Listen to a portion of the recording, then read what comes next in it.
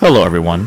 In this documentary video featuring Professor Bart Ehrman, we discuss many things ranging from the historical Jesus and how he was understood by his followers before the composition of the Gospels, to how he became God, to the inclusion of forged books in the New Testament, misquoting Jesus, how the Bible was changed, and the Orthodox corruption of Scripture. One more thing before we get right into the documentary, check out Professor Mark Goodacre's course with Bart Ehrman Courses online titled The Mysteries of the Synoptic Gospels, Discovering Matthew, Mark, and Luke. When you purchase this course, you'll get access to 16 lessons in which Mark Goodacre discusses the Synoptic Gospels extensively, including what is Mark's messianic secret. Did Matthew attempt to re-Judaize Jesus? Did the Q source exist? And did Luke intend his gospel to be a historical account? And so much more. Purchase this course either as a standalone or join the Biblical Studies Academy. The affiliate link will be in the description below to purchase this course and in the pinned comment. Enjoy the documentary, everyone. Well, hello, everybody. Welcome to another show on History Valley Podcast. And I'm live with Professor Bart Ehrman, and the topic is based upon his book titled Jesus Before the Gospels, How the Earliest Christians Remembered, Changed, and Invented Their Stories of the Savior. So welcome back to History Valley Podcast, Bart Ehrman. Well, thanks for having me again. Of course. Thank you for coming on. So can you tell us about what kind of information that we have about Jesus prior to the composition of the Gospels? Yeah, well, we don't have any that comes to us independently. We only have information that we get from the New Testament, basically. We have a few things from the Apostle Paul, of course. My book is about how the traditions found in the Gospels got there. The assumption of the book and the assumption of scholarship generally is that the Gospel writers weren't just sitting down and making stuff up, that they'd heard stories. And so my question in the book is, how do stories circulate by word of mouth? If the Gospel writers are writing 40, 50, 60 years after Jesus, what do we know about, what do we know about how eyewitnesses tell their accounts and whether they're accurate? How do we know about how people tell stories, especially in oral cultures? And how do writers, receive and then themselves retell the stories? And how do we, so what do we know about what's going on with the stories about Jesus before they're being written down for us in the Gospels? And how many traditions are we talking about here? Is this related to the Q, M, and L sources? And where does Paul get his information about Jesus from? So, what I argue in the book is shouldn't really be controversial about all of this, because the basic facts seem to be accepted by just about everyone, that in early Christianity, the followers of Jesus did not immediately write down things that he said and did. One of the views I develop in the book that some people may disagree with, but I don't know why, is that Jesus' followers wouldn't be able to write things down, and there's no record that they did. But that means that the stories had to be circulated, and so the people who knew Jesus during his lifetime, principally his disciples, after his death, came to believe he got raised from the dead and believed that he was the savior of the world. And so they told stories about the stuff he had said and done during his life. And the disciples told people these stories and to try to convert them to believe in Jesus. And those people told other people's stories, and those people told other people's stories. And Christianity spreads throughout the Roman world by people telling people about the life and teachings and death and resurrection of Jesus. Paul has heard some of those stories. Paul's almost certainly writing before any of our current Gospels, and probably before there were any Gospels at all. He's writing in the 50s. And so Paul would have been writing most of his letters maybe 25 or 30 years after Jesus' death. And he doesn't tell us much, but he tells us some things. There were written documents, though, that started to circulate, probably before Matthew, Mark, Luke, and John. You mentioned, for example, the Q source. It's usually thought that Matthew and Luke's Gospels were dependent on Mark's, that Mark was the first to write a full Gospel, possibly. But Matthew and Luke both copied large sections of Mark. But Matthew and Luke also have a lot of sayings of Jesus not found in Mark, and they're the same sayings, sometimes word for word the same. And so the assumption is that they got them from another source that scholars call Q. And so there are probably some written sources, but all of these written sources go back to oral traditions that go back, you know, sometime to somebody either making them up or recounting things that Jesus said and did. Do the Gospels know Paul's letters, or are they deriving their information independently of Paul? Well, it's a good question, and it's much debated. Um, when I was in when I was in graduate school back in the 70s and 80s, the consensus basically was that the gospel writers did not know Paul. And earlier than that, people all thought the gospel writers did know Paul. And now today, some people are arguing again that the gospel writers know Paul. And so it's a pendulum among scholars that swings back and forth because you could argue either way.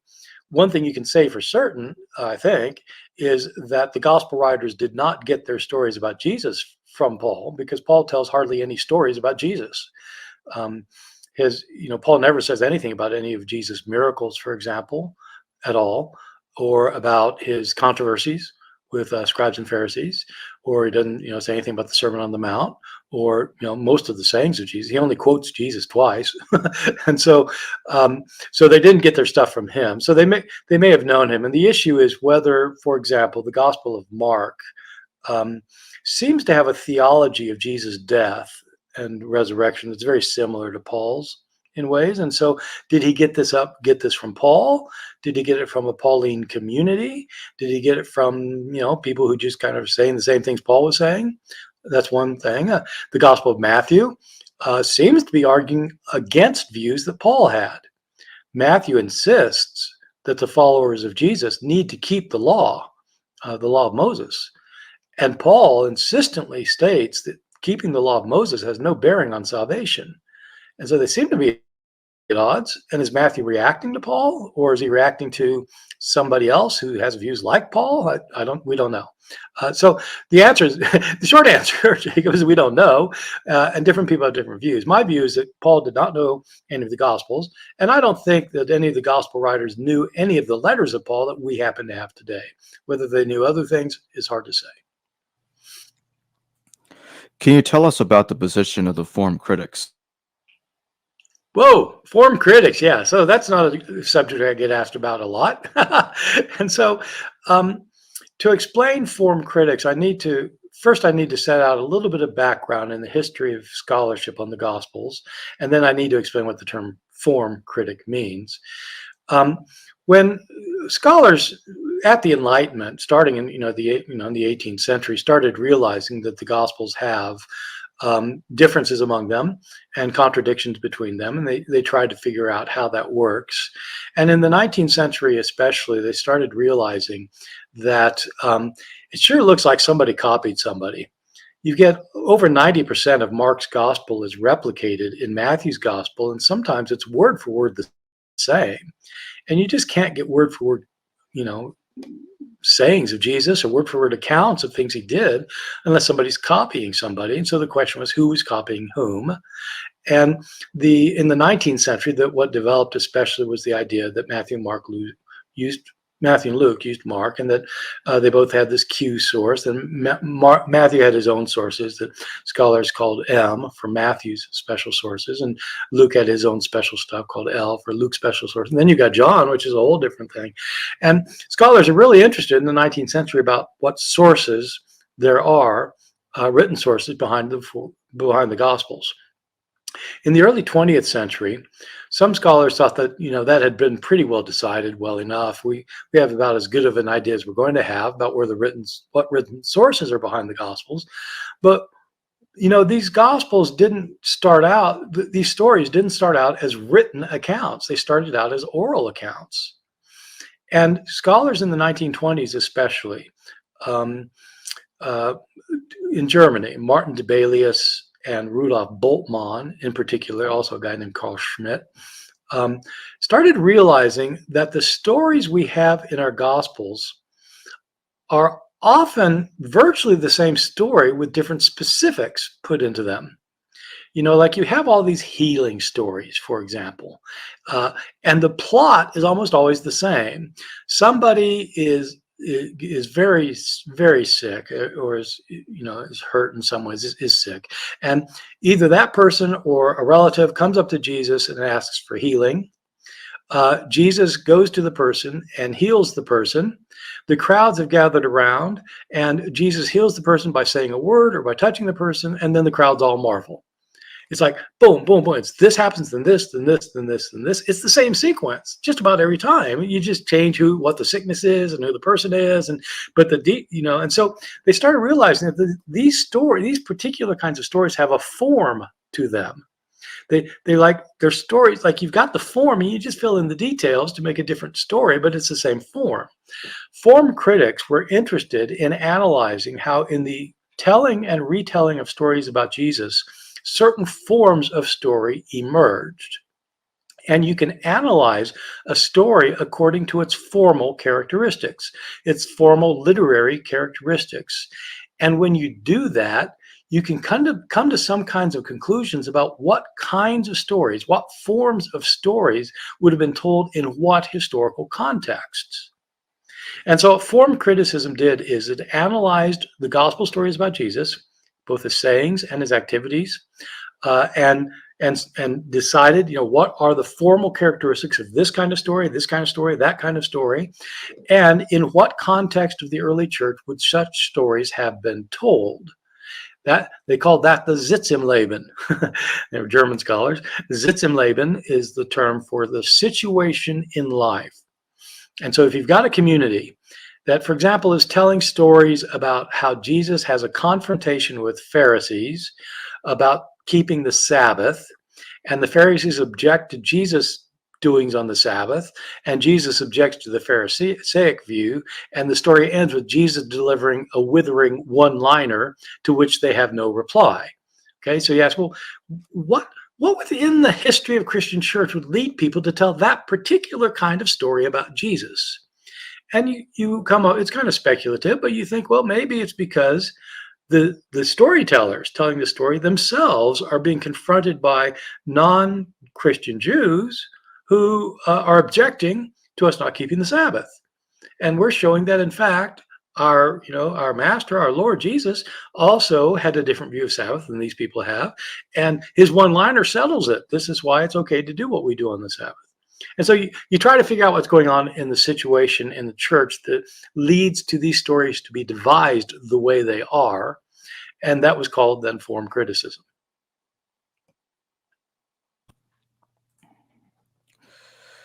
How did the followers of Jesus view him prior to the composition of the Gospels? Right. Well, once again, we have real difficulty explaining things like this because we don't have very many sources of information. The Gospels are usually dated to Mark is usually thought to be the first Gospel written around the year 70. Matthew and Luke maybe in the 80s, 80 or 85. John, the last Gospel, maybe 90 to 95. These are guesstimates, but there are reasons for thinking they're pretty close. So if Jesus died in the year 30, our first account of his life would be 40 years later or so. And so the question is, well, what were Christians believing before that? Our only source of information that we're sure was prior to the Gospels are the writings of Paul. Paul has 13 letters in the New Testament. That there are 13 letters that claim to be written by Paul. Scholars doubt whether he wrote 6 of those, but the other 7 they call the undisputed Pauline letters, or the undisputed Pauline epistles. And they're disputed, of course. Everything's disputed in scholarship, but these are the ones that virtually everybody agrees. So those give us some information. You certainly learn what Paul believed about Jesus and what he wanted his communities to believe about him. And you also get hints about what people who disagree with Paul say about Jesus in his letters, because he's opposed to people with different views. So that gives you some information. The Gospels themselves give you some information. What scholars do is they go through every imaginable source in the New Testament, outside the New Testament, anything imaginable that could provide information, and they analyze it to death until they come up with a reconstruction. It's usually thought that at least as soon as Jesus' followers thought he got raised from the dead, they, at least by then, they thought that he was a divine being who had been taken up to heaven, that he's the Lord of the world, and that his death was a death that brought about a sacrifice for sins, so that a person is made right with God by this perfect sacrifice of Jesus, and that Jesus had certain, rules about how you ought to live, and that you ought to follow those rules. And so there, there's a whole bunch of things we could say about what they believed, but basically they believed the what they considered the essential message about Jesus' death and resurrection, and as a result, the miraculous life that he led. I'm going to take this super chat question real quick. Brett Force, thank you for your super chat. What is your idea of baptism by fire? Possibly olive oil, Jesus baptizing by fire, not water. John's baptism is by water. Possible reference to Enochian fire baptism into an angel? It's very difficult to say. Baptism by fire. And it's, in some ways it is a contrast to what's going on with John the Baptist. The imagery is quite ancient, of the contrast between water and fire, going back to the idea that at one point God destroyed the world by water, and the next time he'll destroy it by fire. The idea that the world will be destroyed by fire is not restricted to the Christian tradition. Stoics, for example, believe that the world would be destroyed by fire. What does it mean to be baptized by fire? It's hard to say. Being baptized by water in early Christianity indicated that a person had been cleansed of their sins and had been restored to a right relationship with God. And in a sense, that was understood to be the beginning of a new transformation of the world, that the world now is being transformed into into a divine paradise that God had planned. Now that we have these people who are following Jesus, who are doing the things that he told them to do, they're things that Jesus insists that people do will be things that will be done in the coming kingdom of God. In the kingdom of God that Jesus expects, there'll be no, there won't be any poverty, and so people are supposed to relieve poverty now. There won't be any evil forces, and so people are supposed to cast out demons now. There won't be any illness, so people should tend to the sick now. There won't be any war, so people should be peacemakers now. The followers of Jesus start implementing the ideals of the kingdom in the present, and it's those who are baptized in water who do that, who are baptized in the name of Jesus. Baptism by fire appears to be referred to being dunked in fire, and that appears to be a reference to the apocalyptic event that's going to bring to an end this age and bring in the kingdom. At the end of this age, God himself is going to intervene, and it's not that there'll be a kind of a small community of people who are now living the life of the kingdom, the followers of Jesus. It's going to be that the kingdom takes over the world. For that to happen, the world has to be cleansed. Both water and fire are cleansing agents. Water is a little less extreme when it comes to human beings than fire, but at the end, God will cleanse the world completely with fire, and that will then bring in the new age where there'll only be good things here on earth, and God will rule supreme. And so being baptized by fire means you're going to go through this apocalypse to enter into the kingdom.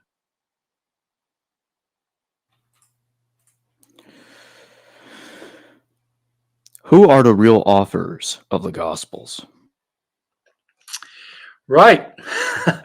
So this is a long one. I actually have one of my talks online. I've got a recorded course. I think it's just one lecture maybe, but it's a free course on did Matthew, Mark, Luke, and John actually write Matthew, Mark, Luke, and John? And these four Gospels have been attributed to those four persons since the end of the 2nd century. The first clear attribution to people named Matthew, Mark, Luke, and John comes in the writings of Irenaeus around the year 185 of the Common Era, so about 100 years after the books had been in circulation. The four authors that are given these attributions, two of them, Matthew and John, are said to be disciples of Jesus. And so they are Aramaic speaking Jews from the Galilee area. Two of them, Mark and Luke, are said to be companions of the apostles. Mark is also from Israel, an Aramaic speaking Jew from Israel, who in the tradition comes from Jerusalem. He's the companion of Peter in the tradition, and Luke is a companion of Paul. Luke is not necessarily a Jew. It's not clear if he's supposed to be thought of as a Jew or not. So those are the four authors that these books are assigned to, but the assignments weren't made for 100 years, so far as we know. And so the question is, who really wrote these things? We don't know the names of the people who wrote them. There are very good reasons for thinking they were not Matthew, Mark, Luke, and John. For one thing, three of these are Aramaic-speaking Jews from Israel, and these books are written in high-level Greek. They're written by people who have a very high education in Greek language and literature. I need to stress this point a little bit because most people living in Israel did not get a Greek education, even if they could speak a little bit of Greek.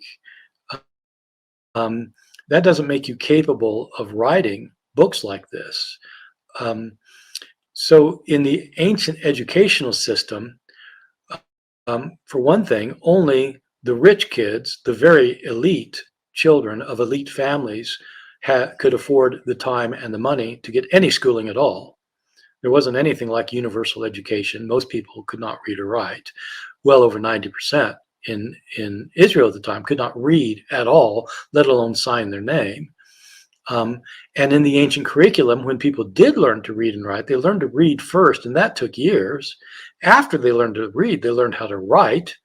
And learning to write meant, learning how to copy letters and things. Learning to compose took another set of years. And so you got to be really highly educated to be able to write. And to write in a foreign language, Greek, that takes more years. And so whoever's writing these things is really well educated by ancient standards in Greek. They appear to be Greek-speaking followers of Jesus, not living in Israel. And there's nothing to indicate they are in Israel, and there are lots of things to indicate they're not. One thing is their fluency in literary Greek. Another thing is sometimes their occasional lapse of knowledge about either Judaism or Israel, the nation, the geography of it, or both. The short answer, we don't know. There are people living decades later, living in a different part of the world, who spoke Greek and have become Christian. Another big question is how many of them were Jews? Many people assume that all four of them were Jews, but I don't think so. I think Luke was certainly not a Jew. I don't think Mark was a Jew. I've got reasons for thinking that. Within Mark itself, Mark explains things in ways that aren't really true to Judaism in chapter 7. And so it looks like he's probably not a Jew either. John and Matthew people debate about. I'm going to take this super chat real quick. Michael E., thank you for your super chat. Dr. Tabor and YouTube seems convinced Vitalpia tomb is the authentic tomb of Jesus of Nazareth. What do you think and why? I don't think so. I don't think so. I mean, I know that James Tabor does think that, and he's talked and written a good deal about that. I don't think that the evidence of it is very good. I think that there are lots of ways to explain these inscriptions in the tomb. I am impressed that every archaeologist I know, except for James himself, digs in does archaeological digs right now in Jerusalem, I think. But the professional archaeologists I know, none of them is convinced by this, and so I don't think that it's a strong. There's a strong argument for it. It'd be great if it was. I mean, I'd have no principled objections, but that would be amazing, wouldn't it? And I certainly wouldn't accept it because in some way it would debunk Christianity. So I don't have an agenda either way. I think it would be really, really historically interesting if it was. And so I'm not disinclined to think so, but I just don't think there's really any good reason to think it is.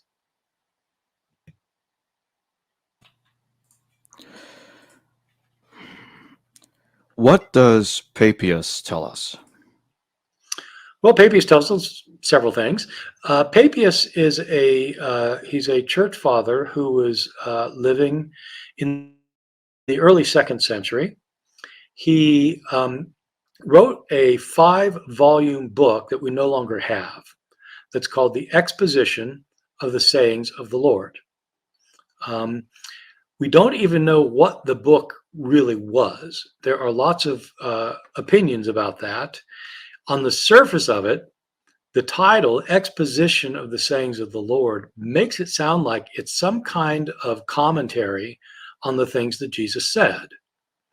And so a kind of explanation of Jesus' teachings. This is a 5-volume book. Boy, if this is what it was, we sure wish we had it. Other people have different ideas about what it was. I mean, some people have argued, for example, that it's a list, it's a discussion of biblical prophecies of Jesus. Some people say that it's actually a discussion of both Jesus' sayings and his deeds. And so that it's actually a kind of an exposition of the surviving Gospels. I don't think those explanations are very convincing. I know that there are evangelical Christians who want to insist that Papias is talking about Gospels and probably our Gospels containing the words and deeds of Jesus.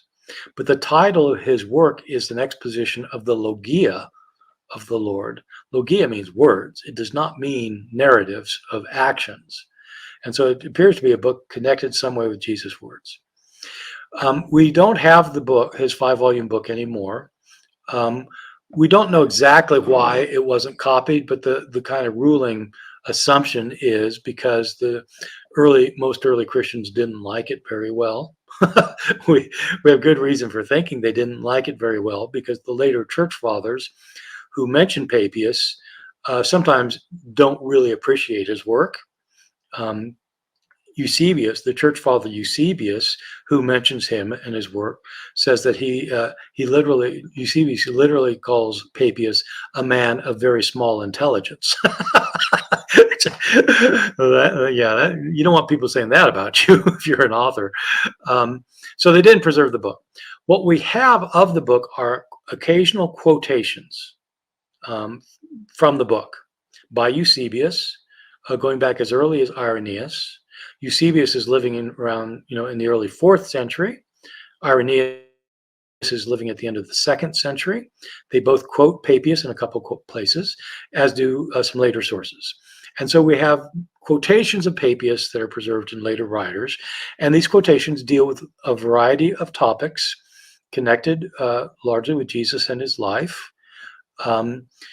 One of the more famous of the passages is one in which Papias says that Mark wrote his gospel as the interpreter or translator of Peter, and that the Gospel of Mark is Peter's version of the story as Peter told it, and then it came to be narrated to Mark, his secretary, and that Mark wrote it down. Another quotation says that Matthew wrote his gospel. No, it says Matthew wrote the words of Jesus in the Hebrew language, and everyone translated them as best he could, or either translated or interpreted them as best they could. The word, it could be translated either way. And so those two sayings are important for the topic of Jesus before the Gospels, because many people traditionally have taken Papias to say that our Gospel of Mark gives you Peter's version direct from Peter, and that Matthew's Gospel is written by an eyewitness, Matthew the tax collector. And so that's based on Papias. So in my book on Jesus before the Gospels, I have to have a long discussion of that issue.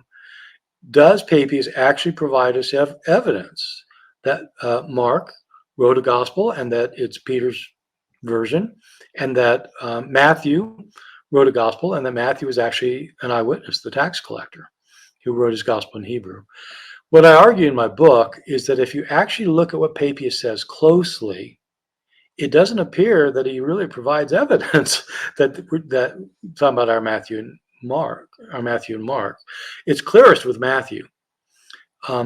When Papias says that Matthew wrote a gospel in the Hebrew language, that he wrote the sayings of Jesus in the Hebrew language, well, neither thing is an explanation of our Gospel of Matthew.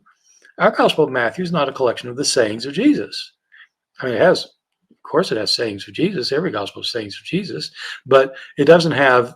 It's not the sayings of Jesus, like the Gospel of Thomas, for example, is the sayings of Jesus, or the Q source appears to be largely sayings of Jesus. Matthew's not that, and our Matthew is not written in Hebrew.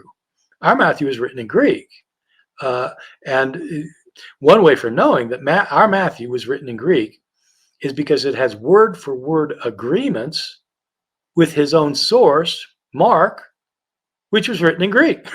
And so the only way to get word for word agreements with another Greek document is to write in Greek. So Matthew, our Gospel of Matthew is written in Greek. It's not a collection of the sayings of Jesus. And so what's Papias talking about? I don't know. He either knows of a gospel that's in Hebrew, that is, a list of Jesus' sayings, or he's heard of a gospel like that, or he's heard of a gospel and he assumes that Matthew wrote it, or something else. I don't know what he's doing, but he's not talking. Doesn't seem to be talking about our Matthew. And if he's not talking about our Matthew, I don't see any reason to think he's talking about our Mark, especially because this is my final point about this. Especially because especially the evangelical or the conservative Christian biblical scholars who say that Papias is hard evidence that Matthew and Mark were written, by a disciple and by a companion of Peter. They take Papias at his word about that. But when you look at the other things that Papias says in the quotations that are preserved of him, these same modern scholars say, "Oh God, no, that ain't right. What he describes is not what happened." They say that about the other things Papias says, but they don't say it about this thing. Why? Because this is the thing they agree with. The other things they disagree with. So Papias, didn't know what he's talking about for the other things, but this thing, okay, that's evidence.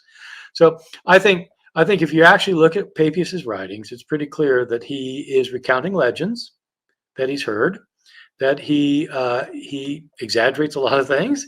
He says things that are historically not right, and that it's really not evidence that Matthew and Mark are the authors of our Gospels.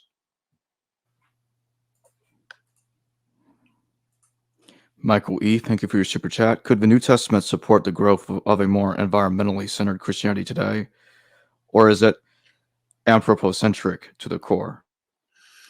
What I would say is that the entire Bible, New Testament and Old Testament, are as the Christian scriptures, don't have many of our concerns. They weren't concerned of us, burning up our planet or blowing us off our planet. They apparently, so far as we can tell, were not concerned about many of the social issues that we were concerned about, because it was a very different time then. And if you're living in the New Testament, the Roman Empire that we think of as this enormous place is, in terms of population, the Roman Empire is about 60 million people. Well, that's not, by modern standards, that's not that huge. And so what about environmental concerns? What I would say is that in some ways, passages related to the creation of the world are the best passages that Christians would go to talk about environmental issues. And especially, for example, Christians affirm Genesis 1, that God created the heavens and the earth, and then he gave the dominion of the heavens and the earth to humans. And many Christians have taken that to mean, well, we're the lords of this planet. We can do anything with it we want. It's our place. But, actually God gave the planet to humans so they take care of it. Adam is supposed to tend the garden. He's not to deforest it. He's not supposed to chop down the trees. And so that's where I think Christians who are interested in environmental issues would go. And it's a little bit harder with the New Testament because there's not a lot that is focused on that, except for the book of Revelation, which talks about the destruction of this planet. And it's going to be destroyed by God because it's become a sinful place. And God will recreate it. He's going to recreate it into a paradise. The ultimate point of the book of Revelation and of Jesus' teachings and of Paul is that this world is going to become a paradise. Well, if you want to implement the concerns of Jesus, Paul, and the book of Revelation, you should try to make this world a paradise.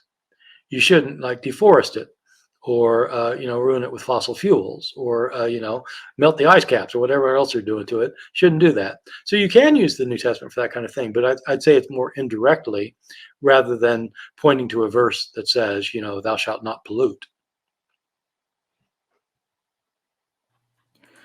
And what else are we told about the Gospels toward the end of the 2nd century CE? So the Gospels are written, toward the end of the 1st century. They appear to begin being quoted pretty quickly after that. There appear to be quotations of possibly Matthew and Luke in the early 2nd century, possibly in the Didache. In Ignatius may know Matthew, maybe more. The author Polycarp knows multiple sources. The Justin Martyr, living in the 150, writing around 150 in Rome, quotes the Gospels. He doesn't name them. He calls them the memoirs of the apostles, but he doesn't explain what that means exactly, and he doesn't give them any names. The only gospel he names is the Gospel of Peter, which people have tended to say, oh, he means the Gospel of Mark, but he doesn't say the Gospel of Mark. He says talk about Peter as the author of the Gospel, and we do have a Gospel of Peter that was floating around then. So I think he probably means that Gospel. My point is that up to Irenaeus around 185, people were using the Gospels, and they were using them to show what Jesus really said, more interested in what he said than in what he did, although there's some references to his activities, certainly to his death and resurrection. The Gospels appear to be taken as authorities for that kind of information. Many Christian groups had other accounts of Jesus' life that they used as authoritative. But the decision that was made in some circles by the time of Irenaeus, I don't think this is Irenaeus' decision. I think he's reporting that Matthew, Mark, Luke, and John were the four that were to be considered authoritative. The same view appears to be represented in a little fragment of a text that we don't have the full text. We don't know who wrote it, but it is around the time of Irenaeus. It was discovered by an Italian scholar called Muratori, and so it's called the Muratorian fragment because it's a fragment that's it's in Latin, which is pretty bad Latin actually, pretty horrible Latin, possibly by a scribe who didn't know Latin well enough. But it's a list of the books that this anonymous author thought belonged in the New Testament. The list is fragmentary. It begins in the middle of a description of a gospel, but it doesn't say which gospel it's talking about. But then it says the third book of the Gospels is Luke. And then it gives the fourth gospel, it names it John, and says a few things about Luke and John. So around the time of Irenaeus, if Luke and John are the third and fourth book, that means the Muratorian fragment probably also had Matthew and Mark. And so at this time, the proto-Orthodox Christian communities, by which I mean the communities of Christians that held to the views that eventually emerged as the ones that just about everybody held, those Christian groups were seeing Matthew, Mark, Luke, and John as authoritative texts, as the authoritative texts for understanding Jesus, his teachings, his activities, his death, and his resurrection, and that other gospels were not considered to be authoritative. And so we can put together, possibly like what does Irenaeus think about the New Testament, about Matthew, Mark, Luke, and John, because he tells us some things and he quotes it a lot. And Tertullian, writing around 200, we can get a lot more information on Tertullian. So by the end of the 2nd century, people are valuing the Gospels as written accounts of Jesus' life, and they're attributing them to the apostles, Matthew, Mark, Luke, and John.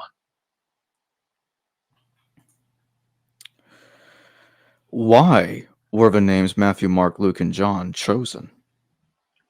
Okay, so I'm going to have to take each one at a time because they weren't chosen. It wasn't like there weren't like options of sets of 4. Right? Which set of 4 do you want? It's like each one had its own reason behind it. So let me. I think I'll go backwards. John was known to be the last gospel already in the 2nd century. At the end of the 2nd century, people are calling it the last gospel. Why did people pick John, the disciple, to call him the author of the gospel? I'll say off the bat that it's unlikely that John, the son of Zebedee, was the author of this gospel. For one thing, he was a fisherman in Galilee who spoke Aramaic. Fishermen did not get educations, let alone higher educations, let alone higher educations in Greek, let alone learning how to compose. And I have trouble convincing people of all this because they say, well, look, people, back then they could speak Greek, right? So he could write the book. And I'm thinking, I've got college students who are like some of the smartest students in America at my university. Some, are some of the smartest people in America at that stage. They are seniors in college who are very smart. They could not write a gospel like the Gospel of John. They can't. They just can't. I don't know a single one who could, of any of my students. I mean, and so we're talking about somebody who's really, really highly educated in Greek. So that being said, why do they choose John? Why do they put that name on it? All right. Well, in this particular, it's an interesting case for John. The case is that there's this figure in the Gospel of John that doesn't appear in Matthew, Mark, and Luke that is called the disciple whom Jesus loved. And so usually goes under the name the beloved disciple.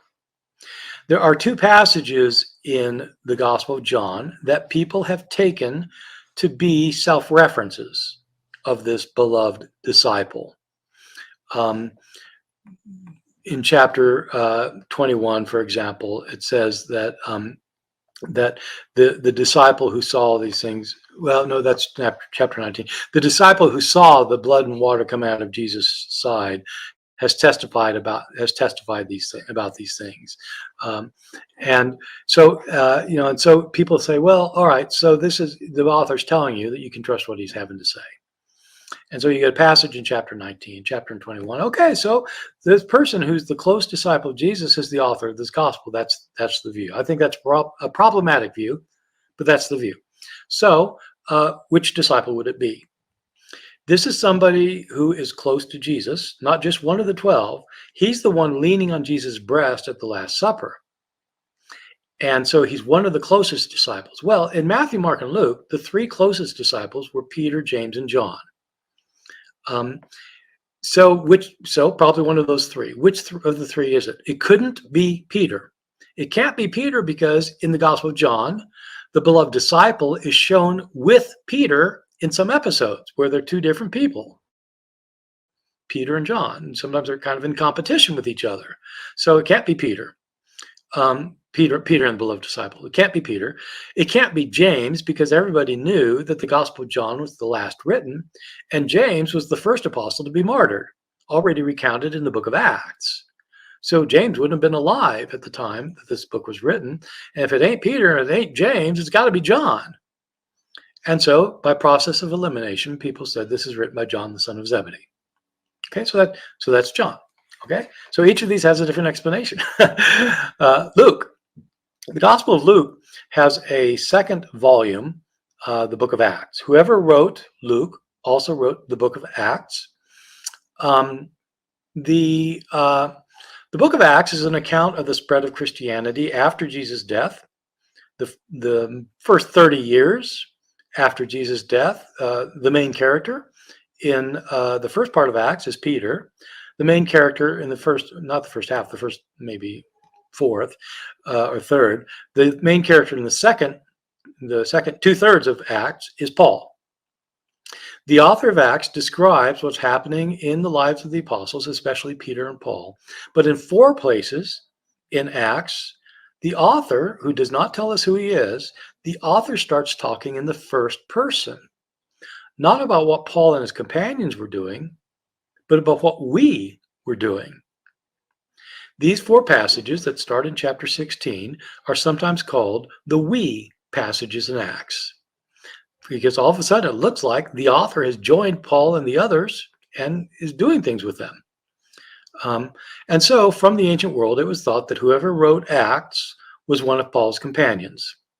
And since the same person wrote Luke, then is the same person. So who was it? It's long been thought that both Luke and Acts have a focus on the importance of the message of Christ to Gentiles. That the book of Acts is largely about how the message of salvation went to the Gentile world, so that people who were not Jews could be followers of Jesus without becoming Jews. That's one of the major points of Acts. And the question then is, well, who would be interested in that? Probably a Gentile. And so it's likely that this is somebody who's a Gentile. And so it's a Gentile companion of Paul. Well, who are the Gentile companions of Paul that we know about? In the book of Colossians, which is attributed to Paul, even though the majority of scholars critical scholars doubt that Paul wrote it. But whether he wrote it or not, in the early church, they thought he wrote it. And in Colossians, the last chapter, chapter 4, Paul mentions some of his co-workers, and he names a couple of them and said, these are the ones from the Jewish people. And then he goes on and names others, which are obviously not Jews, i.e. Gentiles. And he mentions 3 in particular, Demas, Epaphras, and Luke. And so, well, okay, those are 3 Gentile apostles. Companions of Paul the apostle. Could one of them have written it? Well, it almost certainly could not have been Demas, because Demas is later somewhere else in the New Testament is said to have abandoned Paul, and Paul was ticked off that Demas had abandoned him. So it's not likely he's going to write a book with Paul as the hero. Epaphras probably didn't write it, because Epaphras appears to be claimed to be the founder of the church in Colossae in the book of Colossians. So he's the one who started the church, the Colossian church.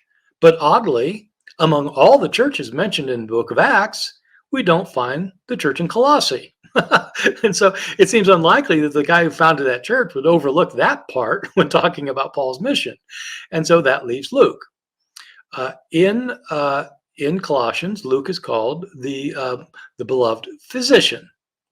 And so Luke, the doctor, is said, okay, that's the guy. He wrote Acts, and so he wrote the Gospel of Luke. Okay, so that's that account.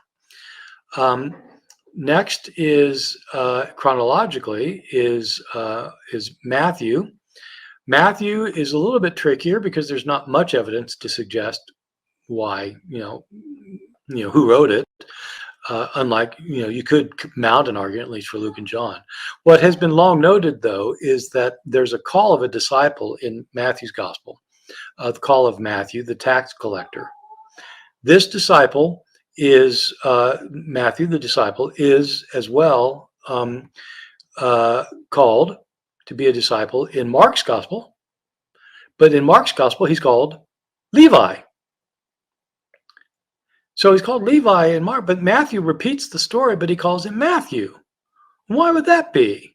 Well, the idea is this is somebody who has 2 names, and he prefers his own name, Matthew. And so Matthew gives you an eyewitness account by Jesus' disciple, Matthew, and the evidence is this call of Matthew in chapter 9. Mark? Why Mark? Well, the Gospel of Mark, people thought, this really, boy, Peter sure figures prominently in this gospel. And, but, I don't think Peter probably didn't write it. Uh, we're not quite sure why people would not attribute it to Peter. One theory that I kind of like, that hardly anybody has, but I kind of like it, is that people in the early church who were assigning names to these gospels knew about a gospel of Peter that was floating around, and they thought it was a heretical text. And maybe they didn't want to call this gospel the Gospel of Peter because it has bad connotations. So they assigned it to somebody who would know what Peter's views were. And you have this thing in Papias about, there being this guy Mark who was Peter's companion. And in the book of First Peter, a guy named Mark is named as somebody that Peter knows. And so maybe it's this companion of Peter named Mark. And so it gets attributed to Mark. So at the end of the day, what ends up happening is you have the four Gospels. Two of them are assigned to eyewitnesses, Matthew the tax collector and John, the beloved disciple. And two of them are assigned to companions of apostles, Mark, the companion of Peter, and Luke, the companion of Paul.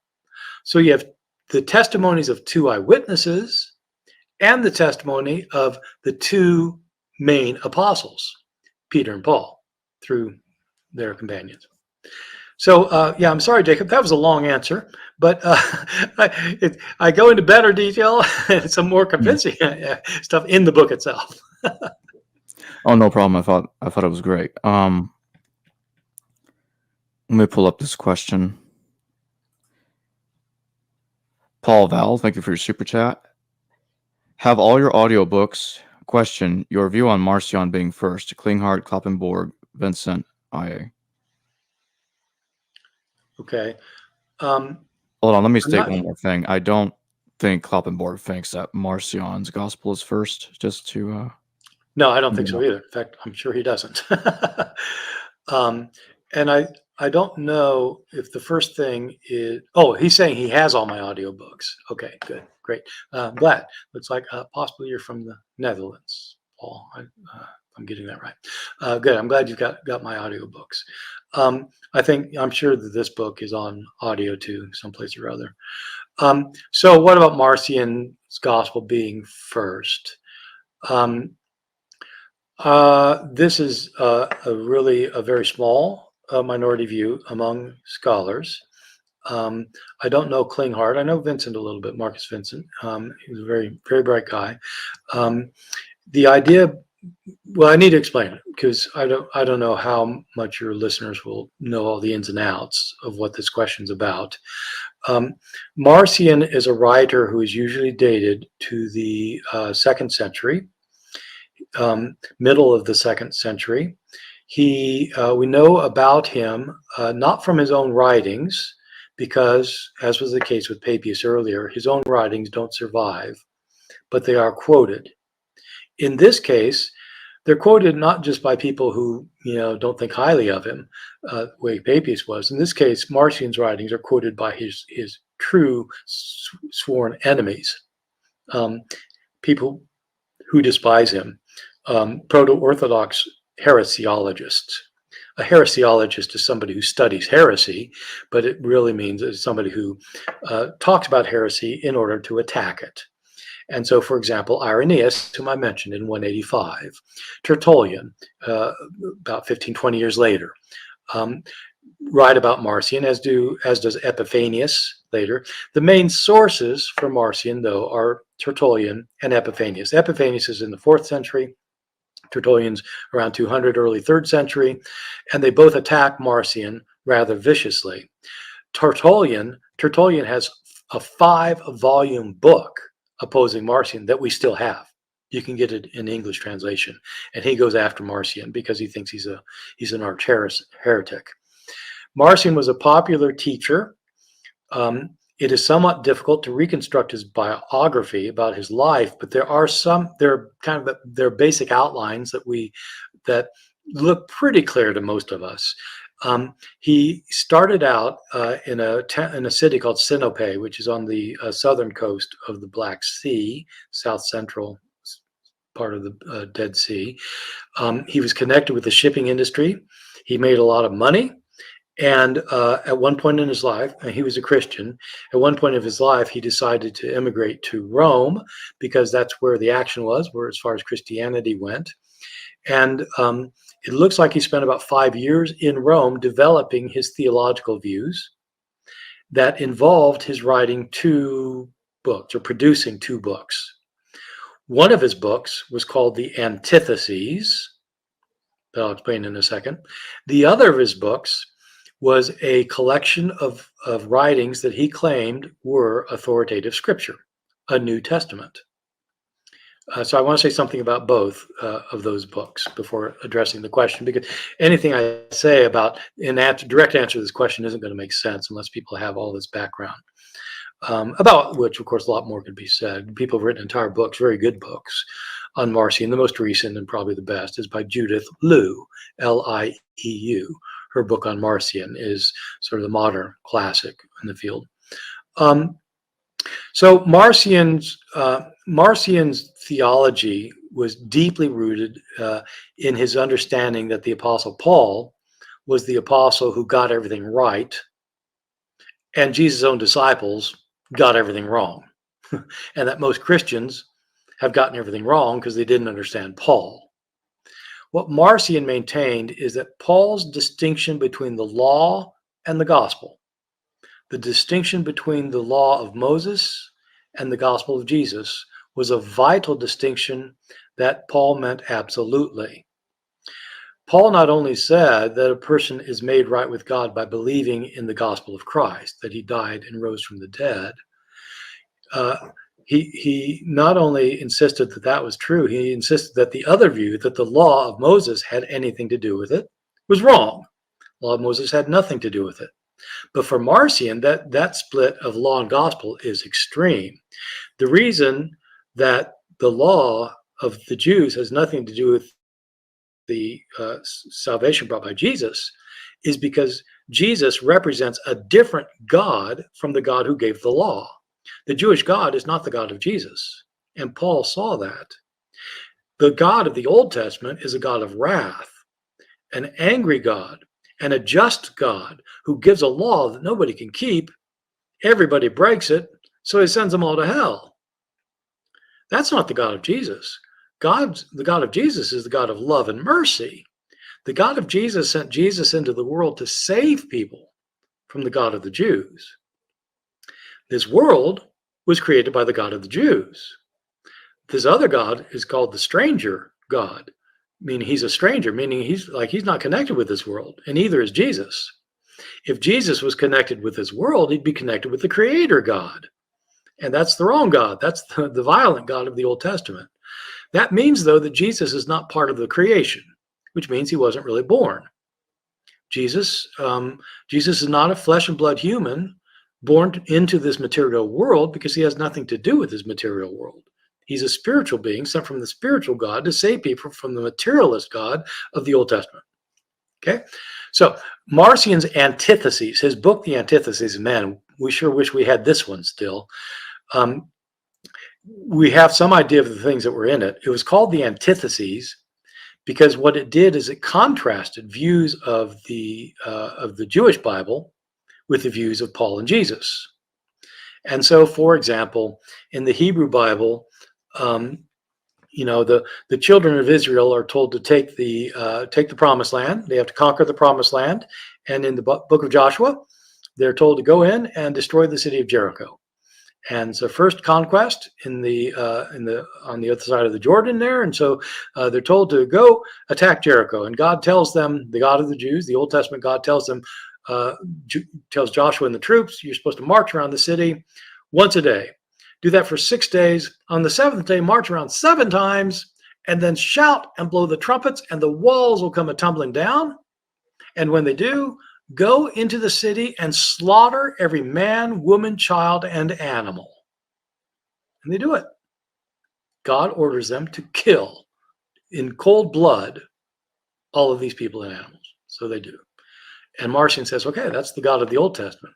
What's the God of the New Testament say? The God of the New Testament says, love your enemy. If somebody strikes you on one cheek, turn to him the other also. You are to be peacemakers. and so forth and so on. This ain't the same God. So the antitheses tried to show that the Old Testament God could not be the God of Jesus, and that Paul was the only one who realized it. And the disciples of Jesus, who were Jewish, they didn't get it either. And so that's why Jesus had to appear Paul much later, because like the others weren't getting it still. And so, all right, so that's the antitheses. In order to buttress his position, Marcion insisted that he had sacred writings that would support his views. Marcion may be the first person, the first Christian to accumulate a set of writings and declare that they are the authorities for Christians. When Christianity started, now I'm talking historically, when they started, they had a canon of scripture. They had the Hebrew Bible. The Old Testament, I mean, we call it the Old Testament. The Hebrew Bible was their scripture. They were Jews. They had a Bible. But as people started thinking about the authority of Jesus and the new faith that came about after his death and resurrection, they needed authorities for that. And eventually we got our 27-book canon of the New Testament. Marcion had a canon before the 27-book canon. His may have been the first. It was an 11-book canon. It contained 10 of Paul's letters, the ones we have in the New Testament, minus 1st and 2nd Timothy and Titus, and he had a form of our Gospel of Luke. The problem with the Gospel of Luke for Marcion, and the problem with the 10 letters of Paul, is that they seem to affirm the Old Testament. They quote it, and they support it, and they seem to think that the God of the Old Testament is the God of Jesus, and Marcion doesn't agree with those things.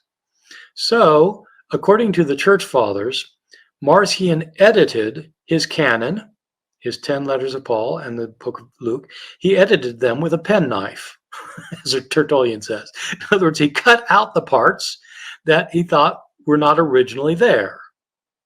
He thought originally Luke was in a different version, and that Paul's letters were in different versions, and that these people who didn't understand Jesus had changed the texts to make them affirm the God of the Old Testament. But so Marcion is trying to return these texts to their original state, and he does that by cutting out the bits that he thinks are later additions. So you might think, for example, the Jefferson Bible, kind of a comparable thing in the modern period, where you don't want the miracles, you want the sayings, and so you cut out all the miracles. Well, he cuts out all the Old Testament stuff. Okay, that is about a 10-minute introduction, or 7-minute introduction to the question. The question is it possible that Marcion's version of Luke, in fact, is not an edition of Luke that has cut out things? Is it possible that it's the first version of Luke that has had things added to it later? Is that possible? Okay, so there are a couple things to be said about this. One is, it's a question of whether you're asking whether Marcion himself created the first version of what we call Luke, or if you're saying that Marcion used what is our first version of Luke. See what I'm saying? I mean, you could be saying Marcion invented this thing, and he was writing before, he was writing before we think he was living. So the normal dates for his activities that people give are that he went to Rome in the year 139, and he stayed there till 145, and he spent those years developing his theology, writing his books, and then at the end of it, he tried to convince the church leaders in Rome that his views were right, and they didn't think so, and they kicked him out of the church. Okay, that's so in 145. So that his version would have been written in the 140s. And so if you think that Marcion wrote the original version of Luke before the additions were made, if you think he wrote it, one way to do that is to say that he was writing well before the 140s, and to date him earlier, date him around the year 100. Most scholars who are experts in this stuff find that highly problematic, that he was writing that early. You could say, though, that Marcion didn't invent this form of Luke, that it's simply that the version of Luke he had available to him was this other version that was without these parts in it, and that this was original Luke. Now that's a different proposition, and in some ways, for me, it's a more interesting proposition. For me, it's interesting in part because I think one aspect of it could be right. I personally, I mean, this isn't, I don't want to make it sound like it's just like one day I came to an opinion. I mean, after looking into this stuff really hard for a really long time, I came to the judgment that I don't think originally Luke had chapters 1 and 2. Our Luke 1 and 2, I think, were not originally in Luke's gospel. I have extended reasons for saying this. You can find those reasons in my course. And did Matthew, Mark, Luke, and John write Matthew, Mark, Luke, and John? But the thing is that Luke chapters 1 and 2 give the birth narrative of Jesus, and the events mentioned in these two chapters never get mentioned anywhere else in all of Luke or in the book of Acts. They're both long books. You put Luke and Acts together, and it's 1/4 of the New Testament. And the later books don't say anything about Jesus being born of a virgin, being born in Bethlehem, if anything like that. That's in Luke, in the chapters 1 and 2. The writing style is different from the rest of Luke. It's a very different writing style. The beginning of Luke, chapter 3, verse 1, sure sounds like the beginning of a gospel. And so I don't think it had 1 and 2, and I don't think Marcion's version of Luke had 1 and 2. He was attacked for taking off chapters 1 and 2 with his penknife. But I suspect that if he had a form of Luke that didn't have 1 and 2, and that there were different forms floating around. That's not to say, though, that I agree with the hypothesis that Marcion's Luke was earlier than Mark, Matthew, and John, because I think Luke did circulate with chapters 1 and 2. I don't think the whole thing that Marcion has, which is kind of a truncated version of our Luke, I don't think that all of that was the original Luke. I just think it originally didn't have chapters 1 and 2. My view is the view, I don't know, apart from Marcus, I don't know Klinghardt, I don't know Marcus Vincent. I don't know, I don't think most people are convinced at all that Marcion's version was the earlier version. JC, thank you for your super chat. Are the crocus rosettas on the crosses at Rennes-le Chateau telling us something about the Mary Magdalene tradition? Did Sanary get the idea from the rosettas of Lady Carcass of Carcassonne? I have to say I don't know much about it.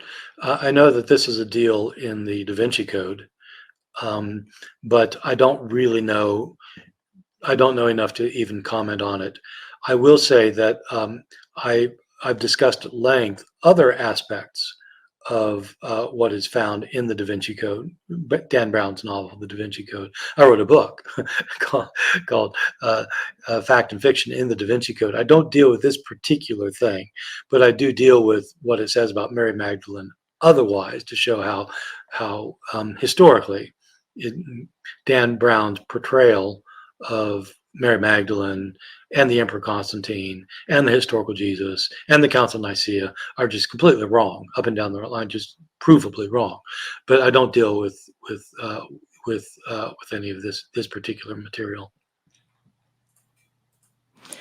Teleniken, thank you for your super chat. How is it possible to take the pseudo-Pauline letters seriously if they are acknowledged as forgeries? Shouldn't Christians be outraged to have forgeries in their scriptural canon? So again, this is a very interesting and complicated question. I've written 2 books that deal with it. A book for a general audience is my book called Forged, with a subtitle, which I don't give these things their subtitles, but the titles. This thing was called Forged: Why the Authors of the Bible Are Not Who We Think They Are. So, okay, yeah, good. And it's not just the pseudo-Pauline epistles. Matthew, Mark, Luke, and John weren't Matthew, Mark, Luke, and John. But there it is, Forged. Thank you. And I have a longer book, too. It's called Forgery and Counter-Forgery: The Use of Literary Deceit in the Early Christian Tradition. That one's for people who don't mind a little heavy-hitting scholarship. And so if you want the kind of version that is, not kind of going out of its way to sound scholarly, the Forged is perfectly fine. But if you really want the hard-hitting stuff, it's my Forgery and Counter-Forgery book. Matthew, Mark, and Luke don't claim to be written by Matthew, Mark, and Luke, and so the authors aren't They're not lying about it. Somebody later assigned them to somebody who didn't write them. It's not the writer's fault. The Pseudo-Pauline letters and First and Second Peter and James and Jude, lots of other books in the New Testament actually claim to be written by certain authors who didn't write them. Today, we would call those things forgeries. And scholars tend to be reluctant to call them forgeries because forgery has such a negative connotation. And some scholars don't think it's appropriate for the ancient world. And in my books, I try to explain why, in fact, the ancient terms are just as bad or even worse than forgery in terms of negative connotations, and that it's completely appropriate to talk about it for the ancient world because people in the ancient world talked about it and said nasty things about it. It was considered lying to write a book claiming to be an author you weren't. And in fact, one of the terms they use for books like this, they just call them pseudoi, which means lies. Most scholars don't like calling them forgeries, though, and they call them pseudepigrapha. Pseudepigrapha literally means something like false writings, but it technically means writings that are entitled with a lie. So that's not much of a better term when you think about it. The Pseudo-Pauline letters are the 6 letters that scholars think Paul did not write that claim to be written by Paul in the New Testament.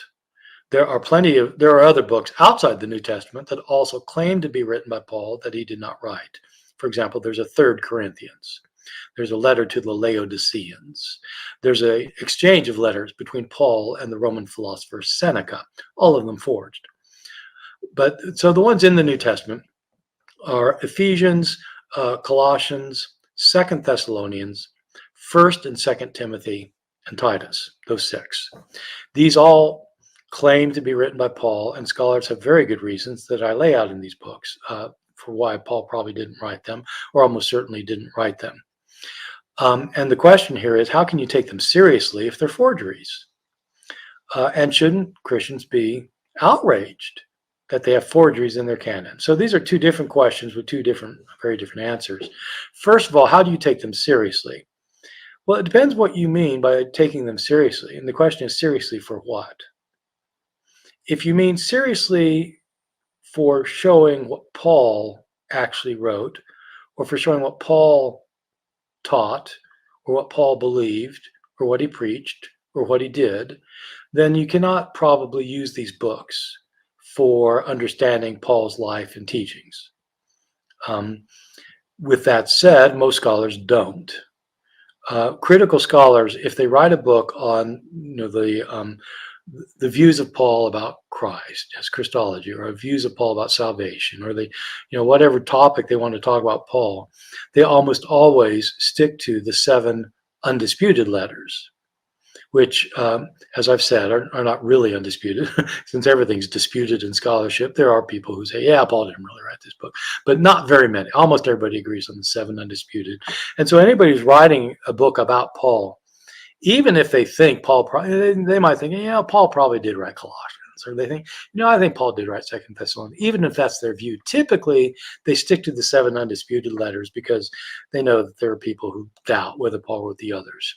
So if you're talking about how do you take them seriously for Pauline, understanding Paul, they're problematic for that. They can, though, be taken seriously for other things. I take them just as seriously as I take the undisputed letters, because because I'm interested in the undisputed letters for what they can tell me historically about what's happening in a particular time and place and among some people in early Christianity. Paul's letters are invaluable. The undisputed letters are invaluable. They tell us about Christian communities that otherwise we have no information about. And this is a firsthand account of these communities that Paul himself founded. And I take them very seriously to understand the theology of one of the major figures in the history of Christianity. I take the Pseudo-Pauline letters seriously as well, but not for those reasons, but for other reasons. I'm interested in the Pseudo-Pauline letters, just to take one example, the letter of Ephesians, which claims to be written by Paul, but seems to represent views. I think I do argue, does represent different views from Paul. What it shows is not what Paul really thought. It shows how a later community thought that it had the right interpretation of Paul and got it completely wrong. It shows us what happens in the history of Christianity after Paul's day among his own churches. One of the things that happens in Ephesians is many readers don't notice this. Scholars have noticed it for a long time. Paul, in the undisputed letters, especially in Galatians and Romans, insists that a person is made right with God apart from keeping the Jewish law. You're justified by faith in Christ, not by works of the law. He's emphatic about that, and that's his phrasing. Justified by faith, not by works of the law. In Ephesians, we find a very strong statement that a person is justified by faith and not by works. And it sounds just the same until you look closely at both what Paul's saying and what Ephesians is saying. Paul's talking about you are not justified by being Jewish, by doing the things that God commanded Jews to do in order to be Jews. In particular, Paul says if you're a Gentile man and you've come to be a believer in Jesus, you do not have to be circumcised. Paul's opponents said, well, of course you do. Paul's Christian opponents among Jewish followers of Jesus said, of course you do, because God gives circumcision to Abraham as an eternal covenant.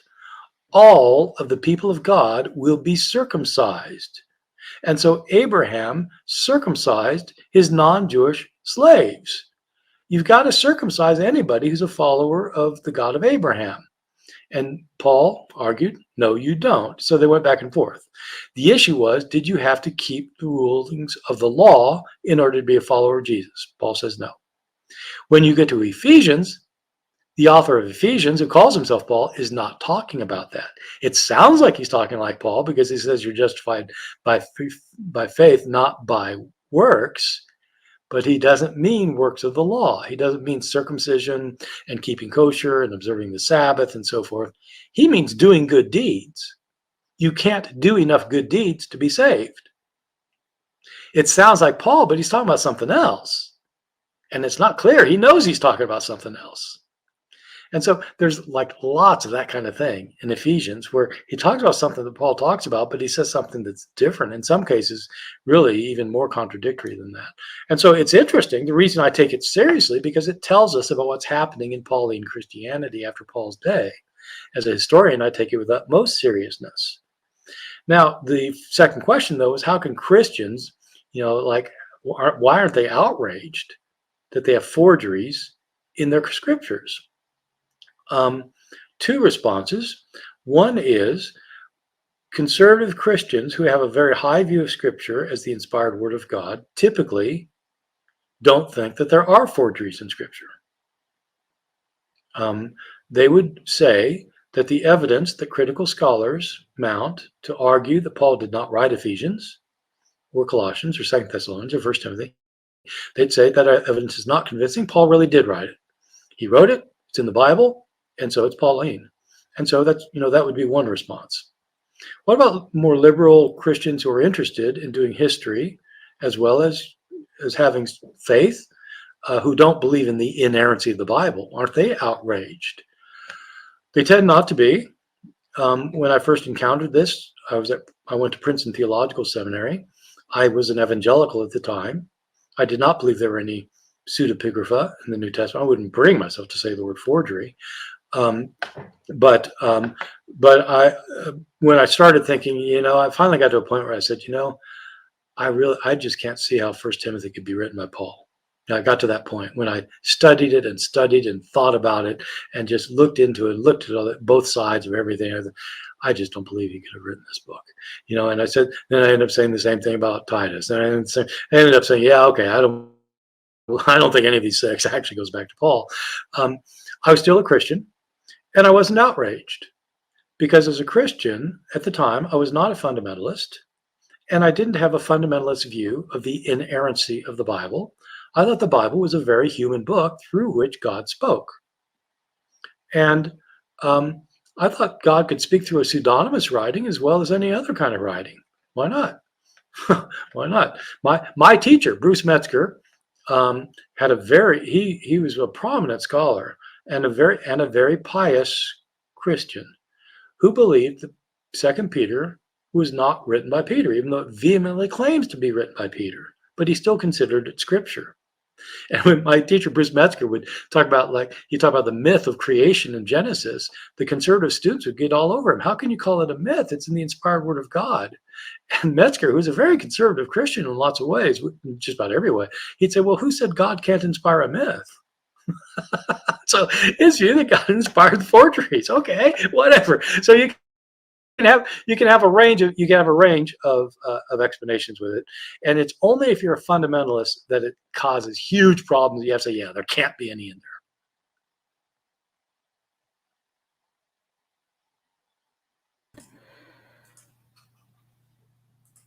JC, thank you for your super chat. Could the White Stone of Revelation 2 be the Luce Stele? I don't think the White Stone of Revelation 2 exists, so I don't. If that's what the question is, yeah. Captain Dadpole, thank you for your super chat. I've noticed some scholars are starting to lean towards a later dating for the Gospels due to how little they are quoted. What are your thoughts? I'm not, so this is purely anecdotal. In my experience, I'm not noticing that there's a lot of late dating going on, except somewhat with Luke and John. With Luke, I think it's because some scholars have become convinced over the last 20 years or so, maybe more, that the author of Luke, who also wrote the book of Acts, is dependent in Acts on the writings of Josephus. That some very, very fine scholars think that Luke had access to Josephus's writings, and including his Antiquities, which was written in the mid-90s, around 93 of the Common Era. And if Luke had access to a copy of Josephus' Antiquities, it had to be in circulation for a while, so it couldn't be before the early 2nd century probably. And people have started dating the book of Acts to the year 120. Now, if you think that, because the use of Josephus, if you think that Luke is written by the same person and that the Luke and Acts are written near the same time, as most people always thought, then you'd have to say, well, then Luke was written, sometime before, around 120. A couple of provisos with that. You could say that Luke was written much earlier and Acts was written much later. You could say that a different author wrote Luke and Acts. You could say that you don't think that that the book of Acts shows evidence or compelling evidence of being written by somebody who knew Josephus. That's my line. I'm just not convinced that the book of Acts is dependent on Josephus, but some are. So that would be Luke. I suppose that's the reason. For John, I don't know. People are starting to date a little bit later. Usually, it's been dated around 90 to 95. People are starting to say around the year 100, and I'm not sure they have any good reason for that any more than people have that good of a reason to say 90. I mean, there's not much, really, just not much to go on when it comes to dating one of these things. When you date a gospel, or when you date any writing from the ancient world that doesn't have a date on it, you take several steps. The first step you take is you figure out when it had to be written after. After what was it written? And have an obvious example. If you've got a biography of Jesus, if you've got a gospel of Jesus, it has to be written after the death of Jesus. Okay, good. So that gives you a start. Moreover, if you think it's written in Greek, which it is, then it has to be sometime after Christianity had spread to Greek areas where there were a lot of stories told about Jesus. Okay, how long does that take? So you just figure out, okay, when does it have to be written after at least? And when it comes to the Gospels, most scholars think that all 4 Gospels are written by people who know that the temple was destroyed because they refer to it. There can be debates about whether they really knew about it or not, but it seems pretty convincing to most critical scholars that even Mark, is being written right after the destruction of the temple, or at least like when it's imminent. And so Mark's usually dated to sometime after 70 when the temple was destroyed.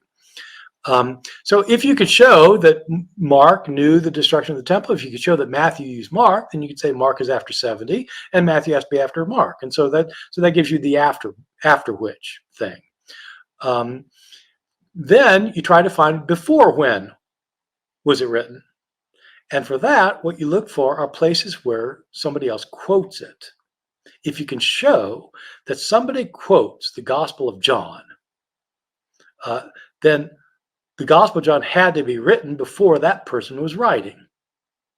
And so what you do is you set parameters where you get it couldn't have been written before this and it couldn't have been written after that.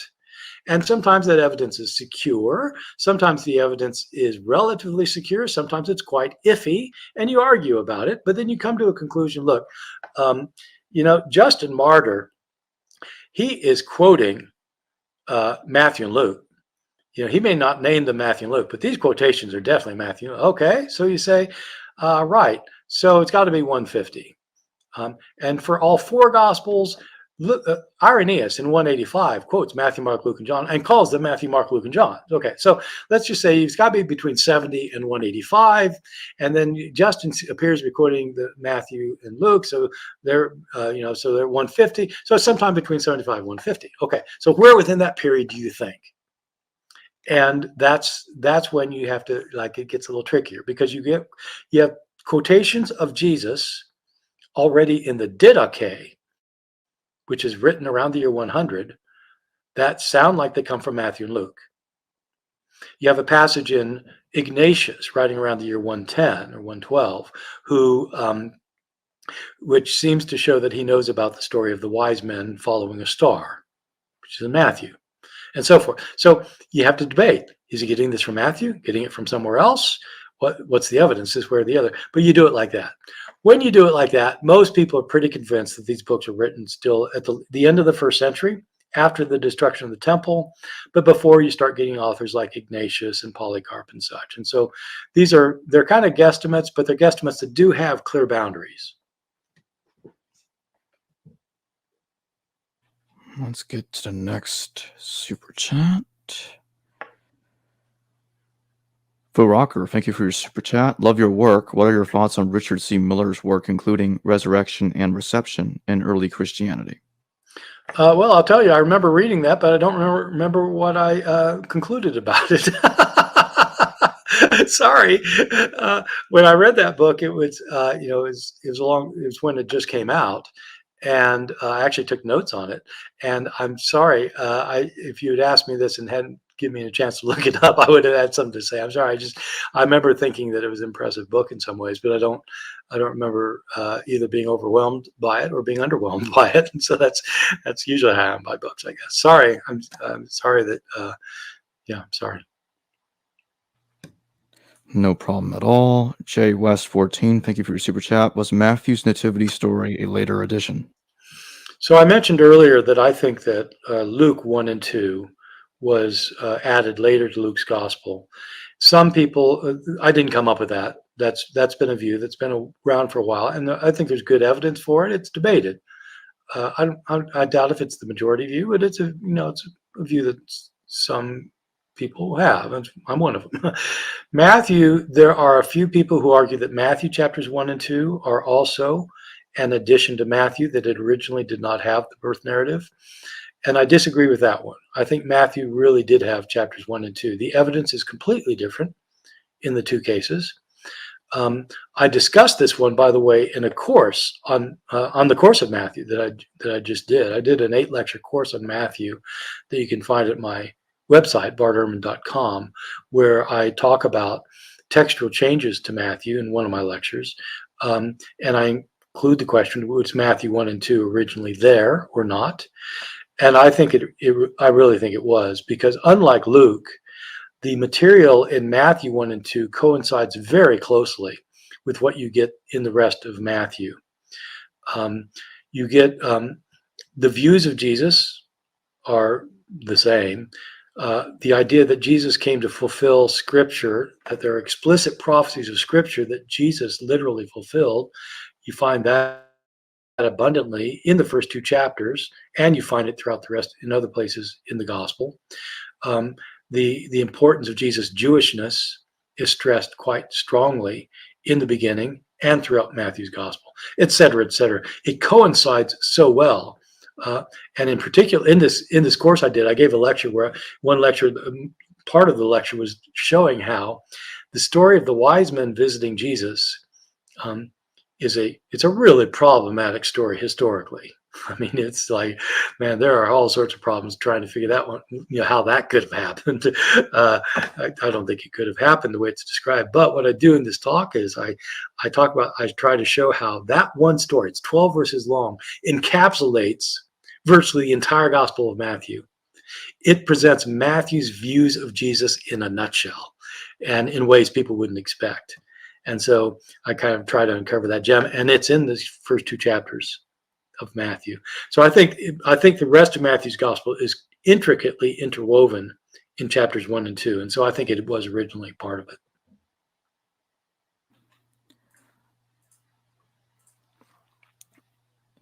Musings from an Old Mancy. Thank you for your super chat. Hello, I'm Mr. Q. A source is a source, of course, and no one can dig up the saying source. That is, of course, unless the source is the famous Mr. Q. This person is dating himself or herself, or else watches a lot of reruns. Mr. Ed, are you kidding me? Okay, call me Mr. Ed. Right. So Q has become a debated issue these days.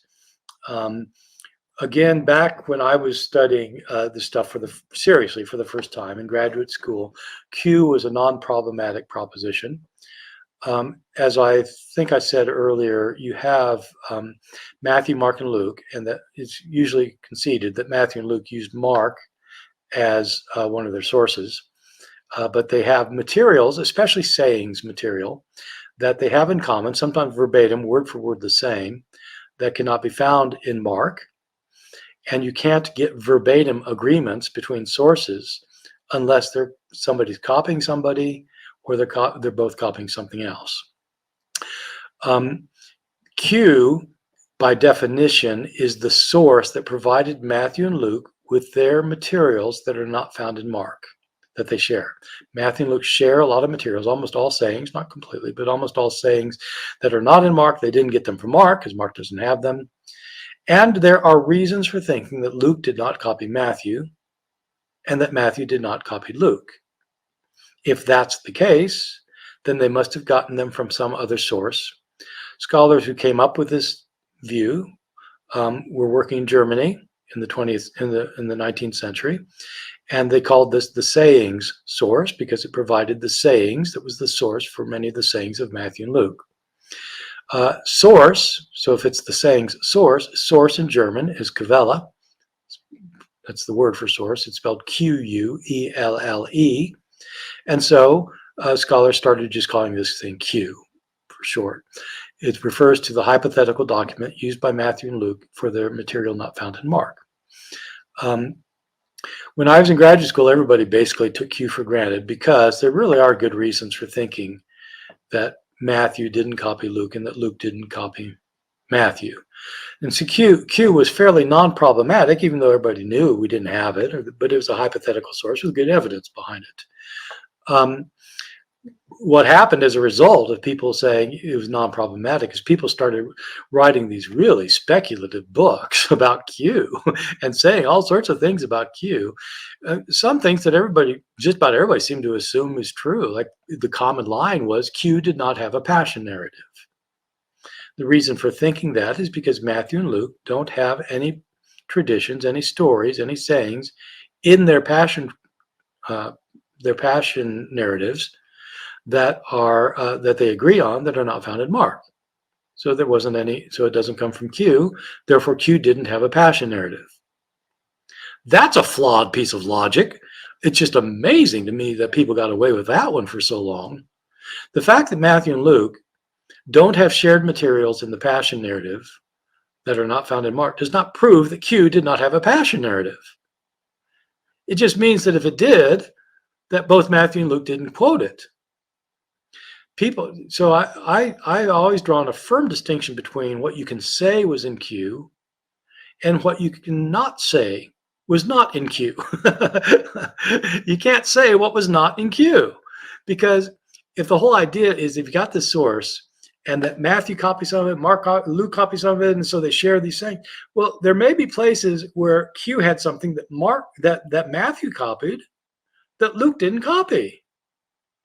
Or there could be places in Q that Luke copied and Matthew didn't copy, in which case you'd have something only in Luke or only in Matthew that came from Q. That could have happened in the Passion narrative. And there could have been places in Q that neither Matthew nor Luke copied. The agreements of Matthew and Luke in material against Mark tells you what's in Q, but it doesn't tell you what's not in Q. So that was one kind of big problem that almost everybody had. And people started writing books about the theology of Q, by which they meant the theology of a collection of Jesus sayings, a list of Jesus sayings without a passion narrative. What kind of theology would somebody like that have? Well, it sounds kind of like the Gospel of Thomas. And so maybe it had a kind of theology of Jesus sayings like the Gospel of Thomas. So you have a book on that. Or the community of Q. What was the community like that was behind the Q source? You don't even have the Q source. You write a book about the community behind it. And so all of that started happening in especially in the early 80s, late 70s, early 80s, into the 80s. Now I said that it's a disputed topic. The reason it's disputed is because there are scholars now who are saying that Q probably did not exist. There have always been scholars who said that, but the vast majority of scholars have found the evidence for Q compelling, and most of us still do. It's not a perfect solution to the synoptic problem, to the problem of why Matthew, Mark, and Luke are so similar in so many ways and yet have differences. Q is still considered by most people the best solution, but there's another view that's out there that has been around for a very long time that now is being brought back to life. So the main person propounding this is Mark Goodacre, who is my friend and who teaches at Crosstown rival Duke, and we've known each other for years and years, decades. But he doesn't think there's a Q, and he agrees with the view that his teacher maintained, Michael Goulder, which was the view that his teacher maintained, who's a guy named Farrer, and it's called the Farrer hypothesis, which is that Matthew used Mark and Luke used Matthew and Mark. That explains why sometimes Luke agrees with Matthew and Mark, sometimes agrees with Matthew but not Mark, sometimes agrees with Mark and not Matthew. So it's because Luke used them both. That is, I think everybody can admit, that's a simpler solution to how the three relate to each other, because you don't have to hypothesize a non-existent source. So to that extent, it's a simpler solution. But in the opinion of most of us, it creates more problems than it solves, which get down into kind of technical things. But for example, why it is, if Luke used Matthew and he used Mark, why is it whenever there's material that he gets from Matthew that is not found in Mark, he puts it in a different location? But the material that's in Matthew that is in Mark, he puts in the same location as Matthew. Why do his agreements in sequencing happen to be in material not found that's in Matthew that's not found in Mark? How is he doing this exactly? Was he taking every 3 words and seeing if it's in Mark once he finds it in Matthew? How does he do this exactly? Let's read through all of Mark.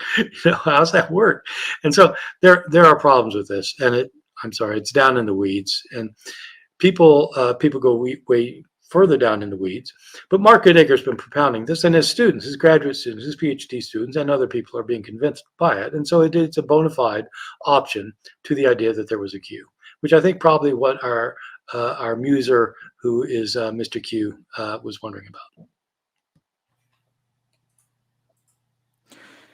Mr. Warlight, thank you for your super chat. What do you make of the historical parallel that the main companion of Apollonius of Tyana is Damas, and Paul states in 2 Timothy that Demas departed him because he chose the world over Christianity?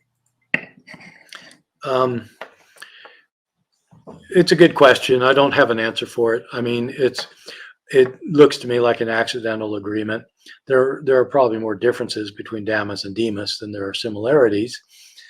We don't have much information about Demas from Second Timothy.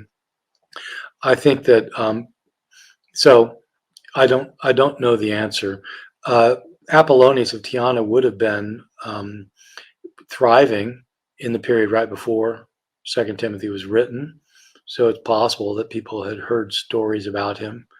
I don't know if Damas was as well known at the time, but he is attributed to being the main companion of Apollonius, and so it is an interesting coincidence.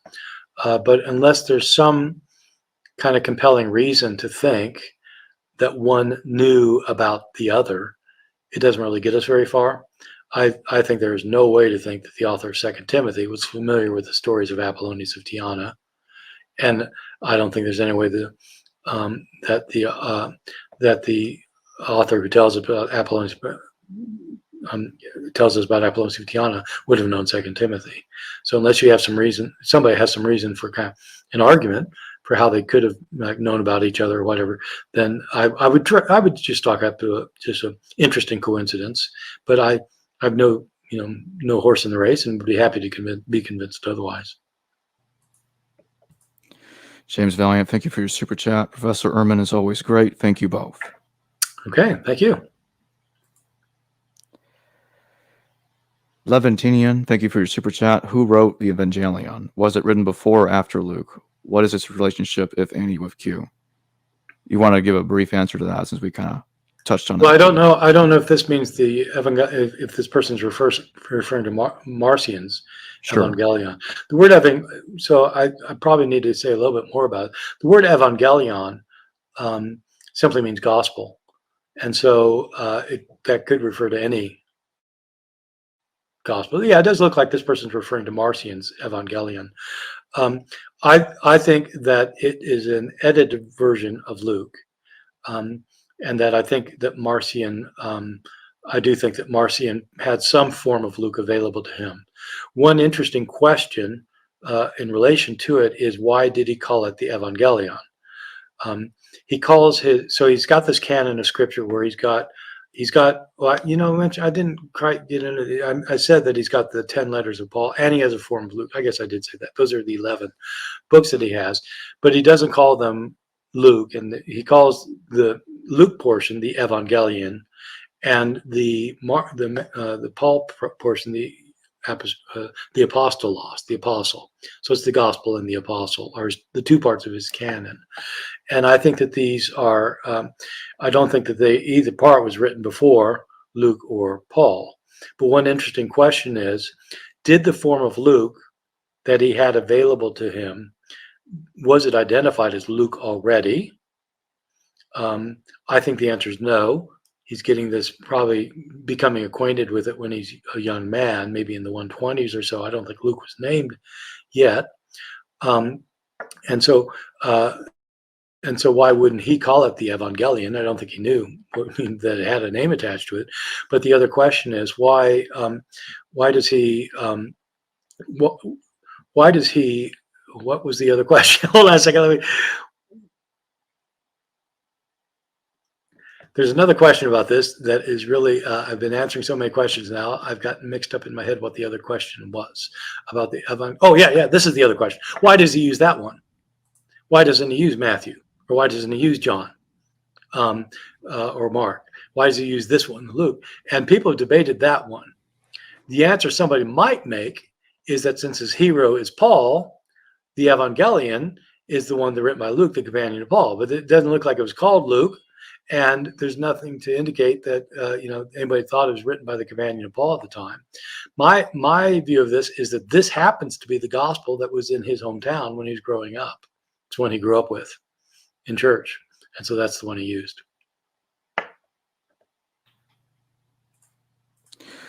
Sword of Plowshares, thank you for your super chat. If chapters 1 and 2 of Luke are later additions, including Luke 1 to 1:4, then what evidence do we have the original author of Luke also wrote Acts?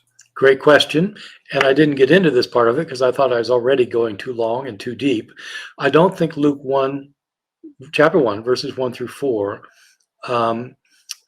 were, I don't think that they were missing from the original Luke. In other words, what I think happened with when I said chapters 1 and 2 weren't there, I mean starting with verse 5. So for those who don't know what we're talking about here, Luke 1, verses 1 through 4 are the verses where the author, he begins by saying, many have undertaken to write an account of the things that have been accomplished among us, oh dear Theophilus, but I've followed these things closely, and now I'm going to write you an accurate account. Okay, that's basically what he says in these 4 verses. And then he launches into the story of the birth of John the Baptist. My view is that Luke's gospel did not have the birth narratives of chapters 1 and 2, but it did. This is the original beginning of Luke, that he said that, and then then the next verse, which would have been chapter 1, verse 5, I guess, the next verse is what is now chapter 3, verse 1, when he dates the appearance of John the Baptist. So he states the first 4 verses, and then he goes right into the John the Baptist narrative, just as his source Mark did, but done differently. But he begins with John the Baptist. So I'm sorry, swords of plowshares. I should have said that earlier, that I think that the prologue of Luke was originally the prologue of Luke, and as you've noted, it's very similar to the prologue of Acts, where again the same author says, now that I've said everything that Jesus said and did, let me continue, oh dear Theophilus. So and so it's pretty clear he's claiming to be the same person. So I think it was originally part of the gospel.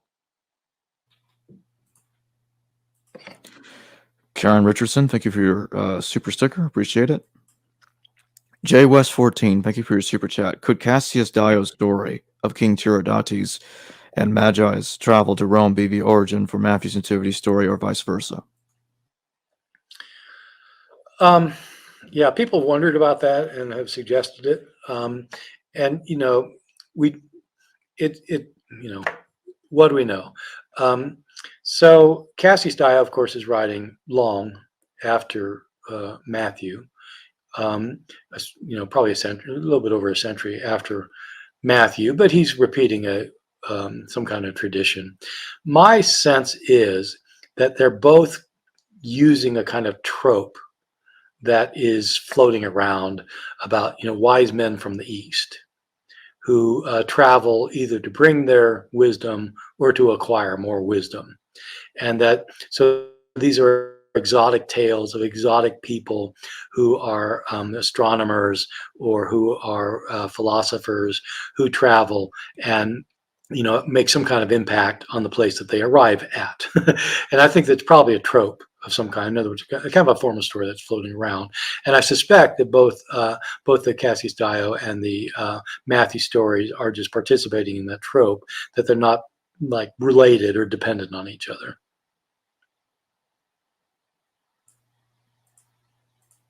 Teleniken, thank you for your super chat.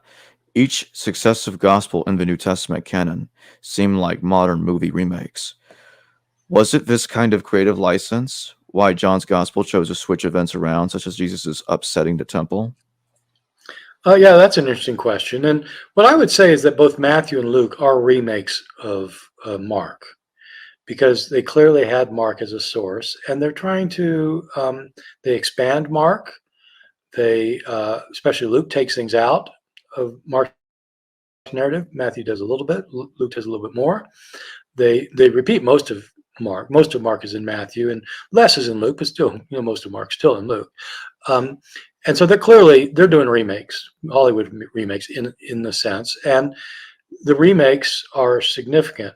They're not just kind of like doing the same story again. Both Matthew and Luke end up retelling the story in ways that are significant, so that if you really want to understand what Matthew's talking about, you have to understand how it's different from the source that he used. That's how I developed my understanding of Matthew in this course that I did recently. Luke is the same thing. He has remade Mark in significant ways, so that if you want to understand Luke's Jesus, you've got to understand how he's changed his source, because it's like a Hollywood remake where you got the original and then you change it around. The question is whether John is like that. And the issue is another issue that has become debated that used to not be debated. Or rather, I should say, it's always been debated since the Enlightenment, but the pendulum keeps swinging. So 30 years ago, this wasn't much of a debate. Now it's a debate. Whether John knew Matthew, Mark, and Luke. Many of us were trained to think no. Matthew, Mark, and Luke are sufficiently different from John that it doesn't look like John actually used them. And I still insist that's true, certainly in the strict sense. John certainly didn't use Matthew, Mark, and Luke the way that Matthew used Matthew used Mark, because Matthew actually is copying words, word for word. I mean, you can show, I think you could show that Matthew used Mark, verbatim agreements. The question is, how high is your standard of proof?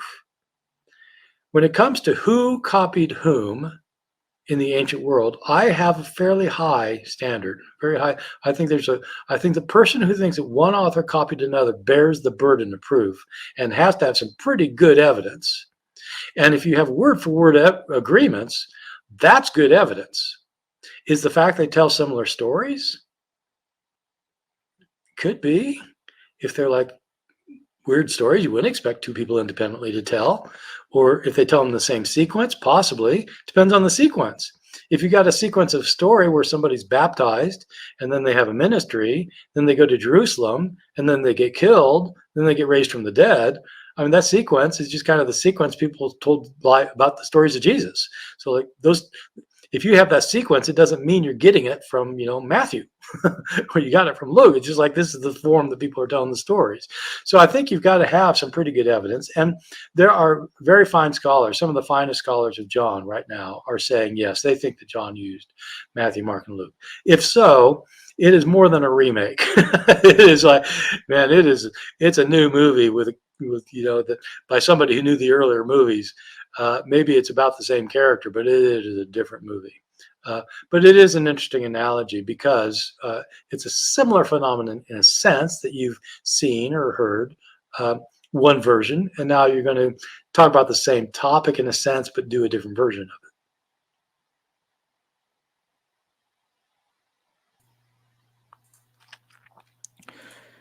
John Petkos, thank you for your super chat. Appreciate it. Can you tell us a bit about the distorted memories and the death of Jesus? Right. Okay. We're back to my book, Jesus Before the Gospels. Let me say, I think this is one book that I allowed the wrong title to go on because people don't realize what this book is about. And I was just writing somebody today, and I said, I think this is the best book I've ever read I've ever written that nobody's read. It's not as widely read as some of my other books, even though I think it's in some ways it's really one of my more important books because it tries to deal with this issue of memory and how people in the ancient world remembered Jesus. And I have to explain, you can remember something that you didn't experience yourself. If somebody tells you a story, like one of your siblings tells you a story about one of your parents, and it's not something you saw, but you hear from your sibling. You remember hearing the story, and in that sense, you remember what your parent did. So memory isn't just something that happened to you. It's not just something you memorize. Memory is a complicated thing, and in my book, I'll tell you, this was a fun book to write because I spent 2 years doing almost nothing in my research except reading psychological studies of memory, like things by people who had nothing to do with the New Testament, nothing about Jesus, nothing about religion, just how do we know how memory works? And how do we know how stories get passed along in oral cultures? Cultures where don't have writing, we always heard that they remember things perfectly because they have to. They can't check the writing. So they train themselves, so they memorize everything and they pass them along accurately. And they don't make mistakes, and they take measures to make sure they don't make mistakes. And we all heard that. And so I decided to look into it and actually not to read what New Testament people say, who haven't read any research about it, but just repeating what they heard some other New Testament person say, I decided to read anthropological studies about oral cultures, because there's a lot of anthropological studies of oral cultures. And to read, so I mean, I was just reading all this had nothing to do with the New Testament. And oh man, this was so enlightening. But one of the things that I was very interested in was this issue of distorted memories or false memories, which is a very big topic among psychologists, especially, but also among anthropologists and sociologists who are studying group memories, how memories get changed. And just on the psychological level, it is scary when you start reading this stuff in some ways, this literature, because psychologists have ways of proving things about what you remember and don't remember. Like, for example, the day after you hear about 9/11, for those of you old enough to have experienced 9/11, as I did, all of us, every one of us who heard about it, remember where we were, who we were with, how we heard it, etc. Okay, fair enough. So some psychologists, a couple of psychologists and teaching in a university somewhere in America, had, after the event, had their students write down where they were, who they were with, how they heard it, that kind of thing. And then a couple years later, had them go back and look at their answers, and their memories were completely different. Oh no, that's not how it happened. It happened like this. And so they have ways, psychologists have ways of showing whether you remember things well or not. And the studies are so interesting and so creative, sometimes fantastic. So I learned all that stuff in order to write about what can we say about how the memories of Jesus.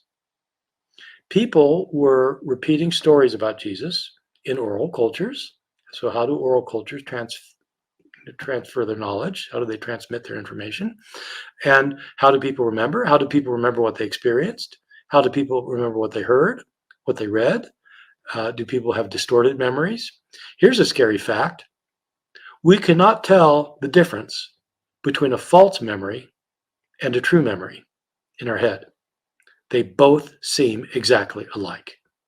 You can't evaluate a memory and say, oh yeah, that one really happened. Oh, no, there's no difference in how you experience that in your head, which means you're just as convinced by your false memories as by your true memories.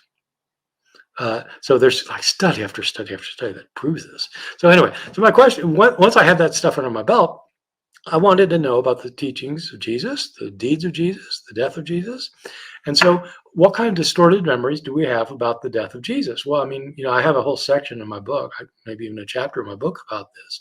I mean, I'll give you one thing. I mean, the thing that precipitated Jesus' death, according to Matthew, Mark, and Luke, is that he went into the temple, and he comes to Jerusalem for a Passover feast. He goes into the temple, and he overturns all these tables of people exchanging money and people selling animals, and he drives them all out of the temple. And according to Mark, he didn't allow anyone to carry anything through the temple. Okay, that's our first account, and it's obviously a little bit longer than that. But the point of this is this bit about he didn't allow anybody to carry anything through the temple. How's that work exactly? In the sacrificial cult that's going on in the temple, there's sacrifices going on. You can't have sacrifices if people can't carry knives and bowls filled with blood and carcasses and skins. And but Jesus stopped the whole proceeding. Jesus stopped the temple cult in Jerusalem? Like he brought it to it. First of all, how does that happen? The temple was, the walls around the temple could enclose 25 American football fields. Big. How does one man stop that? And how could Jesus have done that and the temple authorities not arrest him on the spot? And so, like, you can go through these things and like, man, it just looks like an exaggeration. Somebody's not remembering this thing right.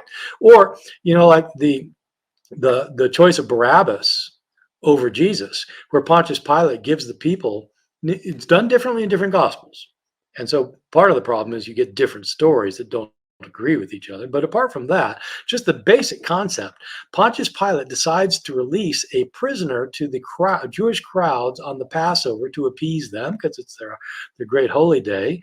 And he offers up to them either Jesus, whom he hopes they take, or this guy Barabbas, who is an insurrectionist who's in jail for murder. And the Jewish people want the murderer rather than the Son of God. This is an anti-Jewish story. Of course, the story is bad-mouthing Jews for wanting the wrong kind of person. They want somebody who's going to sponsor a violent rebellion against Rome. That's who they prefer to somebody who's willing to lay down his life for them. So those Jews, that's anti-Jewish stuff. But can this be historical? There's no record of any governor anywhere in the Roman world giving over a prisoner for crimes against the state to a crowd. Certainly no record of Pilate doing it. It's completely against everything we know about Pilate from every source that survives that says anything about him.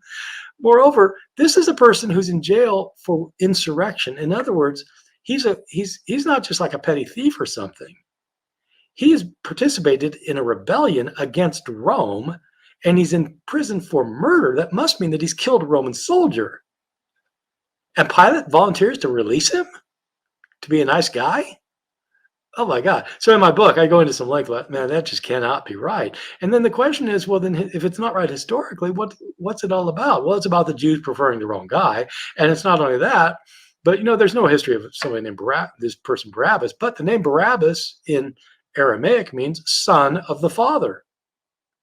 Which son of God do you want? Do you want the son of the Father who's an insurrectionist who wants to attack the Romans? Or do you want one who's willing to die for the sins of the world? Well, the Jewish people choose the wrong one. And so it's a very symbolic story, but it's not an accurate memory. So I would call that a distorted memory. And can you tell us a little bit about the memory of Q and the memory of Paul? Well, it's a little harder to talk about the memory of Q Jesus. because we don't know who. Regarding Jesus, yeah. Okay, I got it. Yeah. So how's Jesus remembered in Q and how's Jesus remembered in Paul? We have to make some assumptions about Q to answer that question. So let's just assume, like if the way you want to assume, which I don't really assume, but suppose you want to assume that the material found in Matthew and Luke, not found in Mark, is all that was in Q, then you'd have a group of sayings of Jesus that are really more focused on how we ought to live our lives in the here and now, giving good ethical advice about how to treat one another and how to behave in relationship to God. And it would be a focus on the teachings of Jesus as being what really matters about him. That's not what really matters to Paul in his surviving writings. He doesn't think the teachings of Jesus are all that important, apparently, because he only quotes two of them explicitly, and three of them actually. I said two earlier, it's three. All of them in 1 Corinthians, one in chapter 7, chapter 9, chapter 11. He quotes three of them. For Paul, the sayings of Jesus are not really what matter about him. What matter about him are his death and resurrection. That Jesus died for sins and he was raised from the dead, and that those who believe in his death and resurrection will have salvation. Q appears to be closer to the kinds of things that Jesus himself might have said, which is that you need to return to God and you need to obey God. These are the ways you can obey God, and if you do, you will enter into the coming kingdom. Q definitely believes there's a coming kingdom and that you need to be prepared for it, but you get into the kingdom by following Jesus' ethical teachings. Whereas for Paul, it's the death and resurrection of Jesus that really matter. So they're different memories of Jesus in that sense.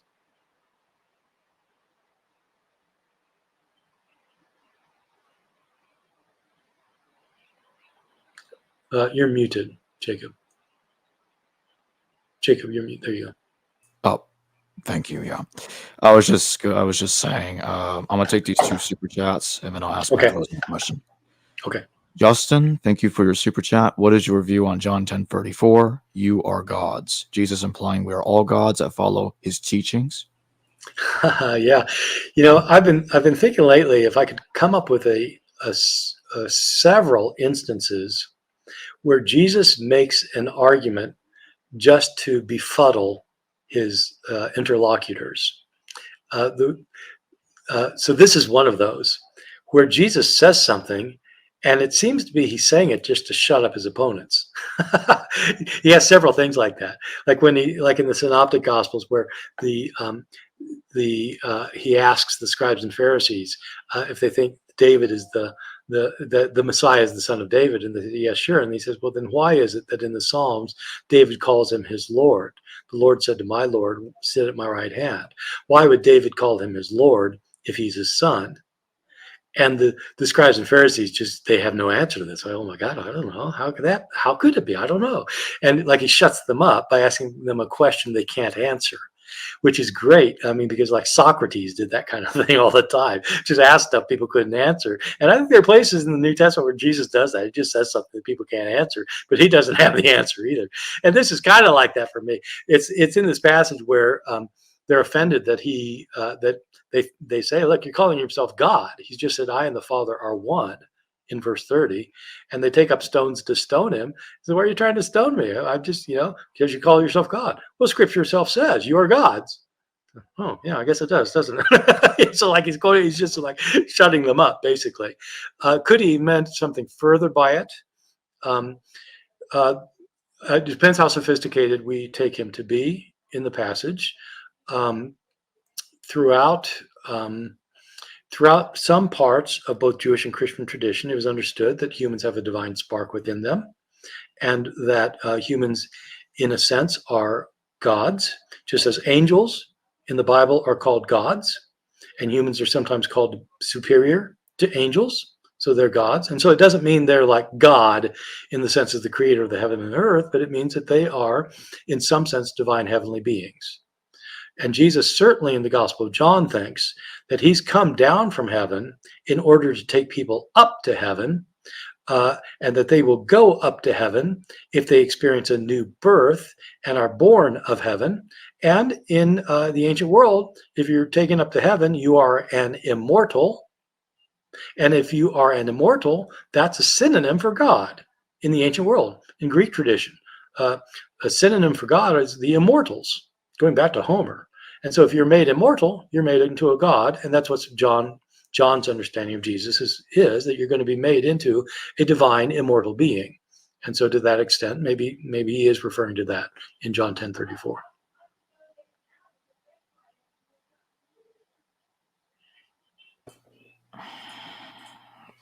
Mr. Warlight, thank you for your super chat. Based on the literacy rate throughout the Roman Empire, could the average Roman read, or did converts rely on the bishop's 70 disciples preaching alone? And if so, why did they use the manuscripts? Okay, good question.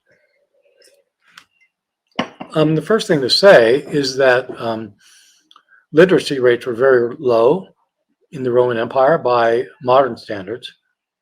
The idea of massive literacy, where the society is concerned that their young learn how to read and write and do arithmetic, that is a very modern thing that started with the Industrial Revolution. And so prior to the whenever you date the kind of the massive literacy, kind of mid-19th century, it wasn't understood that that everybody would go to school. There have been detailed studies of literacy in the Roman world. The classic study that I still like very much is by William Harris, called Ancient Literacy. Harris argues that in the best of times in Greek and Roman antiquity, 10 to 15% of the population could read. That 10 to 15% is almost exclusively people living in urban areas, major urban areas, and they're people who are not among the poor, but they're among the elite who have the resources, families that have the resources to enable one or more of their children to attend school instead of working. Most people had to put their kids to work early on just to keep food on the table. So the best of times means like in Athens during the classical period. In the Roman world, maybe 10% of the population could read. Fewer than that could write, and fewer of those who could write could compose, and fewer than those who could compose could actually write a book. So not very many people were capable of writing books by percentages. So people who converted to Christianity, could they read? Most, no, they could not. Um, they could not read. One interesting question is, since Christianity, unlike other religions, became a religion of the book, where the writings became all important, why didn't bishops teach their people to read? The bishops would have been educated.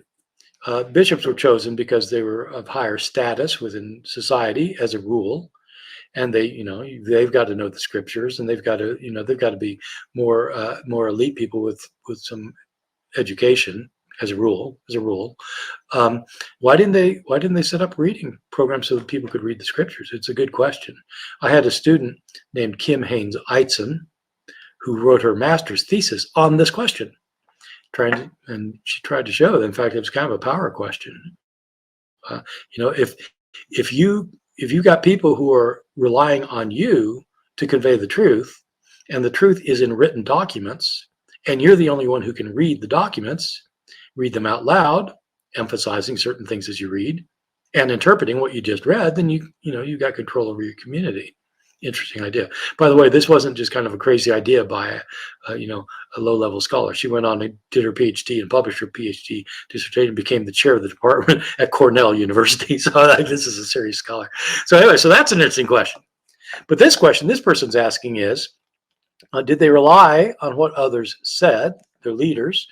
And if so, why did they use manuscripts? So the deal is that most people in the ancient world read books by hearing them read. Just like today, people today, advanced 2,000 years. Oh yeah, I read War and Peace. Really? Well, I did it on Audible. So like in my car. So like you hear it on Audible and you say you read it. Well, in the ancient world, that's how most people read. So in a Christian community, the person who could read was usually the leader, and he, almost always a he, would stand up and read a book and a manuscript, a handwritten copy of one of Paul's letters or a gospel. It becomes a point where within the church, this is the point where mainly it's males who are in the clergy. There's a lower level of clergy that are called readers. And so, you get bishops, and you get priests, and you get bishops, you get deacons and stuff, and you get readers. And so they're using the manuscripts. Not people usually didn't privately own manuscripts. They were church property. Usually they were expensive to have. But then you'd have a reader reading the manuscripts. And the manuscripts were very, very important, even though most people couldn't read. Within Christianity, most people never could read until the Industrial Revolution.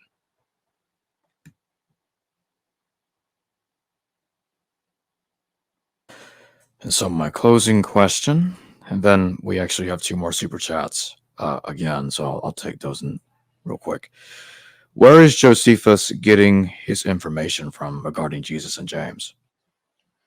We don't know. I mean, I assume, he has a short paragraph on Jesus that parts of it almost certainly don't go back to Josephus in this paragraph. He says some things that he absolutely could have known, that Jesus was a teacher, that he had many followers, that he was reputed to do astounding things, that the enemies of his people, the Jewish people, turned on him, turned him over to the Roman governor Pilate, who had him crucified. All of that could easily simply have been common knowledge about this person. Josephus did research for his work, but a lot of his research would have been interviews with people, and it wasn't like hidden in a closet that there was this man Jesus. He wasn't particularly important, and Josephus doesn't say anything particularly important about him. He talks a lot more about lots and lots of other people. He has longer stories about other people named Jesus, but he does have that paragraph. And then in the later section, in book 20 of his Antiquities, he has a short line about the death of James, who's stoned to death somewhat illegally by the Jewish authorities in Israel when the high priest wasn't around, or when the governor wasn't around. And he says that James is the brother of the one Jesus who's called the Messiah. So where does he get this information from? I mean, he got it from where he gets his other information, mainly from oral traditions, probably. When I said that that paragraph, most of it probably goes back to Josephus, in my judgment. I think that's the common judgment, although there are dissenters. But there are passages in that thing, like certain things that he says that could not have gone back to Josephus, where he says Jesus was the Messiah, and that he was, he was raised from the dead on the third day, as the scriptures say, that kind of thing. Yeah, he didn't say those things, but probably this was a text that was copied by a Christian scribe, and he inserted a couple things to make sure his reader realized who he's talking about. All right, let's take these two final super chats real quick. Aaron Smith, thank you for your super chat. Bart, I'm a huge fan. If you had to guess, who do you think came up with these stories in the Gospel of Mark? Flavian, Piso, Josephus? No, there's no way any of that. I know there's a book or two out there claiming this. There's no way that this was written by a non-follower of Jesus who was a Roman authority of some kind. The people who've written those books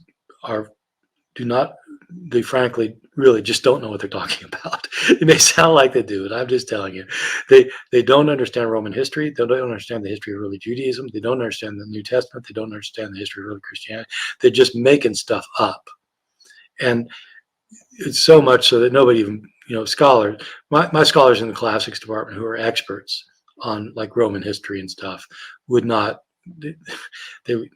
they don't take it seriously because it's so easy to take apart. So who wrote it? A Christian wrote it. A Christian who is a follower of Jesus. He got his stories from the oral traditions, which is what I talk about in my book, Jesus Before the Gospels, traditions that have been in circulation around the empire for decades. We don't know where this person was living or what his name was. He almost certainly is living in an urban area. He's almost certainly highly educated as a Greek speaking person.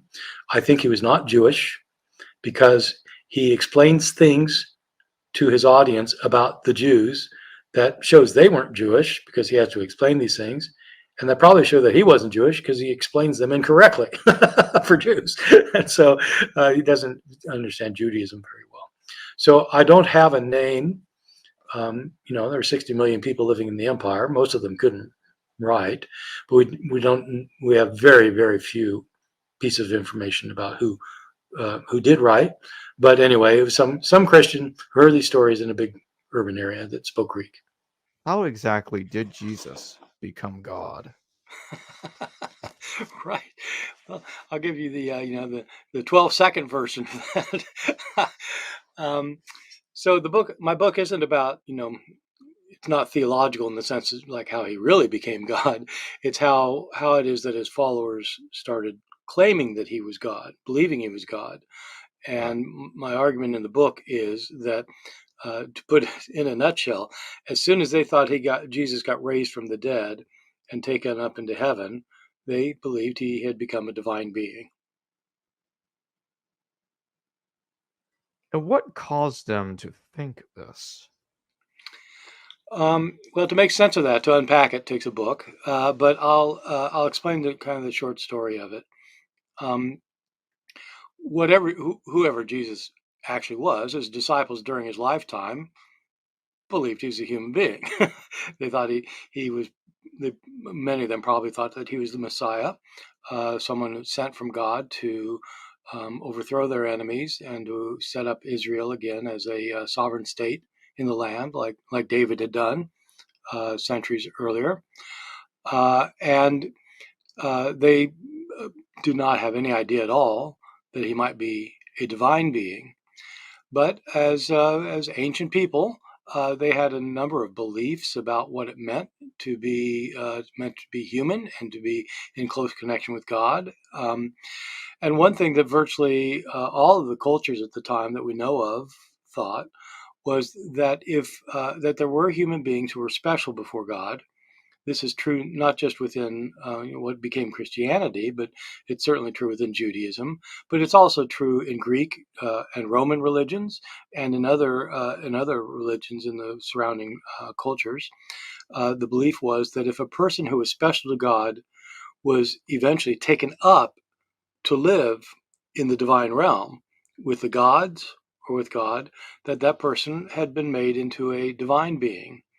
In the ancient world, one synonym for God or the gods was the immortals or the immortal, going all way back to Homer. In Homer, often the gods are simply called the immortals. That means they can't die, unlike us. And if somebody is taken up to reside with the gods, or in Judaism, up with God, that person is made immortal. They don't die. And so they're made a divine being. The earliest followers of Jesus believed after his death that he'd been raised from the dead, but it wasn't a near death experience. It wasn't that his body was revived to die again later. It was that he was actually taken up to heaven. And once they think that, like anyone else in the ancient world, they concluded, they, anyone else would have concluded, they concluded that he was a divine being, had been made a divine being at the resurrection.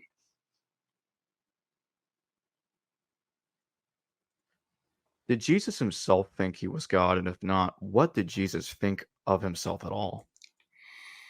This is obviously a hugely important question. What did Jesus think about himself, and did he think of himself as a divine being? And I think the answer is absolutely not. Um, Jesus was a faithful Jew who believed that there was one God who was the creator of all things, including the human race, and that humans were subservient to God.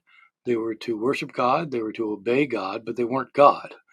There's only one God, and Jesus firmly subscribed to that idea.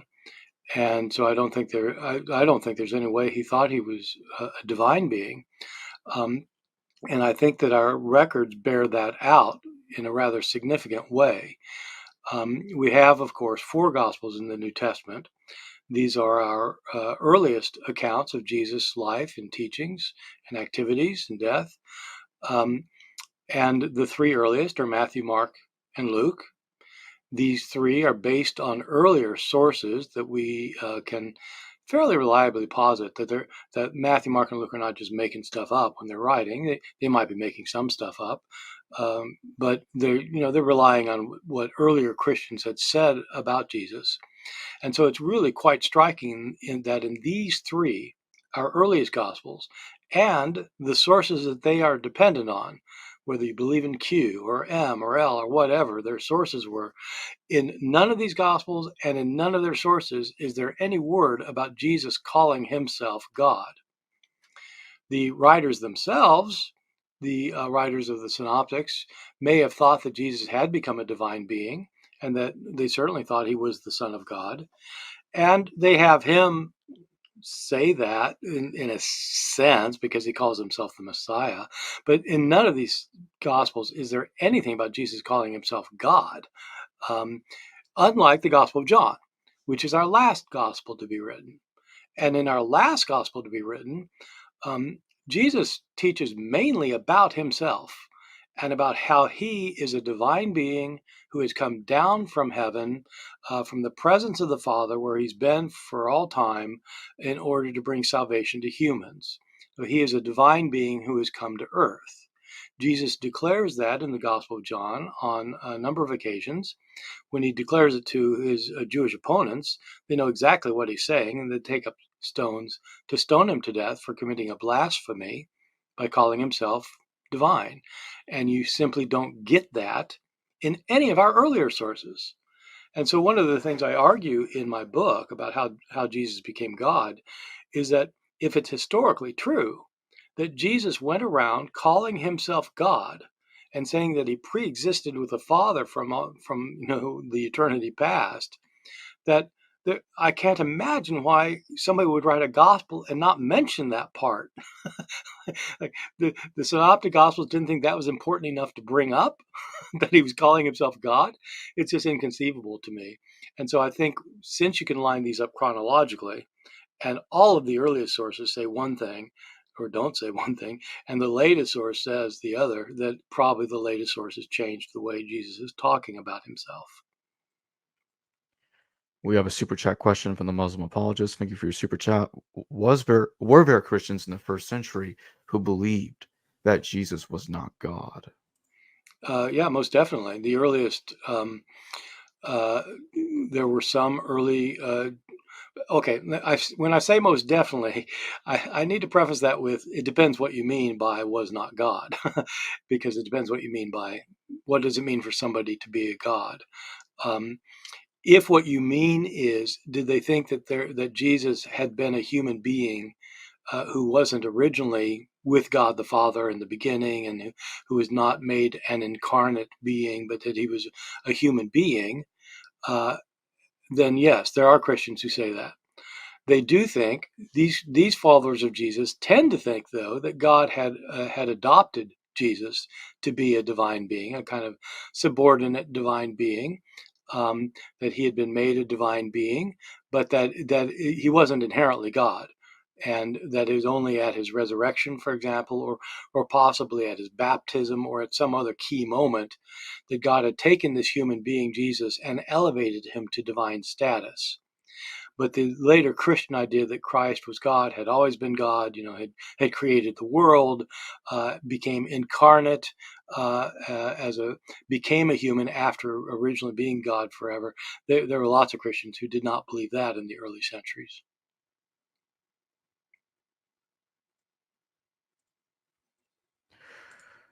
What do you think that the first followers of Jesus actually believed about him? Well, the earliest followers we know about would be the 12 disciples. Um, of course, we in the Gospels, Jesus preaches to large crowds, and we don't know what the crowds thought about him. In the Gospels, the crowds are portrayed as people who basically are hanging on because he can do miracles, and they rather like that and desperately need it. But we don't know what they actually thought about him, and we don't know how accurate this is. I mean, it seems unlikely that Jesus had thousands and thousands of people following him around Galilee, given what we know about rural Galilee at the time. There weren't a lot of people there to begin with, and the people who were there were not taking days off to go wandering around. They were trying to feed themselves and living a hand-to-mouth existence. We do get pretty good records about him having a group of disciples. Good reason for thinking there really were 12 of them. Um, and they seem to have thought during his lifetime that he was a great teacher, a rabbi who had the correct understanding of what it meant to follow God. And his message, they knew, was that people needed to repent and return to God because a new kingdom of God was soon to come. These disciples may have thought that Jesus himself would be made the king of the kingdom, that is, that he would be the Messiah. The kingdom of God for them did not mean what it does for most people today who are Christian. Most Christians today, if you say, what is the kingdom of God? They would say, well, it's heaven. You die and your soul goes to heaven, and that's the kingdom of God. That's where God rules. And that's not the view of Jews in Jesus' day. In Jesus' day, the kingdom of God was an actual kingdom.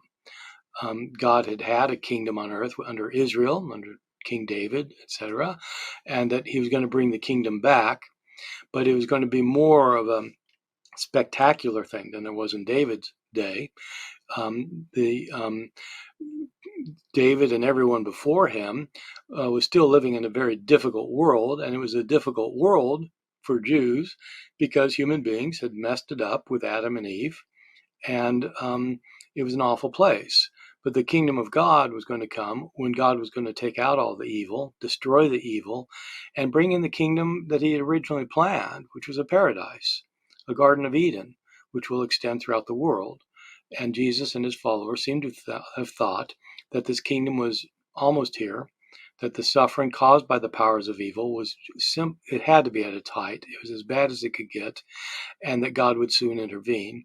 And his followers appear to have thought that he could be the king of this future kingdom. One of the reasons they followed him, and he assured them that they too would be rulers in this future kingdom. When he got crucified, this understanding of Jesus that he was the king obviously disappeared. He's not the king at all. He didn't destroy the enemies. He got destroyed by the enemies in a rather humiliating way. Um, But then when they thought that he got raised from the dead, then they thought, oh, maybe he is the Messiah, but in a different way than we thought.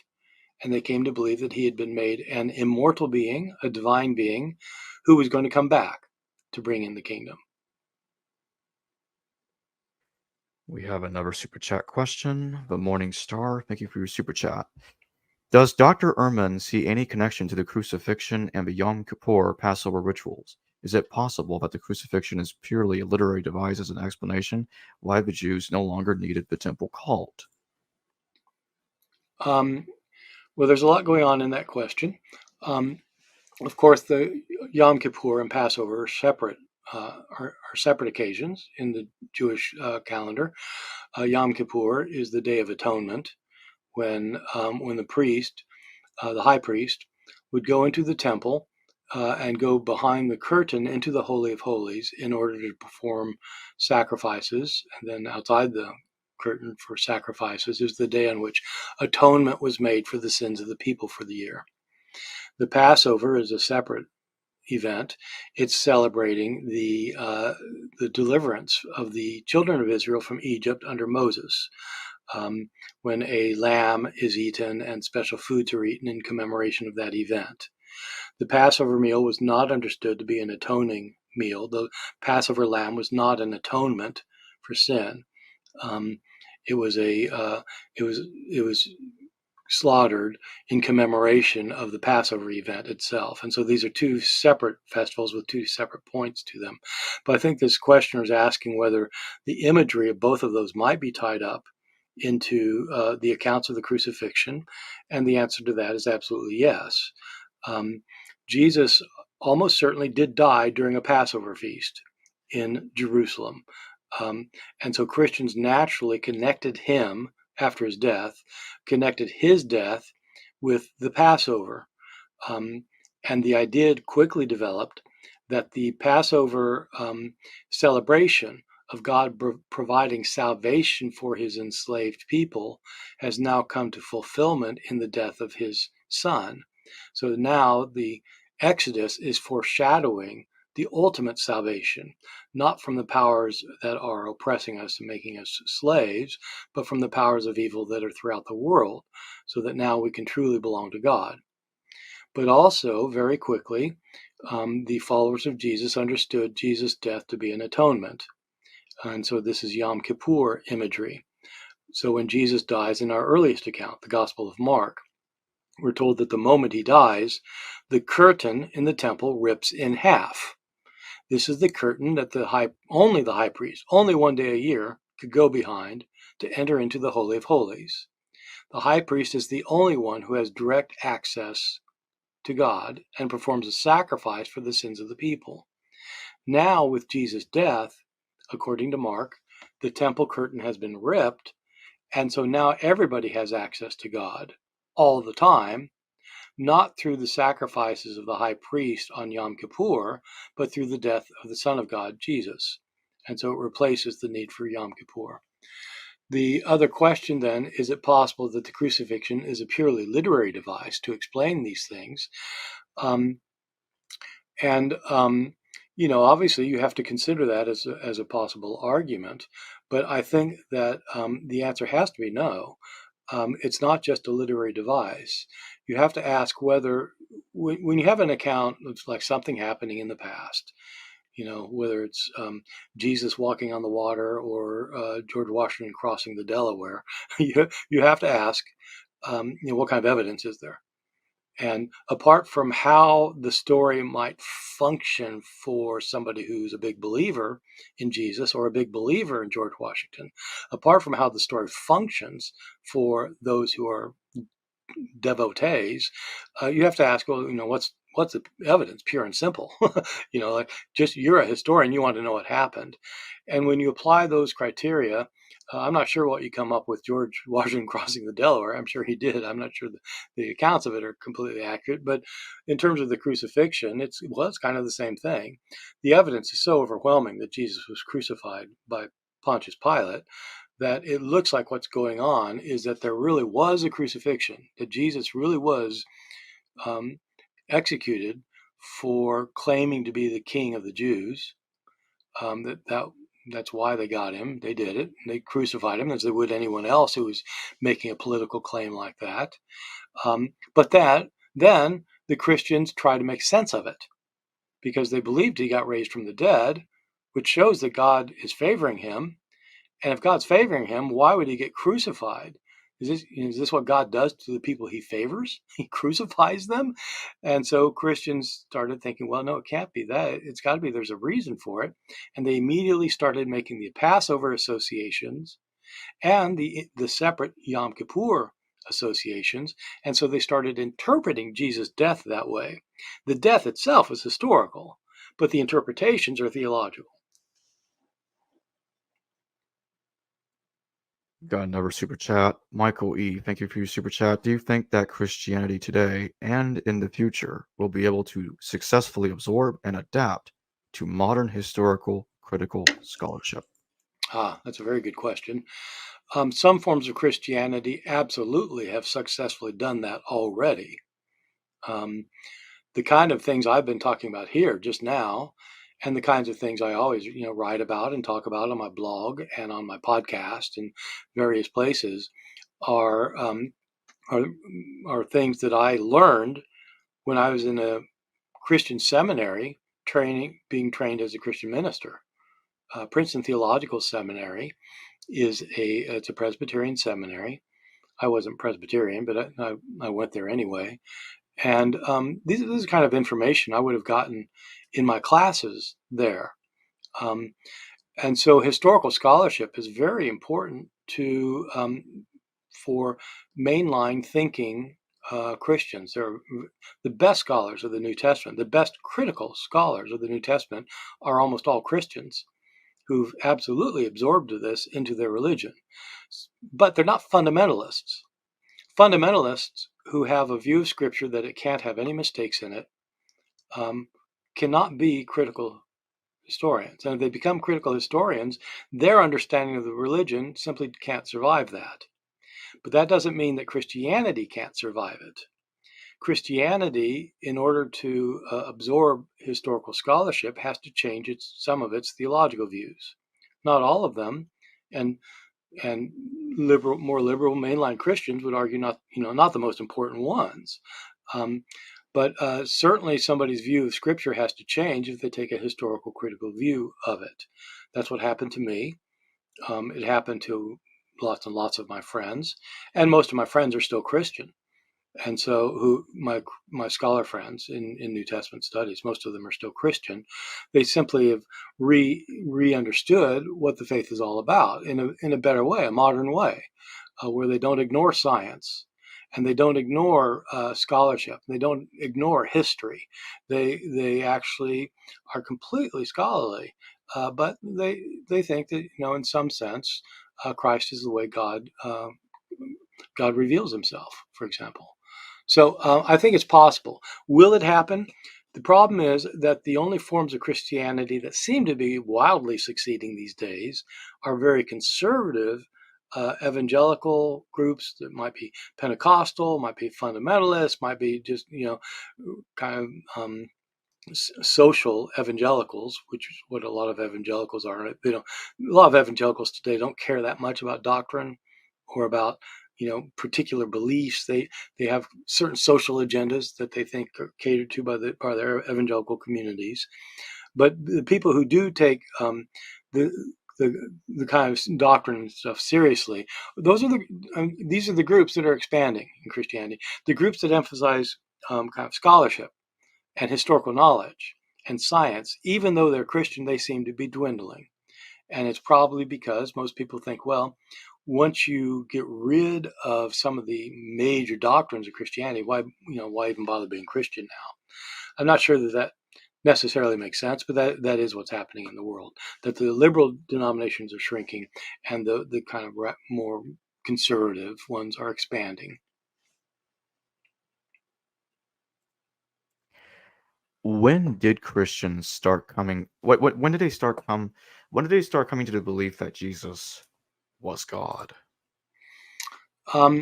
So I think that the belief started at the point where some of Jesus' followers believed he got raised from the dead.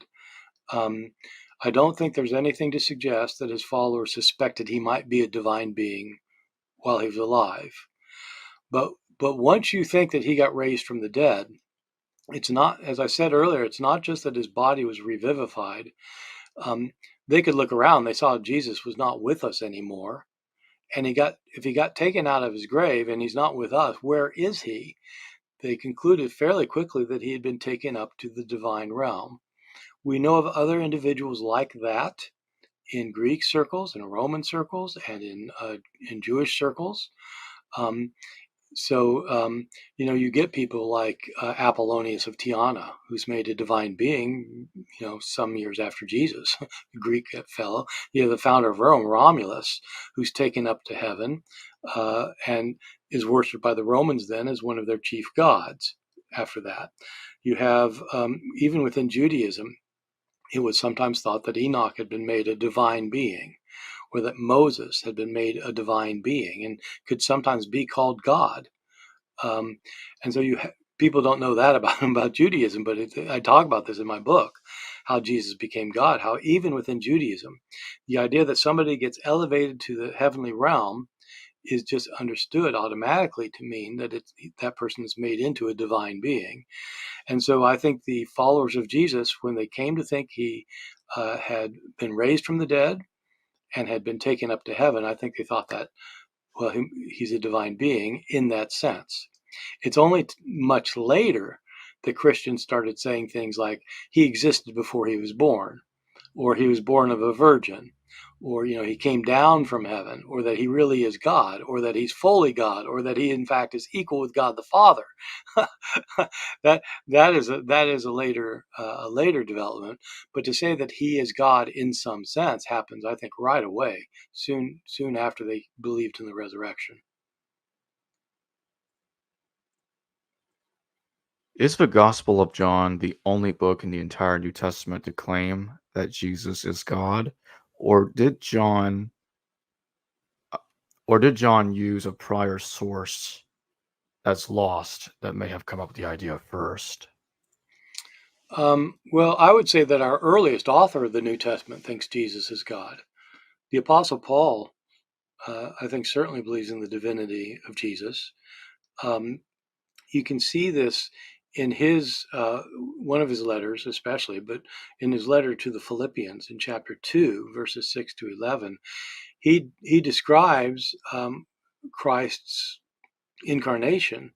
He says that Christ was in the form of God, but that he didn't regard equality with God, something that he to grasp after, to reach out for. Instead, he emptied himself and became a human. And then as a human, he was obedient to God by dying on the cross. And therefore, God exalted him to a higher level than he had been before. He'd already been in the form of God, and now he's made equal with God in terms of his in terms of people needing to worship him, that he is worshipped as God is worshipped. So this is in the book of Philippians. So it's before any of our Gospels. In our Gospels, Matthew, Mark, and Luke, as I pointed out, they don't have that view. John has a similar view that's to what Paul had, although John's view is even more elevated for who Christ is. And so I think the mistake people make, that I think a lot of scholars make and a lot of lay people make, is thinking that these views of Jesus or any kind of theological views must develop linearly. Like you go from here to here to here to here to here, and that it's this kind of linear thing. And so at one point, Christians thought this, then at that point, Christians thought that, then at this other point, Christians thought that, and then it's like everybody's on the same line, and it doesn't work that way. You have different Christians in early Christianity at the same time who believe different things. And you have people who at later times start believing what earlier people thought. And you have later people thinking what later people thought. And you've got earlier people thinking what later. It's like it's all messed up. It's just like today. What do Christians think about X? Depends which Christian you talk to. And it's that way in the early church too. So people say, well, look, if Paul thought that Jesus was God before he before he became born, then Mark must have thought that too. No, they're living in different parts of the world. They don't know each other. They have different theologies, just like two different Christians today. Somebody in Romania, and somebody in Rome, and somebody in Rome, Georgia. Those three people can all be devout Christians and have very different views of who Christ is and everything else. So I don't think it's a linear view, but I do think that there's our earliest author already thought that Jesus was a pre-existent divine being who acquired equality with God only at the resurrection and his exaltation. John is our only gospel to have that understanding of things, and so it's a valid question: did he have some kind of source for it? And we don't know what his sources of information were. We can hypothesize about them, and scholars have. It's been a very common scholarly pastime to hypothesize about John's sources. And it's an important exercise to engage in, but it never reaches the level of certitude. There are, though, other books in the New Testament that certainly see Jesus as God. I mean, in the book of Revelation, he's absolutely portrayed as a divine being, for example. Does the Gospel of John utilize the synoptics, or is it independent of them? It depends which scholar you ask. So, when I was in graduate school in the 70s and the 80s, the complete orthodoxy was that John was independent, that he did not use Matthew, Mark, and Luke. Over the last 5 or 10 years, scholars have reversed that judgment, so that a lot of scholars now think that he did have access to Matthew, Mark, and Luke, and that in some sense, John's gospel is riffing on the stories in Matthew, Mark, and Luke. That is completely possible, but I myself am not at all convinced by it. And in part, it's not just because I'm an old dinosaur who's sticking to the orthodoxy, although maybe it is that. But the reason I don't think that that's a satisfying solution is because I think I have a higher burden of proof for somebody says that this document was the source for that document. How would you possibly know that? How would you know that this later author utilized an earlier document? It's an important question that applies not just to the New Testament, but to all sorts of ancient literature. Who's writing before whom, and is the later person dependent on the earlier one, and how do you decide? For a long time, there's been a high standard of proof that I still subscribe to. When you're reading Matthew and you're reading Mark, you will find sentences that are word for word the same in Greek. Sometimes like several sentences in a row that are word for word the same. That is not possible unless somebody is copying somebody. You can only get that if there's copying. And in that case, there are really, really good reasons for thinking that Matthew copied Mark as one of his sources, and it's completely compelling evidence. That is precisely what you do not have with John in relationship to Matthew, Mark, and Luke. You don't have those verbatim agreements. You have broad agreements in theme, in idea. The entire ministry of Jesus in John, just about the entire ministry, is really different. What he says, what he does, why he says it, why he does it. And the stories themselves are not the same stories. They're different stories. There are a few places where there are overlaps. Jesus does walk on the water in John, as he does in Matthew and in Mark. And so, so they've got some stories in common, but the way they're told are so different. Does it look like John is using Matthew and Mark as a source? And the other side, which is comprised of scholars who are really superb scholars, say, look, you get these commonalities, and that suggests, that John's doing his own thing, but he's got these stories, especially in the Passion narrative. From the time Jesus goes into Jerusalem to the time he's raised from the dead, you have stories. They're very similar. And if John didn't use Matthew, Mark, and Luke, I mean, he must have, because he's got the same stories. You say that, but then I just think that it is. I think it's far too simple a view of what was going on in early Christianity. By that I mean this. The Gospel of Luke, the author Luke, begins by saying that many people have written an account of the things that Jesus said and did. Many people. Now, we have good reason for thinking that Luke, like Matthew, used Mark as one of his sources. Most people still think that Matthew and Luke also had another source for many of the sayings of Jesus that scholars call Q. And so we know that Luke had, those two sources, but two sources is not many sources. He says that many people have written this thing about what Jesus said and did. Well, where are they? We don't have them. But Luke at least says they existed. I don't see any reason to think he was making that one up. Why would he make? I mean, I think that he's just acknowledging, look, a lot of people have done this, and now I'm going to do it. So there were lots of gospels in circulation. Every now and then, new gospels show up, not as old as these, but it shows that people were writing things down. I think the situation was really messy around, say, the year 100, when John was written, 90, 95, 100, right in there somewhere. There were probably lots of accounts floating around. Mark was used by Matthew and Luke. Who else was it used by? Matthew was used by later writers. Well, who was it used by in the first century, who wrote their own accounts? I think there were probably lots of accounts around and lots of oral traditions. Stories about Jesus walking on the water were simply stories that were told by people by word of mouth. The fact that John has it and Matthew has it doesn't show that John used Matthew.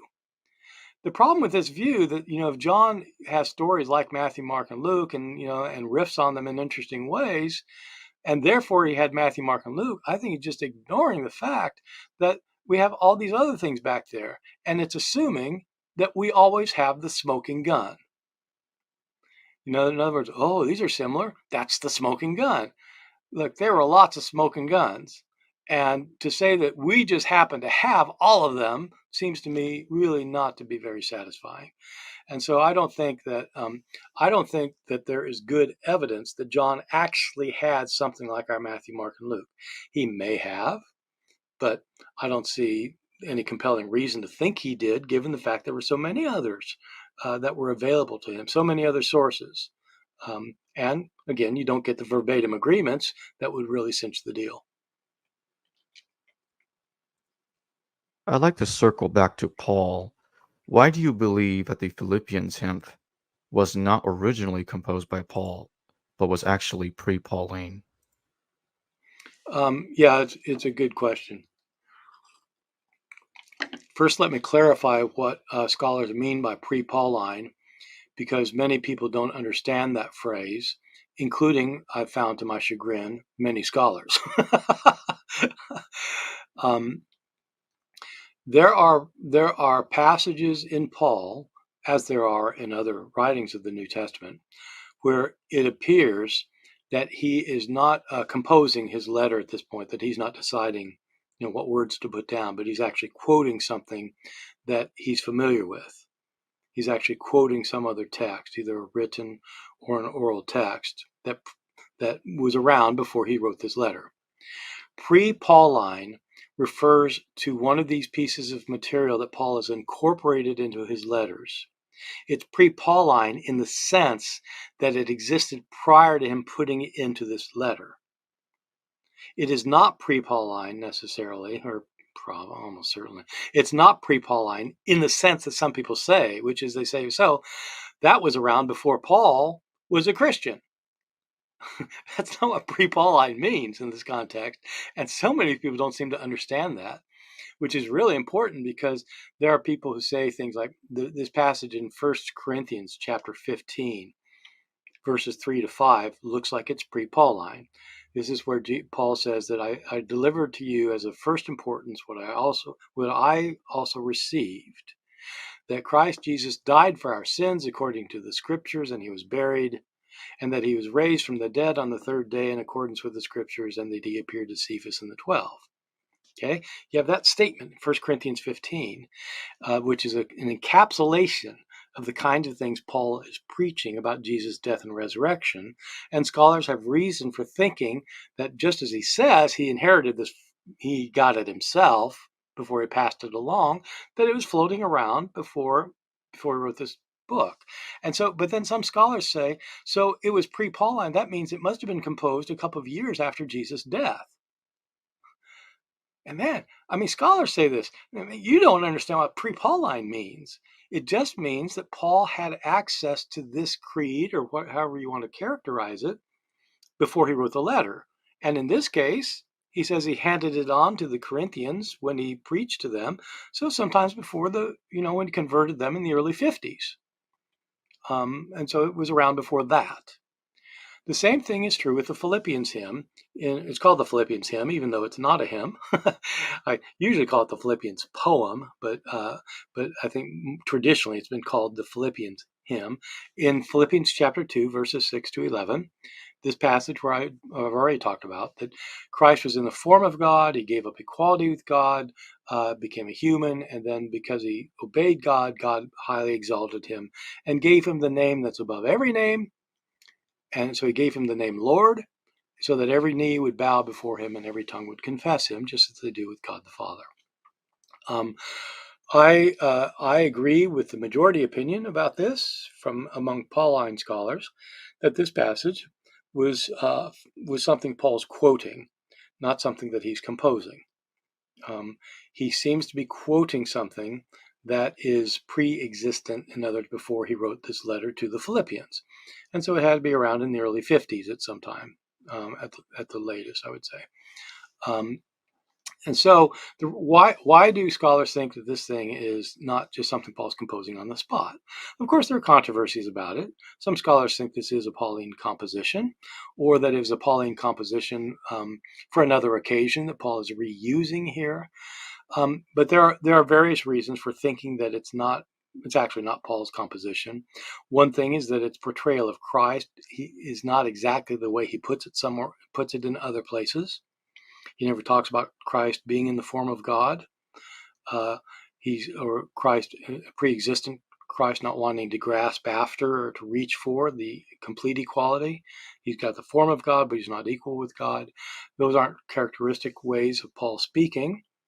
But more than that, he is using this passage. This is going to get in the weeds a little bit, but he's using this passage in Philippians to tell his Philippian readers that they need to stop being concerned for themselves and be more concerned for other people, for one another within the community. And in this context, Paul says that they should have the same mindset that Christ had. And then he explains that Christ was in the form of God, but he didn't regard equality with God a thing to be grasped after. And he goes through and he explains that Christ gave up everything for the sake of others and then died on the cross. You should live like that. You shouldn't be seeking your own glory. You shouldn't behave in self-aggrandizing ways. You should be concerned about your neighbor more than yourself. You should be living for others. Look what Christ did. Okay, so that all works. But this poem that he's quoting, the first half of it is about how Christ humbled himself. The second part is about how God therefore exalted him. And that doesn't seem to fit in the context of what Paul's saying here, because that would mean that the reason you care for your neighbor is so that you'll get exalted. And his point is, you're not supposed to worry about yourself. You're supposed to worry about your neighbor. And so the second half of the poem doesn't seem to fit the context for what Paul's trying to do with it. And that suggests that this isn't the kind. He didn't compose this for the occasion, because if he composed it for the occasion, he wouldn't bring up that part, because then people would just be self-aggrandizing in a different way. Yeah, I'm going to be nice to you, so I'll get another star in my crown. So that doesn't make any sense.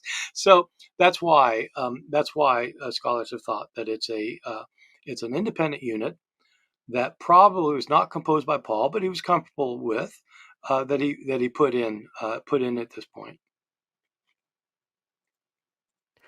Michael E., thank you for your super chat. To what degree does YouTube affect New Testament scholarship? Well, so far as I know, it doesn't affect it at all. I mean, it doesn't. I don't know. I mean, I don't know. I guess what it does is it makes. I don't think that it affects the scholarship. To my knowledge, it doesn't affect scholarship at all. What it does is it makes it possible for scholars to communicate with non-scholars, and for non-scholars to try to communicate New Testament scholarship with non-scholars. It's a very tricky business for non-scholars to try and communicate scholarship to other non-scholars. It's a hard business, and I'm not just talking about New Testament here, but if you want myself, Bart Ehrman, to communicate something about astrophysics to non-scholars, I can say some things. God knows if I'll be right. I mean, I've got things that I've read and that I think I know, but I probably botch it in places. And the same thing with a lot of things that I'm interested in. The brain or consciousness or whatever are things I'm interested in that I read about.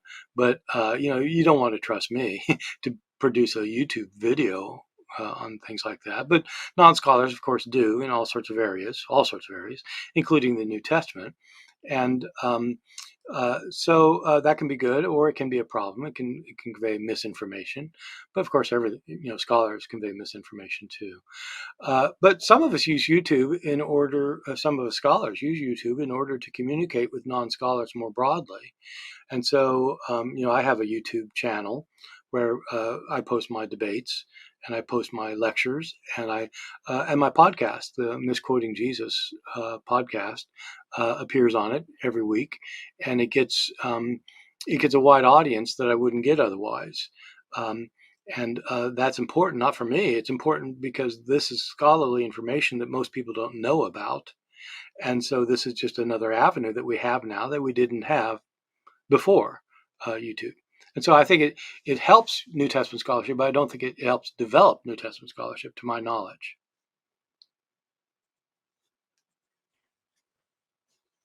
Who and when do you think the resurrection idea actually started? Did Paul Is Paul's version of the resurrection story his own, or did he get it from those prior? Um, so I think the resurrection story started soon after Jesus' death. Um, I don't think I don't think we have any way of knowing that it was 3 days later. Seemed kind of unlikely.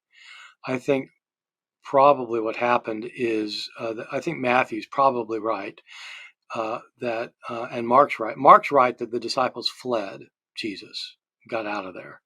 Matthew's probably right that they went straight to Galilee. My guess is that the disciples got out of town as quickly as they could because their leader had been arrested and was going to be crucified, and they got out of town probably because they didn't, they were afraid the authorities might go after them next, I guess, or they had no reason to stay, so they just went home. Soon after that, I don't know how soon. I doubt if it's the third day. It might have been the third day. It might have been the third month later. I don't know. Several of his followers believed that they had visions of him. They'd seen him alive. There's good reason for thinking that the Apostle Peter did, that maybe he was the first to. There's good reason for thinking that Mary Magdalene did, because of her prominence in the resurrection stories, even though she's not prominent in Jesus' ministry. Mary Magdalene only shows up one time in Jesus' public ministry. It's in Luke chapter 8, verses 1 through 3, where Mary Magdalene and two other women, Joanna and Susanna, are said to support Jesus and his followers by their private funds. So that's it. So that's Mary Magdalene's association with Jesus in his public ministry. But then at the resurrection, she shows up in all these stories. And one very good explanation for that is that she claimed that she had a vision of him and she saw him alive afterwards. Which is, it's what the New Testament reports, but it makes sense that is probably why she's so prominent there. So you got Peter and you have Mary Magdalene. 3 years later, you have Paul saying that he saw Jesus. I think those three saw Jesus. Peter, Paul, and Mary probably all saw probably claim they saw Jesus. The second somebody thinks they saw Jesus, if you're an apocalyptic Jew, as all three of these people were, they were apocalyptic Jews thinking that at the end of history as we know it, Judgment Day would come and God would raise people from the dead in order to reward those who were righteous and to punish those who were wicked. This was a standard belief within apocalyptic Judaism, and Peter and Mary would both have been apocalypticists by virtue of the fact they're following Jesus, who's an apocalypticist. That's why they're following him. Paul, we have good evidence, solid evidence that he was an apocalypticist before he became a follower of Jesus. So those are three who probably reported having visions. We don't know who else did. The New Testament says that all the others had visions, but we don't have any record of that other than that kind of blanket statement that Jesus appeared to the 11, that kind of thing. But they at least believed those who did have visions. And those who had visions probably reported what they saw and concluded that Jesus was alive again. We don't know when the stories of the resurrection started emerging, things like him being buried by Joseph of Arimathea on the Friday so that the tomb could be empty on the Sunday, and women going to the tomb and finding it empty, and the appearances of Jesus to various individuals and groups afterwards. We don't know when those stories cropped up. Paul does not tell those stories. Writing years later, Paul describes his own experience. He does say that when Jesus died and was raised, he does say he appeared to Cephas, then he appeared to the 12, and he goes through a list of people that Jesus appeared to, including 500 people at one time, which is an account not found in the Gospels. But then he says, last fall he appeared to me. And so I think my sense is that Paul really believed he saw Jesus alive. I don't know what he saw, but I have no trouble believing he thought that he saw Jesus. But he doesn't give any of the narratives, and the gospel accounts, of course, don't narrate Jesus appearing to Paul. So where do these stories come from? Well, they come from people who are telling the accounts of Jesus' death and have heard that he's been raised from the dead, and stories start circulating about whom he appeared to and what the circumstances were, and eventually you get the idea of an empty tomb, and stories that the Romans posted a guard to make sure nobody would steal the body, and Jews saying somebody did steal the body, the disciples stole the body, and you develop all these stories, and that takes some time. But it doesn't take 50 years for a rumor to start. a lot of conservative evangelicals, for some reason, say, look, you can't have these stories this early because you can't get legends starting within a year or two. And I'm thinking, are you crazy? You can get legends starting overnight. I mean, all of us have stories told about us by eyewitnesses who really believe them that aren't true. It happens to me all the time. And so like the next day, I'm not talking about 30 years later. You don't need 30 years for. And the other thing people say is, well, look, if Jesus wasn't raised from the dead and somebody says he was and the tomb was empty, they couldn't get away with it because like somebody could go check. So I don't know about you, but I have all sorts of stories told about me, and I don't even hear the stories, let alone have the ability to go check them. And even if I correct them, it makes no difference. People still tell the stories. And so I think this is kind of a silly argument that, nobody could say something about Jesus that the apostles wouldn't correct, especially if they're telling the stories like in Ephesus or someplace or Rome. Apostles aren't anywhere near there. So I think the story started right away. I personally don't believe Jesus was physically raised from the dead. And so I don't think that the stories are accurate, but the stories did not start with Paul. And Paul's not the first to say Jesus was raised from the dead. Paul was persecuting the Christians precisely because that's what they were saying. And so the resurrection stories were around long before Paul. Did early Christians that discussed the angel of the Lord, like Justin Martyr, believe that Jesus was an angel of God? Yeah. Not enough people read Justin Martyr, but Justin Martyr, writing around the year 150, is a very interesting figure. Martyr is not his last name. Martyr's what happened to him, unfortunately, and so he's known as Justin Martyr. He was martyred in the around 150 or so. He was a philosopher who had converted to Christianity, and he set up a kind of Christian school in Rome where he would teach his Christian theology and philosophy. And we have 3 books from him. 2 of them are apologies. Many people, of course, are familiar with Christian apologists today. The term apology does not mean saying you're sorry. The term apology in Greek means making a defense. You're defending yourself. And Christian apologists today are defending the faith and trying to show why Christians' accusers and critics are wrong and why Christianity is actually true. And they try to demonstrate that. These Christian apologists today had antecedents in the early church, people who were intellectually oriented, who tried to defend the faith against charges leveled against it, and who tried to demonstrate on a positive note that Christianity had to be truth.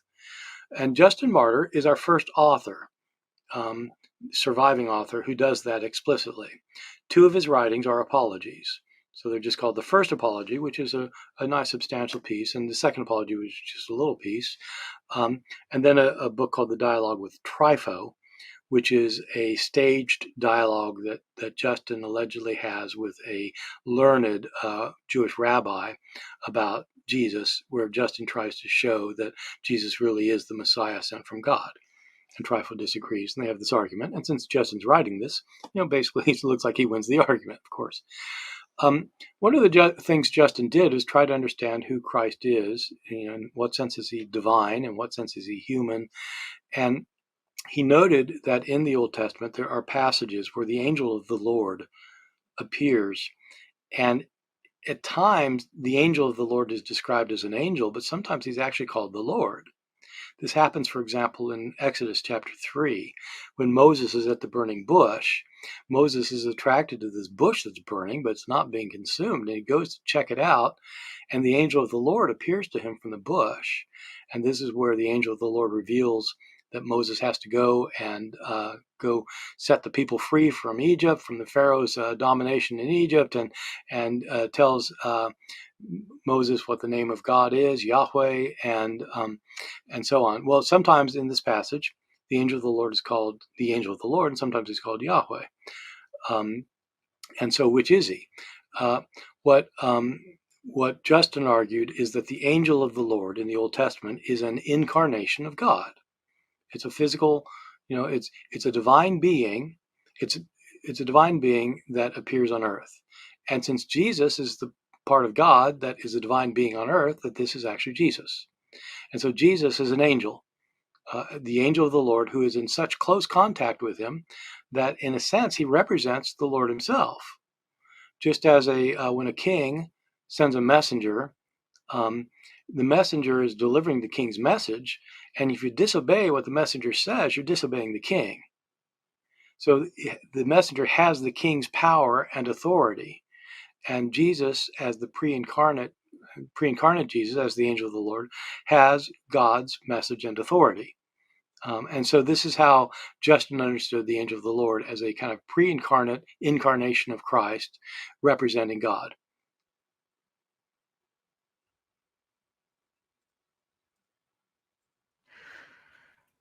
What is the views of Q, M, and L regarding Jesus as an apocalypticist? I earlier said that Matthew, Mark, and Luke have passages that are just the same, and they have passages that are kind of the same. Sometimes some words are the same, some are different. Sometimes they have passages that are different, but they're kind of the same story. And so scholars since the 19th century have been somewhat obsessed with who's copying whom, because it's clear somebody's copying somebody, because you can't get those, especially the verbatim parallels, you can't get without direct copying. It just doesn't happen. People would doubt that, but look, just read 2 news articles in 2 different newspapers written by 2 different people in 2 different places about the same event. You will not find paragraphs the same. unless one of them's copying something. Either one's copying the other, or they're copying a common source. In that case, they could be copying a news release in which two different writers are copying the same news release, so they have the same thing. So sometimes you could get somebody copying another, and sometimes two people could be copying the same thing. So when it comes to Matthew, Mark, and Luke, scholars have long thought that Mark was the first since the 19th century. Matthew and Luke both copied Mark.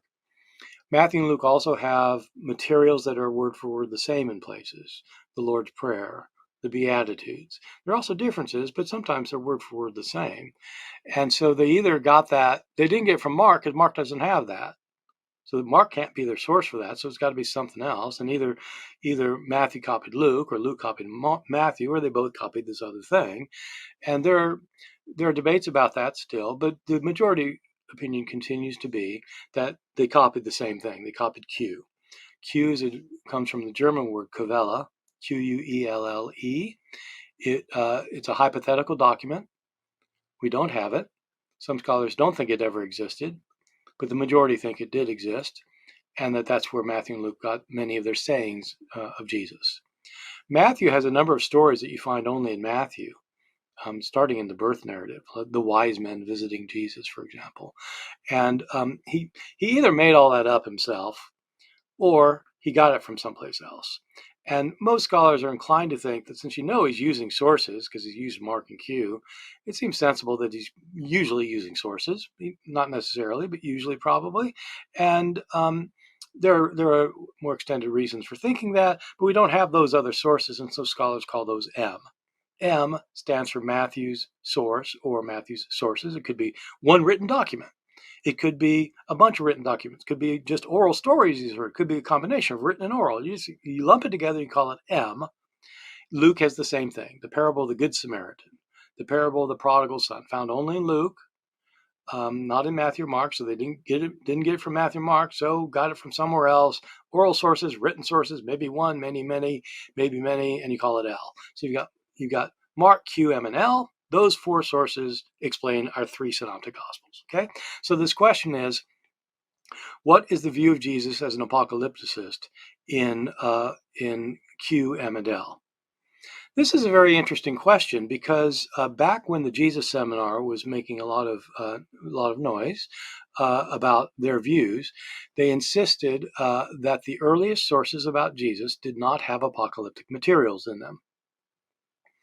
That was a difficult position to maintain because if Mark is our first gospel, it's filled with apocalyptic materials, and Q is also. And so Q has all these apocalyptic sayings of Jesus about the Son of Man coming, and judgment on the earth, and you need to watch, you need to be ready because it's going to be bad, and these are apocalyptic sayings.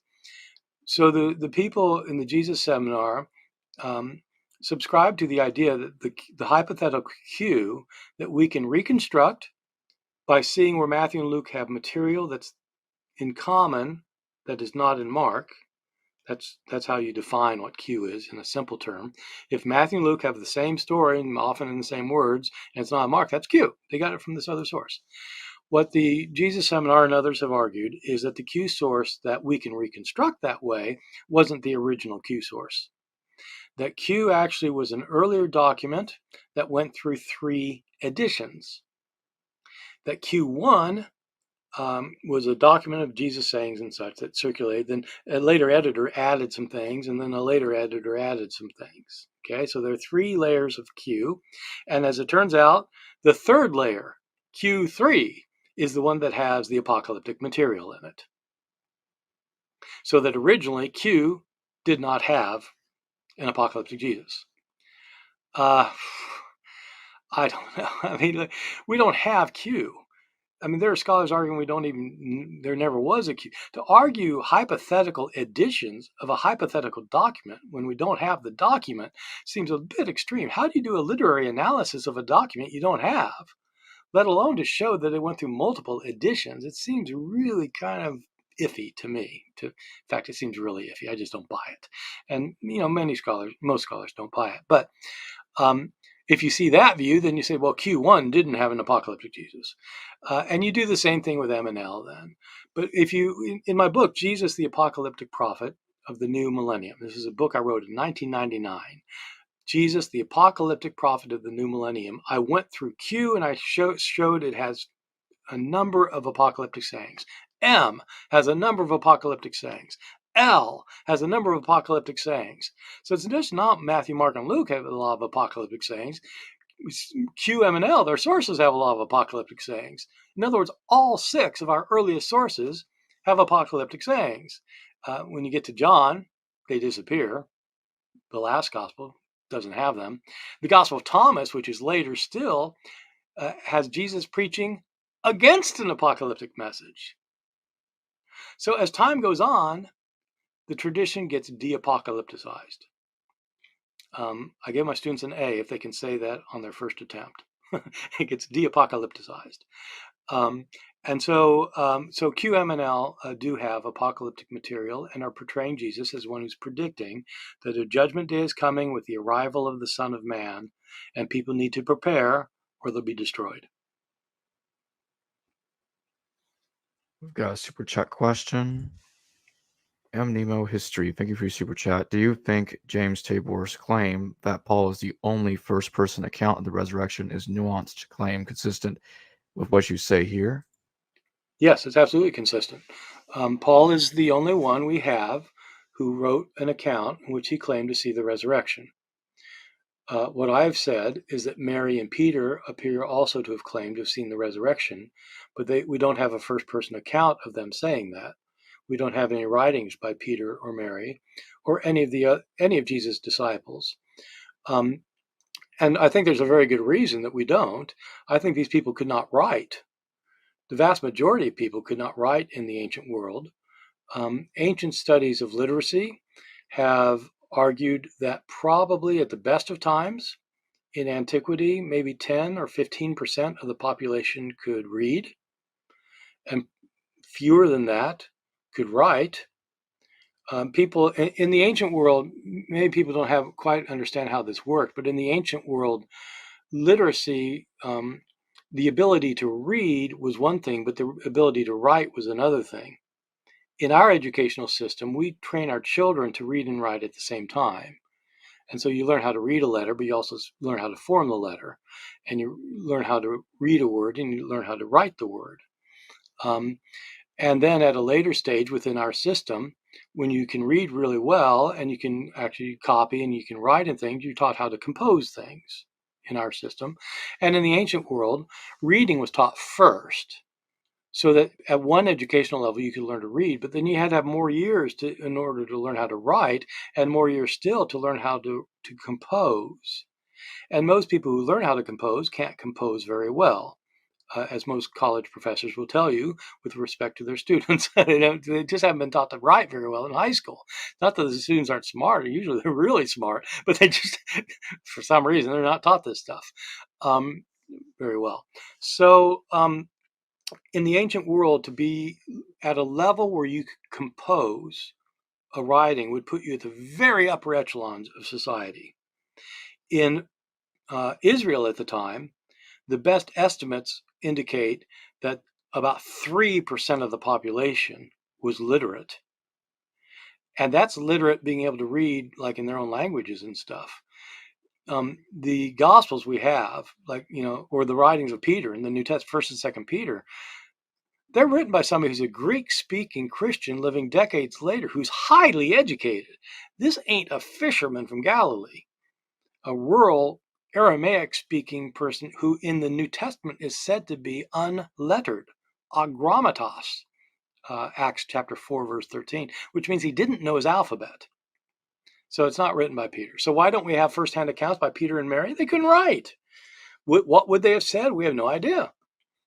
We don't, all we have are access to Peter and Mary through accounts that are written decades later by people who didn't know them, except for Paul, who does mention Peter, but doesn't tell us anything about him, really, just that he met with him a couple of times.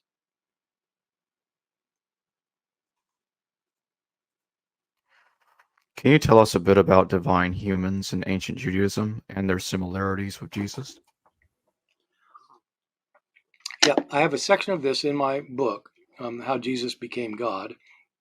And I consider it to be a really important topic because I think most people have no trouble getting their minds around the fact that in Greek and Roman circles, you have these demigods, these people who are kind of half human, half divine. And you have stories about, Hercules being born. He's got two fathers. One is a human father, and one is Jupiter. And so he's born to Jupiter in relationship to his real mother, and so Jupiter gets a woman pregnant, and so he's born. And uh, and then so it's not that Hercules has two fathers. I misstated that. Hercules has a twin brother who also has the same woman gives birth to these twins. One of them is divine, one not, but it's the union of a divine being and a mortal being. And you get that in a number of accounts of historical people as well as mythical people. So Hercules would be a kind of a mythical figure, or Heracles, as he's called in Greek.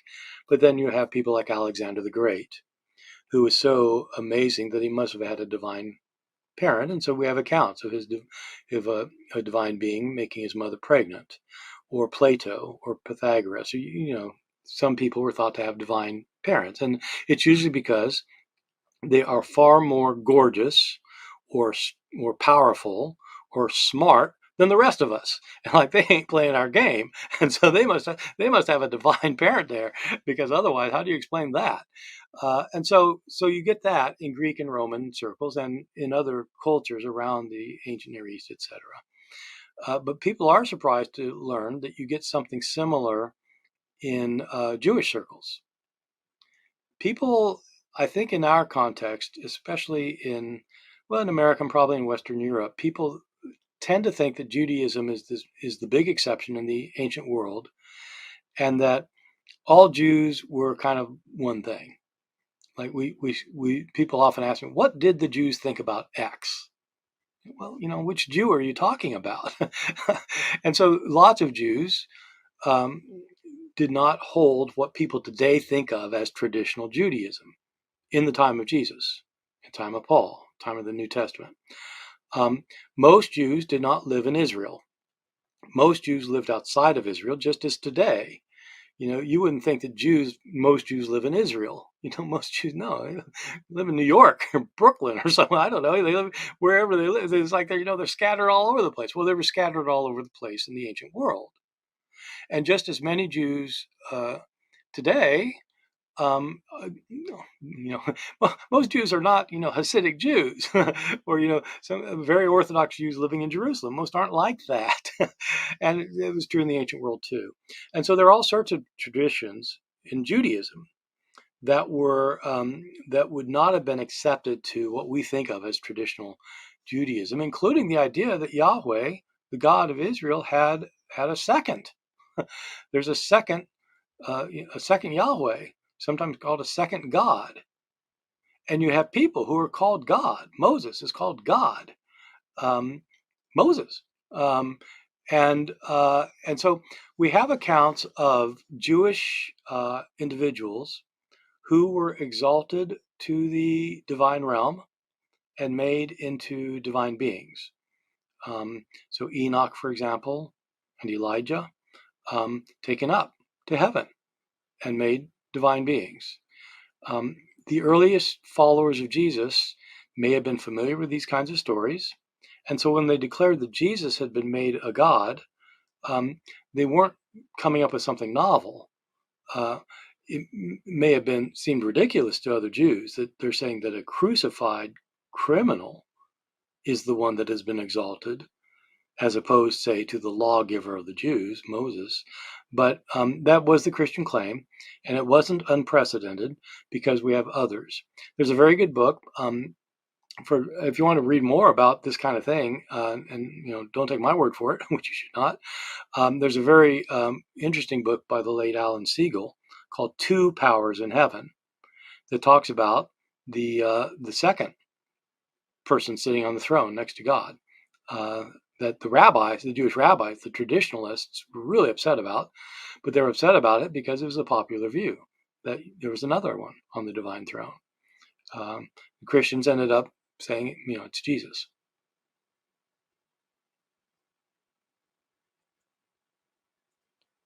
David Podesta, thank you for your super sticker.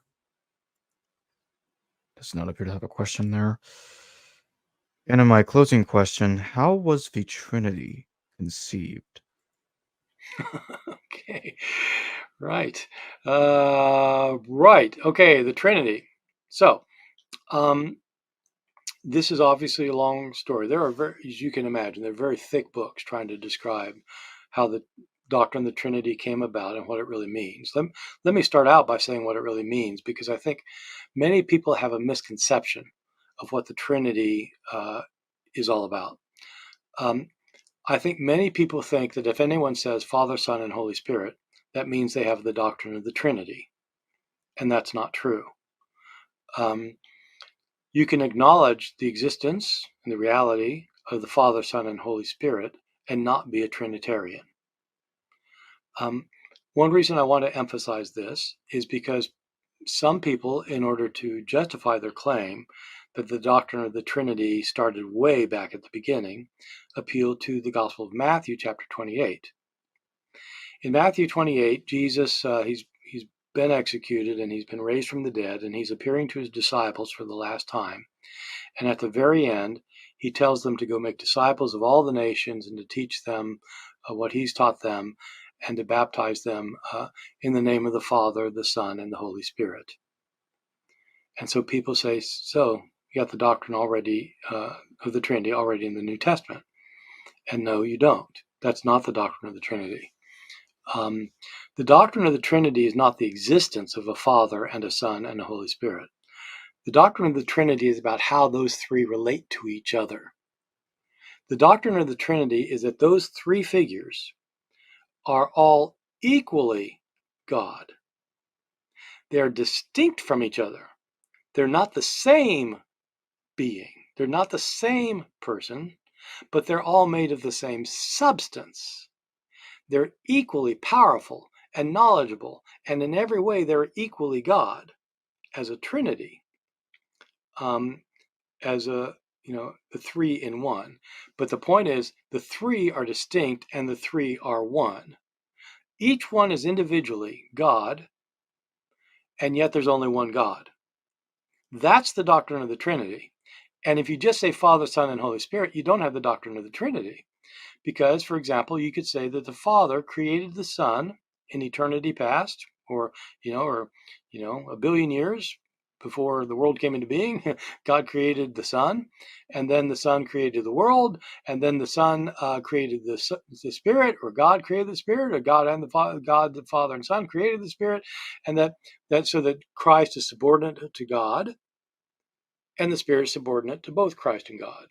And so a subordinationist view, which is perfectly fine, but it's not the doctrine of the Trinity. The doctrine of the Trinity is that they are the same substance, they are equal, they are distinct, but the three are one. That is a doctrine that doesn't make sense in terms of mathematics or logic, but it's not supposed to.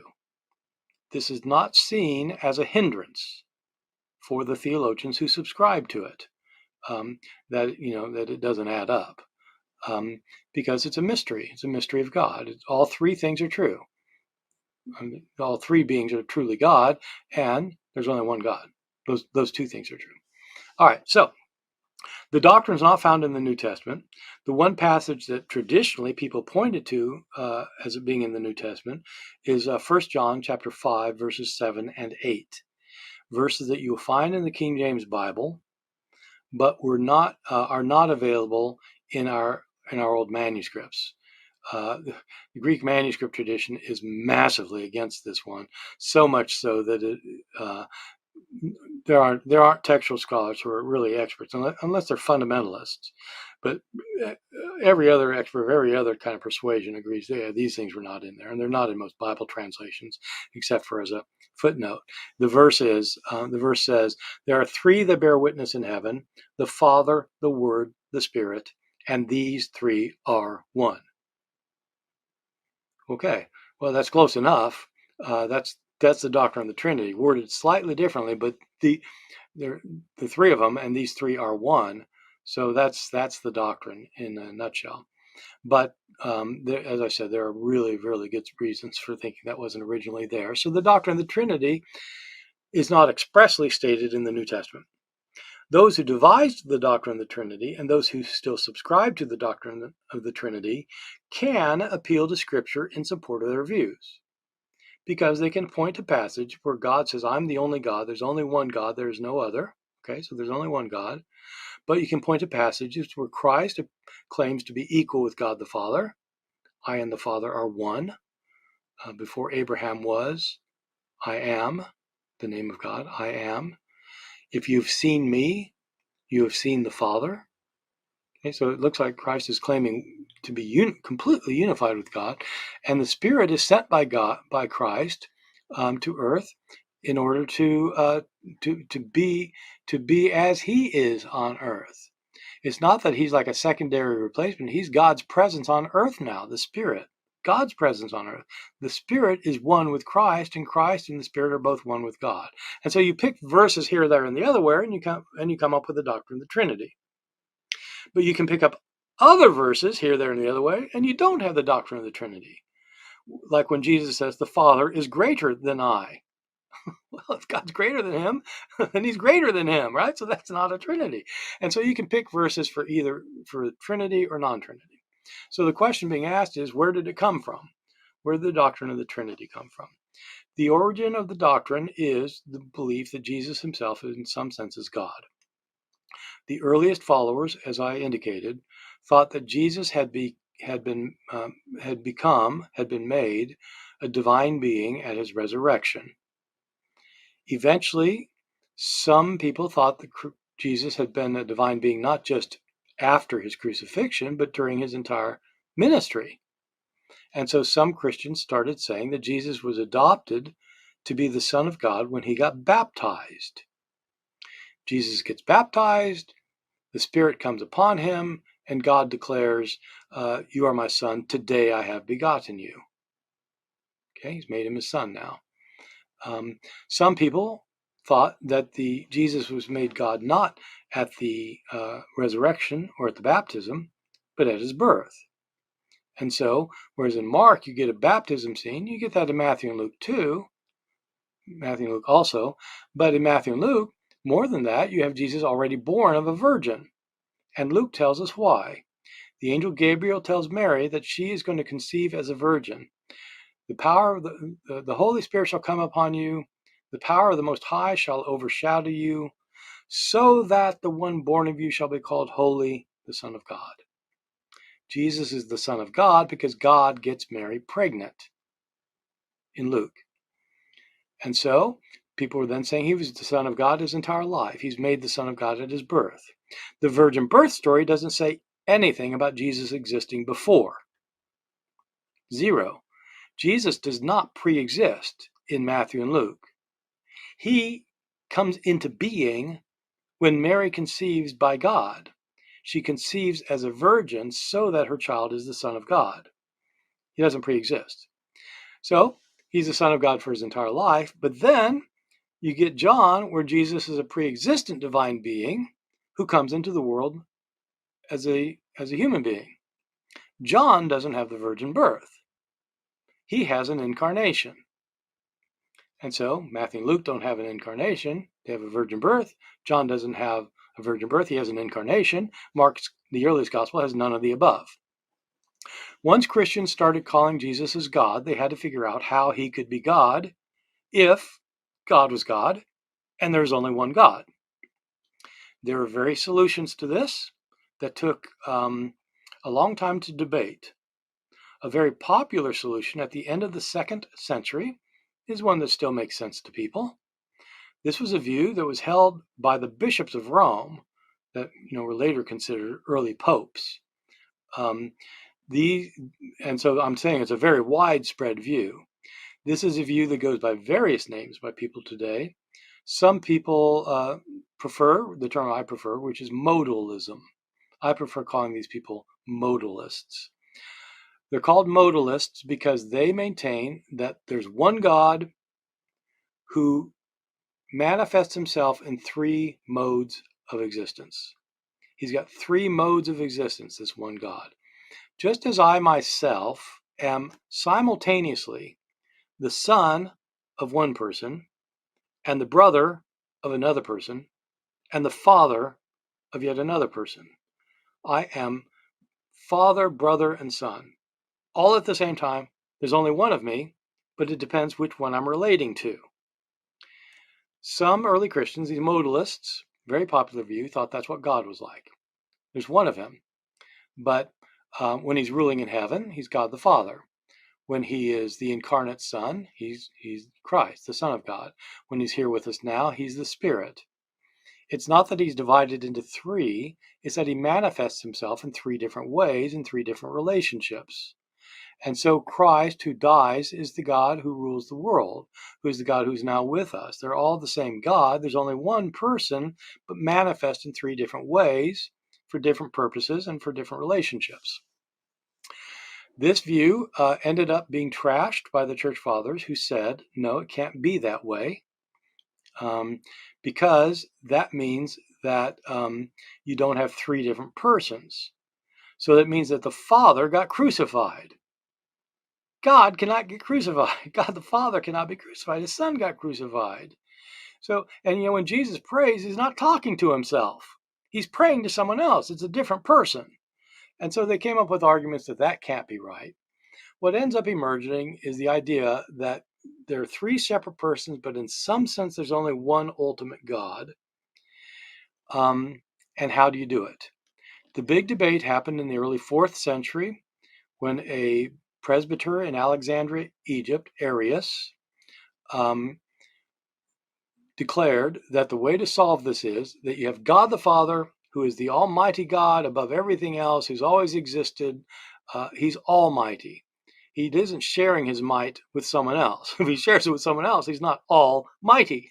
So at some point in eternity, God begets a son who is subordinate to God the Father. The Son is inferior to God the Father. There's a huge separation between these two. And then then the Spirit appears. And the Spirit is separated from the Son by a huge degree. And we're separated from the Spirit by a huge degree. The idea of the three then is that Christ is subordinate to God, the Spirit is subordinate to both of them. And so it's not a doctrine of the Trinity. It's a doctrine that you've got three divine beings, but they're all, in some sense, united. That view was defeated at the Council of Nicaea in the year 325 by the view that later became Trinitarian. The view at the Council of Nicaea was that Christ is not a subordinate divinity. Christ is equal with God. He's always existed with God. There never was a time in which Christ did not exist. He's always existed. And he's completely equal with God, not subordinate to him. Once that's stated, then you've got this third divine being, the Spirit. The Spirit also is added in, so now you've got three divine beings. They're all one, and that's the doctrine of the Trinity. It doesn't really come to full expression until toward the end of the 4th century. And into the 5th, there continue to be debates about this, that, and the other thing, lots of debates about lots of issues. But that's basically the doctrine of the Trinity. It's not formulated for about 300 years after the New Testament period in its fullest sense. And so that's in a nutshell where it comes from. I have a fuller description in my book, How Jesus Became God. David Podesta, thank you for your super chat. Jack Bull, thank you for your super chat. What role did Marcion have on resurrecting the resurrection? Unfortunately, we don't really know what Marcion's view of the resurrection was. And so let me unpack this a little bit. Marcion was a 2nd century theologian, Christian theologian, who was a very popular teacher, who was living in what's now north central Turkey on the Black Sea, but moved to Rome in order to propagate his particular understandings of the Christian faith. His view was that the apostles of Jesus, the disciples of Jesus, had really botched Jesus' message, which is why Jesus then had to appear to Paul in order to save his message. And so Paul converted, and the reason you have Paul at odds with James and with Peter is because Paul gets it right, and Peter and James and the others get it wrong. In particular, Marcion maintained that the followers of Jesus never understood that he was not related to the God of the Old Testament. He wasn't he wasn't sent from the God of the Old Testament. The God of the Old Testament is violent. He's wrathful. He's vengeful. He believes in like his armies killing innocent people en masse. And Jesus wasn't like that. Jesus taught that you should love your neighbor. You should love your enemy. You should pray for those who persecute you. This isn't the same God. Paul was the one who saw that, according to Marcion, who's living, 100 years later or so. Marcion maintains that when Paul separates the gospel from the law, and he says that people can be made right with God by belief in Jesus, not by doing the works of the law, that he's condemning the law. Paul says the law is a curse. And so the law is bad news, the law given by God. Well, how could God's law be bad news? Marcion concluded that the God who gave the law was not the God that Paul was talking about. And the God Paul was talking about was the God Jesus was talking about. The disciples didn't get it because they were so wrapped up in their Judaism they couldn't realize Jesus was starting something new here. Paul realized it. And so Marcion maintained that Paul got it right. The other followers of Jesus got it wrong. He maintained the Old Testament is not a book for Christians. It's a book for Jews. It's talking about a Messiah. Their Messiah hasn't come yet. It's not talking about Jesus. Jesus' God is a God who is above the wrathful God of the Old Testament. Jesus is the God who's come to save us from that God and his unkeepable law. Jesus cannot belong to the Creator God, and since he can't belong to the Creator God, he can't be part of the creation. Jesus, in Marcion's view, is not a real human being. He may have looked like it, may seem like you could hear him and touch him, but you couldn't. He's not a real human being. He's come in the appearance of humanity. And so Christ only seems to be human. He's not really human. He's God here on earth. According to Marcion, Jesus' death did bring about salvation, but it's not clear exactly how the mechanics worked for Marcion. If Jesus didn't really have a body, how did he die and how did he shed his blood? We don't know. We don't have Marcion's writings themselves. All we have are writings that were written against Marcion that are attacking him and making fun of him and ridiculing him. And so I don't know how far we can trust these writings of Tertullian and then later Epiphanius. But in some way he thought that Christ's death managed to save people from the God of this world. It may be that the God of this world fell for it. Jesus came in the appearance of human flesh, and so he appeared to die, and that appeared to pay the debt that was owed by others to the God of this world. How does the resurrection work for Marcion? I don't know. I mean, Jesus wasn't a fleshly human being, so he didn't have a body to be raised. And so I just don't know how Marcion's understanding of the whole passion narrative, including the resurrection, actually worked. And that's, again, because we don't have his writings. We just have the writings of those who were opposing him. David Podesta, thank you for your super chat. What are the chances that Paul converted because he eventually felt guilty about the stoning of Stephen? Okay, another question that takes a little unpacking. It's a good question. I'll say that when I first became a born again Christian in high school, for some reason I picked one of the first books I picked up was a book about Paul, a novel about Paul by Taylor Caldwell, called The Great Lion of God. And her big thesis was that Paul converted to Christianity because of a guilt complex, because he felt guilty. In her case, though, it was a lot more interesting than feeling guilty about the stoning of Stephen. In her case, Paul living in Tarsus had a tryst with this gorgeous young redheaded girl when he's like 13 or 14 or something out at the lake outside of outside of Tarsus, and he felt guilty about it, and he was so guilty that he became a real lawmonger, somebody who's really just pushing the law as being so important because he's feeling guilty for breaking it himself. And then he realized he couldn't keep the law, and because of his guilt and his realization he couldn't keep the law, out of that, all of a sudden he had this conjured up vision of Jesus and converted. So guilt is often talked about with respect to Paul for conversion. The book of Acts in the New Testament can be read the way that David's question is being phrased.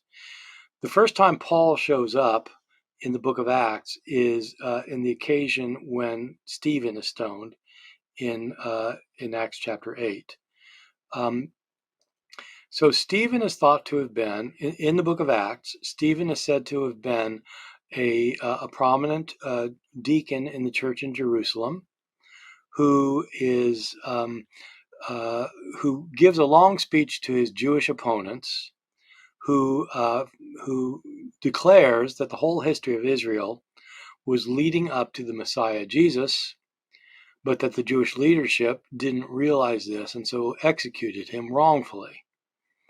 And there's the leaders who hear this are completely incensed, and they take up stones and they stone Stephen to death. That's when we're introduced to Paul, and at this point he's called Saul. Many people think that Saul is the name of Paul before he converted, and that Paul is the name after he converted.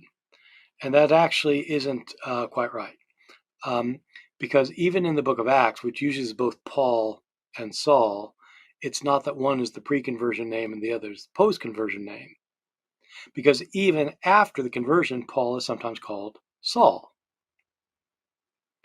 In Paul's own writings, Paul uses only the name Paul. He doesn't tell us that his name is also Saul. And so the answer appears to be that Saul is the name in Hebrew, is his Hebrew name, and Paul is his Greek name, because he's a Jew who's also Greek.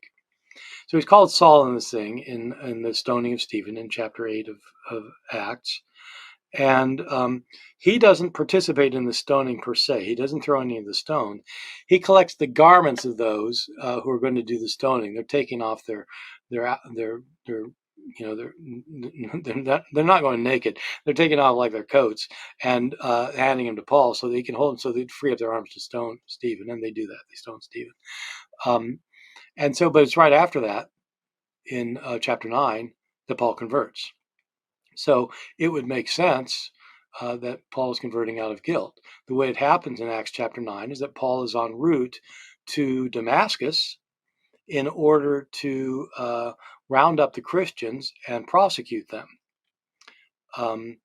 And so that's what happens. He's on the road, and then Jesus appears to him and calls out to him, and he converts because of this vision of Jesus.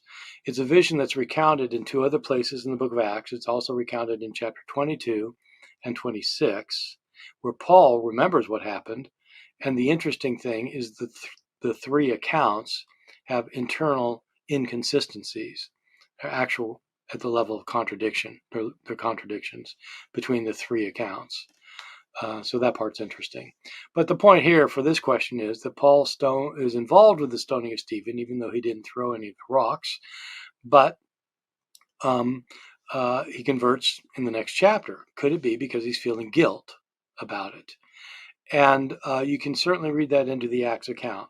You can certainly read it there, although it's not what Acts says. Acts says that he wanted to continue to persecute Christians and was going off with authorization to do that. That, by the way, itself cannot be a historical datum. In Acts, Paul gets authority from the Jerusalem high priest to persecute the Jewish followers of Jesus in Damascus, in Syria. But the Jewish high priest had no jurisdiction over the Jews in other cities. And so it's not like a Roman emperor who has control of the whole empire. The Jewish high priest is the high priest of the temple in Jerusalem. And he has no authority anywhere else. So that can't be historical. But en route, while he's going to persecute, he has this vision of Jesus, he converts. So you could read the guilt about Stephen into that. The bigger problem, though, is I think David is asking a historical question, whether that could have driven Paul's conversion. And the problem with that is that there's no reference to the stoning of Stephen anywhere outside of the book of Acts in the New Testament. Stephen's name doesn't occur anywhere else outside of the book of Acts. I'm not sure there was a stoning of Stephen. I'm not sure there is a Stephen. He became the patron saint of Jerusalem long after, as you can find out about in a book by my colleague Hugo Mendez, who's written a book just published recently on the cult of Saint Stephen in Jerusalem. But but there's nothing in the New Testament, and so I'm not sure he existed. I have no reason to think there's somebody like that who was really stoned. It's just this one account in Acts. I think there are better reasons, though, for explaining Paul's conversion. It may have been driven by guilt. It may have been driven by guilt. We don't know, because we don't know his interior psychological state. What he says is that Christ appeared to him, and that at that point Christ revealed to him his gospel. Paul does not mean that at that point Christ revealed to him that his death and resurrection would bring salvation. Paul already knew Christians were saying that. And so this was not a revelation to him that this was, this is the deal with Christ. What Paul meant by Christ revealed the gospel to him was Paul's particular take on the gospel, which was that Gentiles can become followers of the Jewish Messiah Jesus without themselves becoming Jews. They don't have to convert to Judaism to follow the Jewish Messiah. This message allowed Paul to take the teaching of Christ to non-Jews, because Jews didn't have to adopt Jewish ways. Non-Jews were not going to become Jewish. The men were not going to go off and get circumcised. Most of them are not. No, thank you. They're not going to give up the foods they love. They're not going to become kosher. They're not going to start observing the Sabbath. They're not going to start observing festivals. You think, well, why not? Well, because that was a Jewish thing. And so, but Paul's message allowed him to take the message to the Gentiles so they could believe in the death and resurrection of Jesus without becoming Jewish. That's what led to the success of Christianity. And so I think that Paul converted because he had this vision. What's going on inside his head, we have no idea. We could speculate till the cows come home, but it's not going to get us anywhere because we can't get inside his head, and he doesn't say. What he does say, though, seems to me to make it somewhat unlikely, which is this. In the book of Philippians, he says that he now has the righteousness before God that comes from Christ. And he's given up the righteousness that came from the law. Now that sounds like he's saying, well, you can't get righteous through the law. But then he says that before the righteousness found in the law, he was blameless. Paul doesn't say the law can't be kept. He says that when you can keep the law blamelessly, and he did. But that's not what brings salvation. What brings salvation is the offer of salvation made by God through Christ as promised in the Scriptures. And so I don't think it was because of guilt, because when Paul talks about his past, he doesn't talk about guilt.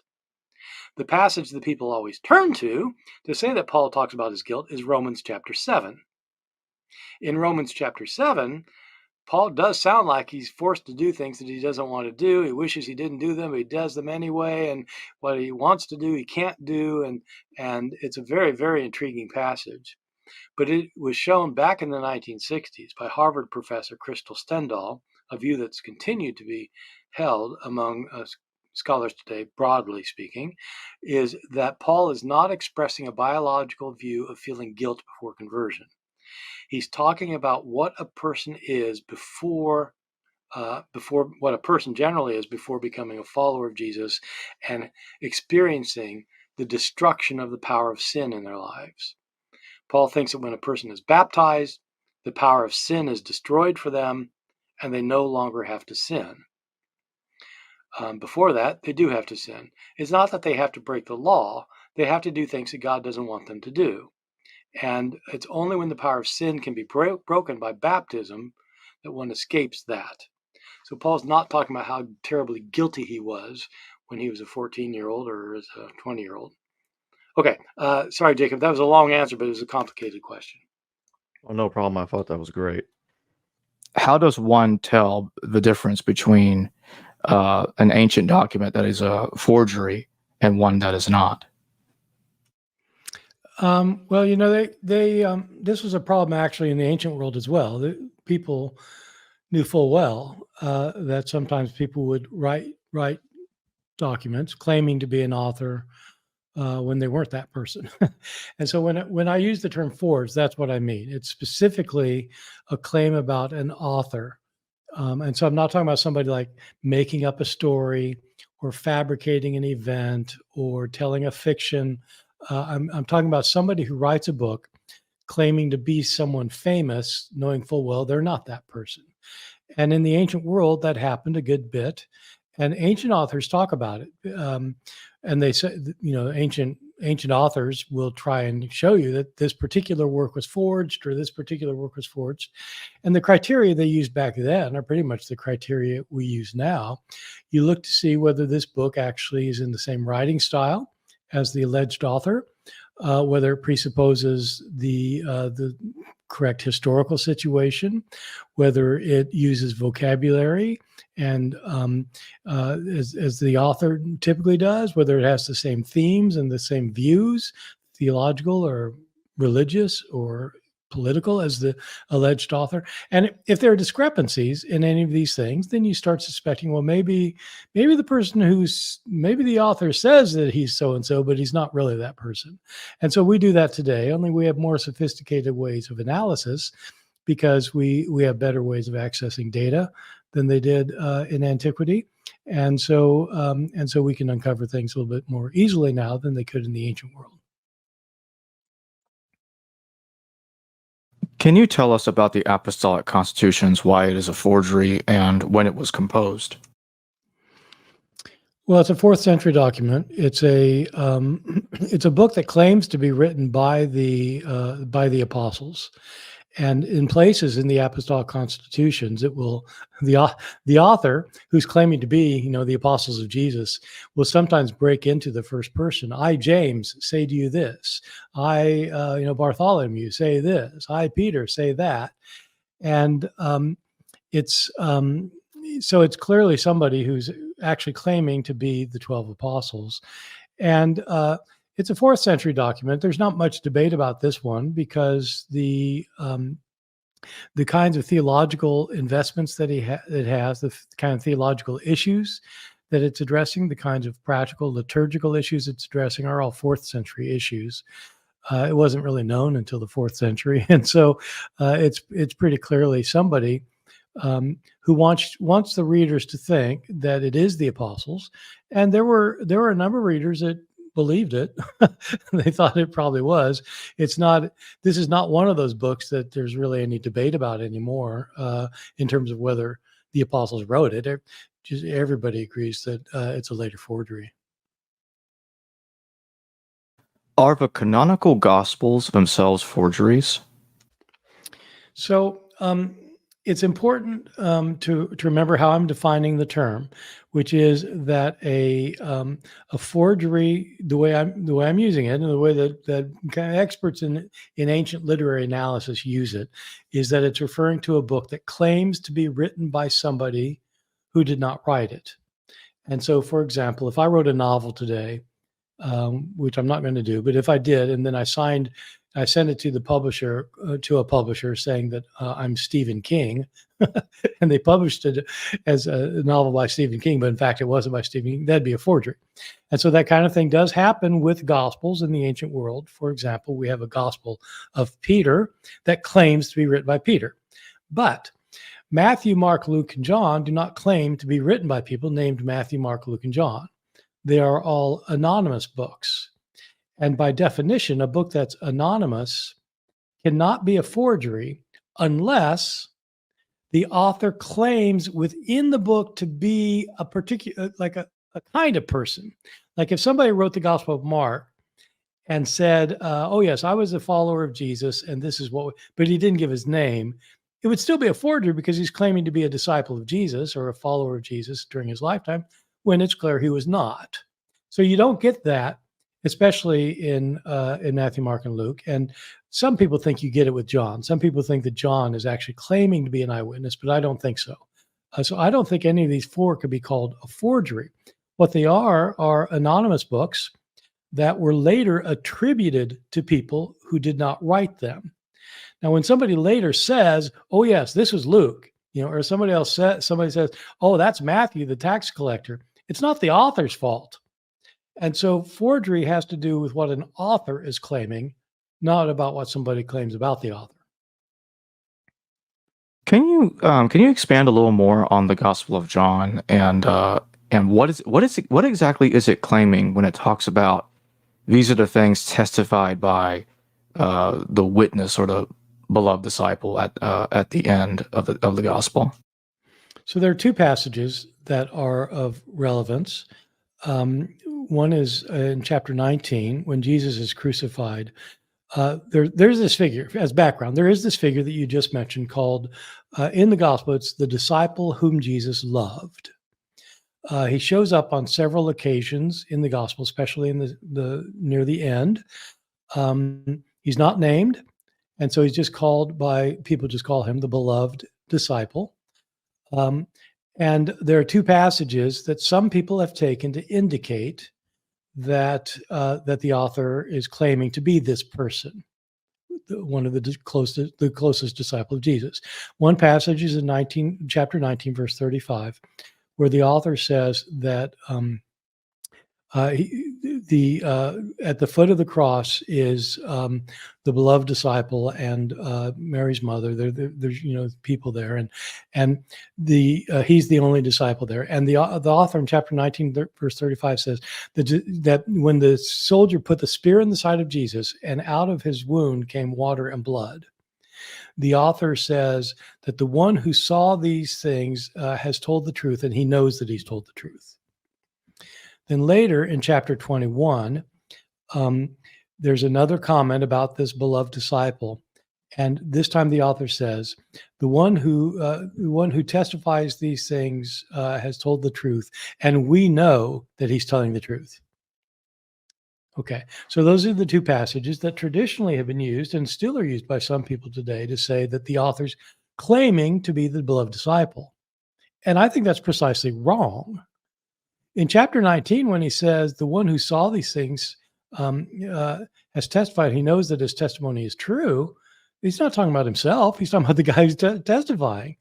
And when he says in chapter 21 that this is the disciple Jesus loved, that figure, that his testimony is true, and we know that it's true, that's differentiating between what the disciples saw and said and what the author is. It's a difference between him and we. It'd be like if you Jacob, suppose I'm talking to somebody and I say, yeah, Jacob got in a car accident. We know it really happened. Well, I wouldn't be talking about myself. And so chapter 21 says this is the disciple, and we know that this testimony is true. So he's not talking about himself. So I don't think that this author is claiming to be that eyewitness. Speaking of that, the Gospel of Luke, who's supposedly the same person that wrote the book of Acts, is claiming to have been a traveling companion of Paul. Can you tell us the problems with that claim, and does that fit? Does that sort of fit the definition of forgery, or would you say that's something different? Right. So whoever wrote the Gospel of Luke, almost everybody agrees the same person wrote the book of Acts. The Gospel of Luke gives no indication of who this person is, but the book of Acts does. In 4 passages, the author of Acts talks about Paul's journeys and includes himself among Paul's group at the time. He moves from talking about what Paul and his fellow travelers were doing to say what we were doing. And so he starts talking about we. This happens in 4 places in the book of Acts. And In those passages, one would assume that the author then is one of Paul's companions. This is what ultimately led to the identification of this person as Luke. It's a complicated thing we can talk about in a minute about whether it's right or not. But my point now is that you have these 4 passages in Acts where the author claims to be one of Paul's companions. There are reasons for doubting that he actually was one of Paul's companions. That, in my book, would make Acts a forgery, because Acts is written by somebody claiming to be someone he was not, if he wasn't one of Paul's companions. That would not make the Gospel of Luke a forgery, though, because the Gospel of Luke doesn't make any of those claims. And so if you're just talking about, is this book forged, the book of Gospel of Luke, I'd say no. The book of Acts, I'd say, well, yes, because he's claiming to be somebody he's not. He's claiming to be a follower of Paul, and I think he certainly was not a follower of Paul. Could you expand on Luke and whether that really constitutes a forgery or not? And could you also talk a little bit about Theophilus and what his role in the situation is? Yeah. Well, I'll begin with Theophilus. Both the Gospel of Luke and the book of Acts are dedicated by the unknown author to somebody named Theophilus. He begins the account in Luke by saying that many people have written account of what Jesus said and did. And the author says, I followed all these things closely, and now I'm going to provide for you, O most excellent Theophilus, an accurate account of what happened, apparently with the implication that the people who preceded Luke were not as accurate as they should have been. And so he's dedicating to this somebody named Theophilus. And then in the book of Acts, the author begins by saying, in the first book that I wrote for you, Theophilus, I talked about the things that Jesus said and did. And now I'm going to, so he goes from there. And so it's the author of these 2 books is dedicating both of them to somebody named Theophilus. The name Theophilus is a fairly common word in the ancient world. It is a word that's made up of it's a compound word made up of the word God and the word loved. And so it either means beloved of God or lover of God. But we don't know, we don't know which Theophilus this might have been of the many, many people named Theophilus. The big debate among scholars is whether it's an actual person or not. Many people have thought over the years, have assumed that this in fact is an actual person, that he is a non-Christian, and that he's some kind of Roman administrator, because he's called Most Excellent Theophilus, which is a term in the book of Acts, Most Excellent, that it gets applied to a Roman administrative authority in the book of Acts. And so it's assumed that if this person, Theophilus, has the same title, it must mean that he's also a Roman administrative officer. And then the implication then is that this author, Luke, whatever you call him, was writing these 2 books in order to explain the life of Jesus and the history of early Christianity to this Roman administrator, presumably because he wanted the Roman administrator to understand the truth behind Christianity rather than the rumors that he may have heard. So that's one theory, that it's an actual person. The other theory, which I prefer, and it's a common theory, is that the name Theophilus actually is meant to be a symbolic name for lover of God or beloved of God, and that Luke, whoever's writing this, is writing this for his fellow Christians. He's writing this for people who are in the Christian community who are beloved of God and who love God.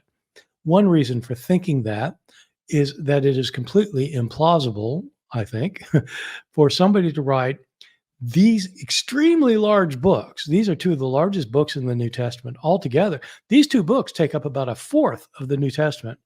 They take a long time to read. One of them is 24 chapters, one of them is 28 chapters, and these are long books. What's the deal with that? Well, what the deal is that this author probably is not handing these over to some Roman official. Some pagan Roman official isn't going to read these books. And so I think, surely the author knew that. I think he's writing this for his internal community. So that's who Theophilus was. So I don't think he gives us much of an indication of who the author might have been.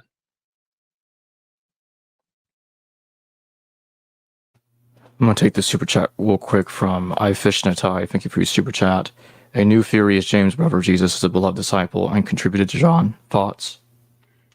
Well, I'd say there's absolutely no evidence of it. And in fact, there's good evidence against it. Because in the book of John, the Gospel of John, the brothers of Jesus in chapter 7 don't believe in him. And so James, the brother of Jesus, is not the beloved disciple. And in no tradition is the brother of Jesus one of the disciples. This person, the beloved disciple, is at the Last Supper. He's one of the 12. We have several lists of who the 12 are in the Gospels, and James is never one of them. In the Gospel of John, it says he didn't believe in him. And in Gospel of Mark, it implies that James, the brother of Jesus, didn't believe in him. It appears that James, the brother of Jesus, became a believer in Jesus after Jesus died, that he claimed that he saw Jesus alive afterwards. So I don't think there's any reason at all to think that, in my opinion, that James would be the beloved disciple. I'd like to circle back to Acts. Some people think that the we sections of Acts, the we passages, reflect an earlier text that was incorporated into the larger framework of canonical Acts by the author of Acts that actually goes back to an actual traveling companion of Paul. What's your thoughts on that? Let me say two things about that, and this might take a minute because I never did get around to answering your question. What about it? Was he a traveling companion of Paul? There are good reasons for thinking that the author of Acts, whatever you think about these four passages, that the author of Acts was not one of Paul's traveling companions. The strongest argument against that is that whenever the book of Acts talks about something that happened in the life of Paul, or talked about what Paul preached as his gospel message, whenever that happens, and it's something that Paul himself also talks about, both in the minor details and often in big issues, they differ from each other. Sometimes in tiny ways, but sometimes in major ways, such as like, what was Paul's gospel message? It depends if you read the book of Acts, where he preaches one thing, and in his own accounts, he has a completely different message, not just a different message, but like a contrary message. But there are all sorts of details when the author of Acts says that Paul went here and did this. You compare that with what Paul himself says. Paul says something contrary, like contradictory. I'll give you one example. When in the writings of Paul, when Paul has his vision of Jesus and stops persecuting the church to become a preacher of Jesus, when he has his conversion experience, he emphatically states that when that happened, he did not go to Jerusalem in order to confer with the apostles, but he went off and went off to Arabia, and he was there for 3 years. And only then, after 3 years, did he go. When you read the book of Acts, Paul converts, he has a vision of Jesus, and he goes into the city of Damascus where he was heading. And as soon as he leaves Damascus, the first place he goes, the first thing he does is he makes a beeline to Jerusalem to consult with the apostles. Paul insists, and Paul actually includes an oath. He says, I swear by God, I'm telling you the truth, that he did not go to Jerusalem to consult with the apostles. And that's exactly what it is in Acts. Well, so that kind of thing happens a lot. And so it looks like this person was not a traveling companion of Paul, but you do have these four passages where the author starts speaking in the first person. And so one venerable solution to this among scholars is the one that I used to teach for years before I looked into it even more carefully and thought about it a bit more, which says that what these we passages are they represent, as you said, Jacob, they represent like an itinerary that one of Paul's companions kept during his journeys, that this author somehow had access to fragments of this itinerary and inserted it in 4 places in his thing, so that in 4 places you have this kind of travel log by this person who was with Paul at the time. Can you tell us about forgeries in the name of Peter? Yeah, I can. There are lots of them. And so in the New Testament, we have 2 books that explicitly claim to be written by Peter, Jesus' closest disciple, 1 Peter and 2 Peter. I will say that almost every critical scholar, even a lot of evangelical scholars, will agree that whoever wrote 2 Peter could not have been the author of 1 Peter. Their writing styles are so drastically different that it looks like it can't be the same author. And I can explain how that works further if you'd like. But there are other books outside of the New Testament that also claim to be written by Jesus' disciple, Peter. We have a Gospel of Peter that I mentioned earlier, one of our earliest Gospels. We don't have the entire thing. We have a portion of it, but in that portion of it, the author, who has been speaking in the first person throughout, identifies himself by saying, "I, Simon Peter." So he's claiming to be the author of this fragmentary account, was claiming to be Peter. We have several letters allegedly by Peter that claim to be by Peter outside the New Testament. A letter that he allegedly wrote to James, the brother of Jesus, the leader of the Church of Jerusalem, where Peter blasts another person who is teaching a lawless gospel to the Gentiles. So it's a gospel where you can be saved without the law, to the Gentiles. Well, that's Paul. And in this letter, allegedly Peter, calls this person the man who is my enemy. Whoa, that's good. Paul is Peter's enemy. We have 3 books that are apocalypses that claim to be by Peter. They're very different from each other. The 2 that are available in English translation are one that's in Greek, which is the first account we have of somebody being given a guided tour of heaven and hell. And Peter, the author, writes about it in the first person as Peter. And we have another account, which is in the Coptic language, the Egyptian language, which is a Gnostic account of Peter allegedly watching the crucifixion and being confused because Jesus appears in multiple forms, and the person the person being crucified is not the real Christ. It's the humanoid version of Christ, but not really Christ. And so it's a really interesting but rather confusing account.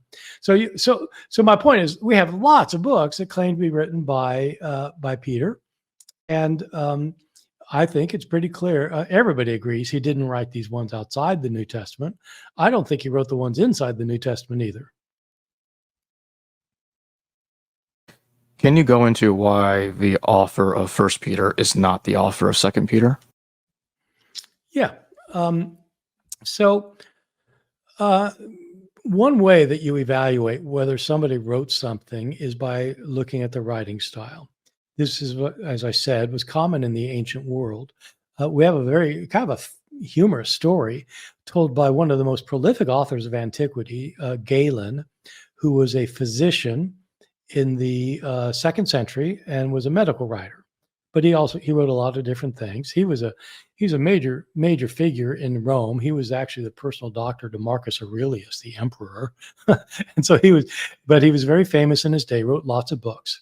And he tells an account in which he was walking down a street in Rome and was passing by a bookseller shop. And there were 2 people having an argument. One of them had just bought a book by Galen. And the other one, Galen's overhearing this. He's having this argument. The one guy has bought this book, and the other guy's looking and said, "Galen didn't write this." He started reading. He said, "This is not at all his writing style. This is not by Galen." And so they're having this dispute. Did Galen write it or not? It turned out Galen had not written it, but he overheard this conversation. And so he went home and he wrote an account that's called On My Books, which is sometimes could be entitled "How to Recognize Books Written by Galen," because he explains which books are his and which ones are not. And in this case, is just the writing style.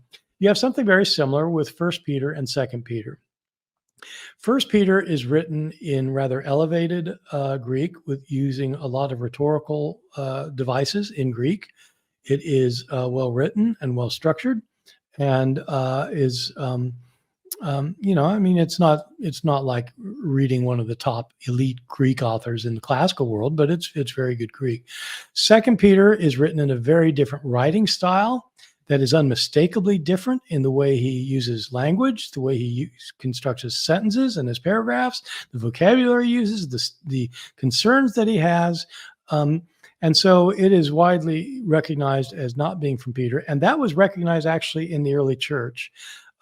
Into the 4th century, there was a famous teacher of Jerome. This guy's name was Didymus. They call him he's known by as Didymus the Blind.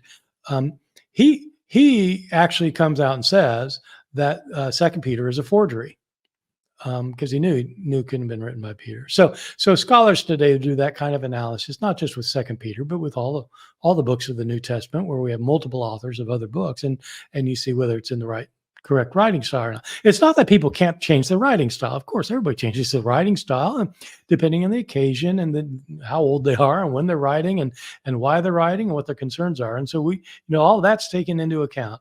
But even with that, it's quite clear this person is not the same author. And what about the non-canonical epistle of Peter? So we have a couple of them. One of them is in the group sometimes loosely called the Gnostic Gospels, a letter that Peter wrote to Philip. The more well-known one is the one I was mentioning earlier, where Peter writes to James, and he's writing to James because he allegedly Peter is allegedly writing to James, and Peter is writing to the leader of the Jerusalem church, James, and he tells him that he has to be careful. James has to be careful to whom he gives Peter's writings, because Peter's afraid, and this alleged Peter is afraid that somebody will change his wording to make him say something that he doesn't really believe. And he is especially wants to be emphatic that he is somebody who describes the importance of following the Jewish law, and that you have to follow the law if you're going to be a follower of Jesus. And that's why he attacks the man who is my enemy. He doesn't name him as Paul, but he's the apostle who takes the gospel without the law to the Gentiles. And so it's clearly talking about Paul. This book is a kind of a preliminary text in a group of another set of forgeries called the Pseudo-Clementines. There are writings allegedly written by one of the early bishops of Rome, one of the first popes, who allegedly was appointed by Peter. There are these books allegedly written by him that were very popular through the Middle Ages. And one of these sets of books has this letter at the very beginning of it. And so it's usually just called the Epistula Petri, the letter of Peter. But it's a book that is clearly taking an attack on Paul, but also clearly is not something that's original.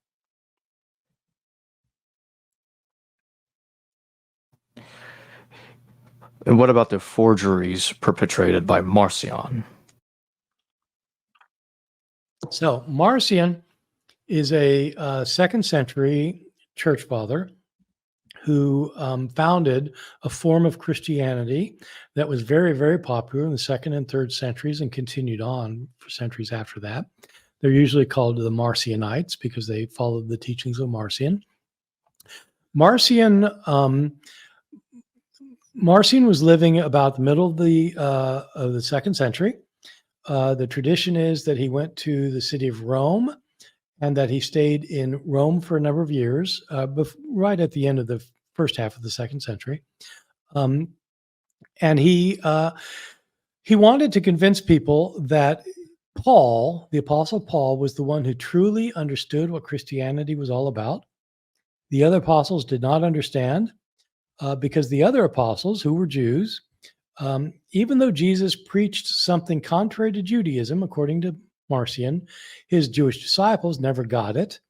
And so that's why Jesus had to appear to Paul a couple years later, because the original disciples didn't understand Jesus' message, but Jesus converted Paul, and Paul did understand his message, that the God of the Old Testament, the God of the Jews, is not the true God, that Jesus comes from a different God and has come into the world to save people from the God of the Jews. And so Marcion's gospel is that the Old Testament is not a Christian book.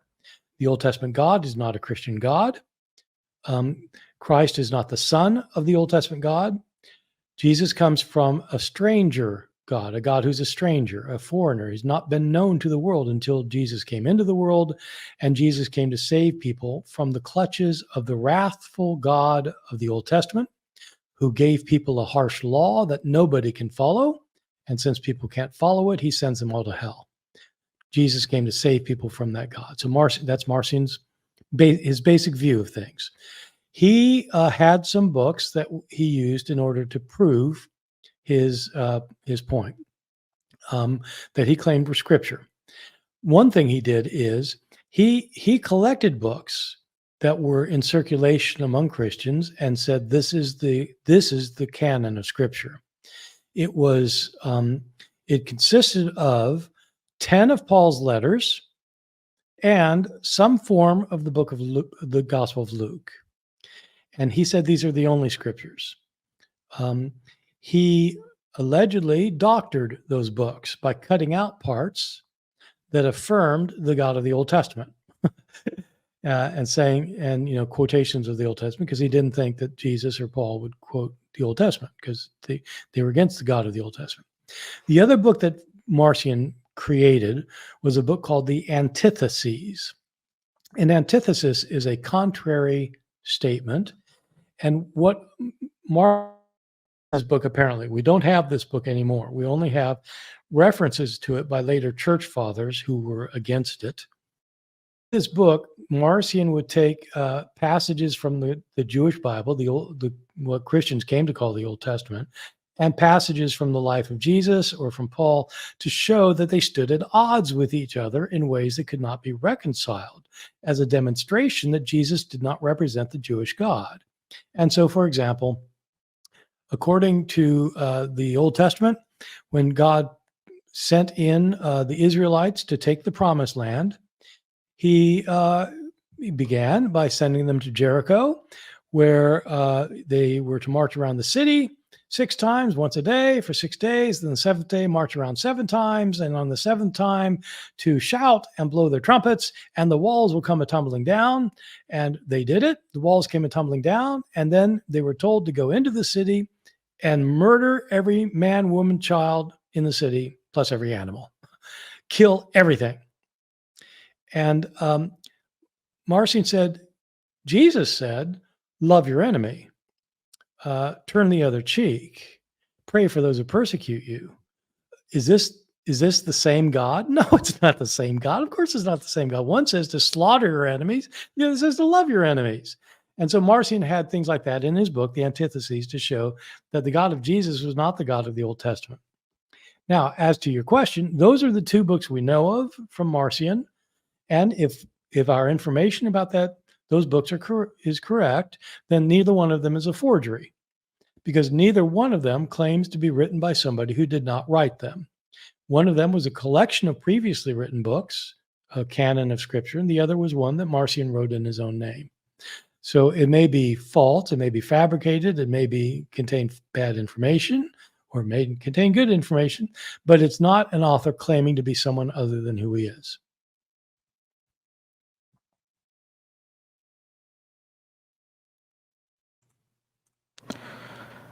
What are your thoughts on the 3rd epistle of Corinthians?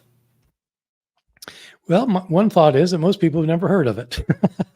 And so in the New Testament, we have 2 books that Paul wrote to the Corinthians, 1st and 2nd Corinthians. Outside the New Testament, there's a book called 3rd Corinthians. It is again a letter, allegedly written to the Corinthians. by Paul. The first two, the ones in the New Testament, 1st and 2nd Corinthians, are books that just about everyone I've ever met, including the most radical skeptic, believes that Paul actually wrote the letters. Whether they agree what's in the letters is another thing, but everybody agrees Paul wrote them. 3rd Corinthians, no. So 3rd Corinthians comes down to us as part of a larger collection that is put together called the Acts of Paul. In the New Testament, we have the Acts of the Apostles, which is about the spread of Christianity after the death of Jesus throughout the world. Peter is the main character in the first 12 chapters, and Paul's the main character in the final 2/3 of the book, up to chapter 28. And so there you have accounts of Paul's missionary activities and his preaching and miracles and such. The Acts of Paul is a late 2nd century production based on legends about Paul that also deal with his missionary journeys, and by and large tell stories not found in the Acts of the Apostles in the New Testament. Included in this narrative account of Paul's activities are some of his writings. You have other of these apocryphal acts, by the way. We have 5 of them altogether. We've got apocryphal accounts of the legendary accounts in books of John, of Peter, of Andrew, of Thomas, and of Paul. So those are 5 apocryphal acts. And we get many of our legendary accounts that people know today about the apostles from there. They're legendary, but including, for example, that Thomas went to India, or that Peter got crucified upside down. These are things that you find in the apocryphal acts, and they're just legendary materials. Paul has these legendary materials in his, including a very interesting story of Paul baptizing a talking lion in the wilderness. A lion who talks with Paul and gets baptized, and then later, when Paul is being put to death in the arena, they let the wild animals on him, and the lion who comes out happens to be the lion that he baptized. They have a nice chat, and and they both escape. So it's that kind of legendary account. Within it is an account of the Corinthians being upset because some heretics have come among them and convinced a number of them, or tried to convince a number of them, and having some success, that Jesus was not really a human being. Claiming that this is the truth of the gospel, that the apostles would agree with this, that Jesus was a divine being, but he wasn't a human being. If he was a human being, then he couldn't be God. And he's got to be God, so he's not a human being. And so that's what these false apostles are teaching. And the Corinthians, some of the Corinthian leaders, write Paul and say, you got to help us here, because they're convincing people, and it's really leading to chaos because they don't think Jesus was a real flesh and blood human being.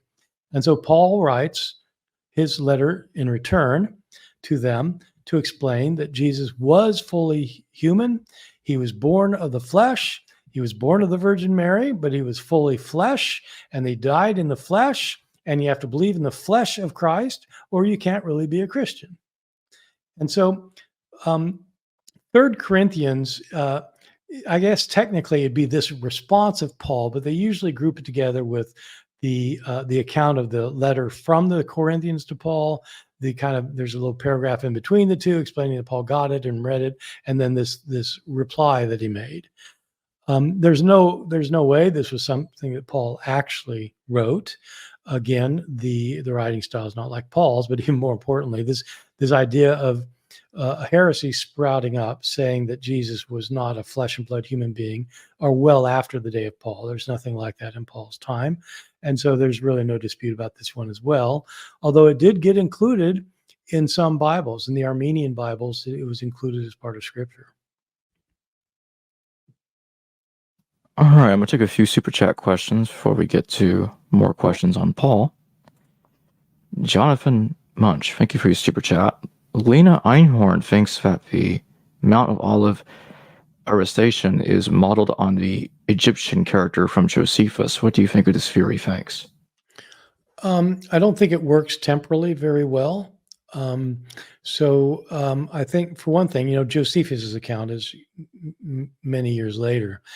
The account of Jesus' arrest on in Gethsemane occurs already in the Gospel of Mark, and the account of the Egyptian that Josephus talks about, Josephus, so the first century Jewish historian Josephus, uh, our principal source of information about Judaism in Israel during the first century, does talk about apocalyptic preachers other than Jesus of Nazareth. He mentioned John the Baptist, but he has these two others in particular one is named Theudas and the other is named the Egyptian. And they both are making apocalyptic proclamations at different times about how God is going to enter into judgment with Jerusalem, and that these apocalyptic preachers are gathering large followers. And in both cases, they are the Romans don't want anything to do with them, and so they attack their followers.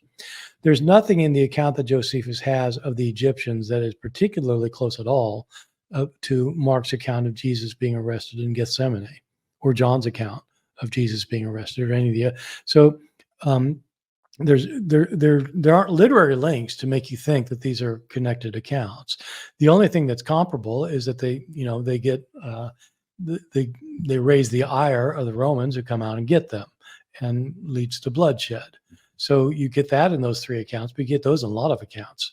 And so I don't think that there's any, including in Josephus. So I don't think that there's anything in particular about the Egyptian account to make you think that somehow the gospel story is modeled on it.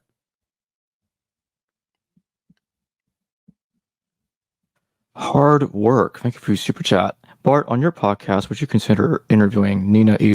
Livesey for her new book, The Letters of Paul in Their Roman Literary Context?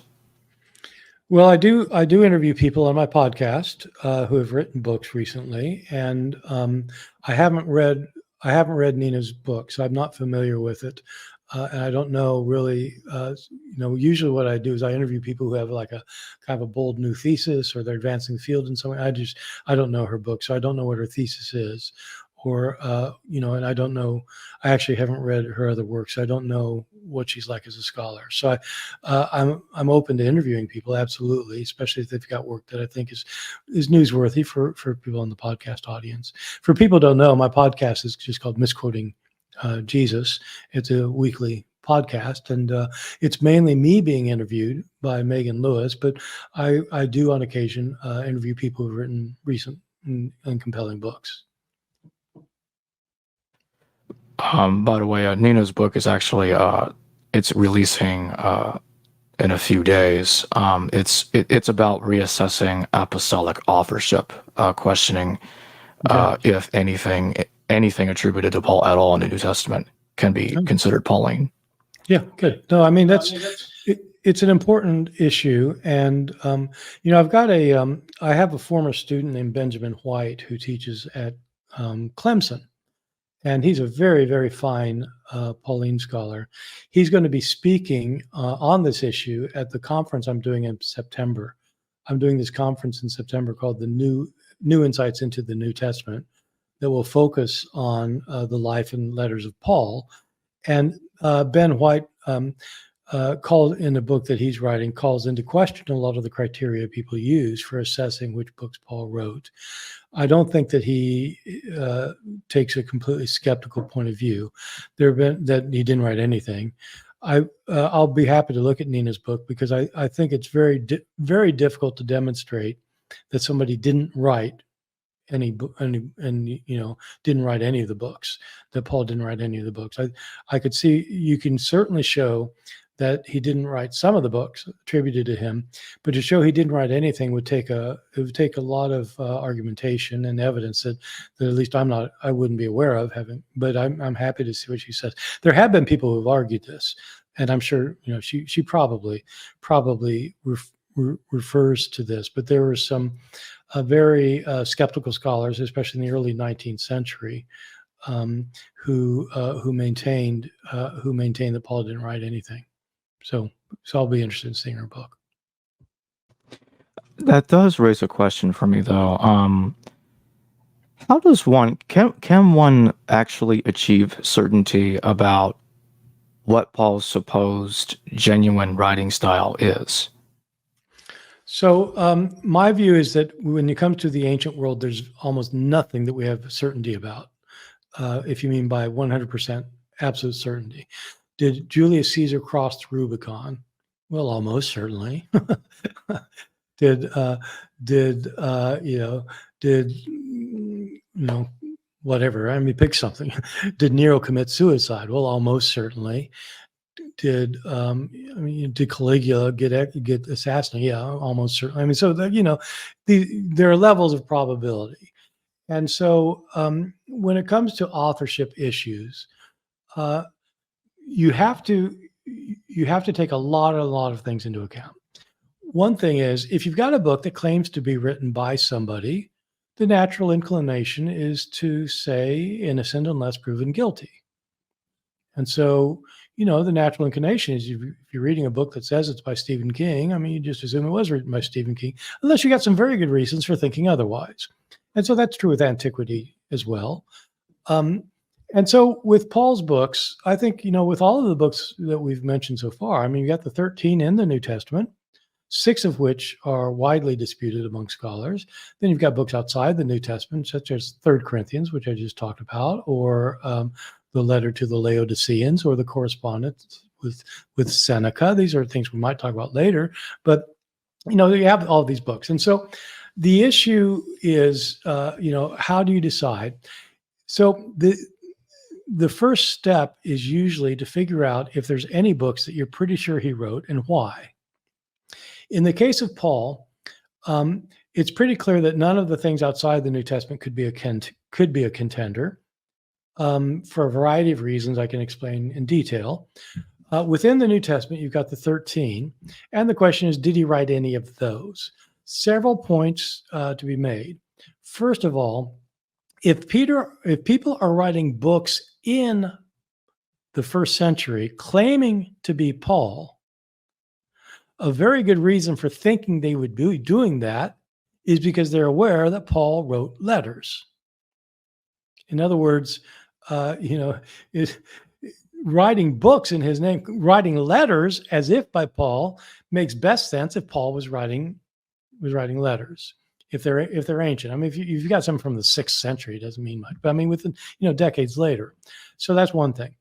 Another thing, if you take Paul's letters and you just read them, you try to figure out, is there something that is kind of distinctive about any set of these letters? Like, are there characteristic phrases that you find scattered throughout them?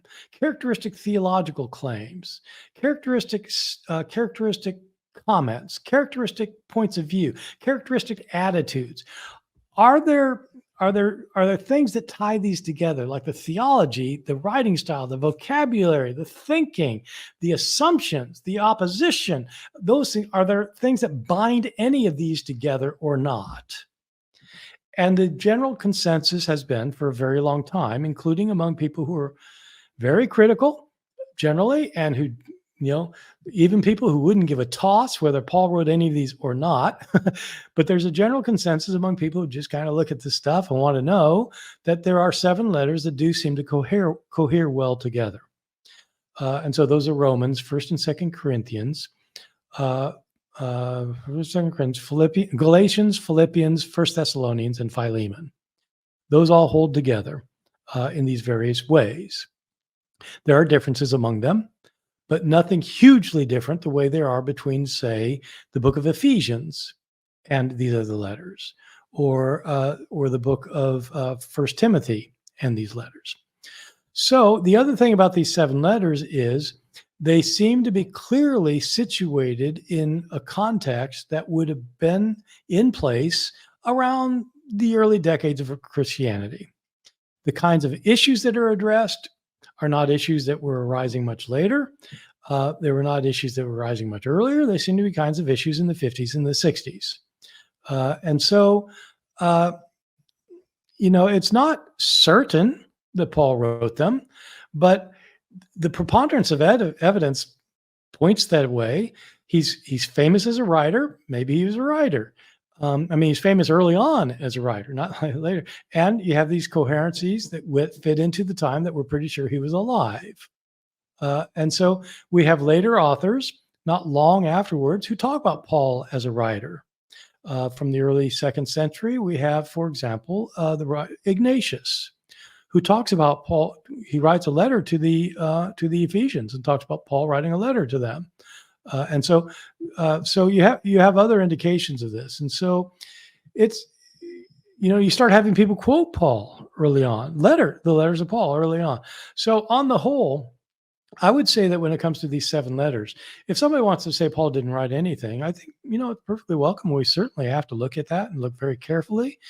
I have real difficulty imagining that there's evidence that we haven't noticed before, frankly.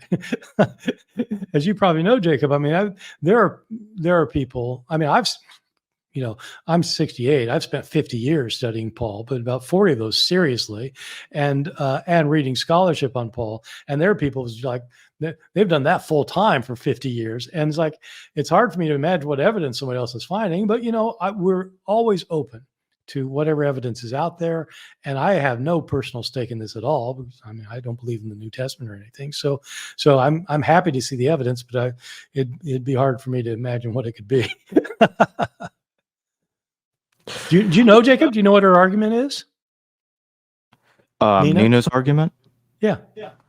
Well, her book's not out yet, so like I haven't read it yet. But what I did read, what I read about it, like in the Amazon description, for instance, it's about redating the Pauline epistles to Marcion's era or shortly after, somewhere around there.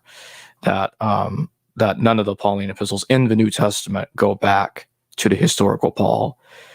It doesn't seem to be making there's no specific claim that I know of so far that the historical Paul didn't write anything, but that the epistles that we have attributed to him are not his writings per se.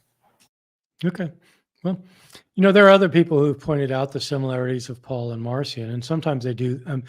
There's a good reason for Paul and Marcion being similar, is because Marcion saw Paul as his hero, and so he tried to replicate what Paul did. But on the standard reading, some people have used that to argue that Marcion is actually 1st century, but it sounds like he's trying to argue that in fact Paul's 2nd century.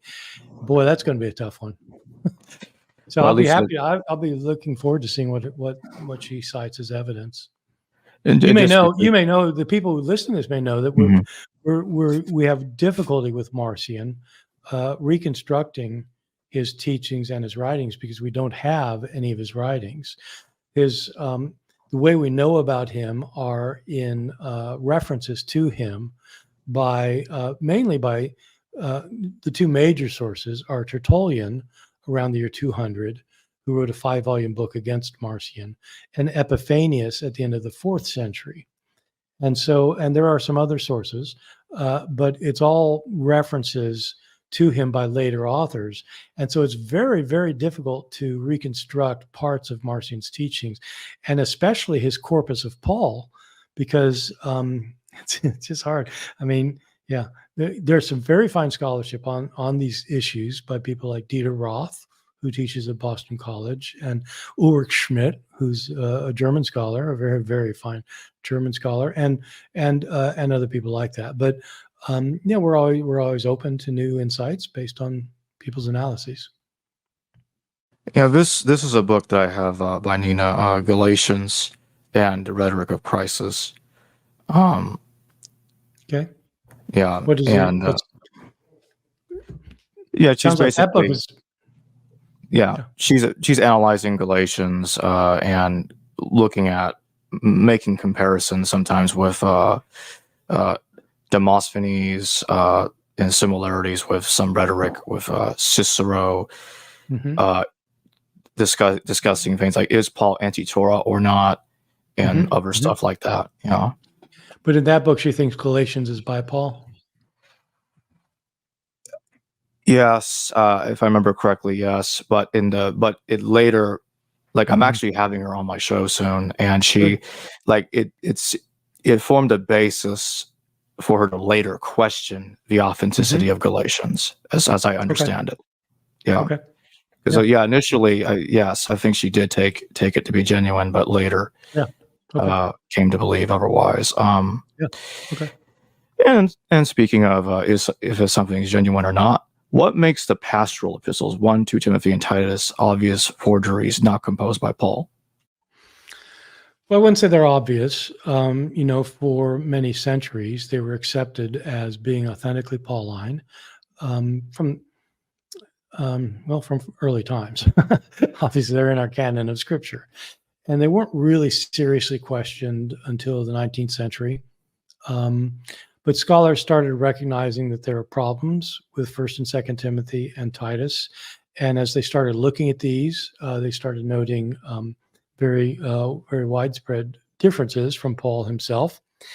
By the way, I guess we haven't pointed out that you've noted that I've got this book Forged, where I explain what critical scholars say about the early Christian pseudonymous writings. The writings are forgeries in other people's names. That book is, and it deals not just with the New Testament, but it's mainly the New Testament, that book. If anybody's hardcore, like they really want to see the serious arguments that scholars use for things like the pastoral epistles, or even Third Corinthians, or any of the books we're talking about, the book of Acts, I have a much larger book that's called Forgery and Counter Forgery, which is written at a scholarly level that lays out the arguments and in considerable detail. And so if you don't want the kind of summary statement that that gives some of the evidence but doesn't really dig deep, you really want to dig deep, that would be the place to go for these, with full bibliography of the major works going back to the earliest scholarship on this stuff. So in any event, with the pastorals, there are a number of concerns that have been raised. One is writing style. There have been sophisticated analyses of the writing style of especially First Timothy and Titus that are very different from Paul's writing style. Timothy's a bit different because Timothy is different among the three. One of the things I argue in my book is that there are really good reasons for thinking that whoever wrote First Timothy also wrote Second Timothy, even though it's kind of done differently, but it's got so much in common, and that whoever wrote both of those also wrote Titus. Titus almost reads like a kind of an abbreviated version of First Timothy, and so I think you can take the three as a group, and when you take the three as a group, the writing style is very different. The themes are very different. Sometimes the author of First, Second Timothy, and Titus will use a phrase, a word, a technical word that Paul uses that is used differently from the way Paul uses it, means something different. So just as an example, when Paul talks about faith in his writings, by faith, Paul does not mean something like an intellectual acceptance of a doctrine. I have faith that Jesus died for my sins. That's not like a statement a factual statement you agree with. For Paul, it's something. It's a trust. You trust Christ's death for your salvation. It's not like knowing a bit of knowledge. So it's not like saying, my faith is this, and then coming up with the Nicene Creed. This is my faith. This. I agree with all of these statements. It's not like that. For Paul, it's trusting that God has fulfilled his promises and trusting Christ to bring about salvation. It's a matter of trust. And for the author of the pastorals, faith is the central doctrines of the faith. Just different. Now, I'm not saying one's better than the other. I'm just saying it's not what Paul means by faith. But there are other examples of that. So you can never pick like an example and say, there it is. That's the smoking gun. What you do is you accumulate arguments. The writing style is very different. The vocabulary, just the vocabulary is very different, like massively different to pastoral epistles from the other 7 letters. The theology is different. The presupposed historical situation is different. The church structure that Paul's addressing in the pastorals is different. The whole point of Paul's communities, just read 1 Corinthians. The way Paul's communities are constructed are as collections of groups of people who have all been baptized, who have each been given a gift by the Spirit that allows them to work together in community so that the church can function well together. Some are administrators, some are teachers, some are prophets, some are healers, some collect funds, some people who do various things, right? And they all work together for the functioning of the church. The church in Corinth is highly troubled, in part because these people can't get along. And so the idea of the Spirit unifying people through the gifts is not working too well. And you might wonder, well, why doesn't Paul just write the leaders of this church and say, look, get your people together? And say, look, your congregation's doing this, and that. You got to cut down on this. You got to make them stop. And Paul doesn't ever do that in 1st and 2nd Corinthians. He doesn't write the leaders to tell them what to do. Why? Because there weren't any leaders. There were charismatic communities organized by the gifts, the charisma, the charismata of the Spirit. They're charismatic communities. 1st and 2nd Timothy and Titus are not charismatic communities. These are well-structured hierarchies of churches where you've got a bishop, you've got deacons, you've got these various leaders in the church, and it's a structure. In this case, the author writes the leader and says, "Get your people in order." It's a different church situation that arose later when the chaos created by the charismatic communities fell apart. Almost certainly has to be near the end of the 2nd century, or the 1st century, end of the 1st century. So that's a list of kind of basic reasons, and it would take 3 hours to lay them all out in the detail, but it's the kind of thing that scholars have become really convinced. It's very rare that you'll find a critical scholar who's just trying to find out who wrote what, and it doesn't have any religious thing at stake, just they want to know who thinks that Paul wrote these letters. And when do you think the pastoral epistles were written? Well, I'd say we don't really know. I mean, I think it's got to be after the life of Paul. It has to be after some developments happened after his death. They're usually dated, I suppose, to the end of the 1st century in the 90s sometime. And it's a guess. We don't really know. They're not included in Marcion's canon. It appears from the witness of these church fathers I mentioned that Marcion had 10 of Paul's letters in his canon, and that it did not include 1st and 2nd Timothy and Titus. There are several theories about that. One is that Marcion didn't like these books, that he found them to be incommensurate with his own views about things. A second theory is that Marcion simply had never heard of these books, that they weren't in wide circulation yet. I tend to agree with the second, but I don't think there's any way to know for sure.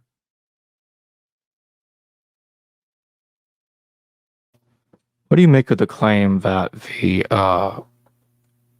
that I'm not sure if it's called the tomb of Paul, but more like the burial place of Paul, or where he was buried, was found with an inscription regarding the apostle martyr Paul?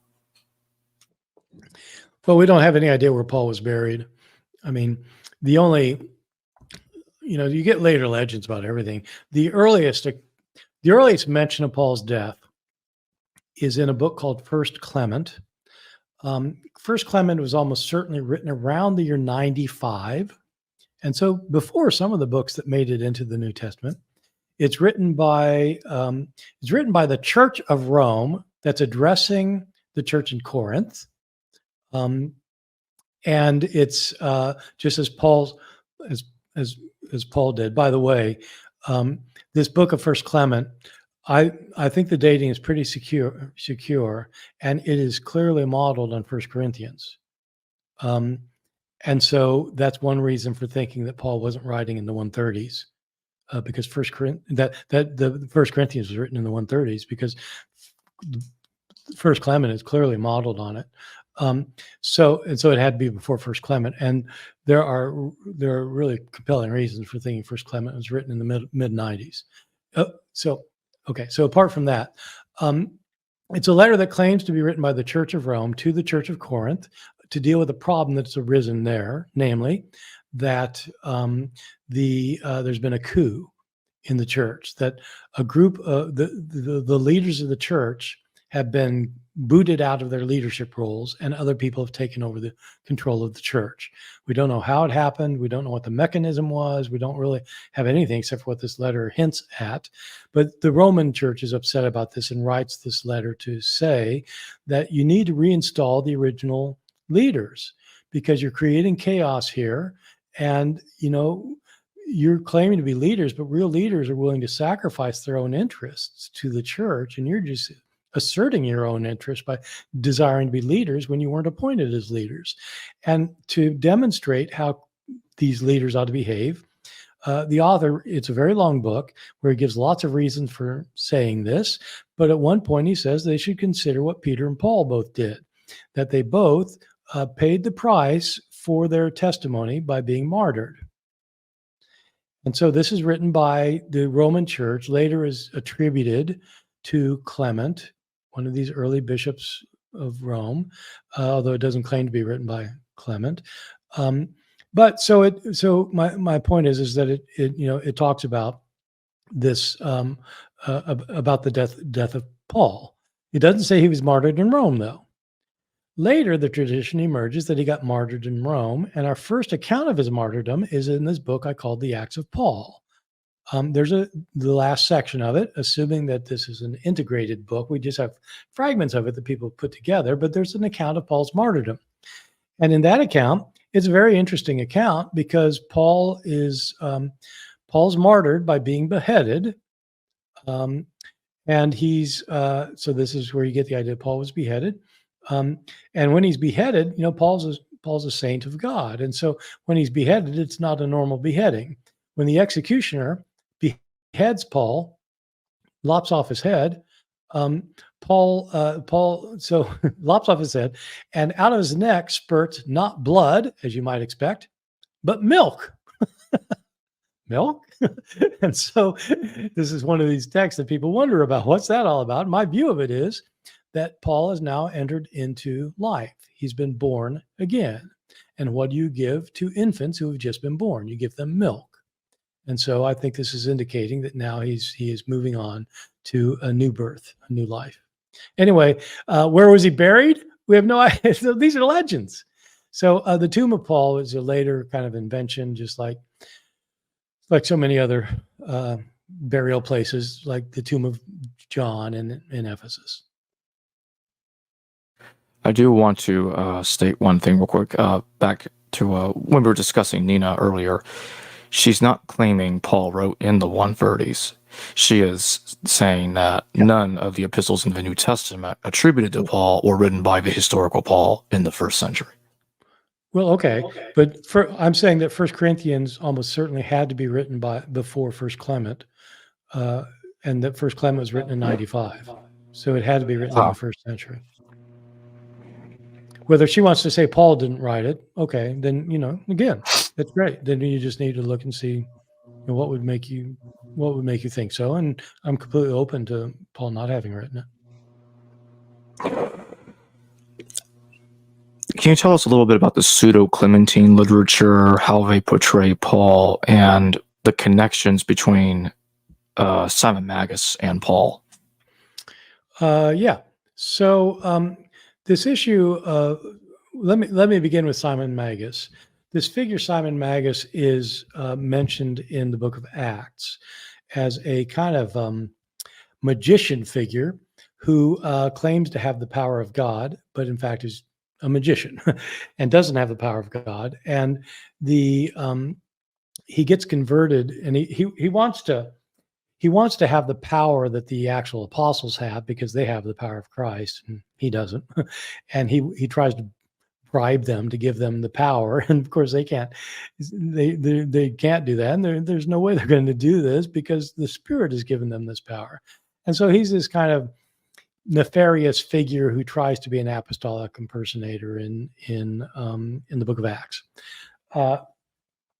The pseudo-Clementine writings deal with this figure, the Simon Magus, as does this book as does the book that I mentioned earlier called The Acts of Peter, where Peter goes to Rome and has a miracle working contest with this Simon Magus, legendary accounts of their miracle contest to see who's the greater apostle.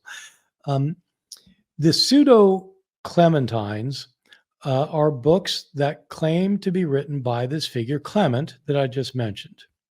So just some historical information. The church in Rome was founded by we don't know whom. It does not appear to have been founded by Peter. Certainly was not founded by Paul. Our first evidence of the church is by Paul in his letter to the Romans, where he writes the Roman church and explicitly states that he's never been there before. And so Paul didn't found this church. He wants to visit them because he's never met them. Paul greets a ton of people, over 20 people at the end of this book that he knows who happen to be there, and he doesn't mention Peter. So Peter doesn't seem to be there either. So we don't know who founded the church there. Somebody founded it. By the end of the first century, they, like other churches, had leaders. It may be there was a separate leader over separate house churches. Probably the Roman church was a large church meeting in different places. They didn't have church buildings yet. They have to meet in homes or in outdoor places. And each group within Rome, a big place at the time, about 1 million people, each church community probably had a leader, and they may have been called bishop. The word bishop comes from our word bishop translates the Greek word episkopos, which means bishop, but it really literally means overseer, someone who looks out for the congregation. And so there were probably a number of overseers or bishops. But the tradition develops later in the 2nd century that Rome had always had one leader, and it started with Peter. And then there's a guy named Linus, and you kind of go down the line. And Clement, depending on how you count, is the 3rd or the 4th of these bishops. So an early pope of Rome. He then, later on, there were lots of stories told about him because it was believed that Peter and Paul both were the ones who made him the bishop, who anointed him as the bishop of the church. Laid hands on him and did a ceremony to make him the bishop. So he became a famous figure. But the accounts of him are legendary. We don't have historical accounts about him.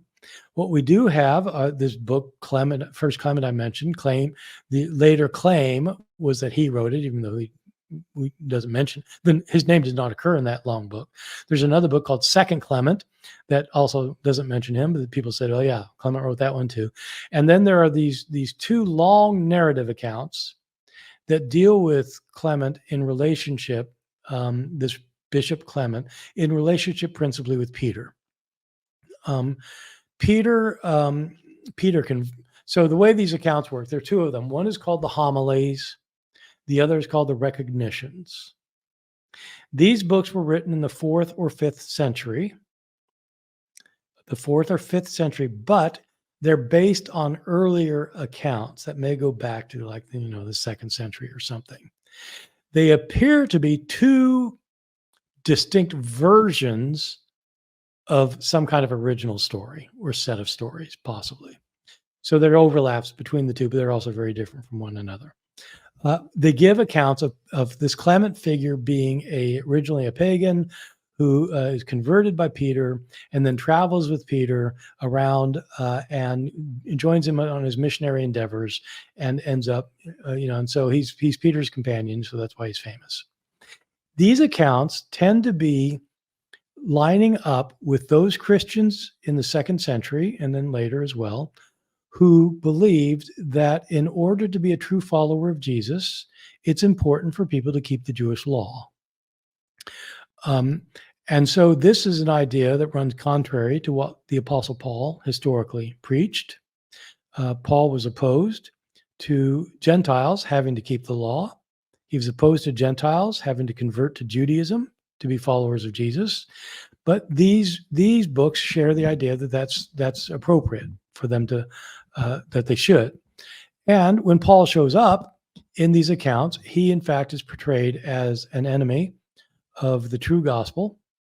And in the letter that I mentioned from Peter to James, that is an introduction to the homilies that I mentioned, the Clementine, pseudo-Clementine homilies. They're called pseudo-Clementines because everybody agrees Clement did not write them. They're forgeries, so they call them pseudo-Clementines. One thing is Peter lambasting Paul as his enemy. The other is that there's an account in which Paul is responsible for the assassination of James, the brother of Jesus, James, the leader of the church in Jerusalem. And so Paul does not come off well in the pseudo-Clementines.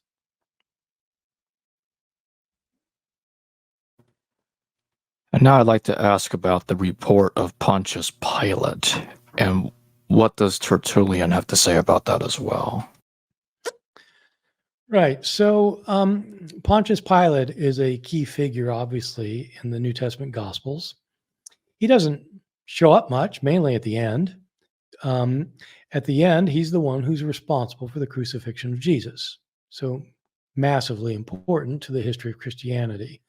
The historical Pontius Pilate was a Roman official.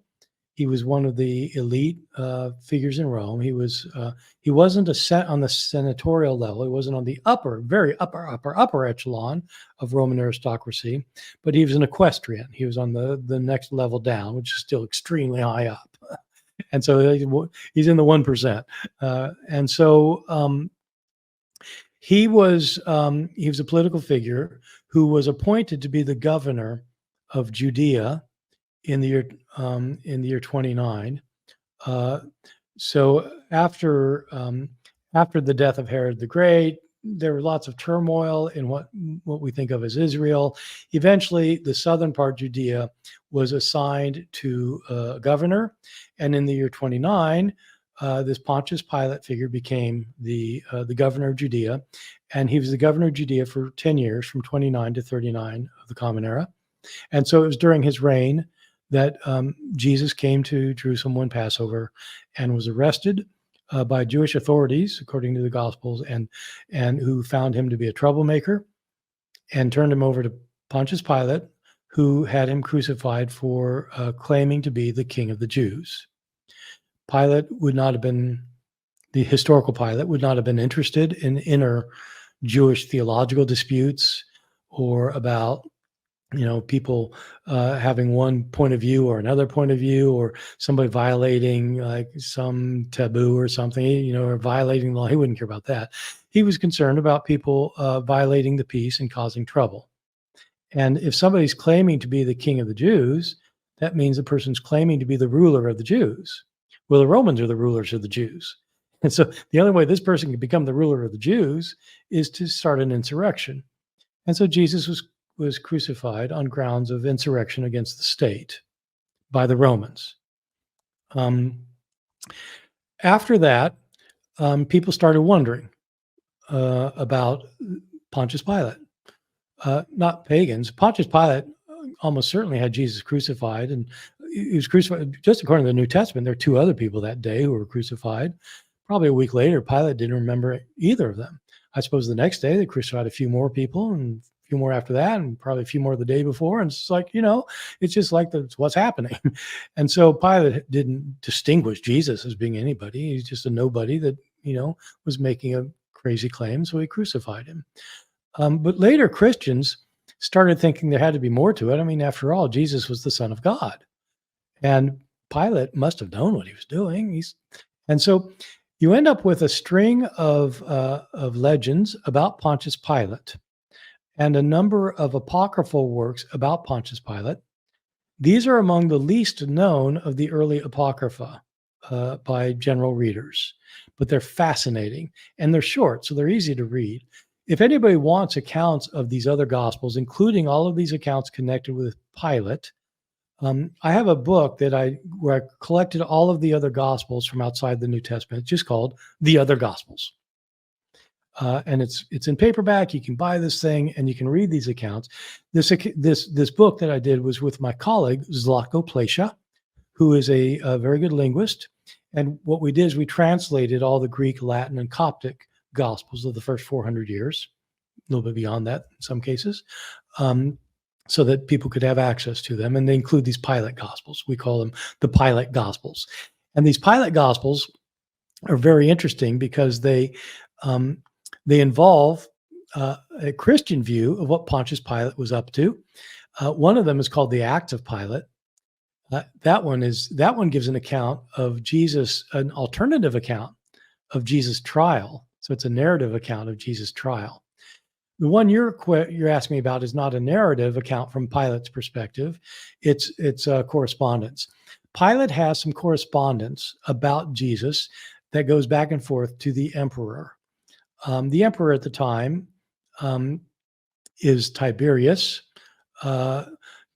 Tiberius was the successor of Caesar Augustus and was his son-in-law, and his stepson was his stepson. And he became the emperor after. And Tiberius was the emperor then when Jesus was crucified. And Pilate's the governor, so he's got to report back to the emperor. And so you get these very interesting pieces of correspondence in which Pilate, one of them, Pilate writes to Tiberius and says, basically apologizes and says that he's done a very bad thing.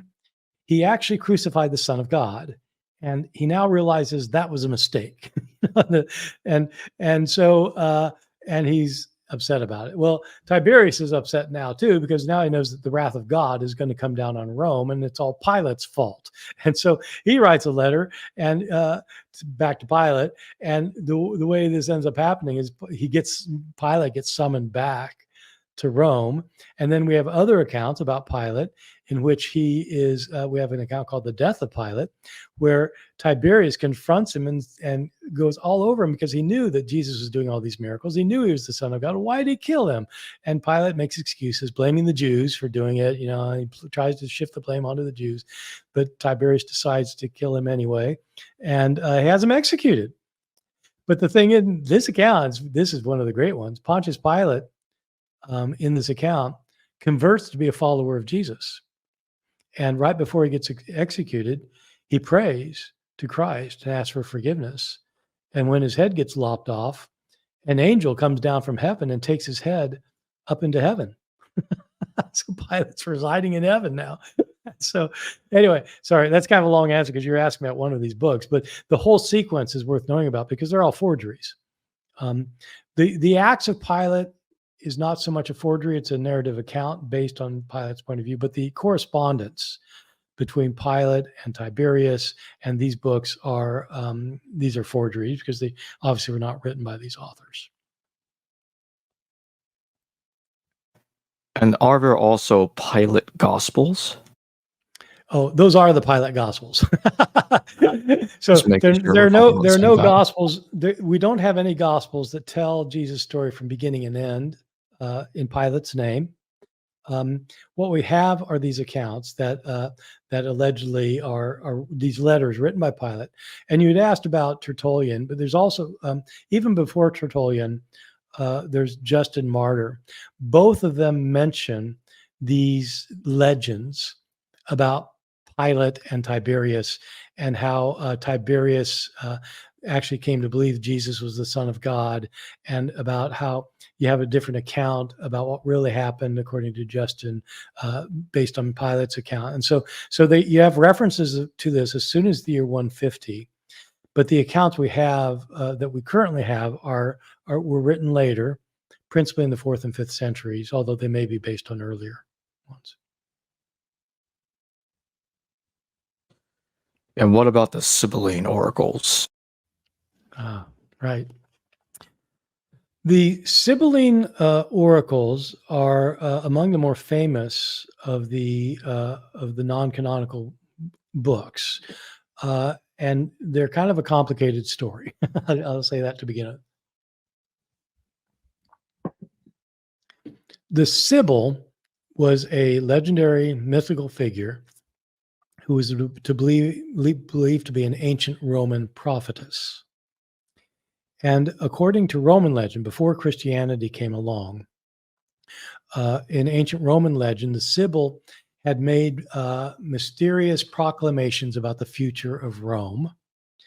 And these proclamations were kept in Rome in the Temple of Jupiter as as kind of prophecy books, that whenever something of moment, something scary, some kind of scary omen or some kind of scary event happened, there were a group of priests in Rome whose special duty was to interpret the Sibylline oracles, to explain how they predicted what was going to happen so that they would know what was going to be happening next.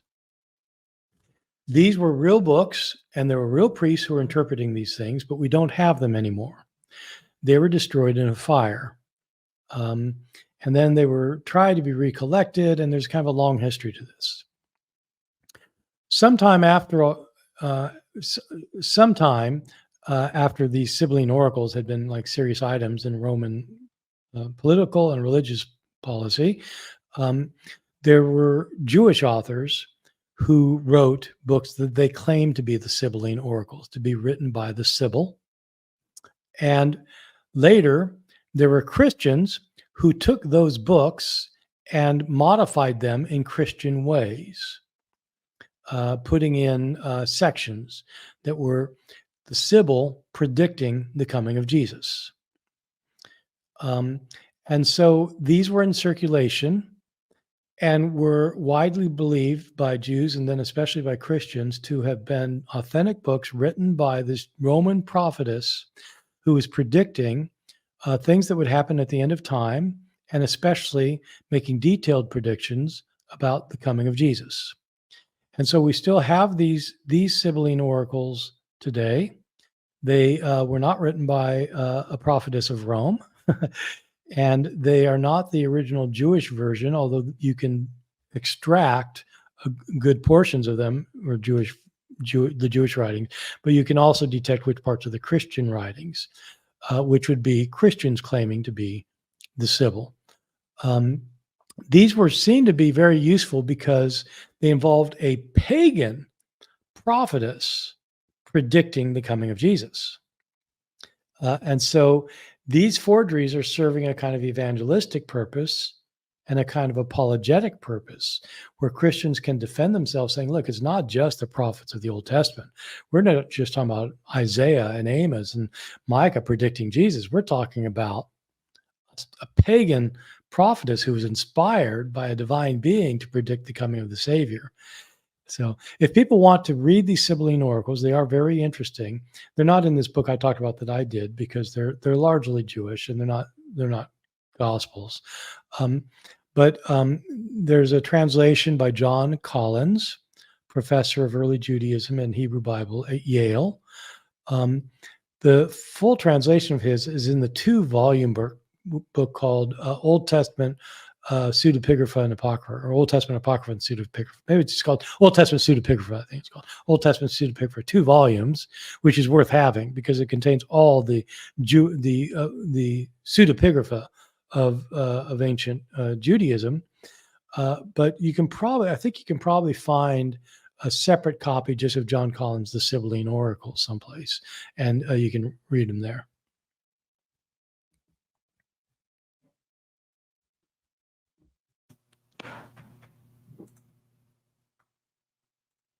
Michael E., thank you for your super chat. What was in the minds of early Christian pseudepigrapher and their audience? Is it always ideological or intended as early Christian fan fiction? Yeah, it's a very good question. What I deal with in my book, both in my forged book that you mentioned and at a greater length in my forgery and counter-forgery book, is this entire phenomenon of pseudepigraphy. So scholars usually are reluctant or refuse to use the word forgery when it comes to early Christian writings, especially writings in the New Testament. They're reluctant to say, 2 Peter is a forgery. And the reluctance is based on, the understandable fact that these are parts of Scripture, and they think it's an offensive word, and they don't want to be offensive. And they also don't want to denigrate these writings, and so they call them pseudepigraphy. So a single pseudepigraphy is the phenomenon of writing something under a false name. That's what it literally means, written under a false name. A book like that is called a pseudepigraphon. A pseudepigraphon is a book with a false authorial inscription. The word pseudos actually means lie, means false, but a pseudos is a lie. And so it's an author who's lying about his name. And so that also could be an offensive term. The reason it's not offensive is because when a scholar says pseudepigraphon, nobody knows what he's talking about. So they're not offended. Whereas if they say forgery, what? Ah! So I get that and I understand it. The ancient writers used equally bad language about it. Not bad in the sense of swearing, but language that was offensive. So that pseudepigrapha, for what I'm calling forgeries in Greek, for example, there were a number of names for them, and none of them good. The most common names, one was just to call them pseudoi, lies. The other name was the word in Greek that means illegitimate child. It's a nothos, an illegitimate child, but it had the negative connotations that our word bastard has. So bastard's it's an ugly word. It's a very, very ugly word. And so is nothos. But that's the most common word for these. And so when I said earlier that Didymus the blind said that 2 Peter is a forgery, he says it's a nothos with all the negative connotation. It's an illegitimate child because the person claimed as its father is not really its father. The author's not who he's claimed to be. That's why they called it that. That's one key to what people thought about pseudepigraphers in the ancient world. In my books, I go to great length to counter what everybody says who's never studied the issue. I counter what everybody told me when I was in graduate school, what my teacher said, what the book said. And when I started looking into this, I realized that these teachers and the authors of the books they're reading actually had not looked at the ancient evidence. Because what I learned in graduate school is that people who wrote these kinds of books, these pseudepigrapha, were not meaning to deceive anybody. Nobody was really deceived. It was just this kind of game everybody played along with. Or they would say it was a common practice in the ancient world and nobody condemned it. Or they would say this was commonly found among the philosophical schools of the ancient world. So there are like 5 or 6 or 7 or 8 or things like this that people would say to justify the practice. So then I decided to look into it, first by reading the massive scholarship on this. Unfortunately, most of the scholarship is in German. A lot of I hardly know anybody who's actually read these German books. Among New Testament scholars, they know about their existence. They could read them. They can read German, but I mean, they haven't bothered. So there's that. So I read all those, but then I started reading every reference I could find to forgery in the ancient world. I tried to find every reference I could to books like in Greek writings, in Greek and Latin literature, involving Greek writings, Roman writings, Jewish writings, and Christian writings. And I studied every one of these things, read them, took notes on them, and I came away with the conclusion that these other scholars, starting especially if you're a German reader, Wolfgang Speyer, wrote a book called Literary Pseudepigraphy in the Ancient World or something like that. I forget. You just read that stuff and you'll see, boom, boom, boom, boom, boom. What ancient people said about this was that it was an illicit practice. Nobody appreciated it. The only people who said anything about it that wasn't negative were people who got caught doing it. And when they did get caught, they were punished, either verbally, sometimes physically, sometimes murdered. And when they say nasty things about it, and about the process of doing this, and they talk about how they detected it, and so forth. We do have a couple of instances in which people were discovered to have done it, and they were not treated well. And so, what were the people doing it thinking? Well, we don't know. We don't know what's in their head. I've had a lot of people tell me, well, if it's so widely condemned, why was it practiced so much? And it makes me think, you mean like, cheating on your taxes? or like committing adultery, or like you mean people wouldn't do it if it was widely condemned socially? Really? Is that your view? So why did people do it? Well, they wanted to for one reason or another. Did they think they were doing something wrong? Well, probably. I mean, because in our culture, if you you probably know it's wrong. You might think it's okay for you to cheat on your taxes or to cheat on your spouse. You might think it's okay because you have reasons. So everybody has reasons. When it comes to pseudepigraphy, it looks to me like there are lots of reasons for doing it, and I provide an entire list of reasons and give examples of this from the Greek and Roman worlds and the Christian and Jewish worlds of why people did it. Sometimes in the Greek and Roman world is because you could sell these books and make some money. Sometimes it's in order to forge something in somebody else's name to make an idiot out of it. You publish your thing, and then the person makes an idiot out of himself, even though he didn't write it. So they're like this list of reasons for people doing this. But the most common reason, especially in Christian circles, the most common reason in Christian circles is because if you write in the name of somebody famous, you claim to be Peter, you claim to be Paul, somebody will read your book. You've got an important message to convey. And your name is, Anthony Schwartz from wherever. And like nobody's even heard of you. You write your book and publish in your name. Who's going to read it? Okay. So then claim to be the Apostle John. And then people will read it. And so that's what happens. People claim to be John or James or Bartholomew or Philip or, pick your name. I mean, Matthew or Thomas or Peter or Paul. Just pick your name. You claim to be that person, and then somebody will read your book so that your points of view get across.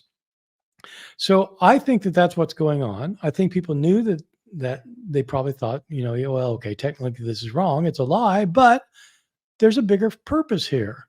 I want to tell the world the truth, and I know the truth, and I'm going to tell them, and to get them to read it. So for their own good, I'm going to lie about who I am. And so even in books, like in the New Testament, the book of Ephesians stresses that you need to tell the truth. You need to be a truth teller. And the author who's saying that claimed to be Paul, even though he wasn't. He was lying about it. He knew he was lying about it. And so that's the irony that you get. So I think mainly in Christian circles, they're not playing a game, and they're not like pretending something, knowing that nobody's going to catch them. Or they really want people to read their books, and they think it's important enough to lie about.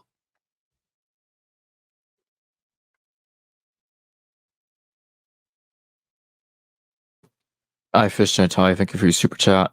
Even with the forgeries, you believe Jesus was a historical figure and was crucified, correct? Well, yeah, absolutely. The forgeries have nothing to do with it. The Gospels weren't forged. Paul's letters were not forged. And so we have abundant evidence. Josephus wasn't forged. It's like some people will often say, "Oh yeah, that bit in Josephus was added later," and I don't think so. I think people would like it to have been added later.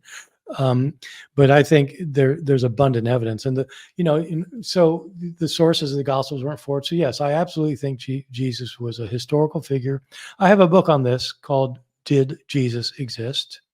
where I give the reasons for. It's not that I'm a believer in Jesus. But as a historian, I think it's really. I think the idea he did not exist is quite extreme. And nobody, people find convincing arguments because they want to find them. And if somebody gives them a complicated argument, they'll think it's convincing because it sounds complicated. But yeah, no, I think Jesus really did exist.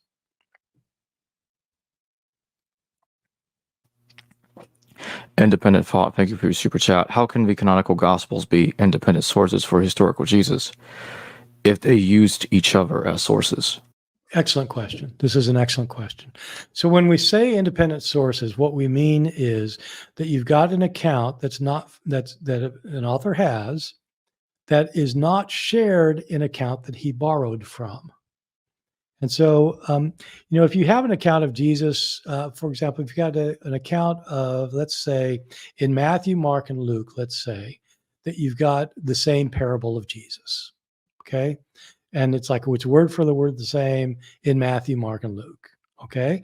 We have good reasons for thinking that Matthew and Luke got their story, many of their stories from Mark. And so if they got that story from Mark, you'd have three accounts of the story. They might be slightly different or greatly different, but they'd be the same story, Matthew, Mark, and Luke. And in that case, you do not have three independent sources for that story. You've got one source, Mark. And so in instances of what scholars call the triple tradition, meaning it's a story found in Matthew, Mark, and Luke, in those triple tradition stories, they're not independently attested. Sometimes you'll have stories you'll have sayings of Jesus, for example, that are found only in Matthew and in Luke. For example, our Father in heaven, holy be your name, the Lord's Prayer. Those passages that are in both Matthew and Luke, scholars have long thought came from a common source that Matthew and Luke had.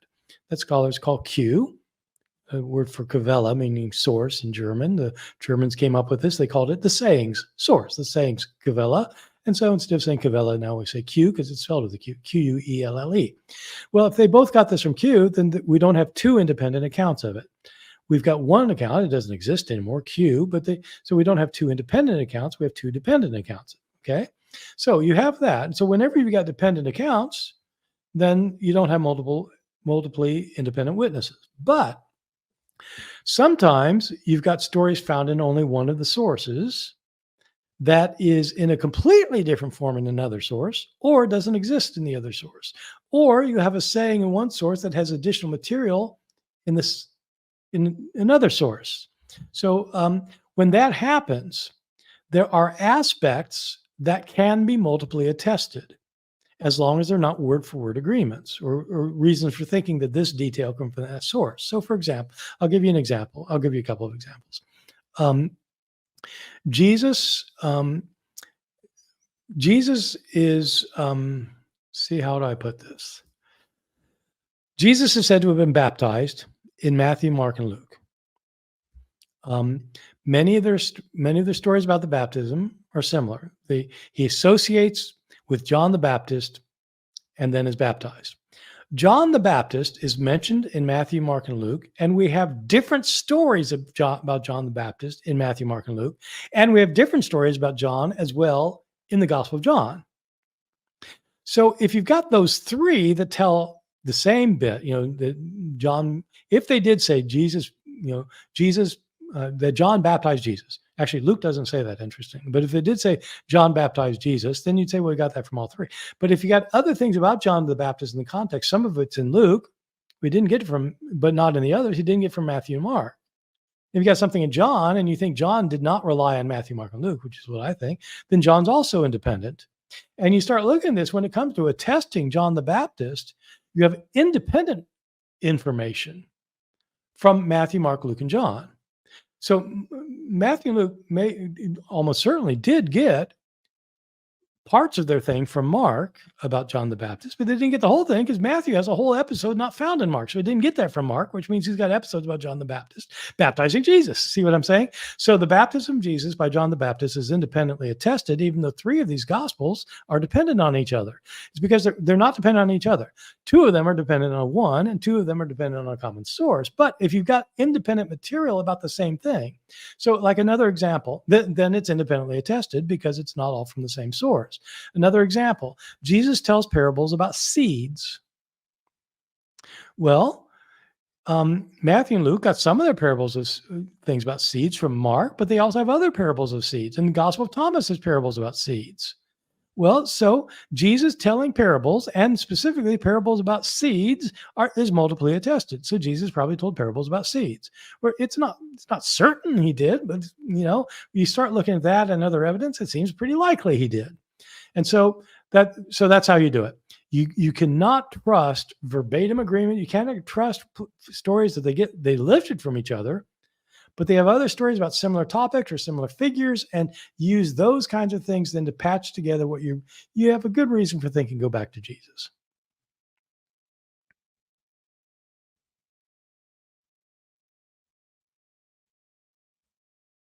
You're muted, Jacob.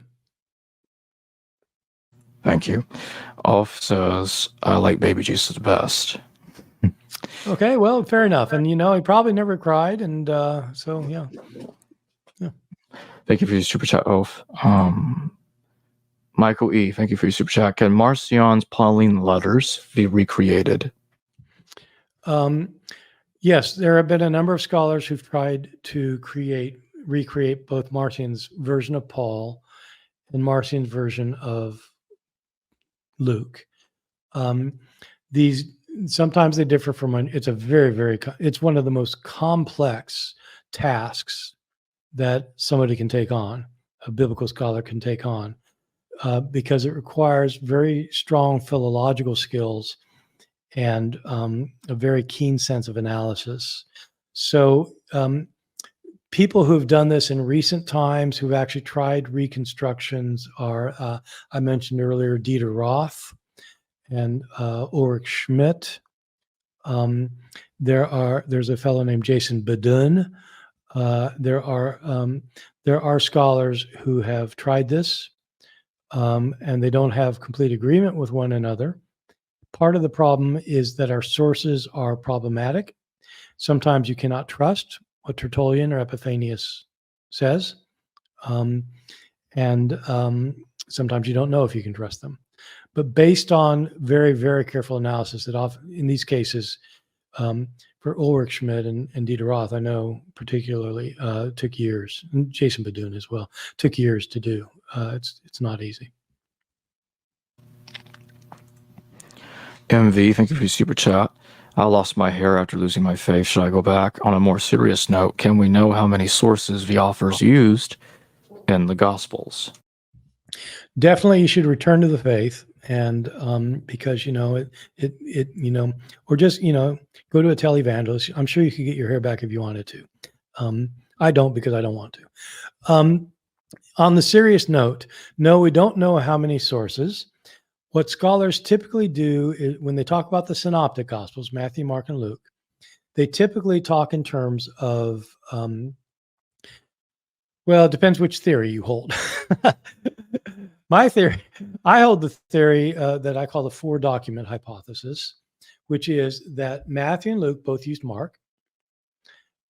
Matthew and Luke also had access to another source that I called Q just now. So the stories all three have in common come from Mark. The sayings Matthew and Luke have that are not found in Mark come from Q. Matthew has his own stories found only in Matthew. He didn't get them from Mark or Q. So we call that M for Matthew's source. Matthew's source may be a bunch of sources. It may be a written source. It may be multiple written sources. It might be oral sources, lots of oral sources. We don't know. Is it 1? Is it 20? Somewhere in between. We don't know. Luke has stories found only in Luke. We call Luke's special source L. And so is it one written source, lots of written sources, lots of oral sources, lots of both? We don't know. So the four source hypothesis that I hold to, which has been the standard view for over a century now among New Testament scholars, is we call them four sources: Mark, Q, M, and L, with the proviso that M and L might be many sources. Some people don't subscribe to that model. There's a new model that it's not a new model. It's been all these models have been around for roughly forever, but a model that my friend and colleague Mark Goodacre supports is a somewhat simpler model where there are fewer sources, where he thinks that Mark was the source for Matthew, and Luke used both Matthew and Mark. So the Luke has some of Mark with Matthew and some of Matthew without Mark, and so that's how you get Luke with his own stuff.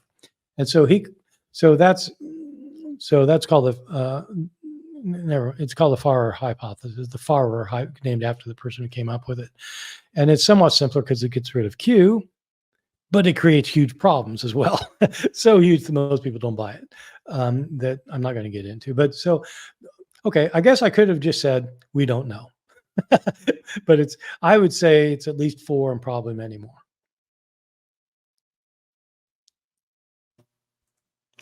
I Fishton's hi, thank you for your super chat. Ariston of Smyrna, an eyewitness of Jesus, noted in manuscript Eshmaidzin 229, has been credited with authorship of the long ending of Mark. Thoughts?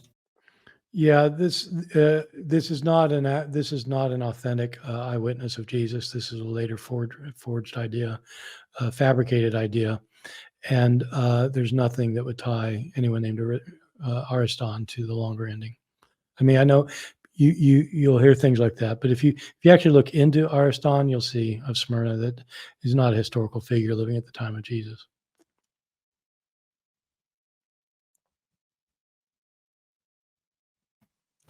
King Doe, thank you for your super chat. If Paul was rewritten or produced in later times, then they would not be so certain about the apocalypse. I'm not sure what he means about not so certain about the apocalypse. Do you know what he means? Is he talking about the apocalypse of Paul, the apocalypse of John?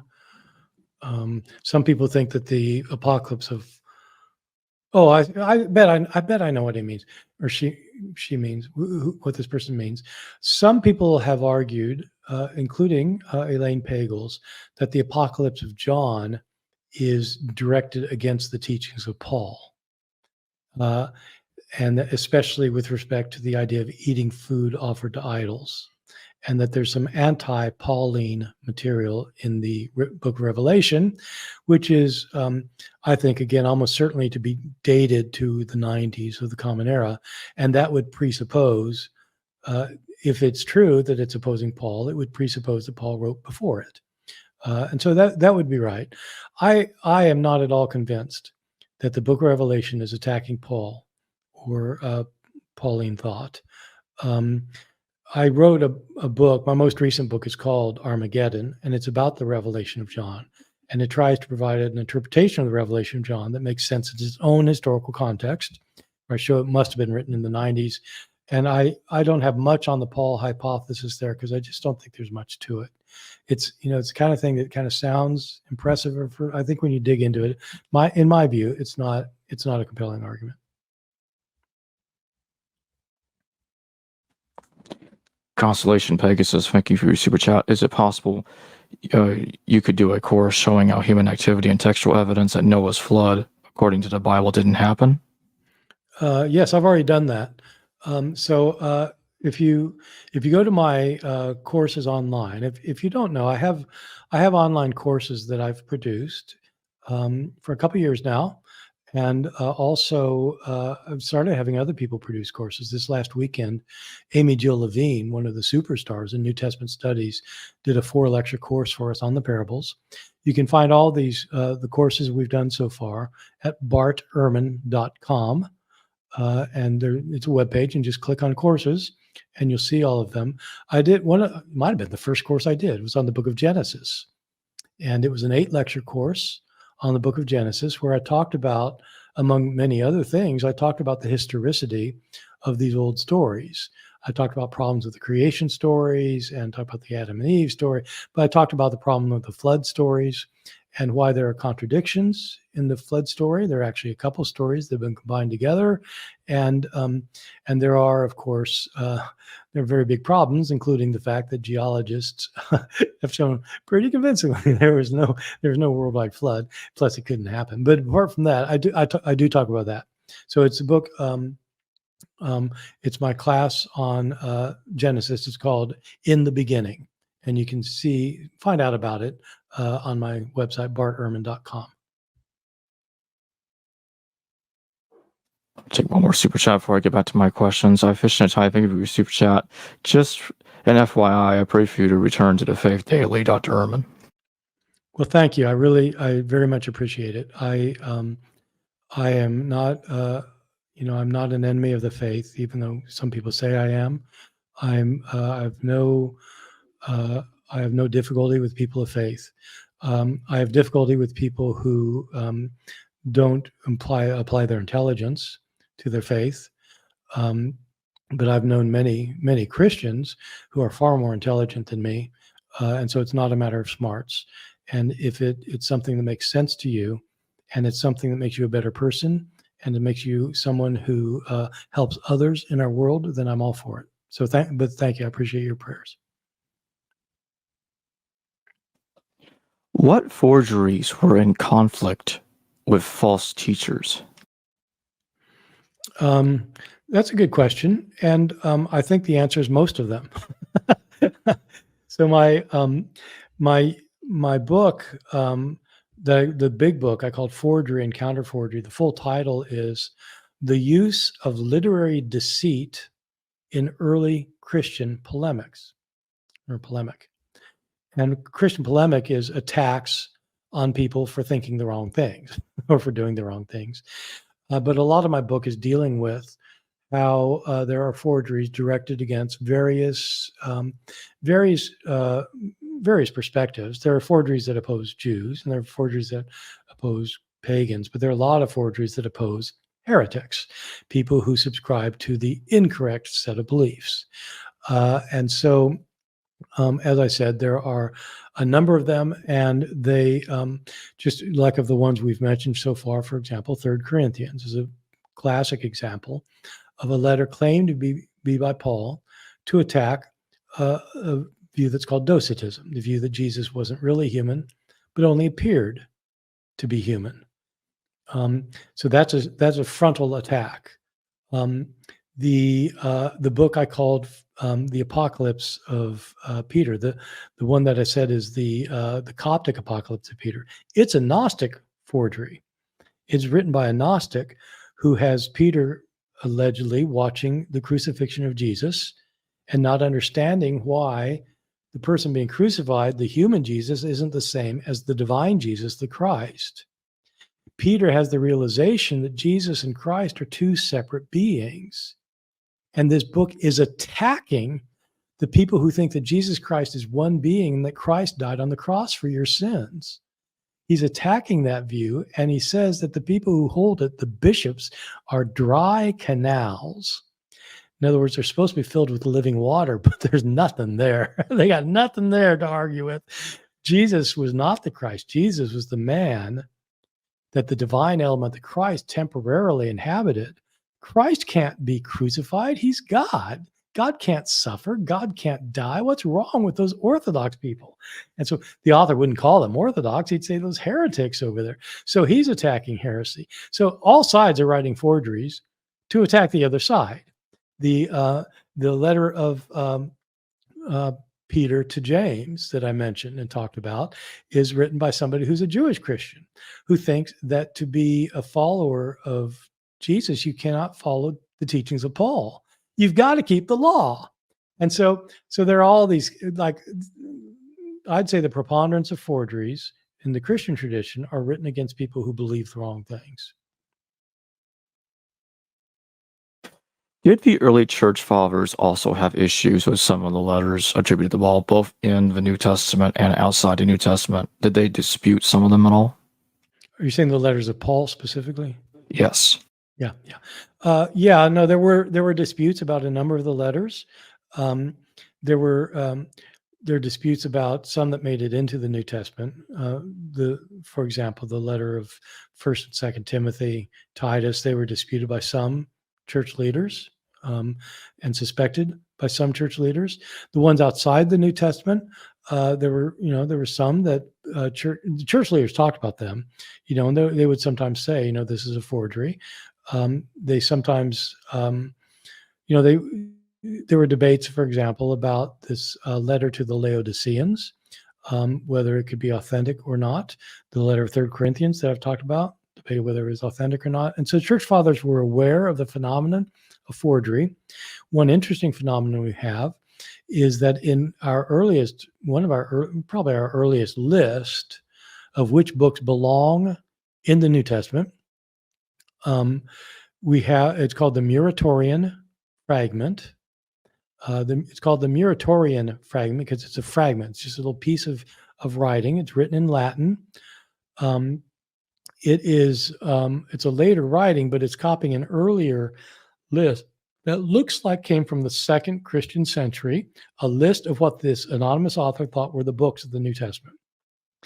And the author includes, it begins, it's a fragment, it begins kind of in the middle of a sentence. It begins by saying, it says a couple words and it says, and our 3rd gospel is Luke. And the 4th gospel is John. And then it gives, and so it It apparently had all 4 of our Gospels, apparently, and it lists letters of Paul, lists Acts, it lists some things.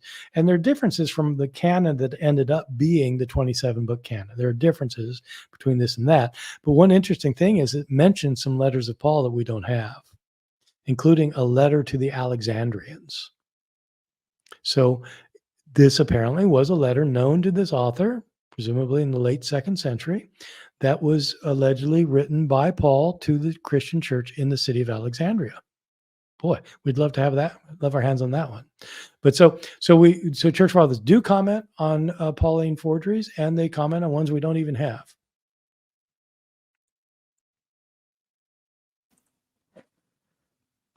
What is the problem with Colossians and its alleged authenticity to Paul? So I've been mentioning there's 7 letters that most scholars agree are authentically Pauline. There are 6 that are debated. The 6 are usually divided into 2 groups. 1st and 2nd Timothy and Titus, those 3 I said probably have the same author, and they are usually called the pastoral epistles, because Paul is writing to these pastors of churches, telling them how to get their churches in order. So they're pastoral advice to pastors, so it's pastoral epistles. The other 3 are Ephesians, Colossians, and 2nd Thessalonians.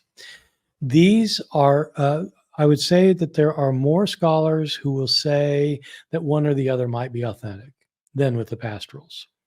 And of those, I would say most scholars would agree Ephesians probably is not written by Paul. There's some more doubt about Colossians and some more doubt about 2nd Thessalonians. The majority view still is they're not authentic. Colossians and Ephesians have similar problems to one another.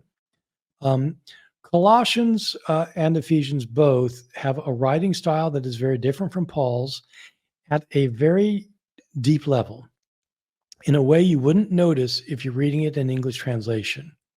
So there are scholars who've written entire books on this, especially Colossians. There's a very, very learned book on the authorship of Colossians that deals with stylistic features of Colossians in relationship to Paul's undisputed letters.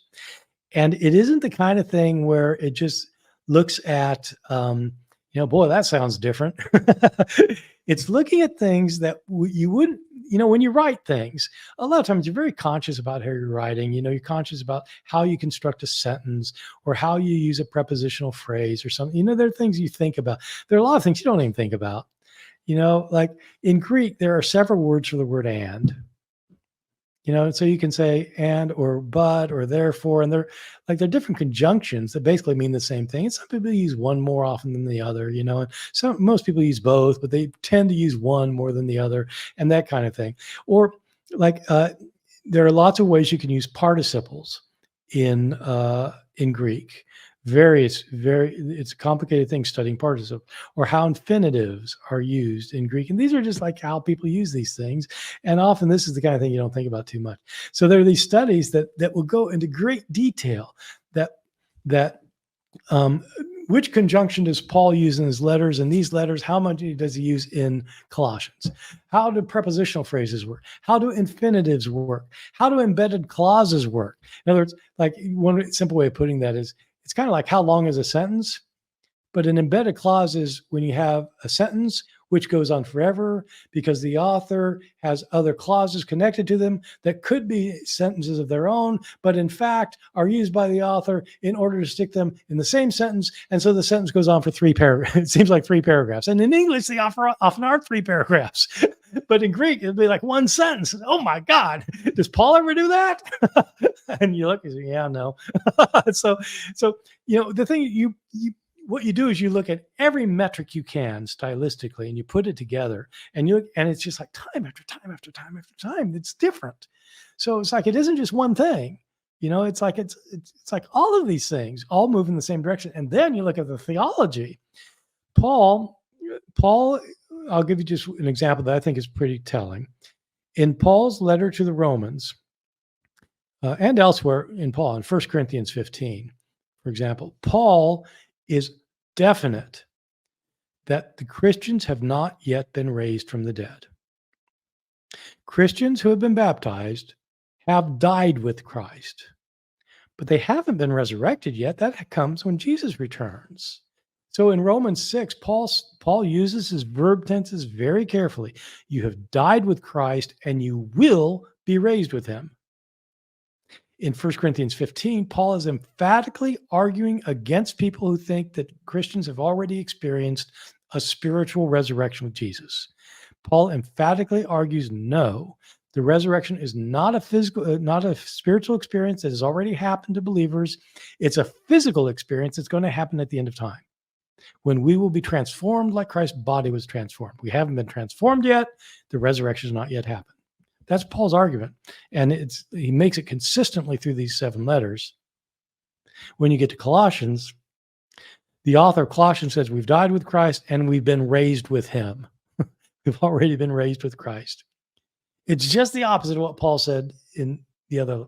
So I don't know. You could say Paul changed his mind. Of course. Okay, he changed his mind. Yeah, okay. Except the stylistic things are all different too. And so you pile all this stuff up and you end up with, man, Colossians. I don't think it can be written by Paul. What about Ephesians?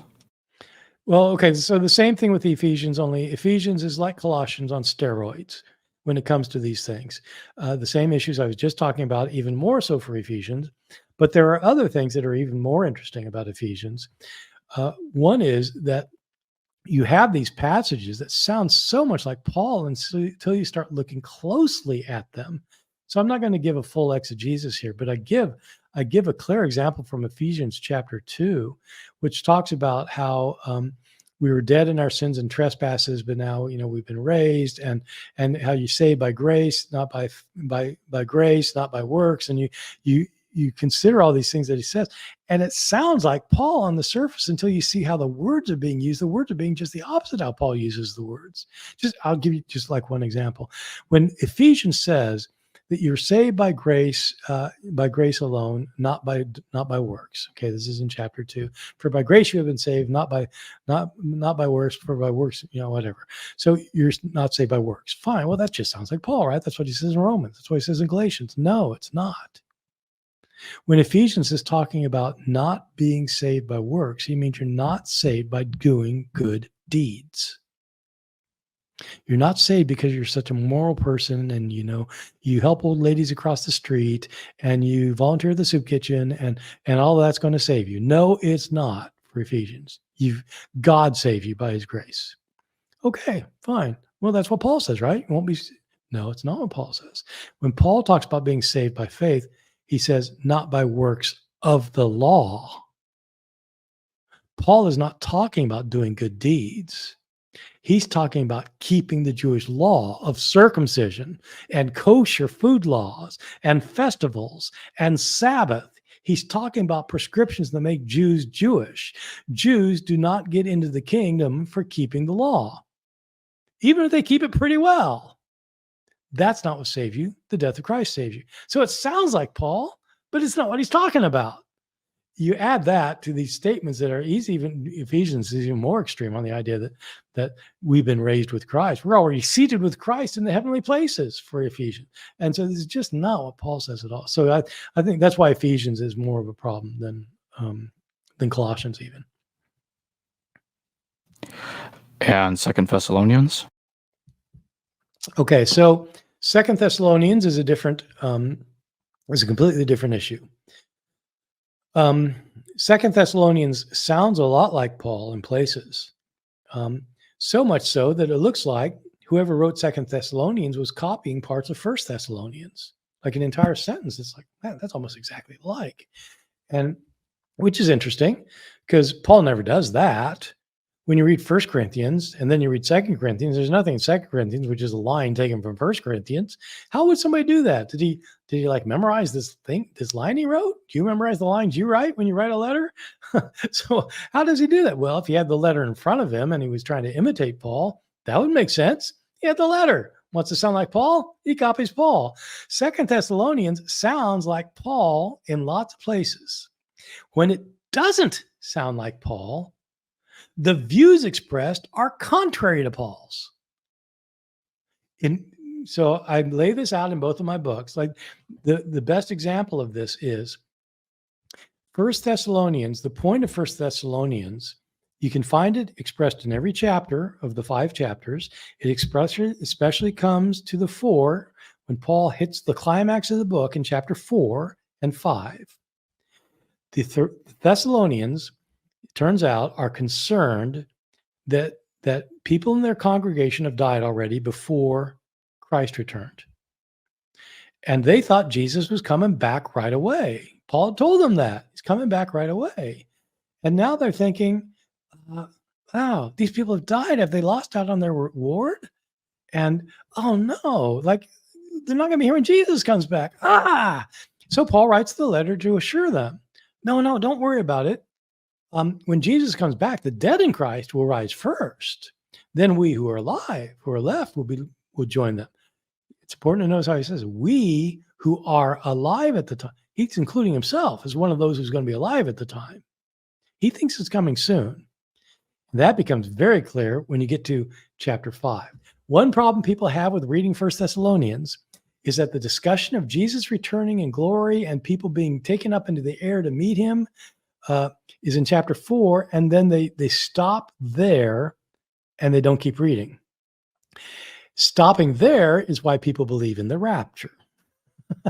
The rapture is the idea is that Jesus is coming back to take his people out of the world to save them so that 7 years later, when he returns, he'll destroy the world and they won't be there they won't be there for the destruction during the 7-year tribulation, won't be the destruction at the end. They're going to be up there with Jesus. That's what you take away if you stop reading at the end of chapter 4. But when Paul wrote this book, he wasn't writing chapter 4 and then stopping and then putting chapter 5, next topic. He didn't write with chapters and verses. After the last line of chapter 4, he wrote the next line of what's now chapter 5. They go together. And when you go together in chapter 5, you start realizing he's talking about the coming of Jesus not to take people out of the world. He's coming to destroy his enemies. And he says that this is going to happen suddenly. Be on the alert. It could happen at any time. You've got to watch. You've got to be ready because it's going to happen. That's 1 Thessalonians. The end is coming soon. It didn't happen, but it's going to happen right away. You need to be ready. When you get to 2 Thessalonians chapter 2, you have the author the point of 2 Thessalonians is that people are so sure the end is coming soon that they're not paying attention to their present life. And this author is writing the letter to explain that the end is not coming right away.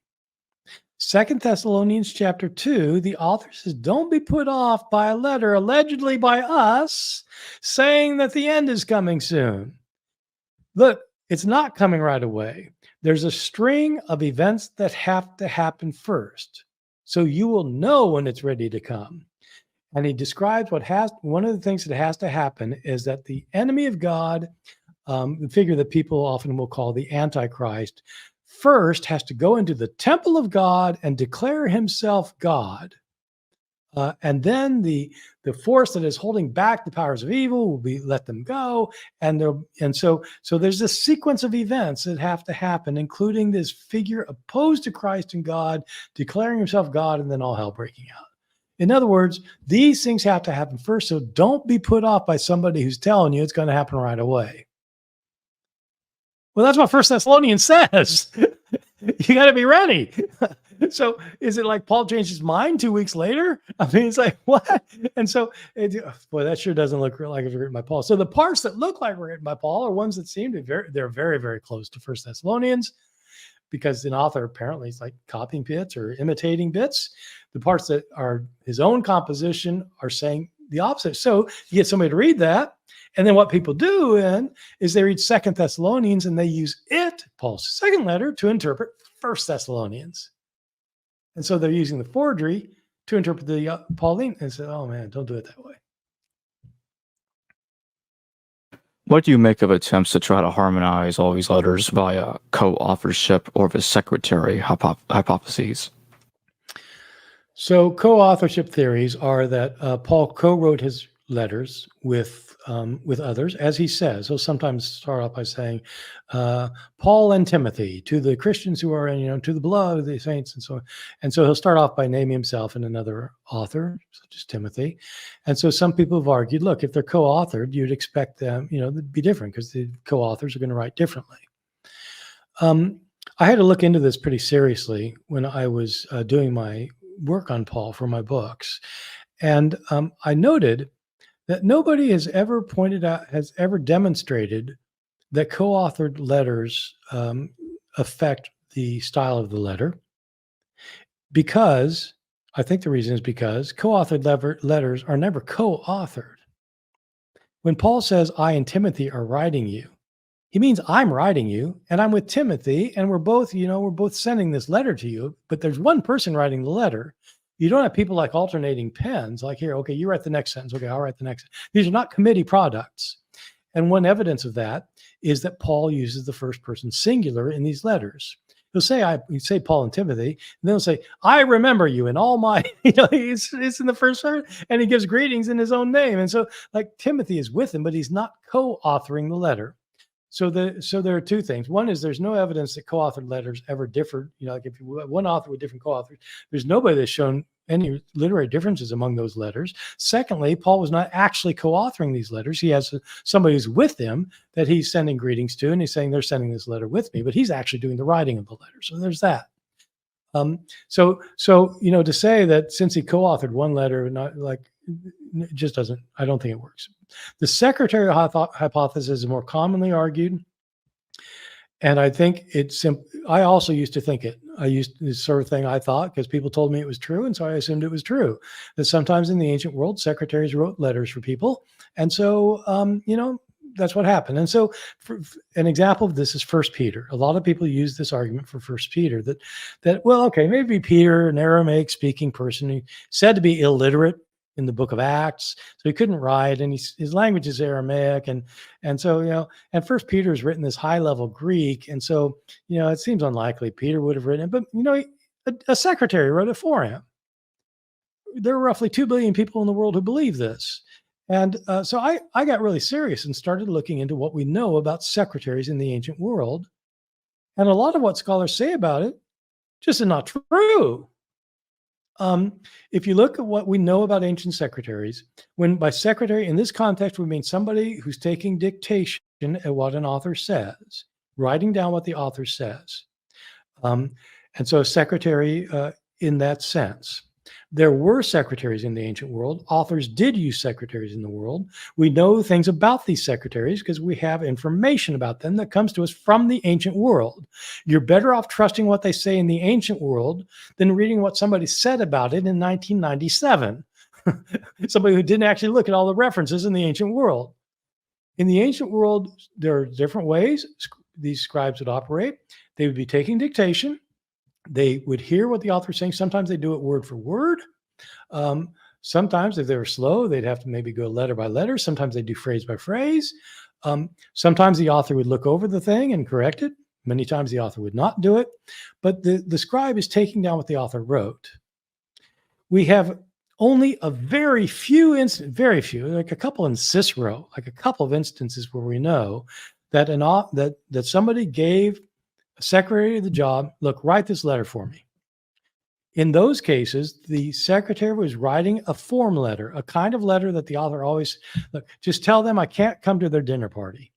And so it'd be a short little, with apologies, I will not be able to attend your dinner party. I have other obligations. Be a few lines, and then the secretary would sign the name Cicero.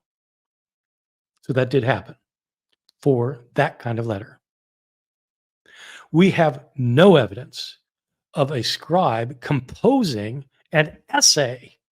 First Peter is an essay. It's 5 chapters long. It's not a few lines. It's 5 chapters long that is constructed in a very sophisticated way that uses rhetorical language, or uses rhetorical style, using Greek rhetorical methods, and has common rhetorical tropes in it, that is written by a highly educated Greek-speaking person. The choices are that Peter wrote it himself. He couldn't write in Greek like that.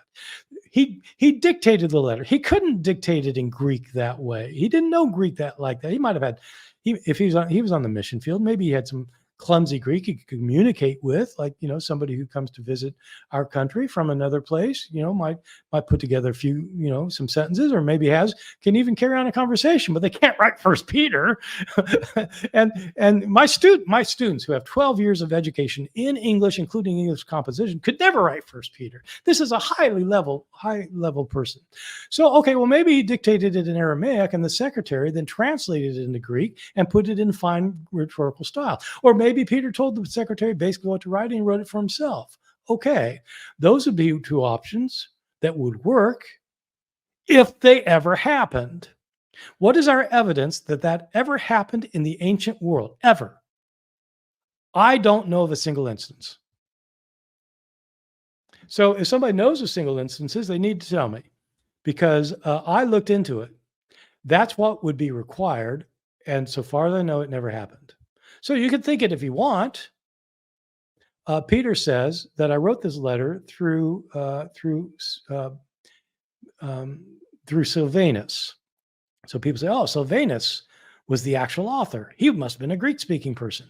Well, when people end their books that way, I wrote letters that way. When they say I wrote through this person, what they mean, you can do a word study of this. What it means when you say dia, name a person, is the person through whom you write the letter. What it means is this is the letter carrier.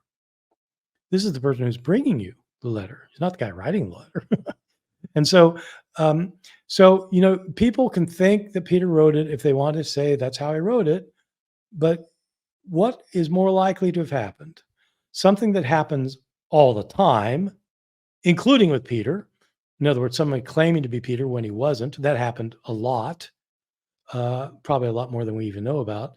Is it more likely that happened, that somebody forged a book, which happened a lot apart from Peter, or it's something that never happened to our knowledge, which is more likely? So it just seems to me more likely the thing that commonly happens is more likely. If you think the other thing's what happened, then I need evidence of it. What do we know about Gnostic and anti-Gnostic forgeries? Well, I mentioned Gnostic forgeries because I mentioned the Apocalypse of Peter, which is a Gnostic forgery. We have a Orthodox forgery by an Orthodox who wrote the Greek Apocalypse of Peter, which is all about this journey to heaven and hell. In my book, I argue that in fact one of them is writing against the other one of them. Interestingly, but I think the Gnostic one is probably being written against the other one. So we have Gnostic forgeries, which are attacks on. They're not always attacks. We have a lot of Gnostic forgeries. The so-called Gnostic Gospels, so the Nag Hammadi library, the Gnostic texts discovered in Egypt in the 1940s, in 1945, contained a number of books that claim to be by authors who did not write them. They're not all that way, but there are books, for example, the Gospel of Thomas, which claims to be written by Judas Didymus Thomas. Sorry, it's getting late. My brain's going dead. Which is allegedly Jesus' twin brother. Well, he didn't write it. We have a Gospel of Philip, the disciple Philip. Well, he didn't write it. So these are books written by Gnostics claiming to be people who weren't. And you have anti-Gnostic writings, which are written by Orthodox writers who are opposing Gnosticism. And so you could see the book of Third Corinthians that way. They might be opposing a form of Gnosticism. And so you have people on both sides forging books. And the interesting thing is that when you have scholars talking about, or ancient Christians talking about one set of books of forged, you say, well, those are forgeries. Those are spurious. Those are nothoi. Whereas when the Christian book, you say, well, those are, but it was common practice in those days, so it was okay. Yeah. And what about in regards to the doctrine of Adai, the supposed correspondence between King Abgar of Edessa and the historical Jesus? Well, this is a very interesting forgery. It's actually two forgeries. That is the only full correspondence that survives from the hand of Jesus. People often ask me, are there any forgeries attributed to Jesus? There are a couple, but this is the only one that is like a full-fledged actual writing of Jesus. The situation is described in two of our ancient sources. And we actually have the thing Jesus wrote and the letter that he's responding to. King Abgar is the king of Edessa in Syria, according to this ancient legend. Abgar, king of Edessa, who is very ill while Jesus is alive, and he has heard. He's not a Christian. He's a pagan, but he's heard that there's this great miracle worker in Israel, Jesus, and he would like Jesus to come heal him, and so he writes Jesus a letter, and we have this letter. And Abgar says, I'm very ill. I understand that you're a wonder worker. Would you please come and heal me of my sickness? Jesus gets the letter and he writes one back that we have where Jesus says that he's unable to come to help Abgar because the basic line is, I've got other things on my hands. I have to go get crucified in Jerusalem. And so he's busy. Sorry, I can't come. He has to go face his fate. But he said, I will send one of my followers after my death. And according to the tradition, he sent one of his followers to Abgar after he died. He commissioned one of his followers to go to Abgar. The follower went to Abgar, healed him of his sickness, and the entire city of Edessa, large city, the entire city converted to Christianity on the spot. And so that's the legend. And but we still have both of those letters. Nobody thinks they're authentic.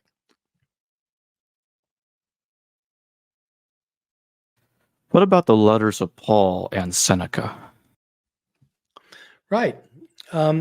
So these are very interesting letters because throughout the Middle Ages they were assumed, and down to modern times, they were assumed to be authentic. Unlike a lot of these other ones that were branded as heretical or, obviously not written by so and so. These letters were thought to be actual letters. So we have a group of letters, 14 letters that are an exchange of letters between the Apostle Paul and the greatest Roman philosopher of his day, Seneca. Seneca, for many people today, is just kind of a name of an ancient person they kind of heard of, but don't really know anything about. He was one of the most important figures of the Roman world in Paul's day. He nearly became the Roman emperor. He's most famous for being an advisor to the Emperor Nero. Nero had Seneca, who was a philosopher, trained philosopher, very, very sophisticated, deep thinker, very sober thinker, a Stoic. He was a Stoic philosopher, one of the Roman Stoic philosophers, one of the very famous Stoic Roman philosophers, who wrote a lot of treatises that we have. We have a number of his Stoic treatises that are really worth reading, very powerful and moving. And we have letters, a number of letters that he wrote. So he was advisor to Nero, so historically, I'm talking about the historical figure Seneca, and was one of the wealthiest human beings in the Roman world. Next to Nero, he was one of the very top wealthiest people, massive land holdings.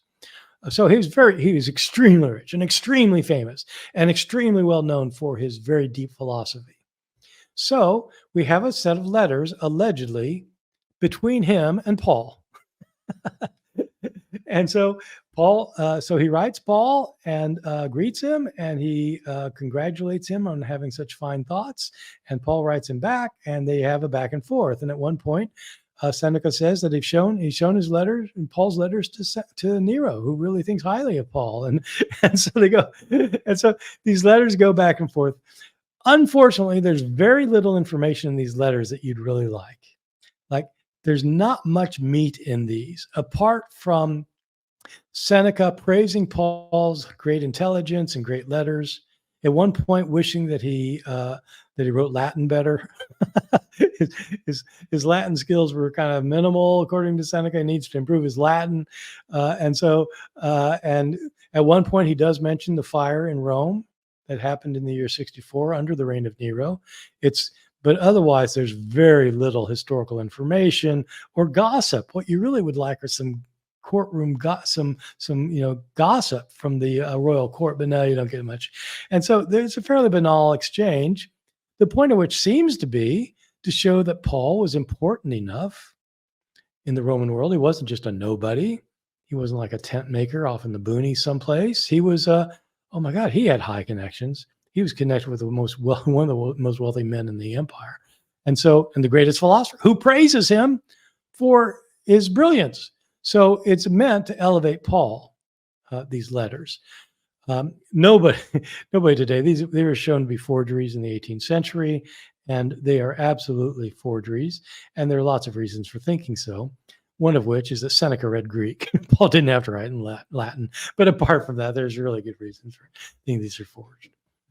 But they're forged for a different reason. In this case, they're not forged to combat a heresy or to attack. They're forged to demonstrate Paul's importance. What is the Epistula Apostolorum, and when was it created?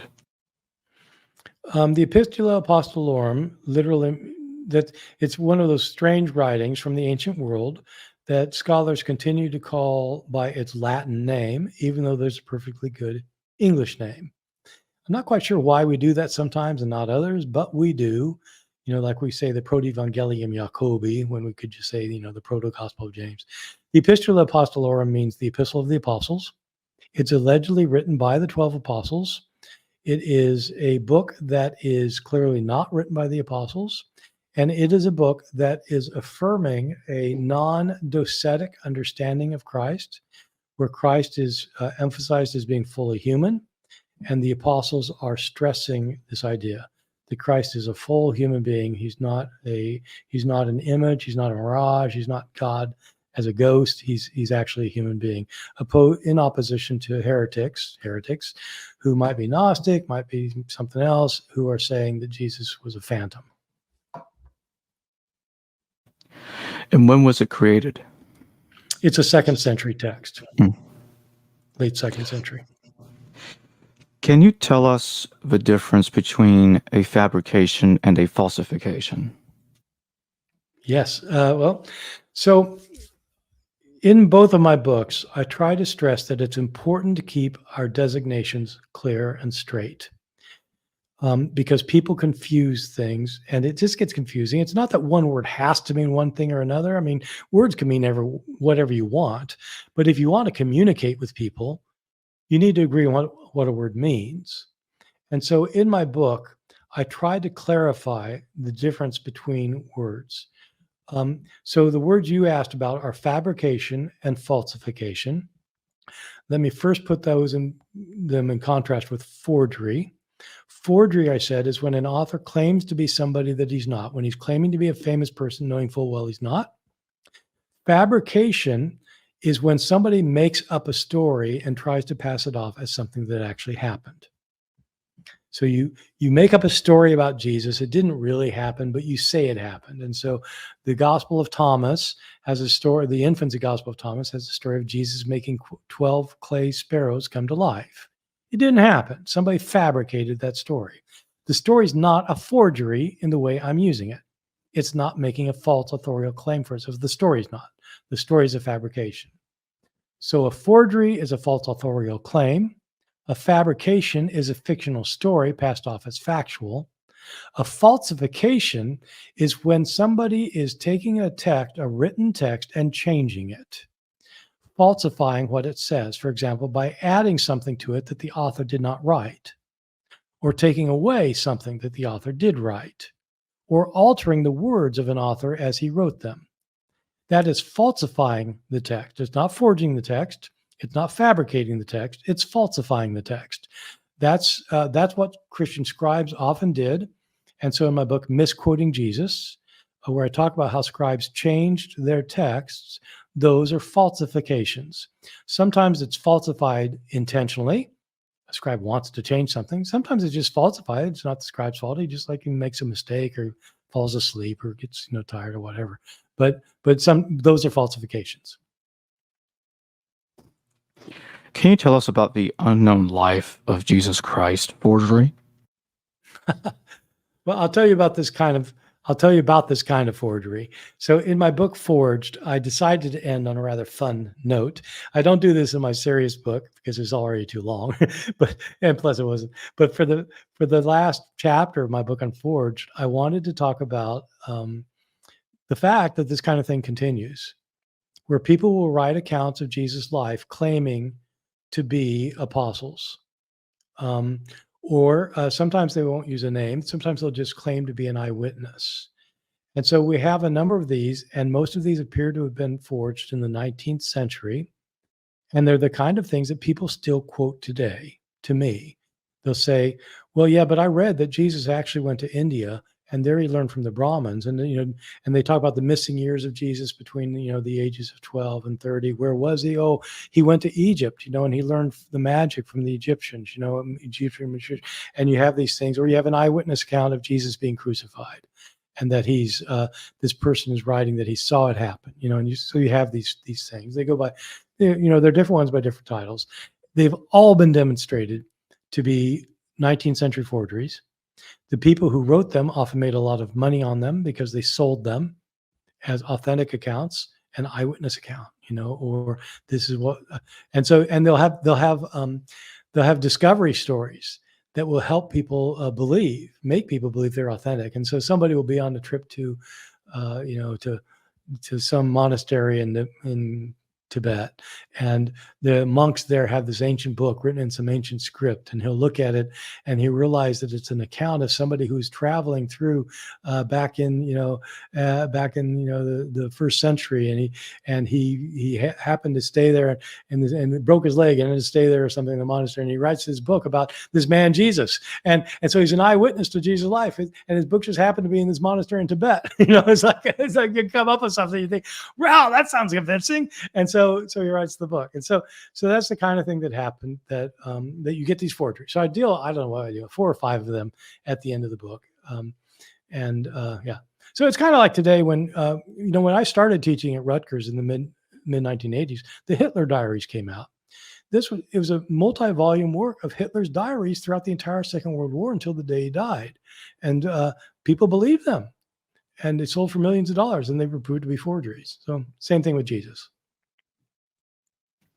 And in my closing question, before I take a couple of more super chats and close, can you tell us about the Book of Thomas the Contender and when it was composed?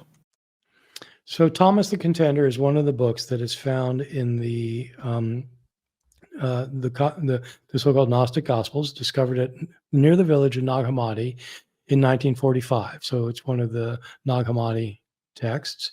It claims to be written by this figure Thomas, who is known from the Gospel of Thomas and the Acts of Thomas to have been thought to have been Jesus' twin brother. It's a Gnostic text that is embodying a Gnostic worldview, written by Gnostic for Gnostics with Gnostic points of view. It's often, though, understood to be included in the group of writings that are called Thomasine Gnostic writings. Some scholars are nervous about calling these writings Gnostic because they're very different from other kinds of Gnostic writings that are labeled Sethian Gnostics, connected with Seth, or Valentinian Gnostic texts. Most of the Nag Hammadi library are Valentinian or Sethian texts. This is a Thomasine text. The Thomasine texts tend to emphasize that people have come from a different world, that they need to escape this world by acquiring secret knowledge, and often they stress the use of asceticism in order to attain salvation by escaping their material bodies. And you get those kinds of teachings in Thomas the Contender. Normative, thank you for your super chat. The criteria historians employ to sift historical material from the Gospels are intuitively plausible, but do they have independent empirical support? One big problem with New Testament scholars is that they treat historical criteria as if they've been made up for the Gospels. Like people invented these for the Gospels, and then they can show, well, they're kind of problematic for the Gospels, and so like, okay, we can't have them anymore. What they overlook is that these various criteria that scholars have kind of reified, they kind of like define them narrowly. You got the criterion of independent attestation, you got the criterion of dissimilarity, the criterion of coherence. You got these criteria, and people think they're just making stuff up here because they're just coming up with stuff here. And like, who else uses that kind of thing? I never read a biography of Abraham Lincoln that talks about the criterion of independence, or the criterion of dissimilarity, or the criterion of embarrassment. What are you people talking about? And so that's right. New Testament scholars have done that. But even the scholars who use these things fail to realize why they're important and why, in fact, they're just the criteria every historian uses. They just don't call them this. And so if you are trying to find out about Abraham Lincoln, how do you go about doing it? You suppose you want to write a biography. Well, you look for your you look for the sources from, his life period. And if you want to talk about the war, you talk about, sources that come from the 1860s. You look for, you'd like to have eyewitness sources. Suppose you don't have any eyewitnesses. Well, okay, you've got other sources. So you see how many of them you got. And you want to know, did any of them borrow from someone else? Because if you got two sources saying the same thing, like you got two paragraphs of Abraham Lincoln say, well, okay, yeah, he's got it from him. Okay, so those are not independent. So you want as many independent sources as you can get. And if you got a bunch of independent sources that say the same thing, say, okay, well, that probably happened. Or you have sources that say things that are like contrary to the thesis of this biography, to the source itself. Like you have a real fan of Abraham Lincoln that admits that he did something really stupid one time, or he did something like really wrong, and it says, and so he's trying to celebrate Lincoln, but he's got this story in there. Well, so if you've got a story that is doing the opposite of what the author of the story wants to say, is it likely that he made it up? No, probably not. Why is he saying it? Well, because everybody knew the story happened. He's got to say it because everybody knew it happened. And so he said it, even though it's at cross purposes of what he had to say. So you look at that. You look at things like, does it talk about, Abraham Lincoln, like one day had a problem with his microwave oven? Well, if it says that, you got a pretty good idea this source is not authentic because it's an acronym. This is just what historians do. New Testament scholars have fixated on these things so much so that now everybody's saying, oh, the criteria don't work anymore. Then you ask them, well, okay, how are you going to establish history? Oh, I don't know. They have no idea. It's because they don't read enough history. Just read how biographers and historians work and you have a better idea how to deal with Jesus. And it's basically, just don't call them that. Call them something else, but do what historians do. Constellation Pegasus, thank you for your super chat. Why do some Jews still believe in Lilith today? Is the account of her being Adam's first wife in ancient Israel really taught as being real? Well, I mean, of course, most Jews don't believe a thing about it, and so there are, of course, there are probably Jews who think I'm sure there are things I don't know what many conservative Jews think, or Jews who are mainly influenced by later legend. But there are many Christians who believe all sorts of things about Jesus or things about the Bible. I know Christians who believe in Lilith, actually. And so, I mean, so yes, is it actually, is it taught in ancient Israel? I've never heard any actual, Jewish teacher teach it, but I don't know. I mean, it may be that in some Jewish circles it is. Other people know more about that, but the fact that people could teach it as true is no more ridiculous than people teaching anything else. It's, that it's ridiculous is true. It's like what people say about Jesus sometimes. Hi, Fish and a Tie, thank you for your super chat. Referring to my comment about Ariston, there is an ossuary with the name Ariston and Yehuda the proselyte. If this can be matched to Ariston the priest, could this give credence to earlier claim? Well, how are you going to match it to the priest? And how are you going to date it? So I'm just saying, look up the scholarship in Ariston, and you'll see. And I mean, ossuaries are very tricky. It's very difficult to date inscriptions. Inscriptions are usually just scratched onto a bone box, an ossuary, and sometimes on investigation you can show that an inscription is a modern forgery. Sometimes people cover their tracks well, but an ossuary, if an ossuary was inscribed in the 5th century versus the 1st century, how are you going to know that? And so I would just say, look at the scholarship and see what you think. But the key is, don't just look up internet sources by people who aren't experts. Look up people who actually are experts in ancient Judaism, for example, experts on ossuaries, experts who are real archaeologists, and see what they have to say. C. Kenneth Bauer, thank you for your super chat. Revelation 21, 1-9, the same place as Revelation 21, 10 to Revelation 22, 5. I have to look it up because I haven't memorized the book of Revelation, even though I just recently read a book on it. So I need to see what this person is talking about. 21:10 says that the Spirit carried me away to a great high mountain and showed me the holy city, Jerusalem, coming down out of heaven from God. And is it the same? Oh, is that the same as talked about in chapter 21, 1-9? Then I saw the new heaven, the new earth, verse. Oh, I see what they're asking. It's saying, oh, okay, yeah, it's making a good point. In 21, verses 1-9, John, the person allegedly having these visions, sees that God has created a new heaven and a new earth, and that he sees the holy Jerusalem coming down from heaven. And then in chapter 21, verses 9-22:7, he describes this new Jerusalem, and he says that he's taken up to a high mountain and shown it. I think what happens is he sees the new Jerusalem descending from heaven in the first 9 verses, but then he's actually taken to it to investigate it.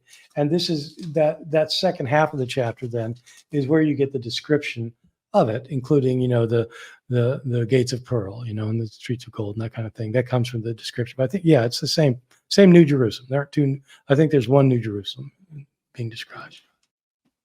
So we'll close with this super chat question. Bible Theory, thank you for your super chat. What are your thoughts on Paul's letters, Paul and Acts, quoting Plato, other philosophers, Goodacre? Why use previous writings as their own?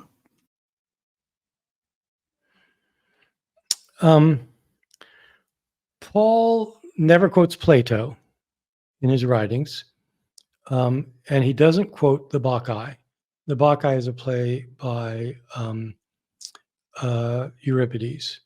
The only place that Paul actually quotes a philosopher, to my knowledge, is in the book of Acts, in his speech on the Areopagus in Acts chapter 17. And let me just quickly make sure I get the quotation right, because I don't want to misquote it.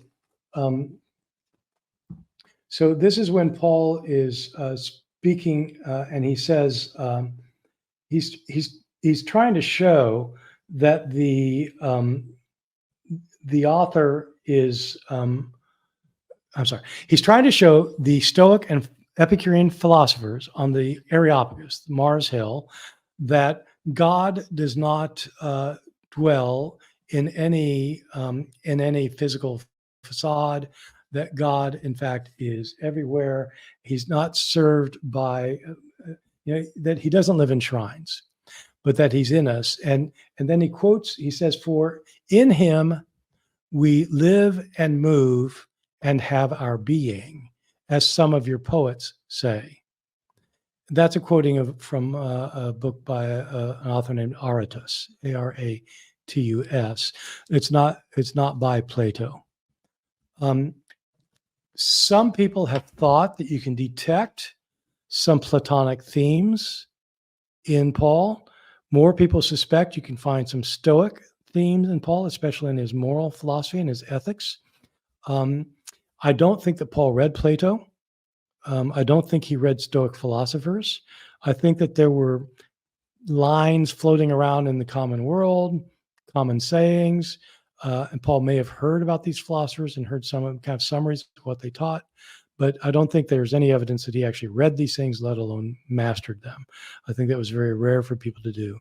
And among Jewish authors at the time, apart from Philo, yeah, not much, not much at all. How do scholars discern from the various alleged quotations of Jesus in the New Testament from what Jesus actually said contained within the New Testament. Like, scholars debate this all the time. What did Jesus actually say?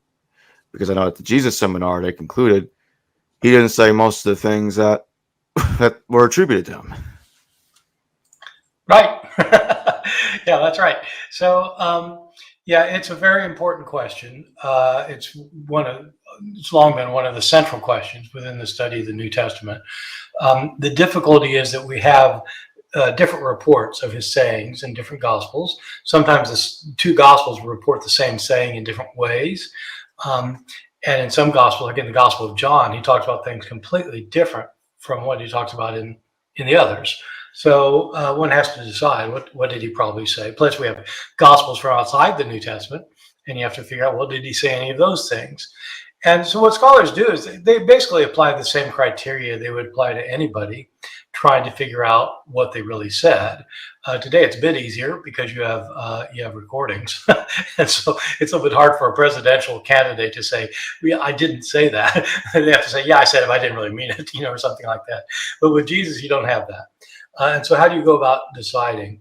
And the criteria you use typically for trying to understand anybody's sayings from the past would be things like, do you have sources that are independent of one another who are reporting him saying that thing or similar things to that? Do you have a lot of sources that say that's what he said, that didn't get it from each other? And you look at it and you say, well, if you do have things of Jesus that he didn't say, that must mean that somebody put them on his lips, like a later Christian wanted him to say something that he didn't say. And so if you've got sayings of Jesus that are perfectly lined up with what Christians wanted him to say, then it's a little bit hard to know whether he said it or not. You see what I mean? But if Jesus says something that seems to be contrary to what Christians would have wanted them to say, well, they didn't make that one up. So then you're pretty sure that, okay, those are ones that he probably said. You also look for things that are that make sense in his own historical and cultural context.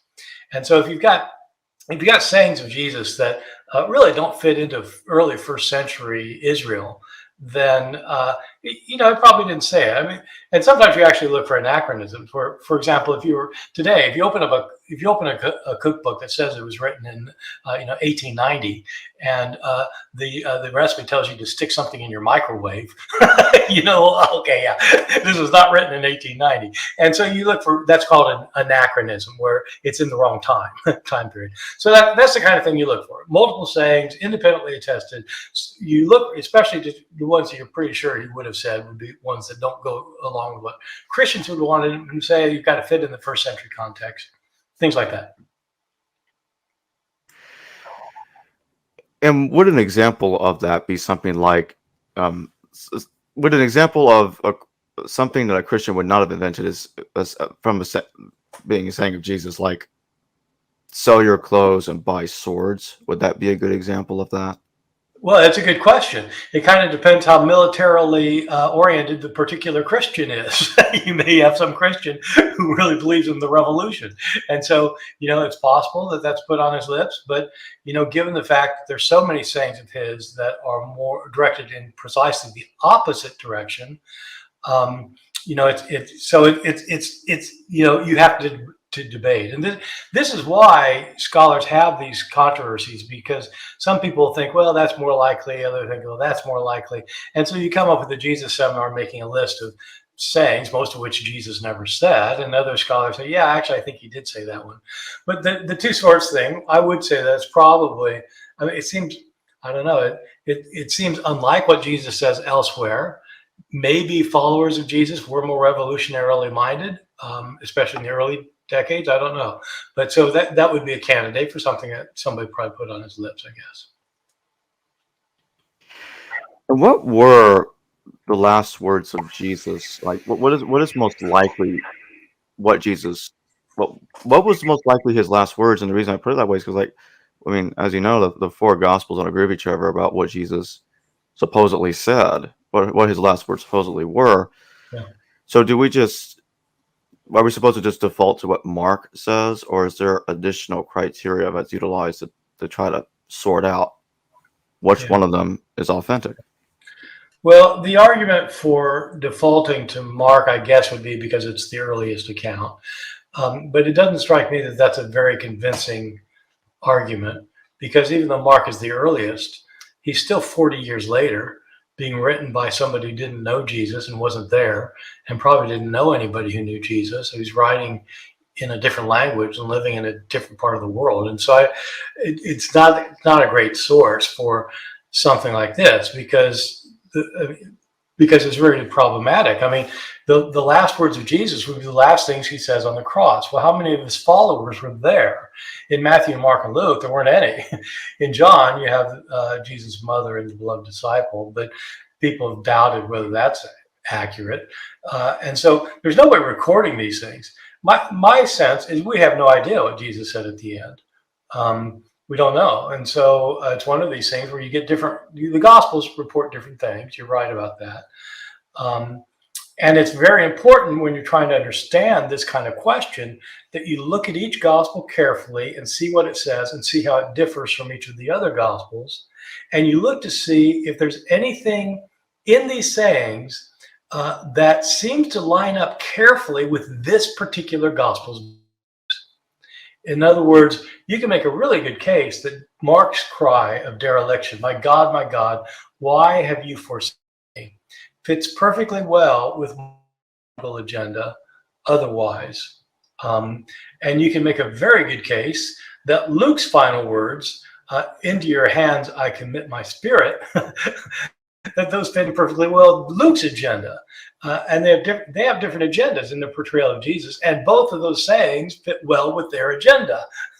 And so I think that calls it into question whether we can trust any of those. And my sense is there was nobody there taking notes. I don't think we have any idea what he said.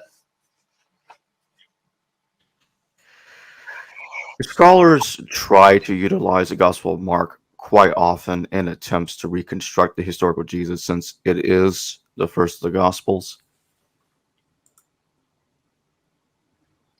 Are you saying do they? Yeah, they do. I mean, so this kind of use of Mark goes back to the 19th century. Scholars for a long time before the 19th century were pretty convinced that John was an eyewitness account. And so they tended to trust John more. But in the 19th century especially, scholars started realizing that the ancient Christian testimony was probably right, that John was the final gospel, and that it's not giving a kind of nuts and bolts, what really happened kind of thing, but it's more of a theological understanding of Jesus. So if you think that John is probably the last and maybe the most theologically powerful and the most interesting in some ways in terms of its understanding of Jesus, that it's not necessarily historically accurate, you're left with Matthew, Mark, and Luke. And in the 19th century, scholars then tried to figure out, well, which of those is the earliest? And they knew that somebody was copying somebody else, because they have so many agreements. They're sometimes word for word the same, sentences the same, and you just can't get that unless somebody's copying someone else.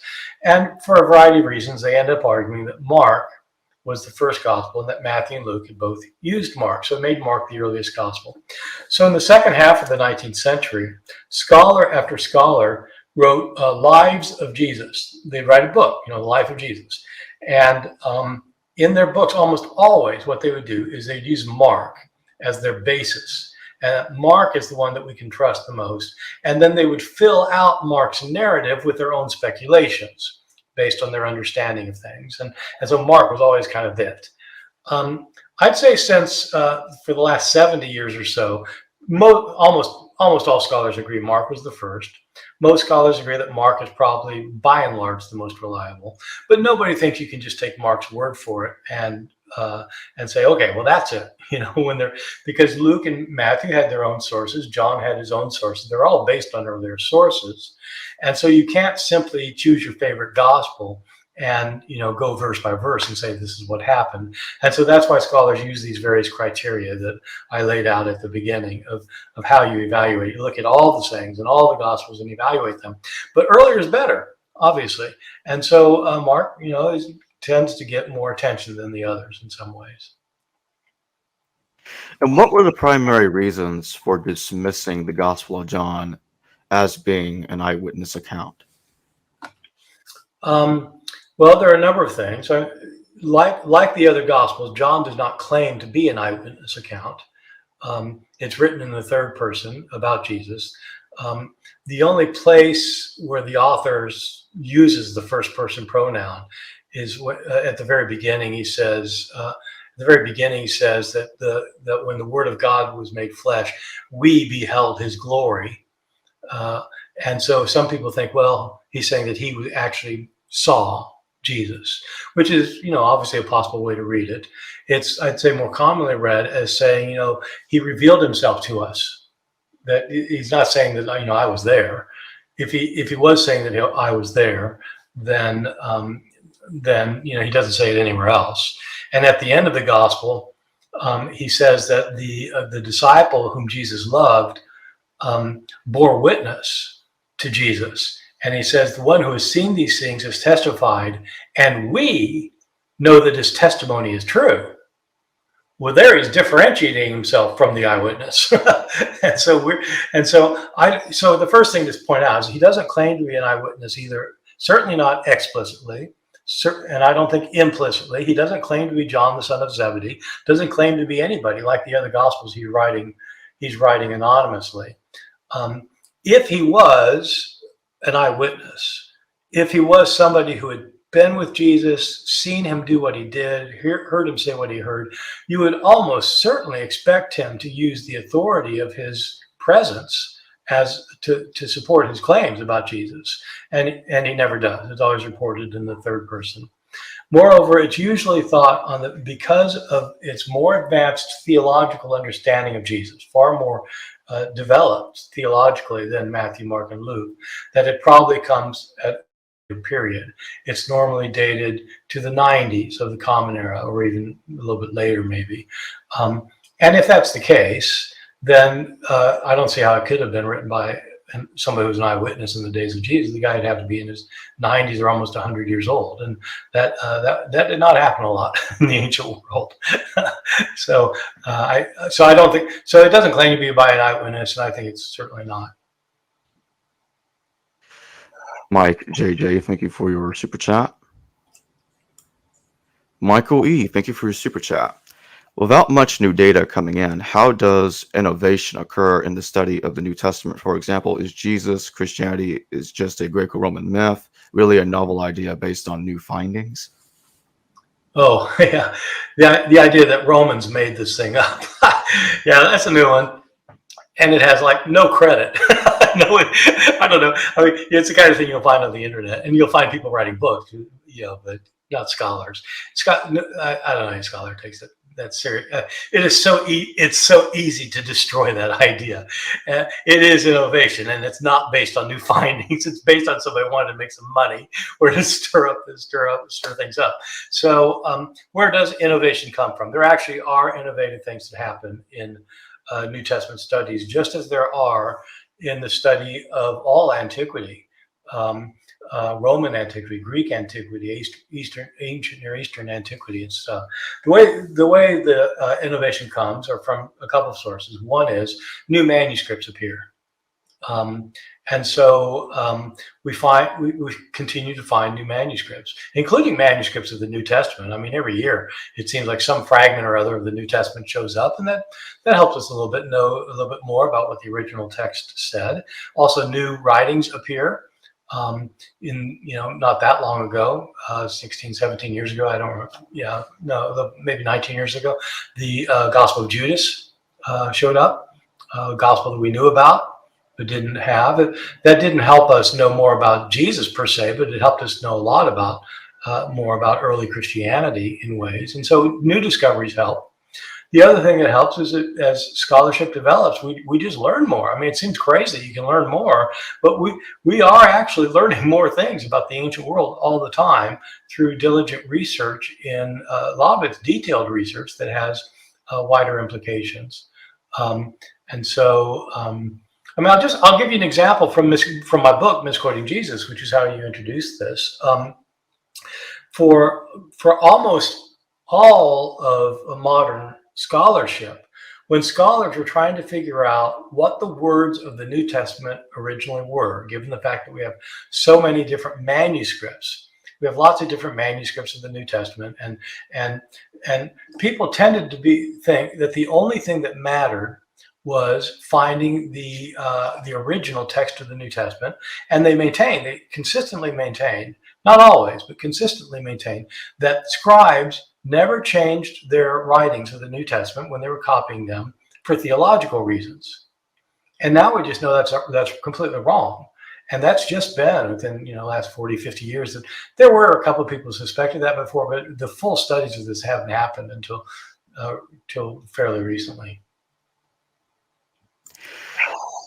And I think what he meant by the question, like, is Christianity just a Greco-Roman myth, is not referring to the idea that the Romans made the whole thing up, but some scholars see Christianity as having parallels with Greco-Roman myth, and some other people reading that literature, like mythicists, will say, "Oh, that's evidence that the whole thing is myth and it was just made up."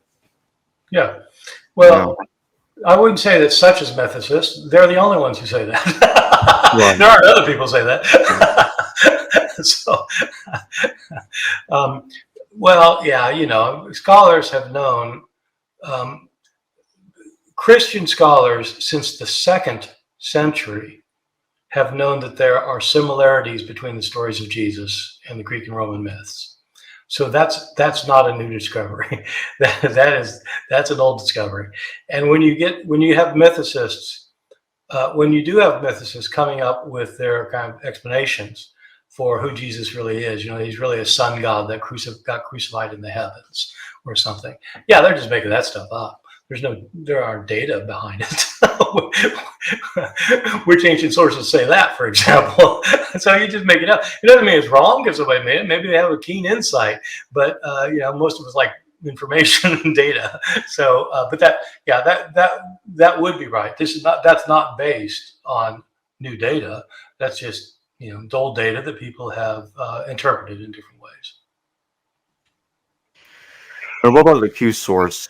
Did the Q source that Matthew and Luke used undergo any revisions prior to them utilizing it? And basically, and my next part of the question is, does the contents of Q largely portray what Jesus actually said, or is even that highly questionable? Okay, so these are really complicated questions.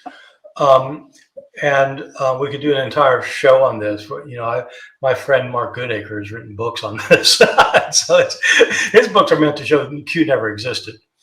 And so he has stirred up that pot because since the 19th century, it's been pretty much the consensus among scholars that there was a Q. And Mark Goodacre, following his teacher, who was following his teacher, Michael Goulder was Mark Goodacre's teacher, and he thought there was no Q, and he didn't think there was a Q because of his teacher Farrer, and the Farrer hypothesis says there's no Q. So let me explain. I think probably most of your listeners know what we're talking about, but just in case, I said earlier that Matthew and Luke both copied Mark and got a lot of their stories from Mark. There are also a number of sayings in Matthew and Luke that they have that Mark doesn't have. So they didn't get it from Mark because he doesn't have them. But they're sometimes word for word the same. So there's copying going on again. And the question is, did Matthew copy Luke? Did Luke copy Matthew? Or did they both copy some source that we don't have anymore? There are very good reasons for thinking that Luke did not copy Matthew and that Matthew did not copy Luke.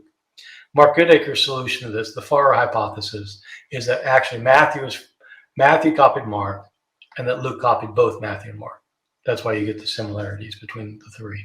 But most scholars continue to think that doesn't work, and that what happened is Matthew and Luke copied Mark, and they had access to some other source that contained mainly Jesus' sayings. They both had access to the source. Possibly it wasn't word for word the same in the different copies they had, wherever they were, whenever they were living, but they had the same source. And scholars have called that source Q. It's called Q because the German word for this source, it's the sayings source. The sayings source, the word for source is Quelle in German, which is Q-U-E-L-L-E. And so it's the sayings Quelle. And so they just call it Q, short for Quelle. All right. So so if that existed, so I'm going to assume it did exist because I think it did. I think it did exist. I think that's the best explanation. So if it did exist, two questions. One is, did it go through revisions? And secondly, does it accurately report what Jesus said? So with respect to revisions, this is the claim of a number of people. I think the claim is not nearly as vibrant now as it was 20 or 30 years ago. But 20 or 30 years ago, there was a big push to argue that Q actually went through various revisions and that you can isolate the various levels of revision in Q.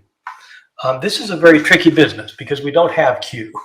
It's hard enough to show that a source you do have went through revisions and which parts went to which revisions. This is trying to do it with a source we don't even have.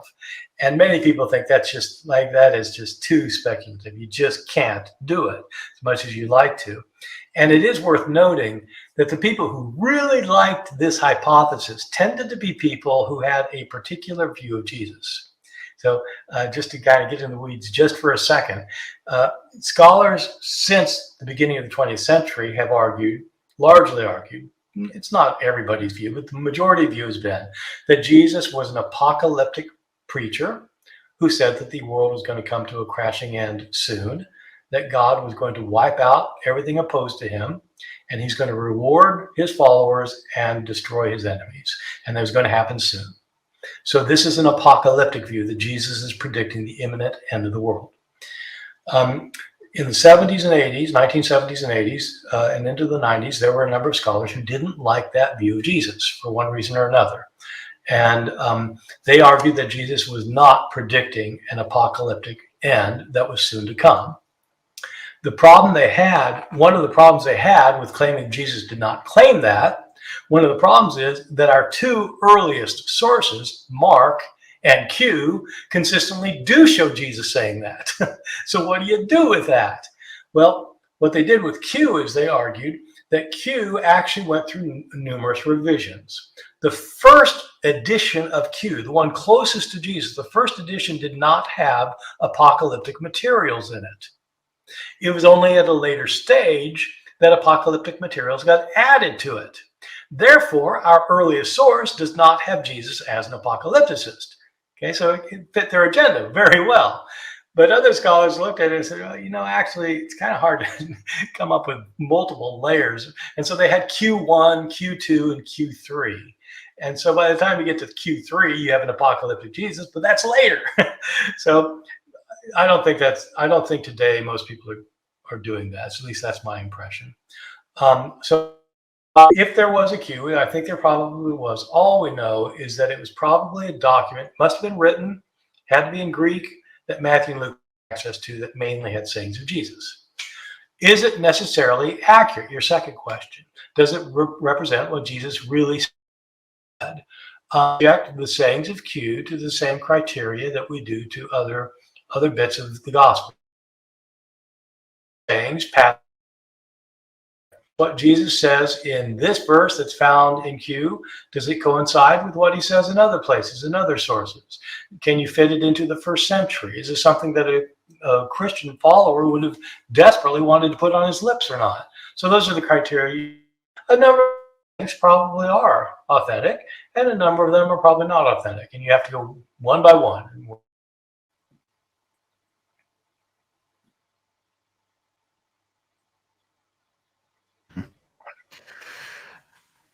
How early do the earliest manuscripts of the New Testament date to?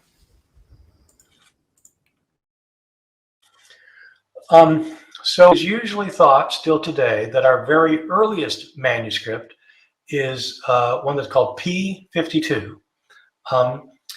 The oldest manuscripts we have are written on papyrus. Later manuscripts are written on parchment, vellum, animal skins. The earliest are written on papyrus, which is a reed that could be manufactured into a writing material. It's kind of like paper, but it's made out of this reed, papyrus. The earliest manuscripts, the first hundreds of years, are written on papyrus, and those manuscripts are known as P something or other. P52 is a papyrus manuscript. That's why it's P. It's 52 because it was the 52nd papyrus manuscript that was known and cataloged. And so that's just the reason for P52. It's the size of a credit card. It's just a little piece of a manuscript. The rest of the manuscript's been destroyed by whatever reason. And we have this little fragment, and it contains verses from John chapter 18 and 19, the trial of Jesus before Pilate, written on the front and the back. And scholars have traditionally dated this manuscript to the first half of the 2nd century. We can't put a precise date on it. It's dated on the basis of a handwriting analysis. So we know how different Greek scribes copied their manuscripts at different time periods. There's some debate about it. Some scholars now think it actually should be later than that. But sometime in the first half of the 2nd century, that's our earliest scrap. Our earliest kind of like a fuller piece of something, where you get multiple pages of something, is around the year 200. We have copies of the Gospels, for example, that are, they're not the whole Gospel of Mark or Luke, or they're sizable chunks of, some virtually complete pages and other things missing. That's around 200. We don't have a complete manuscript of the entire New Testament. Of Matthew, Mark, Luke, and John, like the whole thing. We don't have of any of those we don't have a complete of any of those books until the second half of the 4th century. Around 370, 375 is when we get some of the fullest ones, and after that you start getting the complete copies. So we do have some very early copies. If the Gospel of John was written around 95, say, and this thing was written, say, 125 or 140 or something, then it'd be 40, whatever that is, 30, 40 years later, we have a copy of, just not much of a copy, but at least we have evidence of it that early.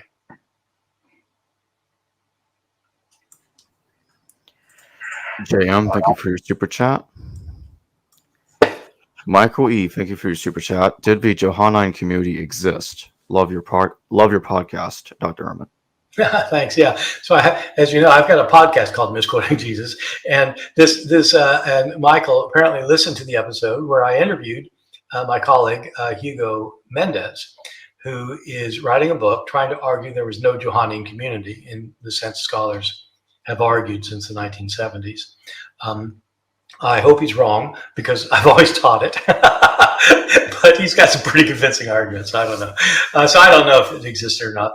For those of you who don't know what this is, the Johannine community refers to the idea that behind the writings attributed to John, the Gospel of John, 1st, 2nd, and 3rd John, and possibly the book of Revelation of John, but certainly the epistles and the Gospel all emanate out of the same Christian community that was a kind of tightly knit community that had its own perspectives on things that were different from the perspectives you get in, say, the communities of Paul or Matthew's community or Luke's community.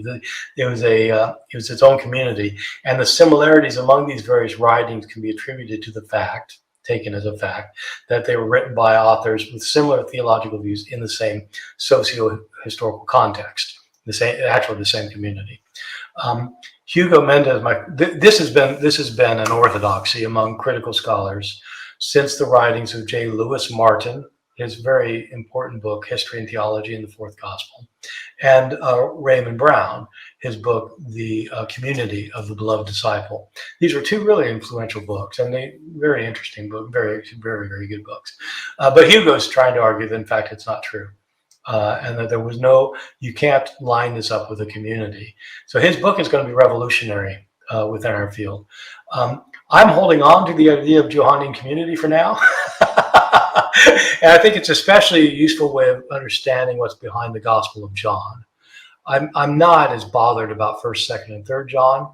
Hugo's spending most of his time right now in 1st, 2nd, and 3rd John. But I think that behind the Gospel of John, there is a distinct community, and that this author's views have been formed within the context of the life of that community, and it's shaped how he understands who Jesus is. I think it's still a very helpful way to understand the Gospel of John. But, as with all things, I think, scholarship advances, and, I'm a dinosaur as it is, but I don't want to be an extinct dinosaur. So I accept things that are new that come along. So someone convinces me that I'll be convinced. But I don't have a stake in any of this stuff personally. So I don't have a stake in it. So I just, I'm happy to go with what. But it takes something to convince me. Is the thing. It takes good evidence to convince me. You say that basically all we can do is, for example, reconstruct Galatians as best we can, and the earliest manuscript of that text dates to around 200 CE, and we do not possess the original text of Galatians. That being an example of us not having any of the original texts of the various books in the New Testament. So in light of that, how do scholars go about reconstructing these texts from the various manuscripts, and how confident can one be that these texts at least largely resemble the originals? So this is what my original scholarship was. I did my PhD dissertation dealing with this kind of question. I did a master's thesis dealing with this kind of question. I spent the first 20 years of my life, my scholarly life, dealing with this question. And so this is a question that would take a long time to answer. So what I can say is that, I think I know just about all the experts on this stuff in the world for the last 40 years or something. And I don't think anybody who's an expert who actually knows what this is about has serious doubts about basically having the basic right idea. When you read Galatians, you basically are getting probably mostly what Paul wrote. It's possible that's not. It's possible that's not. And you can't know. This is the thing.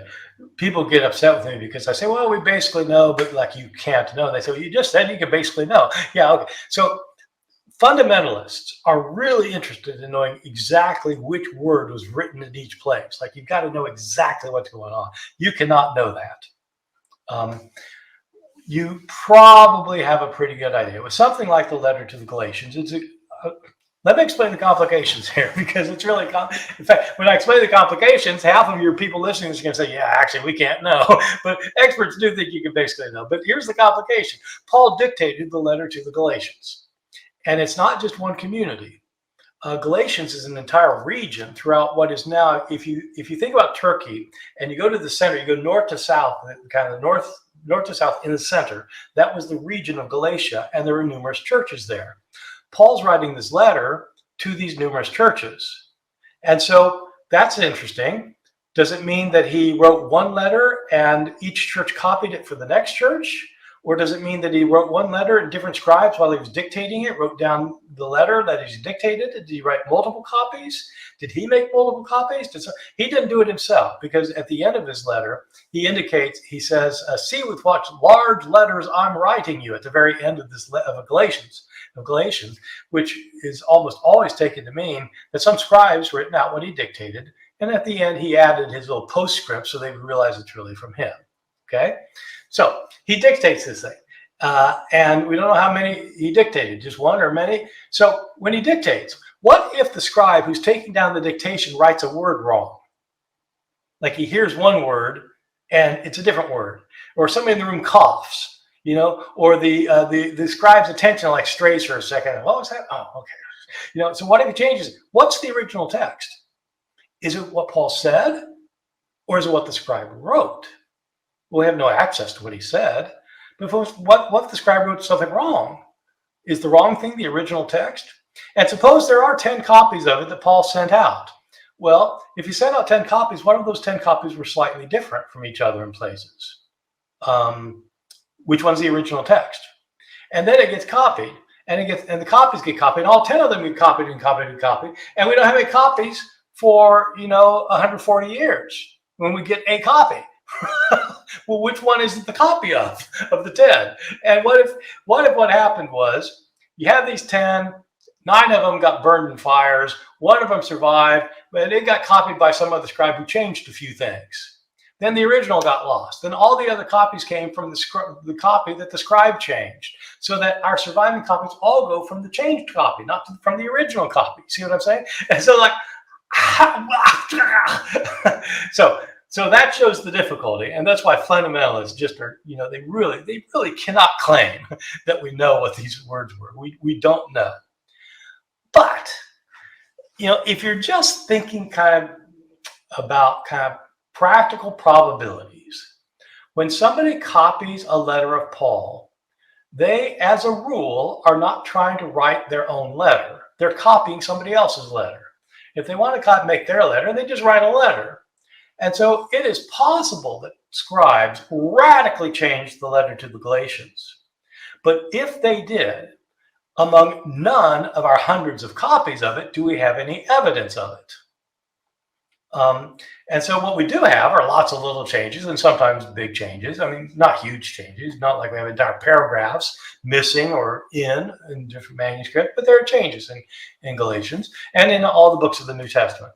There are places where we can't agree what the author originally said in all of these books. And so, probably, I think we pretty much know what Paul wrote, but we don't have the kind of certitude that conservative evangelicals want. Does the book of Acts and Paul's letters contradict one another in any significant ways? I think the answer is absolutely yes, they do. It's so the book of Acts is about the spread of Christianity after Jesus' death, resurrection, and ascension. The book of Acts is a historical narrative that covers 30 years from the time of Jesus' ascension, from the time of his resurrection, to the time when Paul has been arrested and is a prisoner in Rome, preaching the gospel in Rome. It's about how the apostles, especially Peter and John early on, spread the gospel, and then how Paul spread the gospel in the second 2/3 of the book, and about his missionary journeys and so forth. Now, it's a historical narrative, and so one can ask, is the history that it narrates correct? Did it really happen the way Acts says? Most of the things that Acts talks about, we don't have any supporting evidence for one way or the other. What happened on the day of Pentecost, 50 days after Jesus' death? Well, Acts has a story in chapter 2, and we don't have any other records from anybody of any kind to evaluate it. And so you evaluate those on other grounds. When it comes to Paul's missionary work, though, there are a number of things that Acts talks about that Paul also talks about in his letters. And so you can compare what Acts says with what Paul says about the same event. And just about every time you do that, Acts tends to get kind of the broad thing right, and it tends to get the details wrong, and sometimes in really significant ways. I'll give you one example. Paul starts out as a persecutor. Paul says that, Acts says that. Paul converted to believe in Jesus on the basis of some kind of vision he had. Acts says that, Paul says that. Okay, so the broad thing is right. Paul, after his conversion, is in Damascus. Paul says that, Acts says that. Okay, great.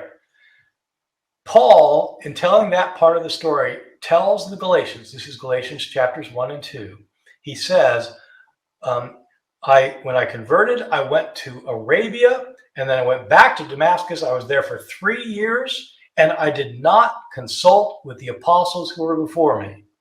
And he swears to God that he's telling the truth. I did not see. After 3 years, I went to Jerusalem and I saw Cephas and also James. That was it. So 3 years later. So he's trying to show, look, I did not get my message from the others. I got my message directly from Christ. I didn't even go to Jerusalem for 3 years. And then I only saw Cephas and a little bit of James. That's it. So that's his point. In the book of Acts, Paul gets converted. He's in Damascus. As soon as he leaves Damascus, he goes straight to Jerusalem. It's the first thing he does. And he consults with the apostles. Acts is trying to show that Paul and the other apostles were on the same page. They agreed on everything in the book of Acts. It's just one happy family among those apostles, Paul and the others. In Galatians, it's not that way at all. Paul does not consult with the apostles. He has his own gospel. If they disagree with him, they're wrong, and he has to actually go there to convince them that he's right. And so it's a very, very different portrayal, but it's down in the details, because you can just look at the general picture. Persecutor, vision, Damascus, ends up seeing the apostles. It's all the same, right? Well, no, it's not. It's very different. Greg Hilton, thank you for your super chat. Was a verse in the LXX revised from past to future tense, so it appeared to foretell Christ? Yeah, well, thanks, Greg. It's a good question. The one passage that maybe the one you're thinking of, that a lot of people have talked about, is the passage in Isaiah chapter 7, verse 14. Where I don't know if this is the one, but it may be. This is where Isaiah is quoted in the Gospel of Matthew. In Matthew's birth narrative, Matthew quotes this passage, Isaiah 7:14, to show why Jesus was born of a virgin.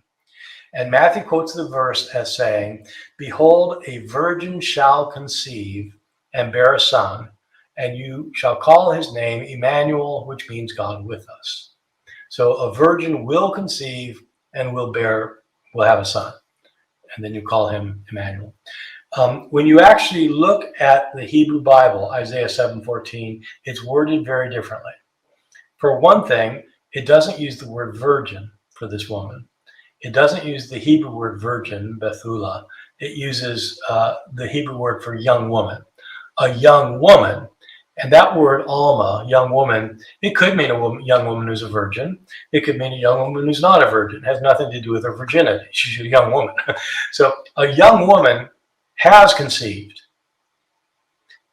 and she will bear a son, and you'll call his name Emmanuel, etc. So it's that she's already pregnant, and she's going to give birth to a boy, not a girl. She's going to give birth to a boy.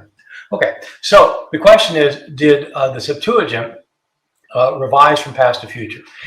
The reason that's kind of a complicated question is because Greek does have past tenses and future tenses. Hebrew, technically speaking, does not have a past tense and a future tense. Hebrew doesn't work like the languages most of us are familiar with, where you get past and future tenses. It's a Semitic language. It's not Indo-European. In this Semitic language, they have what's called a perfect tense and an imperfect tense. And that does not translate immediately into past and future. A perfect tense refers to an event that has been completed, and an imperfect tense refers to something that has not been completed. And you think, well, that's past and future, right? No, not necessarily. You can talk about something happened in the past, and when you're talking about it, you use the imperfect because in your story, it hasn't been completed yet. And so imperfect just means the action hasn't been completed.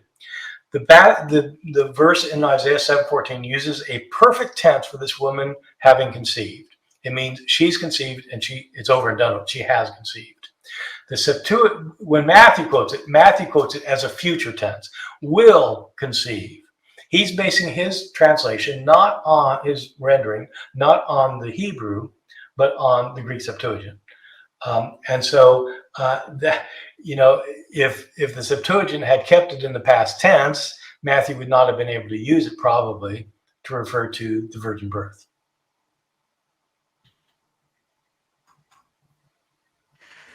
Kevin, non-traductive, thank you for your super chat. Do you think that Jesus might have actually said Papias' 100 sextillion grape story? Jesus must have said many things that weren't written down. Yeah, so I guess in this case it was written down because we have it in Papias. But it's a very good point. Why don't you get later? You can get later gospels of things that are not written down in the other gospels. Scholars have a term for this. Actually, those are called the agrapha. Agrapha is spelled Agrapha, grapha, like in graphite, the thing in your pencil, the thing you write with, and agrapha is something not written. And of course, all of these agrapha are written someplace because otherwise we wouldn't have access to them. So the question is this agraphon singular, is this agraphon in Papias possibly historical? And it's certainly possibly historical. Yes, it's possibly historical. I have scholar friends who think that why not? Jesus tends to think it's going to be pretty glorious in the future kingdom of God, and so why not? My sense is that Papias would have no way of knowing if Jesus really said it. He said that he learned this from people who knew the disciples of John, the disciple of Jesus. But the other stories that he tells are also problematic. He doesn't seem to have a clear line to authentic sayings of Jesus or authentic events in the life of Jesus. As one example, he tells the story of the death of Judas, but in this case, he doesn't hang himself, as in Matthew, and he doesn't fall head first and splatter all over the ground, as in Acts. In this case, God punishes him for betraying Jesus, and he swells up. He's so enormous that he can't walk down a street. His head won't fit between the buildings of the street. And it goes on to describe how horrible his genitals are. And when he needs to urinate, worms and pus come out. It's like, it's really graphic.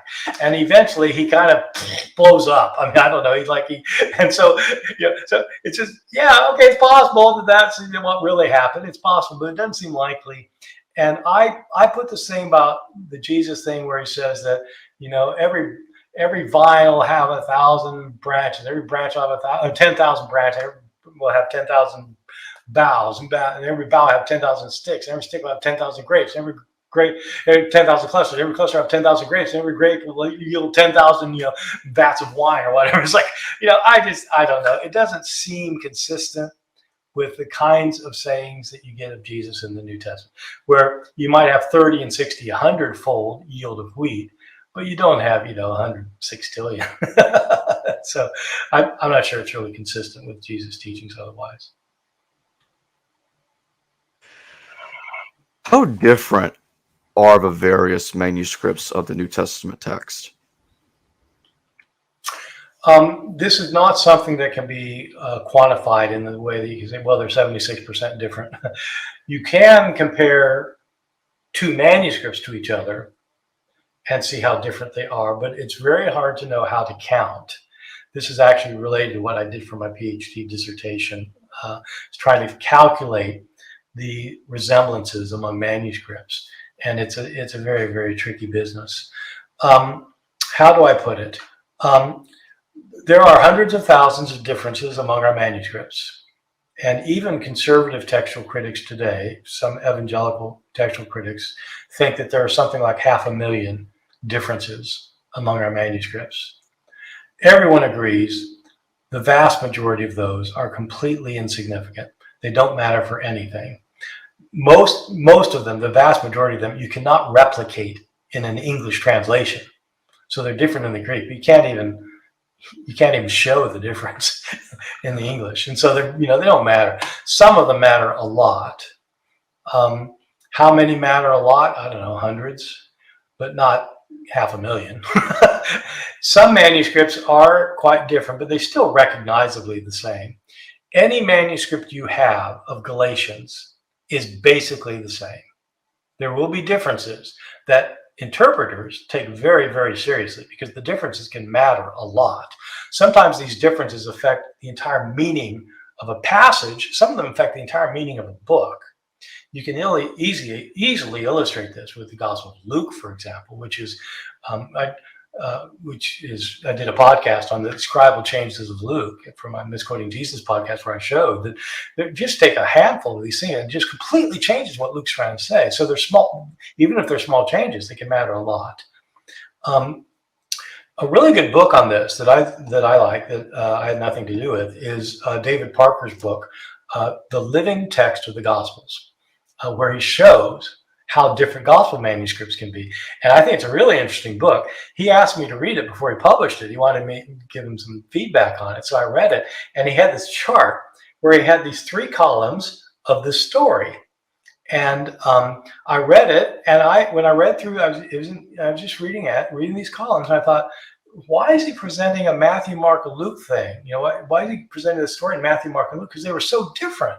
And I thought, that's weird. You had sentences thrown in and sentences taken out. I was like, wow, why is he doing that in the book about the manuscript? Then I realized, wait a second. These are not three different gospels telling the same story. This is the same gospel in three different manuscripts. Whoa, that's a nice illustration. So, but I don't have a percentage available. Some of them are different, but the differences tend to be small. But sometimes they're big, but the small ones even can make a big difference. The Muslim apologist, thank you for your super chat. Would the Gospel of Thomas be closest to what scholars refer to as the Q source? Good question.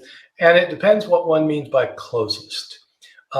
So there are, in the Gospel of Thomas, which was discovered in 1945, there are 114 sayings of Jesus. And there's no narratives. There's no action. There's no crucifixion, there's no resurrection, but there's no healings, there's no interaction, there's no stories. Just saying, Jesus said, Jesus said, Jesus said. And so that would be the closest thing we have to Thomas in terms of its form and structure. If Q, that'd be the closest thing to Q.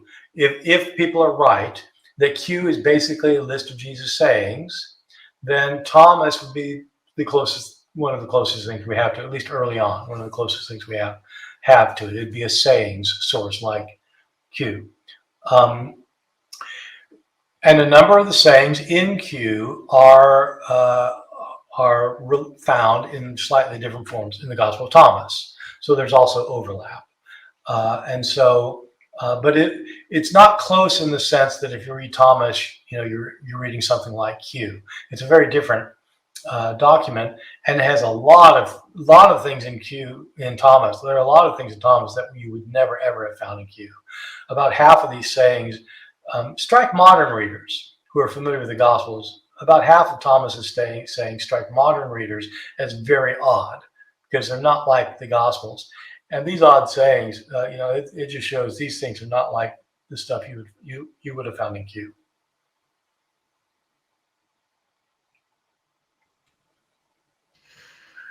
How do scholars distinguish from an accidental change in the text when they were copying it by hand in these different manuscripts from a deliberate change in these manuscripts?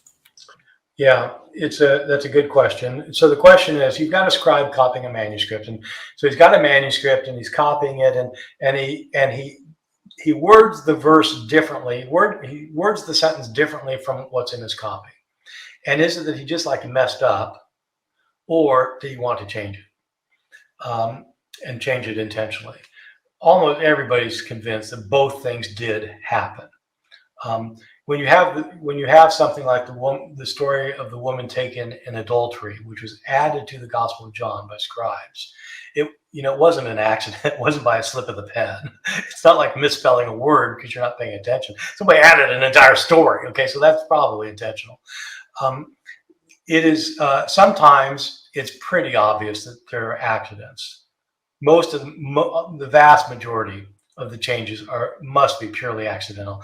People misspell a word. They'll leave out a word. They'll add a word. They'll repeat the word twice. They'll leave out a sentence. They'll leave out a line because this line ends with some words and the next line ends with the same words. And when the scribe copies those words, he's copied them from the first line, but then he thinks he copied them from the second line, so he goes to the third line. He's left out a line. So it's just an accident. And a lot of the accidents don't make any sense. So it's pretty clear it's an accident. But there are places where it's clearly intentional, and there are a lot of places where we just can't tell. You have to kind of make an argument because sometimes I'll give you an example of this. This would be an example that maybe a lot of people will not know. In Romans chapter 5, verse 1, Paul is explaining now that he's laid out his idea about how people are made right with God, how they are justified with God. He says in Romans, right after he's done that, he says in chapter 5, verse 1, now that we have been justified, we have peace with God. Okay. But some manuscripts say, now that we have been justified, let us have peace with God. In other words, we need to go out and find it. And it's a difference of one letter. It's a difference between an omicron and an omega. The O letter, a long O or a short O. And if somebody's dictating this letter, the long O and the short O sound exactly the same. So did a scribe change it because he just misheard it? Or did a scribe change it because he thought the theology was wrong? Like if it said, let us have peace with God, someone's saying, yeah, no, it can't be let us have. It must be we do have. Of course we do if we're justified. Or, and so they changed it. So there's no way to know what was going on in the scribe's head in some cases. In other cases, it's pretty clear. Warren Maroney, thank you for your super chat. If we don't have the original source autographs for at least the ones tested to be like Q, L, M, etc., how can we really know what Jesus said? Well, as I was saying, I don't think we can really know if what we mean is, can we know for certain? And it's even more complicated than that because Q, M, and L, and Mark, etc., were written in Greek. And Jesus was speaking in Aramaic. So even if you know what the Greek version of his saying is, you don't know how it corresponds necessarily to the Aramaic. Not only that, but the sayings have been in circulation before anybody wrote them down. Even if you had Q, L, and M, even if you had the originals, they were getting these sayings from stories that had been circulating for decades before they wrote them down. So how just having Q wouldn't tell you if Jesus really said it. It just means you've got this Greek copy of things that somebody thought he said. And so, so it's problematic because of the oral tradition that went on for years and then decades before anybody wrote them down. It's complicated by the fact that it's gone from Aramaic into Greek, but then it's complicated by the fact that we don't have the originals of any of these sources. And so scribes change those and say, oh my God. So it gets really complicated, but at every level, what you do is you establish probabilities. It's a very exacting business, and it's really hard. And you've got to know the ancient languages, and you got to go one verse, virtually one word at a time, and spend years doing it. It's not the kind of thing you just got to do it. And so, but the people who spend years doing it try to establish levels of probability. Look, this looks like it probably is what Matthew wrote, and it's just like what you find in Luke. So it probably did come from Q, and this probably is what Q wrote. Okay, if that's what Q wrote, what was the Aramaic behind it? And if it's the Aramaic behind it, is it something that Jesus originally said or not? That's the kind of sequence you have to go through. And each step is very difficult. What were often the theological motivations for some of these deliberate textual changes? In the generation before me, in the I guess it come out in the late 1960s. I can't remember right now. When Eldon Epp wrote a book called The Theological Tendencies of Codex Bezae in Codex Cantabrigiensis. There's a title for you. Eldon was a great textual scholar. He was sort of a generation before me. And he argued that there's a particular manuscript of the Book of Acts that Codex D, that actually the author, the scribe of the Codex, implemented his anti-Jewish sentiments into his account. He changed them more anti-Jewish. That got me thinking when I was doing my work, and elder predecessors, but not many who thought that. So in my first really major book was called The Orthodox Corruption of Scripture. And it was written and it got published, I think, in 1993, maybe.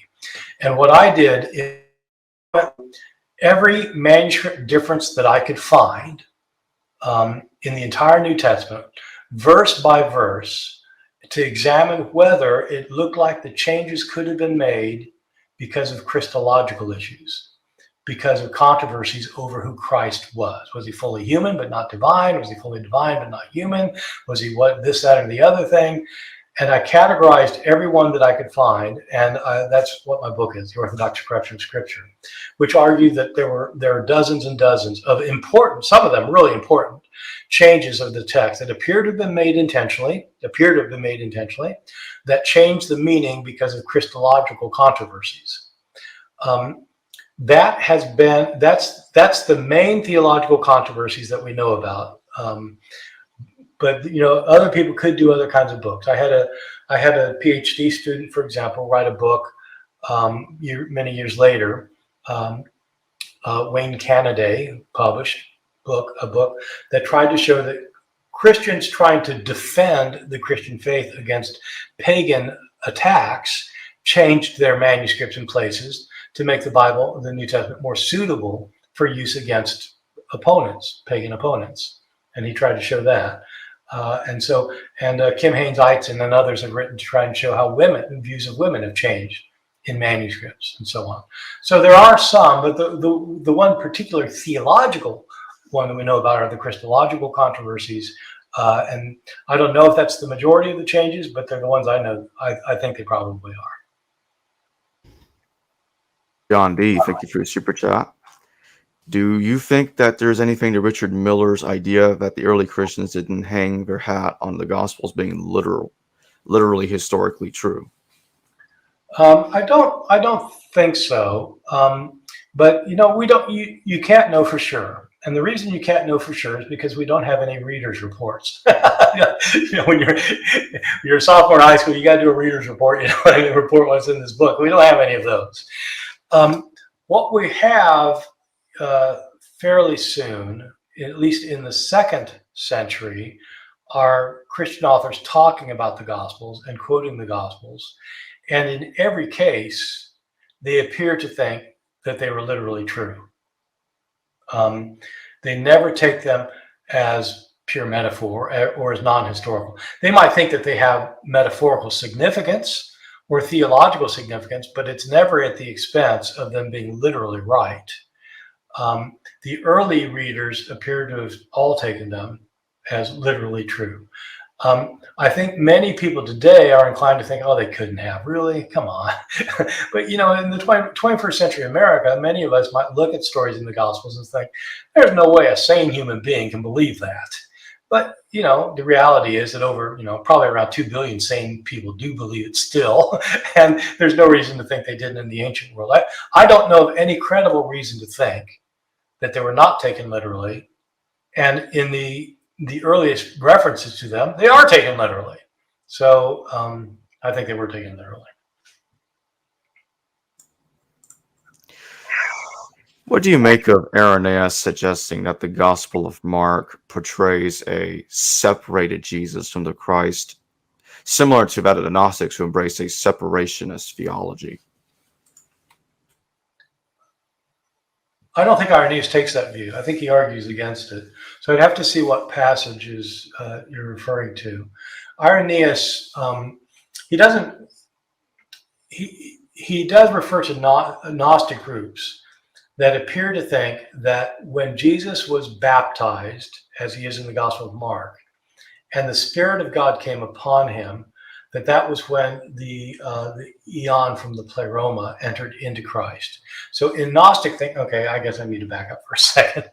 So I need to explain a separationist Christology and how this relates to Gnosticism. Sorry, but Gnostics are people who were Christian Gnostics were groups of Christians who believed that it wasn't the death and resurrection of Jesus that brought salvation. It was the secret knowledge that he brought, knowledge about who human beings really were. The humans actually, within us, we have a soul that came from a higher realm.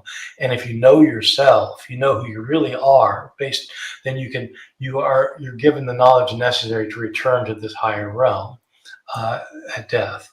And some Gnostics argued that Jesus himself did not belong to this realm, which means that he couldn't have been born here. He wasn't a physical creature the way we are. He's not from here. He came for a while, the divine Christ from above, from the area, the divine realm that they call the pleroma, the fullness. Christ came down and came into the body of the man Jesus. So that Jesus was just a rest of us, but he was human like the rest of us. But the Christ came into Jesus at his baptism, which is why he could begin preaching such amazing teachings and why he could do such amazing miracles, is because a divine being was within him. So that happens at the baptism, and then when Jesus is crucified, the divine element leaves Jesus to go back to the pleroma. So it's just between his baptism and his crucifixion that Jesus has the Christ being within him. So that's a separationist Christology, because you have the man Jesus who's a separate being from the divine Christ, and they're temporarily united. And so Gnostics argued that, and Irenaeus talks about that view, and he makes fun of it. and he gives some very interesting information that we wouldn't have otherwise. We don't know if it's completely reliable, but he says that, for example, there's a Gnostic group that points out that when the dove comes upon Jesus at his baptism, the Gospel of Mark says that the dove, the Spirit of God, comes into Jesus, eis auton in the Greek. He comes into him. It can mean upon him, but more normally be into him. And these Gnostics point out that the Greek word for dove, peristeron, if you add up the letters, like the first letter, the pi is worth a certain amount, the iota is worth a certain amount, yes, they use their alphabet. Letters of the alphabet are also their numbers, okay? So every word has letters that each have a number. You can add up the numbers. If you add up the word for dove, the Greek word for dove, it adds up to 801. That is the same number if you add up alpha and omega. Christ is the alpha and the omega. The alpha and the omega come into Jesus when he is baptized. See, that's how they interpret this text. So Irenaeus makes fun of that. So I don't know, and maybe Jacob, you've got some passages in mind, but I don't know that Irenaeus accepts the separationist Christology. He holds to an incarnational view. Yeah, I wasn't trying to say that it was Irenaeus' view, but it comes from it comes from page 174 in your Misquoting Jesus. Yeah. When you okay. Yeah. Yeah. He definitely talks about the view, and he says that there's some of the church fathers indicate that. Correction, I'm at page 172. Okay. But he talked about these Gnostics, and he argues against it. But I point that out in my book. I actually deal with it at greater length in my book, Orthodox Corruption of Scripture, because I try to show how scribes sometimes change their texts in order to preclude that kind of argument from Mark.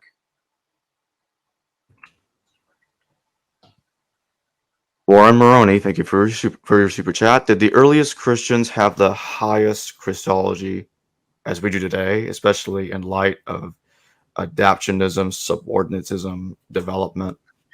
Yeah. So when scholars talk about Christology, they sometimes talk in terms of a high Christology and a low Christology. And what they mean by that is that if Jesus is both human and divine, human means he's kind of down here on earth with the rest of us, and divine means he's up there in heaven with God. And how does it work exactly? Is he more human or more divine, or is he like 50% of each, or is he 100% of each, or what is it? A low Christology says that Jesus is principally human, and maybe he becomes a divine being, but it starts out that so that's a low Christology, because he's not inherently God. He doesn't start out as God. He's a human that God chooses. A high Christology says that Christ is principally God, and a really high Christology, it may be held by a lot of people today. It was declared a heresy in early Christianity. The highest Christology is that Jesus is not human at all. He's not at all from down here, and that he's God. And even on earth, he's God. He's not human. He only seems to be human. That was a view that scholars have called Docetism, and it's a view that was condemned early in the 2nd century by Orthodox church fathers who said, look, if Jesus isn't really human, he couldn't die for sins. If he didn't have human blood, he couldn't shed his blood. If he didn't shed his blood, you're not saved. And so they didn't like that idea. Did the earliest Christians have a very high Christology? My view is that they did not, but they did think that Jesus was divine. By Christian in this context, I'm referring to people who believe that Jesus is the way of salvation. I think that belief starts after Jesus' death. I think it starts as soon as some of his followers think that he got raised from the dead. I think this was some of his disciples who, some of them said they had seen him alive. And if he's alive, he's not here, obviously, look around. So where is he? They thought that he had been taken from the realm of the dead and taken up to heaven to live with God, and that he's going to come back. So in ancient thinking, Greek, Roman, Jewish, anyone who's taken up to the divine realm is made immortal. And immortal in ancient Greek thinking, ancient thinking generally, meant godlike, being a god. I think the earliest followers of Jesus thought that Jesus was made into a divine being at his resurrection. Some later came to think, oh, it happened at his baptism, so his whole ministry was divine. And then later they said, oh, actually, he got born of a virgin, so he's divine his entire life. Later they said, actually, he existed before he was born. And the Christology got higher and higher. It didn't get higher and higher at the same time in every place. People, different places, different times had different Christologies, just as they are today. But I think the earliest Christology was adoptionist, where Jesus is adopted to be the Son of God at his resurrection. Eventually, Jesus has thought himself to be inherently God, but for a long time, most Christians thought that meant that he was subordinate to God the Father, that he's not equal with God. How can you be equal with God?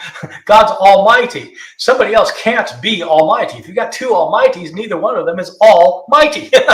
And so he's got to be subordinate. So the Son of God is not as great as the Father. And so they were subordinate. But then when you get into the 4th century, starting with the Council of Nicaea, especially, they started saying, no, he's equal with God. He's actually equal with God, the same substance with the Father. And so at that point, that's a pretty high Christology. And they didn't have that early on, I think. Gettysburg Demoniac, thank you for your super chat. If we found an early copy of Mark, do you think Jesus would be convicted for something about blasphemy? I don't think he is convicted of blasphemy in Mark. He is convicted in the sense that the high priest says he's guilty of committing blasphemy, but he's not condemned to death for it. The legal conviction is over his claim that he called himself the King of the Jews in Mark and in all the other Gospels. But I think the question is, do I think, at the trial in Mark's Gospel, the high priest is trying to find some way to bring a charge against Jesus. And he asks him, are you the Messiah? Throughout Mark's Gospel up to this point, Jesus has never openly said he's the Messiah. But when the high priest asked him, are you the Messiah, the Son of the Blessed One, the Son of God, Jesus said, I am. And you shall see the Son of Man coming on the clouds of heaven in the glory of the Father, or whatever. And so he says that, and the high priest screams out blasphemy. He tears his robe and says he's worthy of death, and everybody of the Sanhedrin, the Jewish council, agrees, and they hand him over to Pilate, but not on charges of blasphemy. So it's very interesting. One reason it's really interesting that many people haven't noticed is that Jesus never commits a blasphemy. Now, people try to construe this passage in Mark 14 so that Jesus commits a blasphemy, but he does not. When the high priest says, are you the Messiah, the Son of God? He's asking him, are you the future king of Israel? Jesus says, I am. That's not a blasphemy.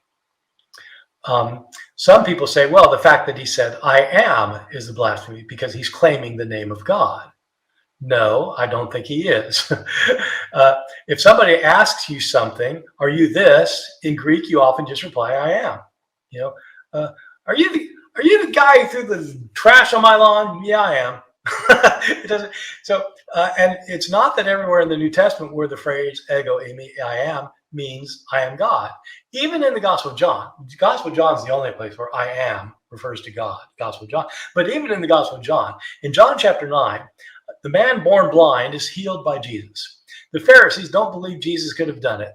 They ask the guy, are you the guy who's born blind? And he replies, ego eimi, I am. They don't take him out to stone him to death. He's just answering their question. So when it comes as an answer to a question, it's not claiming to be. So Jesus he's not blaspheming and claiming he's the Messiah. He's just saying he's the future king. There's no blasphemy there. He's not saying I am, is just answering the question. And he's not blaspheming by saying the high priest is going to see the Son of Man coming on the clouds of heaven. That's what Daniel says. All he's saying is that Daniel's prophecy is going to be fulfilled in your day. That's not a blasphemy. So the problem is, I think this is maybe what our Gettysburg demoniac legion here is referring to, is that there's no blasphemy there. Maybe he's not referring to that. But the question is, would he have been convicted by something else if we got the original mark? No, I don't think so. I think what we've got is probably what happens in the original mark. I can't prove it. And, I'm not going to wouldn't stake my house on it, but I think there's no reason not to think so. Every copy of Mark has that ending, has that passage like that. So I don't have any reason to suspect it's not original to Mark. Some apologists, thank you for your super chat. Do you think that there is a distinct theological shift from John 3:1-15 to John 3:16-21? Is the latter part of the original text? Okay, it's a good question. It's a little bit complicated. I'm not going to get into all of it. I will say, for those who don't know, that John 3 is where Jesus has a conversation with Nicodemus, where Nicodemus comes up to him and says, "We know you're a great teacher, sent from God." And Jesus tells him, "You must be born from above, or you can't see the kingdom of heaven." Sometimes often translated, "You must be born again." But it's a word that probably means you must have a heavenly birth if you're going to see the kingdom of heaven. And then Jesus launches into this discussion with Nicodemus, where Jesus goes into a monologue for a while. In verse 16, we get the famous verse that used to be behind the home plate every year during the World Series. "For God so loved the world that he gave his only begotten Son, that anyone who believes in him should not perish, but have everlasting life." And it goes from there in John. So is there a break between what Jesus is saying in 15 and what happens then with 16 and following? The chapter goes all the way to verse 31, and I think most people think that 16 through 31 is a kind of unit. I don't know any textual scholar or any scholar who thinks that the end of the chapter was not original.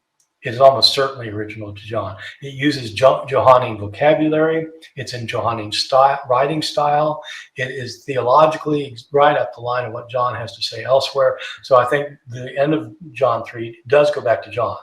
The big question, as it turns out, is one that would not occur to most people. It has to do, Jesus stopped talking in this chapter, and when does the narrator start? So the problem, and it's precisely at the break that this person is identified between verses 15 and 16. The original manuscript and none of our Greek manuscripts has punctuation, and so we don't have quotation marks. So we don't know where Jesus is being quoted. Is it from chapter 3, verses 1-15, or is it all the way to the end of verse 31? A lot of scholars think that it ends with verse 15. The Jesus quotation ends with 15, and the narrator is the one that starts in with verse 16, "For God so loved the world that he gave his only Son." And that the rest of it is not quoting Jesus. But in a number of translations, the quotation marks come at the end of verse 31, showing that's the entire thing that Jesus said. And so there's a dispute, and there's no way to resolve it satisfactorily to everybody. My view is that probably Jesus stops talking in verse 15. But I don't think that makes 16 and following a later edition. I think it was original. Gettysburg Demoniac, thank you for your super chat. Does Mark 12:35-37 suppose that Jesus knew he wasn't from Davidic descent? Our Gettysburg Demoniac is reading the text very carefully here. Okay, this is this controversy where the Sadducees, Jesus has come to Jerusalem the last week of his life, and the Sadducees are trying to trip him up. They're trying to get him to say something that'll get him in trouble. And so he turns the tables on them. And he asks them, how can the Messiah be the son of David? Because David calls his son the Lord. In the Psalm, what is it? Psalm 110 says, the Lord God said to my Lord David, "You are my son today." No, I'm sorry. You are. It's not. You are my son. My Lord says to my Lord, and then he does quote the thing about I'll make your enemies footstool under your feet. So God is calling him Lord. So, but it's in David's psalm. That's what it is. David allegedly wrote this psalm. And so he calls the son of David it's written by David, the son of, it's the son of David. It's written by David, and he calls the future Messiah Lord. How can he call him Lord if he's his son? That's the question. So Jesus asked this question to the Sadducees. They have no idea. I don't know how that works. And so Jesus, well, I won't answer your question either. That kind of thing. So doesn't that presuppose that Jesus knew that he was not of Davidic descent? Because how can the Messiah be the son of David? Can't be the son of David if he's the Lord of David. There are a number of ways to interpret this passage. One thing to say is we don't know if Jesus ever said it. So the question really is whether Mark thought that Jesus wasn't of Davidic descent. Mark, though, does have Jesus called Son of David in this gospel. And so he does think that Jesus is the son of David, apparently.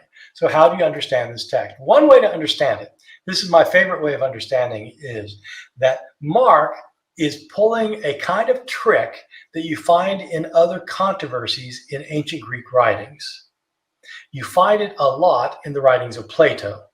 When Socrates is having a discussion with somebody about what something means or what something's all about, Socrates almost never comes up with the answer. What he does is he confuses the people he's talking to make them realize they don't know the answer. This is part of Socrates' strategy to show that he's smarter than anyone else, because he knows that he doesn't know, and he proves to these other people they don't know. So it's not meant to have an answer. It's meant to confuse the opponent. And I think that's what's going on with Jesus and the Sadducees here. He comes up with a conundrum that they can't answer. And so since they can't answer his conundrum, he's not going to answer what they want to know. Bird Demoniac, thank you for your super chat. On what grounds were the titles of authorship assigned to each of the Gospels? Tradition, eyewitness, location of community? We don't know for certain. The first time that they are called Matthew, Mark, Luke, and John is in the writings of Irenaeus, whom we talked about earlier. We have some pretty good speculation that has a pretty wide agreement among scholars, I think. So two of the Gospels, Matthew and John, are attributed to disciples of Jesus, followers of Jesus. Mark and Luke are attributed to companions of Peter and Paul. And so you get two disciples and the accounts, connect with Peter and Paul, the two most important apostles. And so that's good. But why for each of these? In some cases, it's more obvious than in others. In the case of the gospel, it's not obvious in any case. I'll go backwards. Gospel of John. John has a figure called the beloved disciple, the disciple that Jesus loved. And he seems to be an eyewitness to what happened in Jesus' life. And people came to think that John, that the disciple Jesus loved, is the one who wrote the gospel, actually wrote the gospel. Well, who would be the disciple that Jesus loved who could write the gospel? Somebody who was with Jesus in his ministry. In Matthew, Mark, and Luke, the three closest disciples are Peter, James, and John. It must be one of them, but it can't be Peter, because Peter shows up alongside the beloved disciple in the Gospel of John, so he can't be the beloved disciple. It can't be James, because James was known to have been martyred in the early days of the church. Very early on, he was martyred by King Herod. That leaves John. So John is the beloved disciple who wrote the Gospel of John. That's the logic there. Gospel of Luke. The Gospel of Luke is written by the same person who wrote the book of Acts. The book of Acts, in 4 passages, the author, talking about Paul's missionary journeys, shifts from talking about what Paul and his followers did to what we did, what happened to us. That makes it look like he was a companion of Paul. Acts is largely about how Paul's missionary work converted Gentiles. Both the Gospel of Luke and the book of Acts are concerned about the conversion of Gentiles. That appears to mean that it's a Gentile author. Who is a Gentile companion of Paul? Well, we know from the Pauline letters that Paul had a Gentile companion named Luke, who was a doctor. And so they said, okay, that's who wrote Luke and Acts. The Gospel of Mark is a shorter version and it is not attributed to one of the disciples, but it is thought to have apostolic authority. Peter is a prominent figure in the Gospel of Mark, as in the others, but in Mark he stands out, and so it's thought, well, this is somebody who's giving Peter's account, but Peter doesn't claim to have written it, and so it's known that Peter had a companion in early Christianity named John Mark, and so they said John Mark was a companion to Peter. He wrote this gospel. Matthew was thought to be written by one of the disciples, but which one? Some people noted that the call of Matthew in Matthew chapter 9, when Matthew's called to be a disciple, the author of Matthew has changed the name of Levi. This account's in the Gospel of Mark, but there's the call of Levi. Matthew changes it to Matthew, and some people said, well, this must be somebody closely connected with this. And maybe he has two names, and so it must be Matthew. Matthew and Levi are the same person. So Matthew, who else would be concerned about Matthew? This must be Matthew's version. And so they came up with Matthew. So anyway, so those are, they came up with reasons. The real reasons, I think, are probably hard to know historically.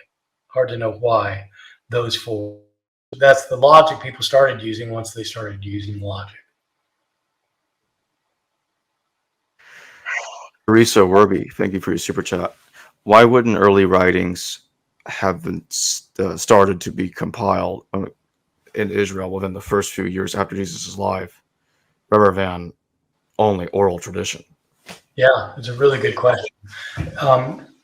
There seem to be a couple of reasons for it.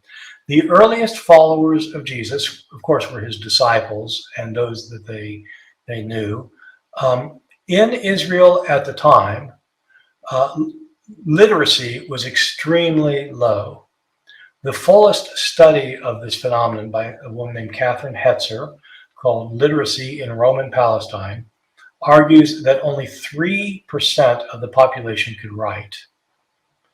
To be able to write a book required years and years and years of education. Today, that's common. Most people go through high school. A lot of people go through college. But most college kids could not write a book like the Gospel of Mark. They just couldn't write it that way. It takes years and years of practice. Jesus' followers were lower class, illiterate peasants from Galilee who spoke Aramaic. These Gospels, our Gospels are written in Greek. Could there have been earlier Aramaic Gospels? There could have been, but we don't have any trace of them. And there's nothing to suggest that the apostles could write. Why didn't somebody start writing one 10 years later? I don't know. Maybe they did. Luke claims that many people preceded him in writing Gospels, but he's writing 50 years after Jesus' death. One reason people have speculated that Christians were not interested in writing Gospels is because they all were convinced that Jesus was returning soon and that it was going to happen soon in their own day. So who are you going to write a Gospel for? You're not going to write it for posterity. There's not going to be any posterity. And so it may be that with the passing of time, they just trusted that, people are telling these stories. The apostles started the stories. These are stories from the apostles. That's fine. They trusted oral tradition then. They shouldn't have, but they did. They trusted oral tradition. And they probably thought it was good enough. But as soon as the apostles start dying off, and maybe even after they're all dead, people say, look, somebody needs to write this down. And by that time, you have educated people who can do it, and people who think, okay, Jesus isn't coming back next week, so I'm going to do it.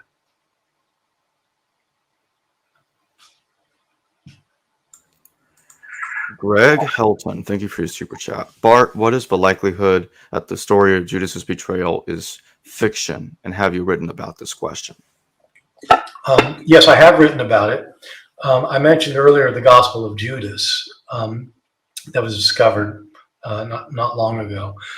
In the early 2000s, it reappeared, and I was asked by National Geographic to look into this gospel with a team of others, and so we had access to it before it was public, and so I got really interested in this Gospel of Judas, and I got really interested in Judas, and we had to sign non-disclosure agreements, so we couldn't talk about it publicly.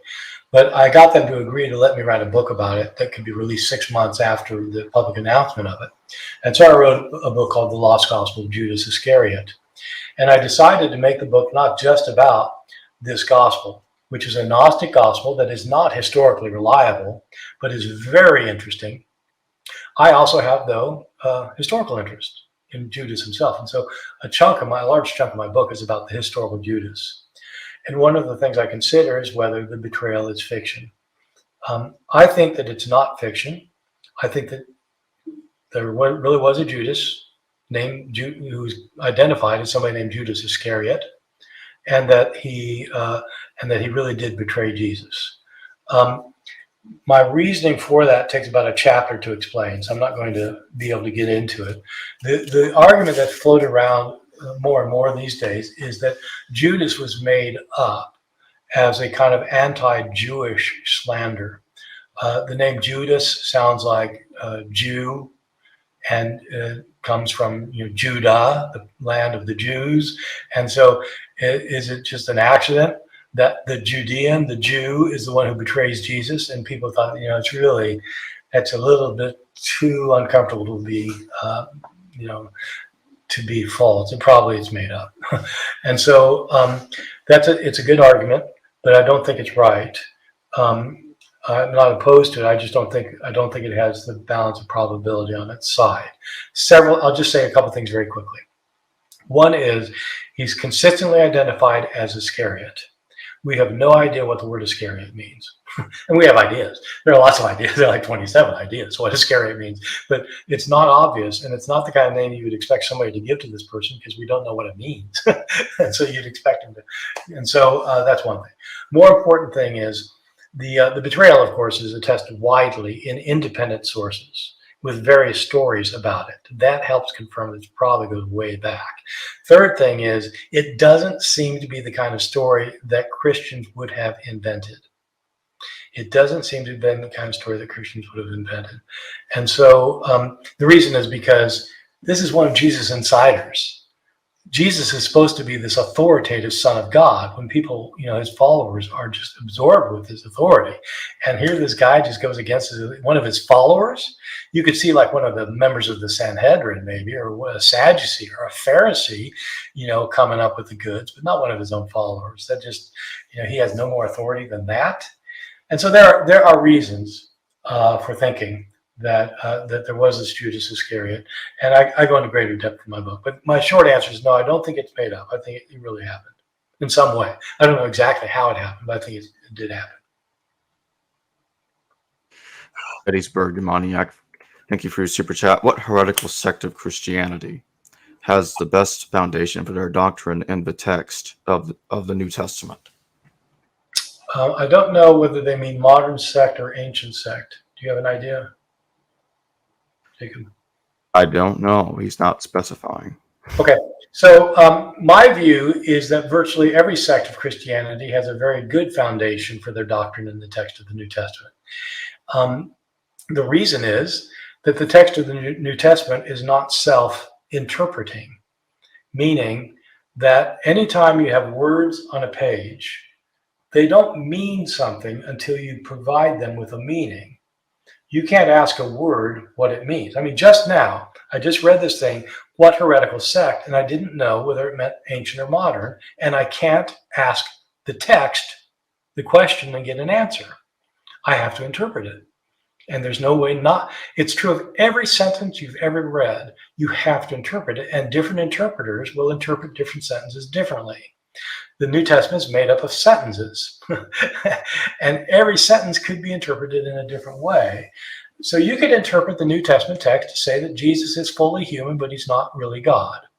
You could interpret to say that Jesus is really God, but he's not really human. You could interpret to say that Jesus Christ is two beings, one divine and one human. You could interpret to say that Jesus' death and his resurrection brought about salvation. You can read it to say Jesus actually never really died. It's a different way of reading it. The question is, what are the more probable interpretations? But for sects, sects just go with their interpretation.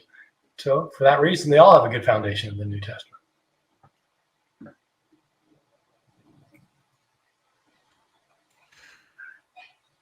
How does Luke portray an imperpetual Jesus? Say that again? How does Luke's gospel portray an imperpetual Jesus? I don't know what imperpetual means. Does that Oh, mean that he's not always lived, maybe? That Jesus has not always been existent? yeah, I think that's. I remember you mentioning something like that in the book. I don't remember the exact page. I don't have it in front of Well, me. I talk about Luke portraying Jesus as somebody who comes into existence with a virgin birth. And I Okay. also talk about Luke portraying Jesus as somebody who doesn't have a passion, that he doesn't suffer. It sounds like they're asking about whether Jesus came into existence at some point, according to Luke.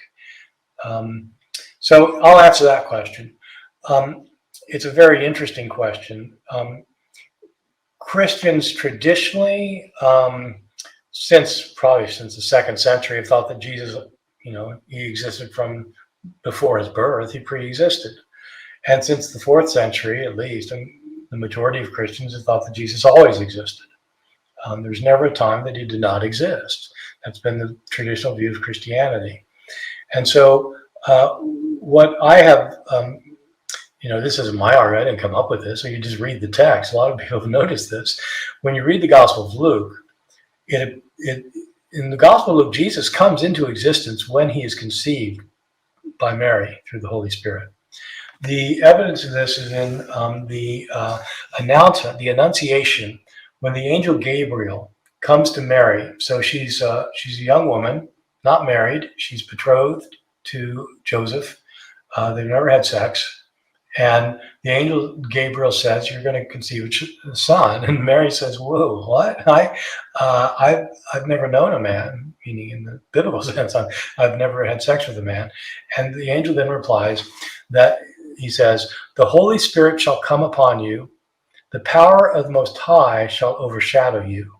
So the one born from you shall be called holy, the Son of God." The reason Jesus is the Son of God is because God gets Mary pregnant. He comes into existence at the point of the conception. And so Luke has a virgin birth, but it does not have a pre-existence of Jesus. And that contrasts with Paul, who has a pre-existence of Jesus. In the beginning was the Word, and the Word was with God, and the Word was God. He was in the beginning with God. So he goes all the way back in eternity. And then he becomes a human being, and he became flesh and dwelt among us, and we beheld his glory. So in John, the pre-existent divine Word of God, who is God, becomes a human. But there's no word of a virgin birth. So Luke has a virgin birth, but no pre-existence. John has a pre-existence, but no virgin birth. And what traditional Christian theology does then is it smashes the two together, so that you end up with Jesus, who became incarnate through the Virgin Mary. Incarnate comes from John, Virgin Mary comes from Luke, and they're actually incommensurate, but we put them together to make them gel. What are the four textual variants of the final chapters of Luke? What's going on there? The four. Well, there are dozens, actually. So let me look up Luke to see what the four are that this person probably has in mind. That he says the four textual. Well, I remember I bookmarked it. I had to find it, but In Misquoting. somewhere in here you mentioned something about four specific. Yeah, I probably mentioned four variants. specific ones. If you tell me the references, I can tell you what they're all about. I don't think I've got a copy of the book here. Oh, here it is. Okay.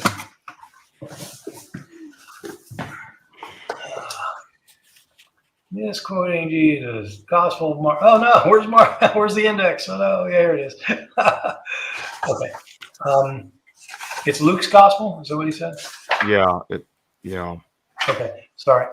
No, I'm sorry. I can't find. I can't find the page. Yeah, I've got it. I've got an index that'll tell me. So, sorry. Let me just see what they are. Okay, Luke. Right. Got it. Okay. Oh yeah, these are interesting. 1, 2, 3, 4. All right. So there's only of these four. They're not all four are not important, but a couple of them are. So the one that is, you want me to deal with the ones that are? Yeah. Yeah. So the first of the four that are there's one that's kind of interesting. Oh. No, that's not very interesting. Actually, there's only one that really is a kicker. In the last chapter of, the one that's really a kicker that matters for things is Luke chapter 24, verses 51 to 52. And so, I'm sorry. This is taking.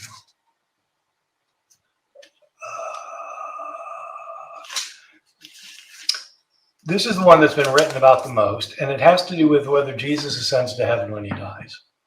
And so what happened after he dies?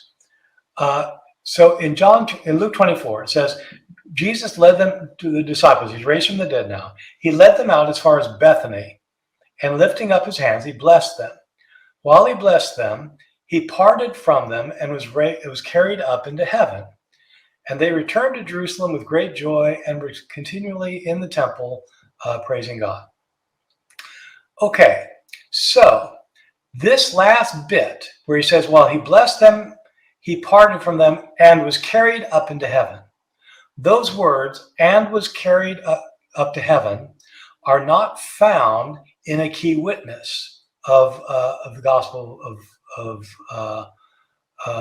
in the Gospel of Luke. Some scholars have suspected that, in fact, it is an addition to the text. It's not found in two of our earliest witnesses, Codex Sinaiticus and Codex Bezae, the one I was mentioning earlier. It's not found in some Latin witnesses, and it's not found in one of the Syriac manuscripts. And so it's a change that would have been made very early on in the history of Christianity, that he was carried up into heaven. And the reason it matters is because if you read Luke 24, this is happening on the day that Jesus was raised from the dead. If you just start with chapter 24 and you start at the beginning, it's on the day of the resurrection, and everything that happens is dated after that. And then immediately they did in this. And when the sun went down, they went this. And while Jesus was still talking to them, they did this. It's like, what? It's happening on the same day. And then he's taken up to heaven. The reason that's an issue is because he's also taken up to heaven in Acts chapter 1, written by the same guy, written by Luke. And in Acts chapter 1, what happens is Jesus doesn't go up to heaven the day of his resurrection. It's 40 days later. He spends 40 days with the disciples, proving that he's been raised from the dead. And then after 40 days, he gives them his last instructions, and they watch him physically ascend to heaven. And okay, so how's that work? I mean, does it happen the day of his resurrection, or does it happen 40 years later, 40 days later, 40 days later? It depends which of these books you read, and they're both written by the same person, the same author. And so the textual variant in chapter 24, verse 51 is really complicated, because you could argue different things. You could say that Luke originally had this in his Gospels, Luke, that he was taken up to heaven, and he had at the beginning of Acts that he went up 40 days later, and the scribe, realizing the contradiction, took it out of Luke. He omitted it. That omission, the shorter text without that line, is found in most of our manuscripts, including our best manuscripts, our earliest best manuscript. So maybe a scribe took it out. But it's in there in most manuscripts. And so maybe a scribe put it in. That's your choice. A scribe took it out, or a scribe put it in. But why would a scribe put it in? You can see why he'd take it out, but why did we put it in? And I actually make an argument in my book, Orthodox Corruption of Scripture. I refer to it in my book, Misquoting Jesus. But my argument in the Orthodox Corruption of Scripture is that a scribe put it in. It in because it shows that Jesus was physically taken up to heaven. That matters because we know of Gnostic groups and other groups that we know of people who didn't believe Jesus was fully human, who used the Gospel of Luke. And so scribes throughout the Gospel of Luke were adding things to make it show that Jesus really was a tangible material being, not just a spiritual being. And I argue in my book that that's what happens here, is that the scribe is adding it here. And that Luke's not an idiot who forgets that he's just said that he ascended 40 days earlier. In fact, he didn't say that. It's a scribal addition, is what I argue. When do you think that addition to the text was made?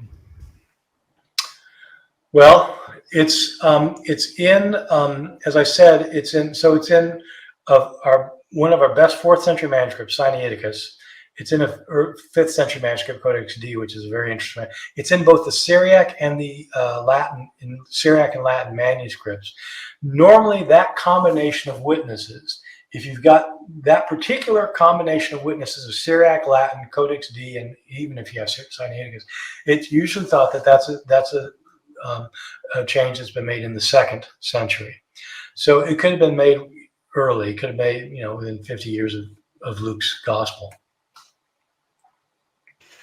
And then my closing question, is the Gospel of John really independent of the Synoptics? And I know that's a thing that's still being debated, but I also know a lot of scholars still think that John is either largely or totally independent of the Synoptics. It's a very difficult question. The way I'll get to it is by pointing out what I said earlier, that the reason that we know that Matthew, Mark, and Luke have copying going on is because you have lots of the same stories, often in the same sequence, and usually in the same sequence, and often actually word for word the same. That's what you do not get with the Gospel of John in relationship to the Synoptics. If you look at the ministry of Jesus in chapters 1 through 11, John has not entirely different stories, but almost entirely different stories. All of his speeches in John, he gives lengthy speeches. None of them are found in the Synoptics. None of the Synoptic sayings of Jesus are found in John. The activities are largely different. There are some similarity. There's similarities. He heals the sick and he raises the dead. But the stories themselves are almost entirely different, except for a couple of exceptions. He feeds the multitudes with loaves and fishes, and he walks on water. That's similar, but the stories themselves aren't similar at all. Like when you read those stories, there aren't word for word similarities. You start getting more similarities once Jesus goes to Jerusalem during the Passover.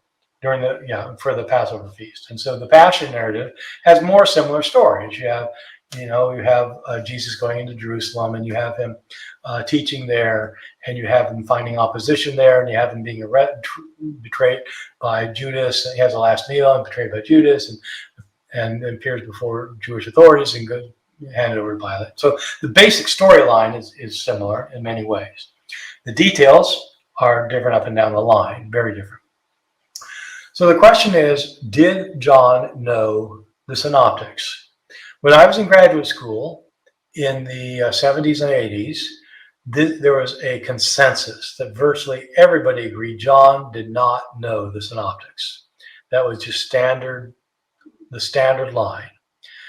That has shifted in recent years, as scholarship always shifts on old texts where you don't have a lot more text to talk about.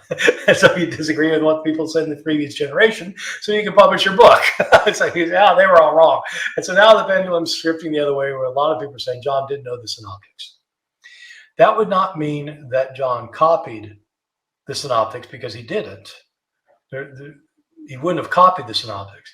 The argument is that there are sufficient broad similarities, and that if you look in some details, there are things that make you think, even though he's not copying it, he seems to have known their stories, that make people think John probably did know the Synoptics. So my colleague I mentioned before, Hugo Mendez, thinks this, and he's not alone. This seems to be the way the field is moving. As a dinosaur in the field, I'm not moving with it. I have a higher threshold of proof from a lot of my colleagues who do this kind of thing. I think that if you have two authors who are talking about a similar topic, if they don't have word for word agreements, you don't know that one is used to the other. In the modern day, if somebody, if somebody writes a book about, the manuscripts of the New Testament and says the kinds of things that I've just said on our interview here, I've said some things about the manuscripts of the New Testament, and they say similar things, there'd be no reason to think this person has heard this interview or has read my books, because the kind of things they're talking about are things we all talk about.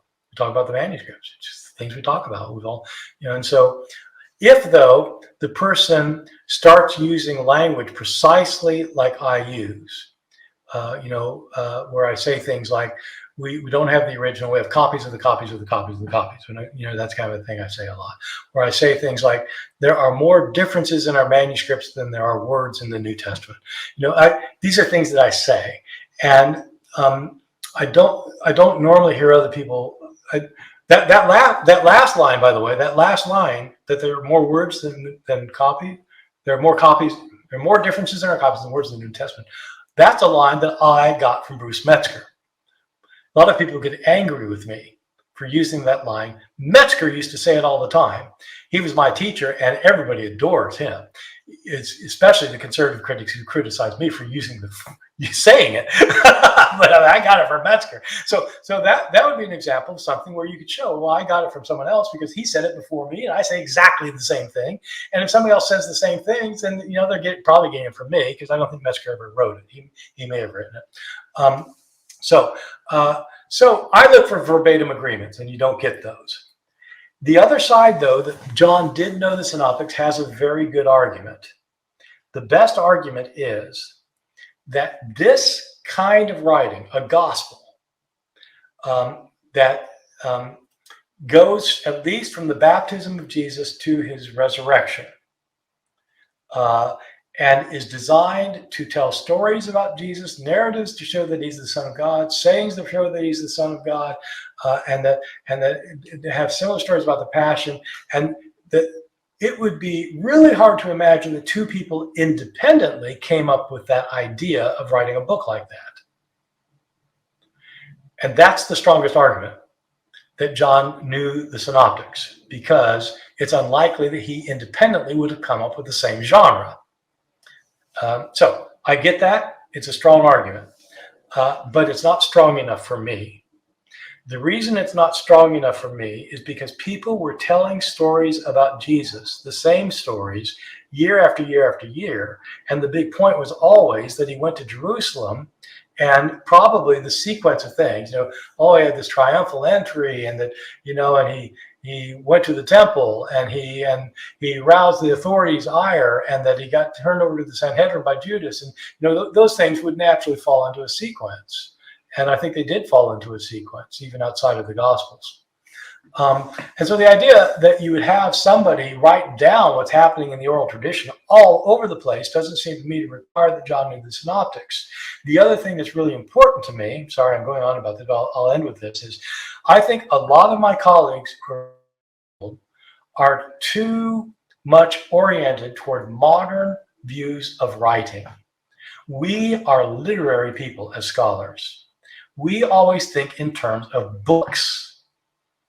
And in the ancient world, most people did not think in terms of books. We think so much in terms of books that if we have two books, all we can do is try to imagine who borrowed from whom. Or if we have a story in one thing that sounds vaguely like a story in another, then we say, oh, actually, he got it from Plato. Or if Mark has something that's kind of like Homer, oh, he got it from Homer. Or she got it from, you connect all the dots. But the thing is, we don't have most of the dots. There were hundreds of thousands of people telling stories about Jesus. There were how many documents were surviving from early Christianity? I don't know how many gospels were written. Luke said a lot. Maybe John knew one of these other gospels. I don't know what he knew, but he doesn't indicate that he had these as sources, and I don't think he did. I don't think the evidence is good enough. So I think it's independent. So what exactly is textual criticism? Right. So it's a term frequently misunderstood by people who are not scholars, because one would think the textual criticism would be the study of text, so literary, trying to understand like what do the texts mean, or what kind of contradictions are in the text, or things like that. And it's not that. Textual criticism is a technical term to that refers to not just in New Testament, but in any field, Shakespearean studies, any kind of literary studies, Milton, whatever. Textual criticism is the attempt to use the surviving texts of a document to determine what the author originally wrote and to see how that was changed. And so if somebody is an expert in Shakespeare, for example, there are different forms of the text of Hamlet. There's not like a single manuscript that goes back to Shakespeare. And so they have to compare the various forms available to try to see what Shakespeare originally wrote. And it's the same thing with the New Testament. Textual criticism is trying to establish the text, trying to know what the author said, and then trying to know what how people changed it. Now, just how many manuscript families of the New Testament are we dealing with here? Okay, well, so let me just start with the manuscripts. We have over 5,600 manuscripts, which the word manuscript means handwritten copy. And so not ones that have been printed, but ones by, printing press, but handwritten. We have about 5,600 of those. The problem is that there's so many of them that it's very difficult for scholars to examine all of them, because suppose you've got a passage in Matthew, suppose you've got a verse in Matthew, and different manuscripts word this verse differently, and you want to know, well, which wording did the author originally write, and why did somebody change it? And so if you've got hundreds and hundreds of manuscripts just of Matthew, it's not really very useful to be able to have to read through every manuscript at that point. And so what scholars have done for since the 18th century is to try and see if there are groups of manuscripts that cohere with one another, so that manuscripts have basically the same kind of text. And so which manuscripts fall into which group? And you know that by looking at the similarities and differences among the various manuscripts. Scholars who are interested in groups of manuscripts then have names for these groups. And when the people who do this kind of grouping agree that there are the various kinds of groups. There are some basic ones: the Alexandrian text, the Western text, the Byzantine text. These are all designations to refer to groups of manuscripts that basically cohere with one another, so that if you know what the group reading is, you don't have to look at every manuscript in the group. And which one of those manuscript families is typically preferred in reconstructing the New Testament? So there have been long debates about it. The scholar, so I need to say up front, because some people might know this, that many scholars today have gotten away from the very idea of trying to group manuscripts. I myself have long been interested in establishing family groups, and it's what I did a lot of my early scholarship on, is trying to figure out manuscript groups. Those who do manuscript groups have tended to prefer what's called the Alexandrian text. It's a group of manuscripts that in some way or another appear to be related to scribal activities in the city of Alexandria, Egypt, in the early centuries of Christianity. The largest group is called the Byzantine text. Sometimes it's called the Syrian text.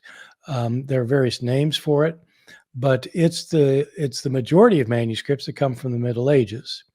So that people who tend to be very, very conservative evangelical scholars, fundamentalist scholars, often prefer that Byzantine text. And historically, in no small measure, has been because that's the form of the text that the King James Bible was based on, roughly speaking. And so those who think that the King James is the best translation, or those who are doubtful about scholarship since the 19th century, often prefer the Byzantine text. Most other scholars would prefer what we call the Alexandrian text. What are the major differences between the Byzantine text and the Alexandrian text type? So when scholars started classifying these groups, they started realizing that there were some key passages that are supported by one group or another. And there are many passages that are sort of readers' favorites that are absent from some of the oldest and best Alexandrian manuscripts, but are found in virtually all of the Byzantine manuscripts. And so, for example, the woman taken in adultery, where this woman is dragged before Jesus for being caught in the act of adultery, and Jesus writes on the ground and stands up, and they want to know, what does Jesus want to do with her? Does he want to condemn her too? And he says, let the one without sin among you be the first to cast a stone at her. They all walk away in shame for their own sins until she's left alone. And Jesus says to her, is there no one here left to condemn you? And she says, no, Lord, no one. And he says, neither do I condemn you, and go and sin no more. Okay, so this is a favorite story. It's in it's in every Jesus movie ever made. And it's found in the Gospel of John, chapter 7 and 8, in the King James Bible, and in most manuscripts from the Byzantine period, but it's not found in the earlier Alexandrian manuscripts. And so it is widely thought then that this was not an original writing of John. It was inserted by a scribe. The Byzantine text tends to be a little bit longer. It tends to be a little bit more full. It tends to be a little more comprehensible. It seems to have fewer kind of problems in ways. And so naturally, some people don't like it, but it appears to be the older form of the text.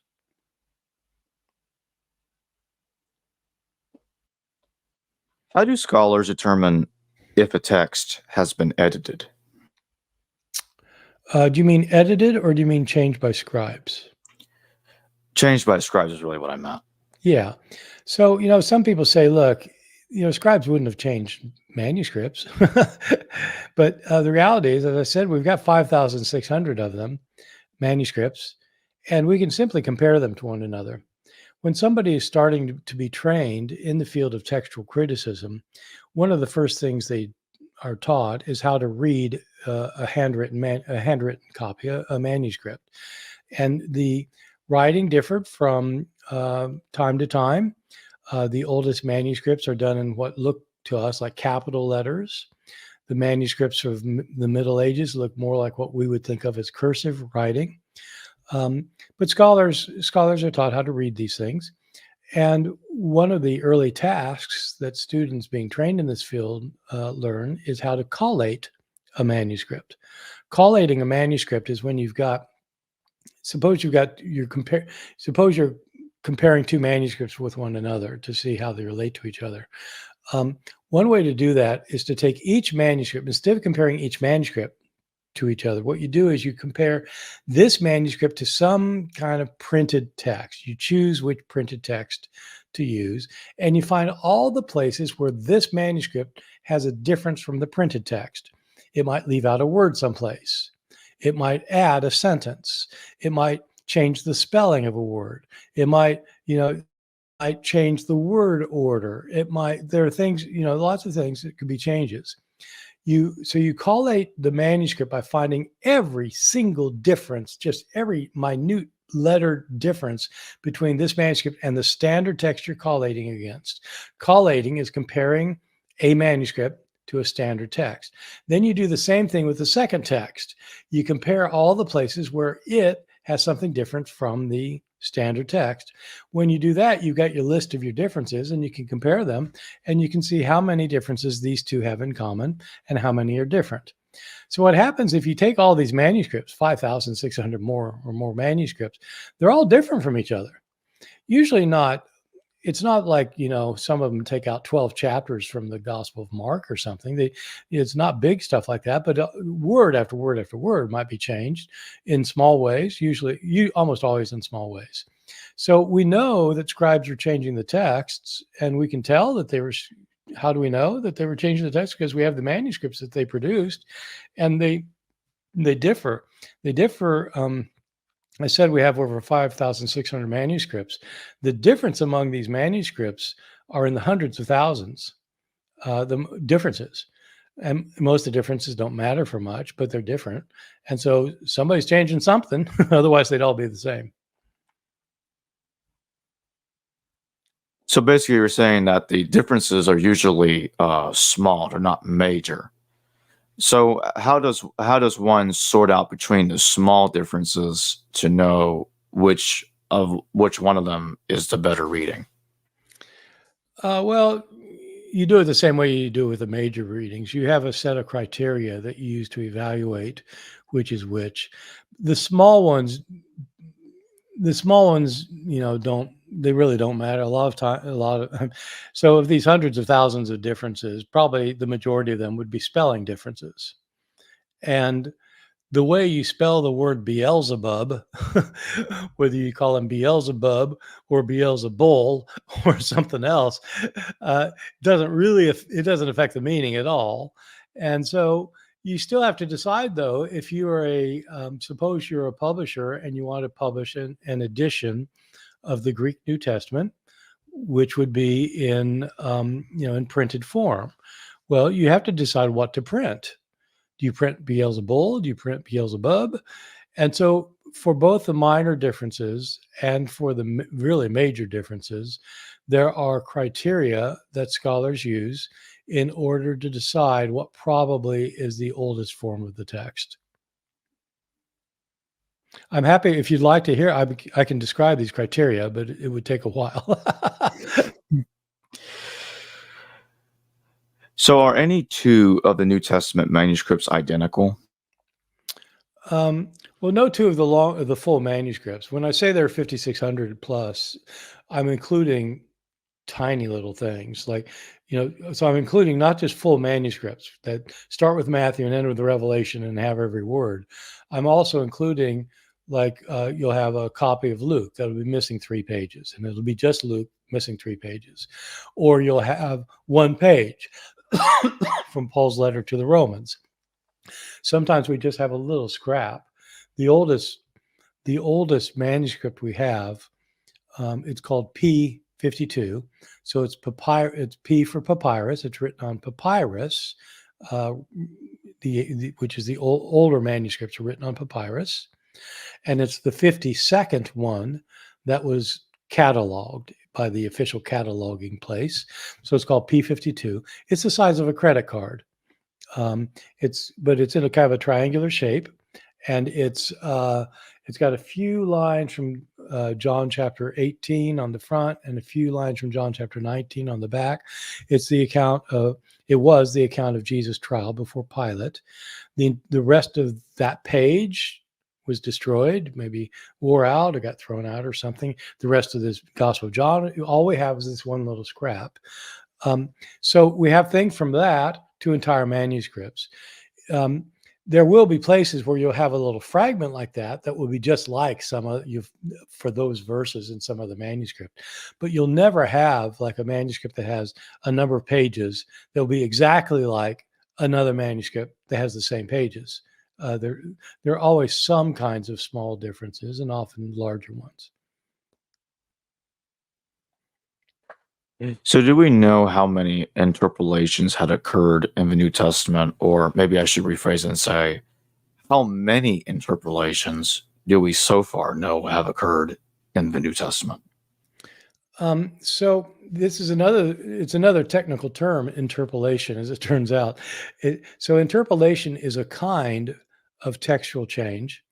where somebody's added something to the text. So like, for example, if you've got two texts and a scribe has like omitted a word, maybe, but he just like his eye skipped over it, he just missed it, didn't write it down. That would not be an interpolation.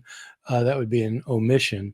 And so there are all these but I think you're asking how many textual variants there are, how many differences among the manuscripts. When I was writing my dissertation back in a long time ago, back in the Pleistocene age, sometime in the early 80s, the common sense was there were about 300,000 or maybe even 400,000 differences in our manuscripts. Some of them omissions, some of them additions, changes of word ordering, changes of word, misspellings, everything. 300,000 or 400,000. And the most recent estimates have raised that number to 500,000 or more. We haven't been able to know for sure because we haven't been able to collate all the manuscripts, as odd as that seems. Even with the advances of computer technology, there are manuscripts we haven't fully studied yet. And so, but it's today, I think a common number is 400,000 or more likely 500,000.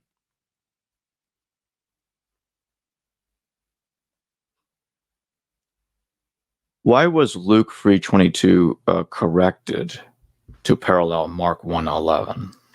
Okay, so now we're getting now we're getting into the weeds. Okay, so I luckily brought my Greek New Testament with me, so I can make sure. But this particular verse I'm very familiar with because this is a very important passage because Luke has a very different reading from what you find in Mark. It's a passage that's dealing with Jesus' baptism. In Mark's gospel. Mark's gospel begins with Jesus being baptized. It starts out with John the Baptist. And so in Mark, there's no birth narrative. There's nothing about a virgin birth or Bethlehem or anything like that. It starts with John the Baptist. And John the Baptist is making his proclamation that people need to repent for the forgiveness of their sins. And Jesus, and he's baptizing all these people, and Jesus comes to be baptized by him. And in Mark, Jesus gets baptized, and as he comes up out of the water, the heavens split open, and the Spirit of God descends upon Jesus, and he hears a voice that says, "You are my son, in you are my beloved son, in you I'm well pleased." So that's interesting because the voice in Mark's gospel, and only in Mark's gospel, is speaking directly to Jesus. You are my beloved son. One reason that's interesting is because when you get to Matthew, it's changed to "This is my beloved son." And so the voice changes from Mark to Matthew, which might be significant for interpretation. Luke has a very different thing. In Luke's gospel, Jesus gets baptized. He comes up out of the water. The Spirit comes down. Heavens open up, and he hears the voice. And in this case, there are different manuscripts that read differently about what the voice says. And so in the majority of manuscripts, in manuscripts of the Byzantine type, the voice, in fact, is what the voice is in the Gospel of Mark. You are my beloved son, in you I'm well pleased. Let me make sure I get this correct. Yep. So that is a quotation, by the way, of Psalm chapter 2, verse 7. No, I'm sorry. That is a quotation. Wait, let me get all this straight. That is a quotation of Isaiah chapter 42, verse 1. Isaiah chapter 42, verse 1. Now I'm getting it all mucked up. Textual criticism is very confusing, Jacob. All right, let me do this again. You are my beloved son, in you I'm well pleased. That's Isaiah 42. Some old manuscripts have the voice saying something different. Instead of quoting Isaiah 42, it quotes Psalm 2:7. In those manuscripts, the voice says, you are my son. Today I have begotten you, or brought you into being as my son. You are my son, today I begotten you. Psalm chapter 2, Psalm 2:7. And so what scholars have to debate then, which reading did Luke originally write? Which one did he write? Did he write the one that sounds just like Mark? Or did he write the one that sounds different from Mark? It's a big issue, because if the voice at the baptism says, you are my son, today I have begotten you, that would suggest that Jesus became the Son of God at his baptism. Today I have made you my son. Whoa. And so which is it? So scholars have to debate. And in this particular case, what's interesting is that very few manuscripts have the one, today I have begotten you. The vast majority have, you are my beloved son. But there are really good reasons for thinking that originally Luke wrote, you are my son, today I have begotten you. So I have a couple books that deal with this issue. This podcast, this episode, you're calling the Orthodox Corruption of Scripture. And that's the title of the book that I have that discusses this passage and many others at length, trying to show what the original text is and trying to show why it got changed. And in that book, and also in my shorter book, that's Jesus, which is not written for scholars, it's written for a lay audience, but I explain the issue there in the book about this verse. In both books, I explain why it looks pretty clear that originally the voice said, you are my son, today I've begotten you.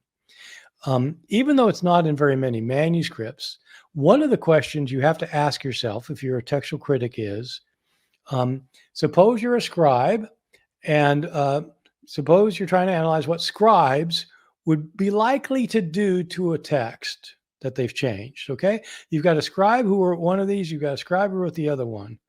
Which scribe would have wanted to change the text?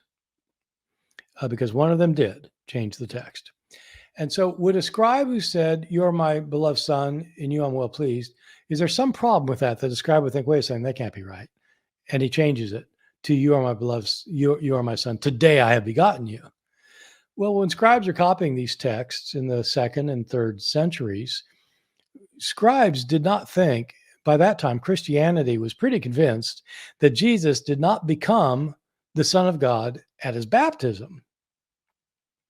But some groups of Christians, heretics, were using verses like this to say, this is when Jesus became the Son of God. He wasn't really born of a virgin. He really didn't pre-exist. He did not become incarnate.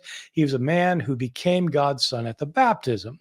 There were Gnostic groups, for example, that argued that. Okay, so you're a scribe and you've come across this verse, you are my son, today I've begotten you. Would you be likely to want to change the text? Well, yes, because Mark's version is innocuous. And so you change it to Mark's version. And then you don't have a problem with theology anymore because God doesn't say this is the day. And so since the text that would cause scribes the most problems is one text, and the other wouldn't cause them any problems, it's the other text. The text that is going to cause problems is more likely to be what the author wrote. Now, I just want to say, in concluding this little bit here, that this is not some kind of crazy criterion dreamt up by liberal scholars. This criterion is one that goes back to the 18th century to a scholar named Johannes Bengel, who was a very, very pious Lutheran theologian who developed this criterion. And the way he put it in Latin, but basically the English translation of what he said was, the more difficult reading is to be preferred.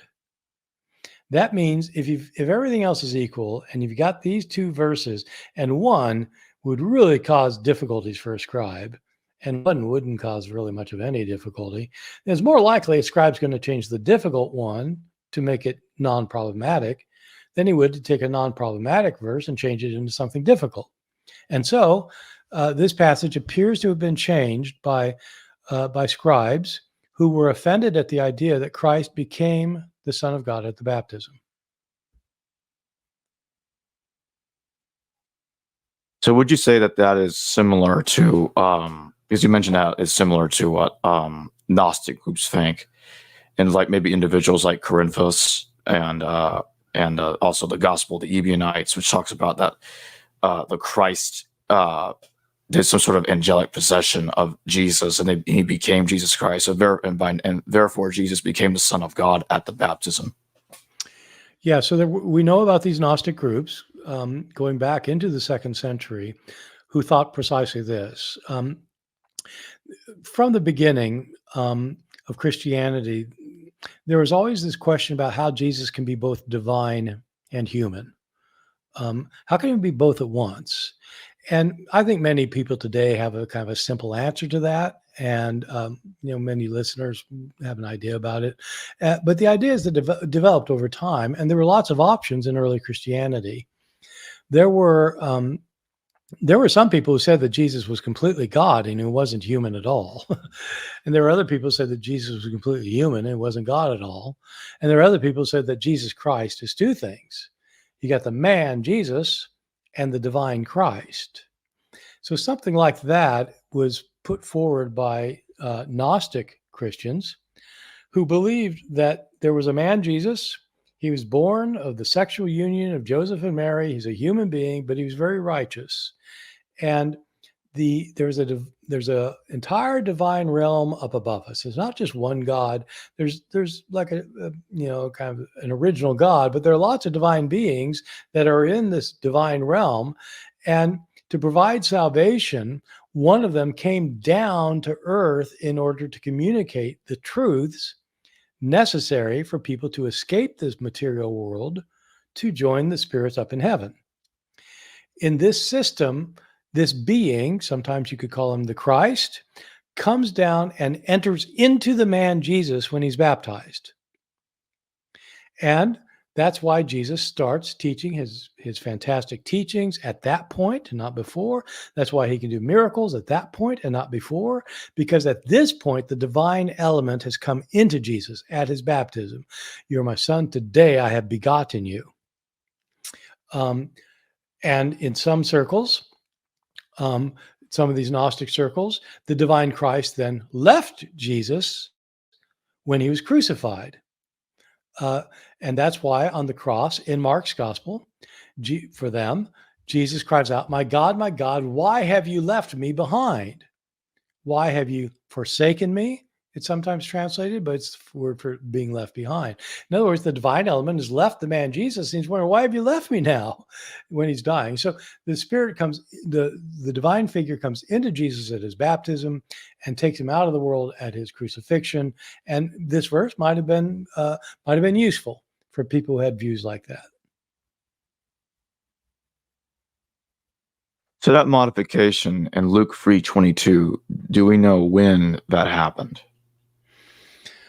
It is usually thought that almost all of the surviving variant readings that we have were made sometime after the books were written up until over the next 200 years or so. So it's usually thought that around the year 300, you're not getting too many major changes in the text. You get some, but not too many major ones. This particular change from "You are my son, today I've begotten you" to "You are my beloved son, in whom I'm well pleased" is found in some of our earliest. That change is found in some of our earliest manuscripts, and so it looks like it must have been changed sometime in the 3rd century at least. So maybe the 2nd or the 3rd century. We don't have manuscripts that would be earlier than that. The passage that says, "Today I have begotten you," is found in just a couple of manuscripts, but it's also quoted that way in church fathers going back to Justin, who was living in the year 150. So I'm going to take this super chat question from Terry Traster. Thank you for your super chat. You say Jesus was crucified and his followers believe they saw him later. You say you don't have a problem with the resurrection being of a spirit and mass hallucination explaining sightings, correct? Kind of, but not quite. I don't think I don't think there. I'm not a Christian. I don't think there was a resurrection at all. In the way to kind of try and contextualize this question a little bit is that the Jesus himself, of course, was Jewish. His followers were Jewish. They're all Jewish. The people who declared that he was raised from the dead were Jewish. And in Jewish circles, there was not this conception that we know of in Israel at the time, or of what later came to be the Christian idea that the spirit and the body were separable, so that the body could die, but the spirit could live on. The idea of resurrection is a decidedly Jewish idea. You don't get ideas of resurrection, for example, in Greek thinking or Roman thinking. In Greek and Roman thinking, if there's an afterlife, if somebody dies and then they continue existing, it'll be because their bodies died, but their spirit lives on. In a situation like that, you could have a spirit resurrection. You die, your spirit lives on and kind of appears like a ghost or something to people. But that's not the case with the early followers of Jesus, because they were Jewish. In Jewish thinking, there's not a separation of the body and the soul, where the soul or the spirit can live on when the body dies. In Jewish thinking, the body and the soul are integrated. The human being is an integrated being of body and soul, or body and spirit, so that the human doesn't exist anymore once the body dies, because when the body dies, the spirit dies as well. The ancient thinking in Judaism was that the spirit within you is more like your breath. When God created Adam, he made a lump of clay and a humanoid shape, and it was just a lump of clay on the ground. But then he breathed into it, and the breath is what made it a living being, made it a human being. Well, okay, so the spirit is your breath. That's what makes you alive.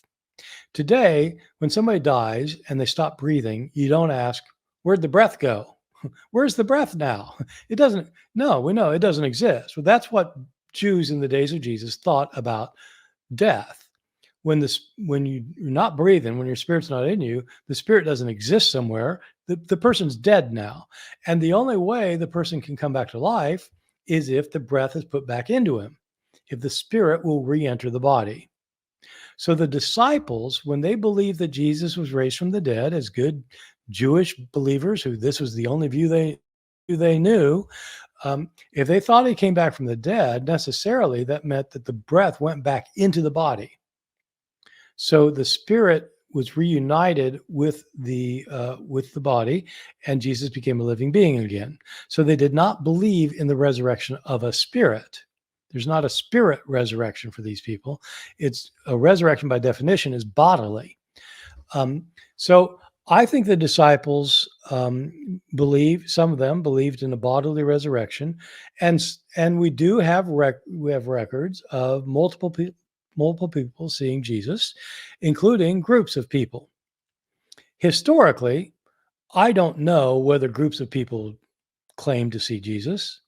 I personally, I'm not a Christian. I don't think anybody saw Jesus. I don't think he reappeared in any form. But those who saw him early on, Peter and Paul, etc., thought they were seeing a body. If he did, if later you have groups like the 12 disciples, suppose they all said, we saw him. If they say that, then, I think that would have been a group hallucination. And if you say, well, you can't have group hallucinations, then I say, well, yes, you can, because they happen all the time. I often will have Protestant evangelical apologists tell me, look, you can't have a group hallucination.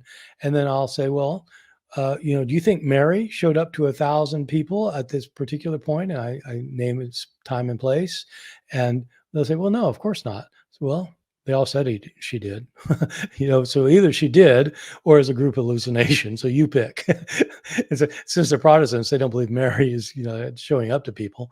And so they have to agree. Yeah, okay. Well, they thought they saw something they didn't really see. Well, okay. If you say that about this group, you can say about this other group. And so I don't think that group hallucinations are out of the question. I think that there might have been groups who thought they saw Jesus. I feel like my next question is the perfect follow-up to that super chat. When When was Mark 16:9-20 added to the Gospel of Mark? Okay, so these are usually known as the last 12 verses of Mark, about which there's been controversy, although I'd say today there's far less controversy about these verses than there are about the passage about the baptism.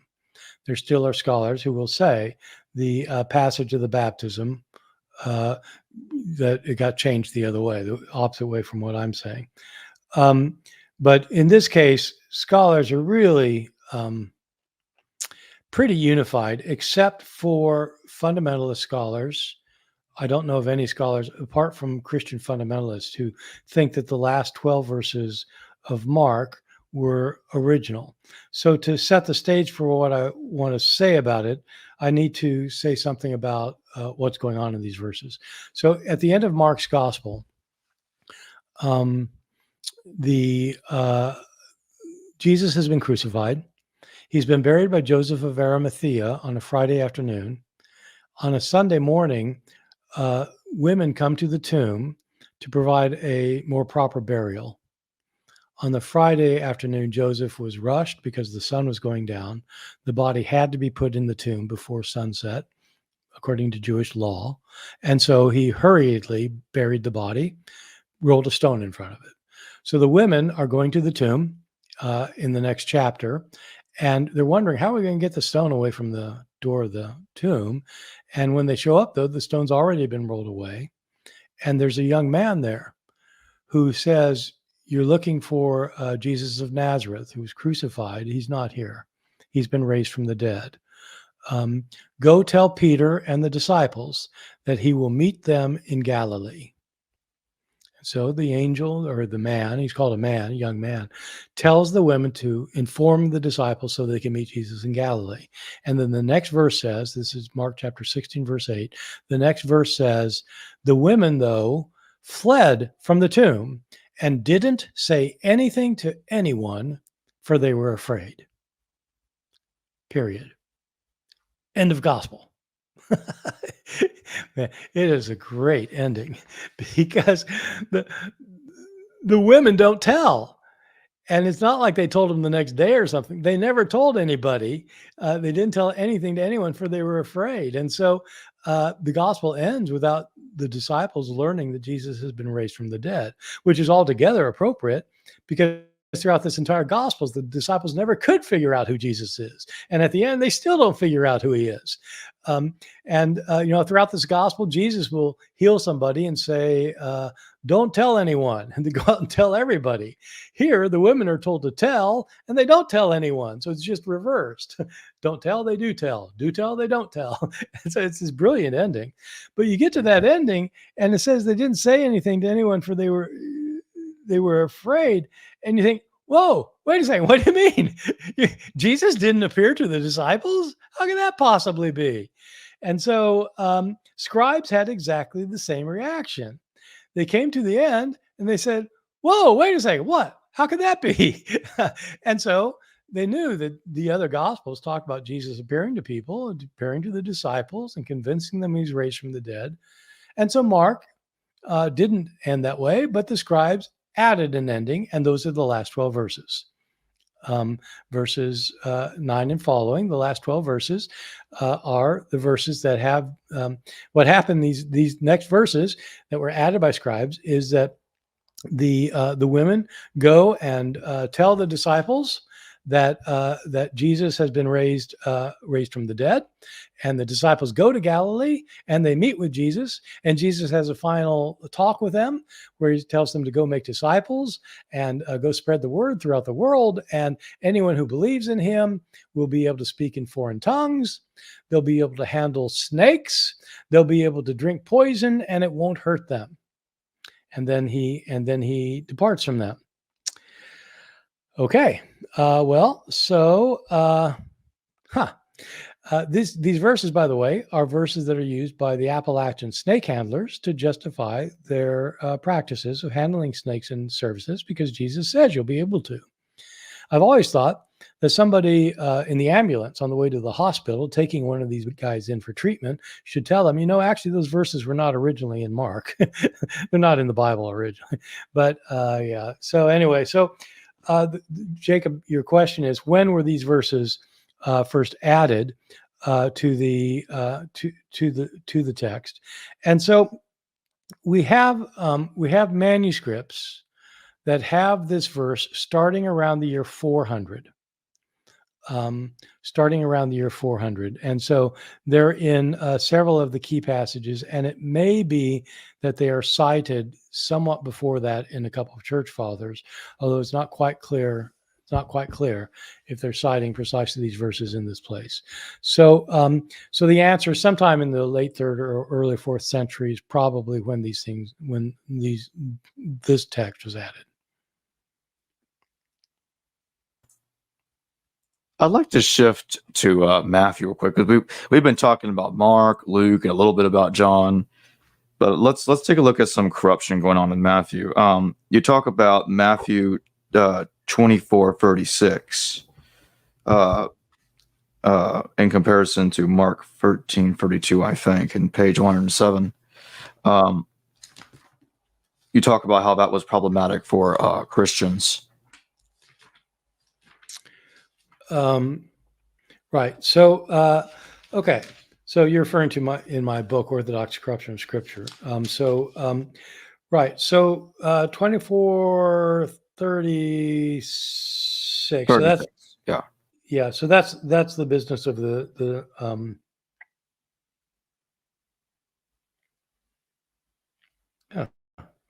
hold on a sec. 24:36. I thought you were talking about the spear in the side. You're not talking about that one? About the soldier putting the spear in the side? No, I'm talking about Matthew 24:36. Concerning that day and hour, no one knows, never the angels of heaven. No. Yeah, no, that's I'm sorry, you got it's not. I thought you said, oh God, no, I'm in the wrong chapter. I thought you said, for some reason, I thought you were talking 27 something. Okay. No, it's page 107. 107. Well, yeah, I don't have them from me, but I should have memorized my pages, but I didn't. So, okay. All right. Yeah. Okay. So this is the passage of Jesus is talking to the disciples about the end of the age. This is in Jesus' apocalyptic discourse. Mark has Jesus in chapter 13 of Mark has Jesus describing when what's going to happen at the end of time, with the destruction of the temple in Jerusalem, and then all sorts of cosmic signs, and then the coming of the Son of Man. You have a similar thing in Matthew, but Matthew has a longer speech of Jesus, and in Matthew's version, you have this line where Jesus says that the Son of Man is going to be coming, and so forth and so on. But he says no one knows the day or the hour when the Son of Man will come. No one knows the day or the hour when the Son will come. Not the angels, nor even the Son, but God alone. And that phrase, not even the Son, is problematic. And you can see why scribes would find it problematic, because it suggests that the Son of God is not all-knowing. He's not. But if he's not all-knowing, how is he God? I mean, God has to be all-knowing. And surely Jesus knows when the end's going to come. He's the one coming. So surely he knows when. So that was a view that scribes had. They thought, well, it seems... that doesn't seem right. And so they took out the line, not even the Son. So in the changed form of the text, then it's no one knows the day or the hour, not the angels in heaven, but only the Father. And so it does not any longer say not even the Son. And that way they got rid of the problem.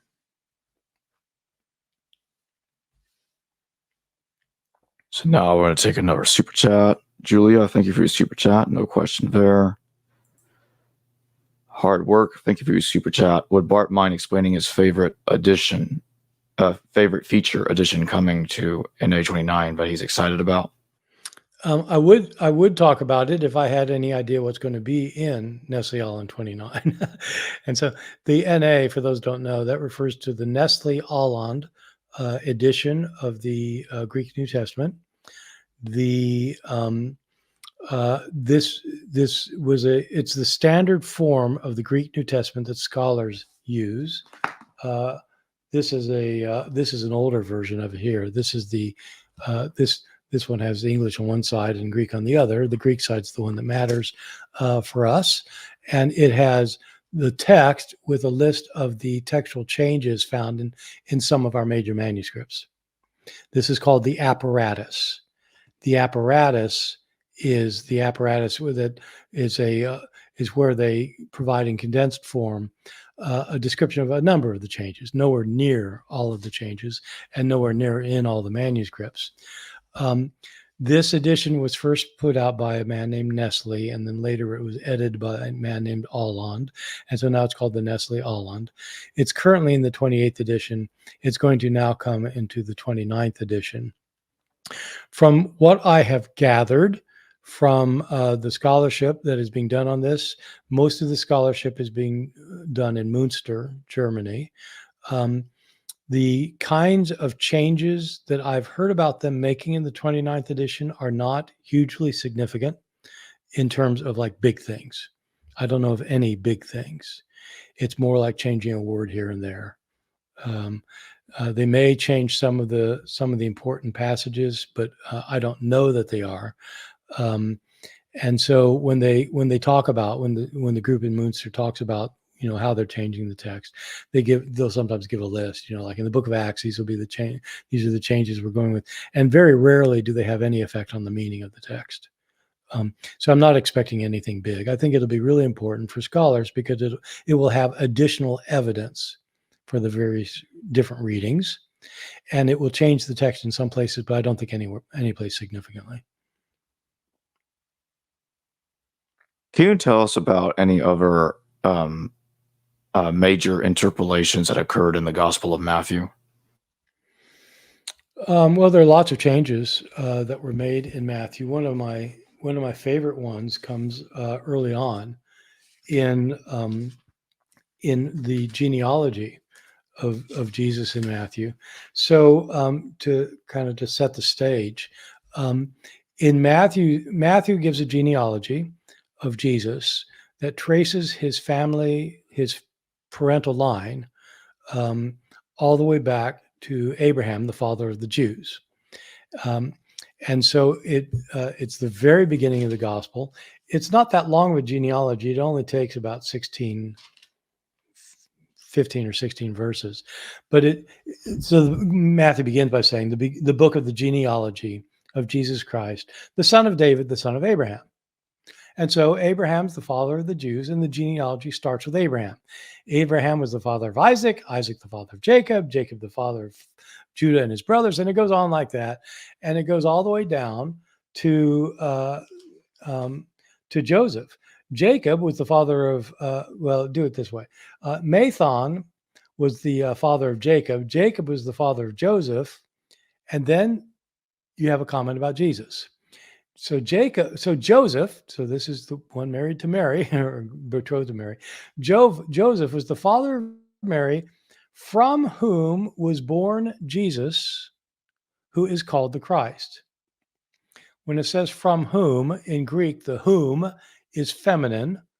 And so it's saying that Jesus was born from Mary. It's a very interesting genealogy for lots of reasons. One reason is because Luke also has a genealogy of Jesus that goes down to Joseph. That is a different genealogy.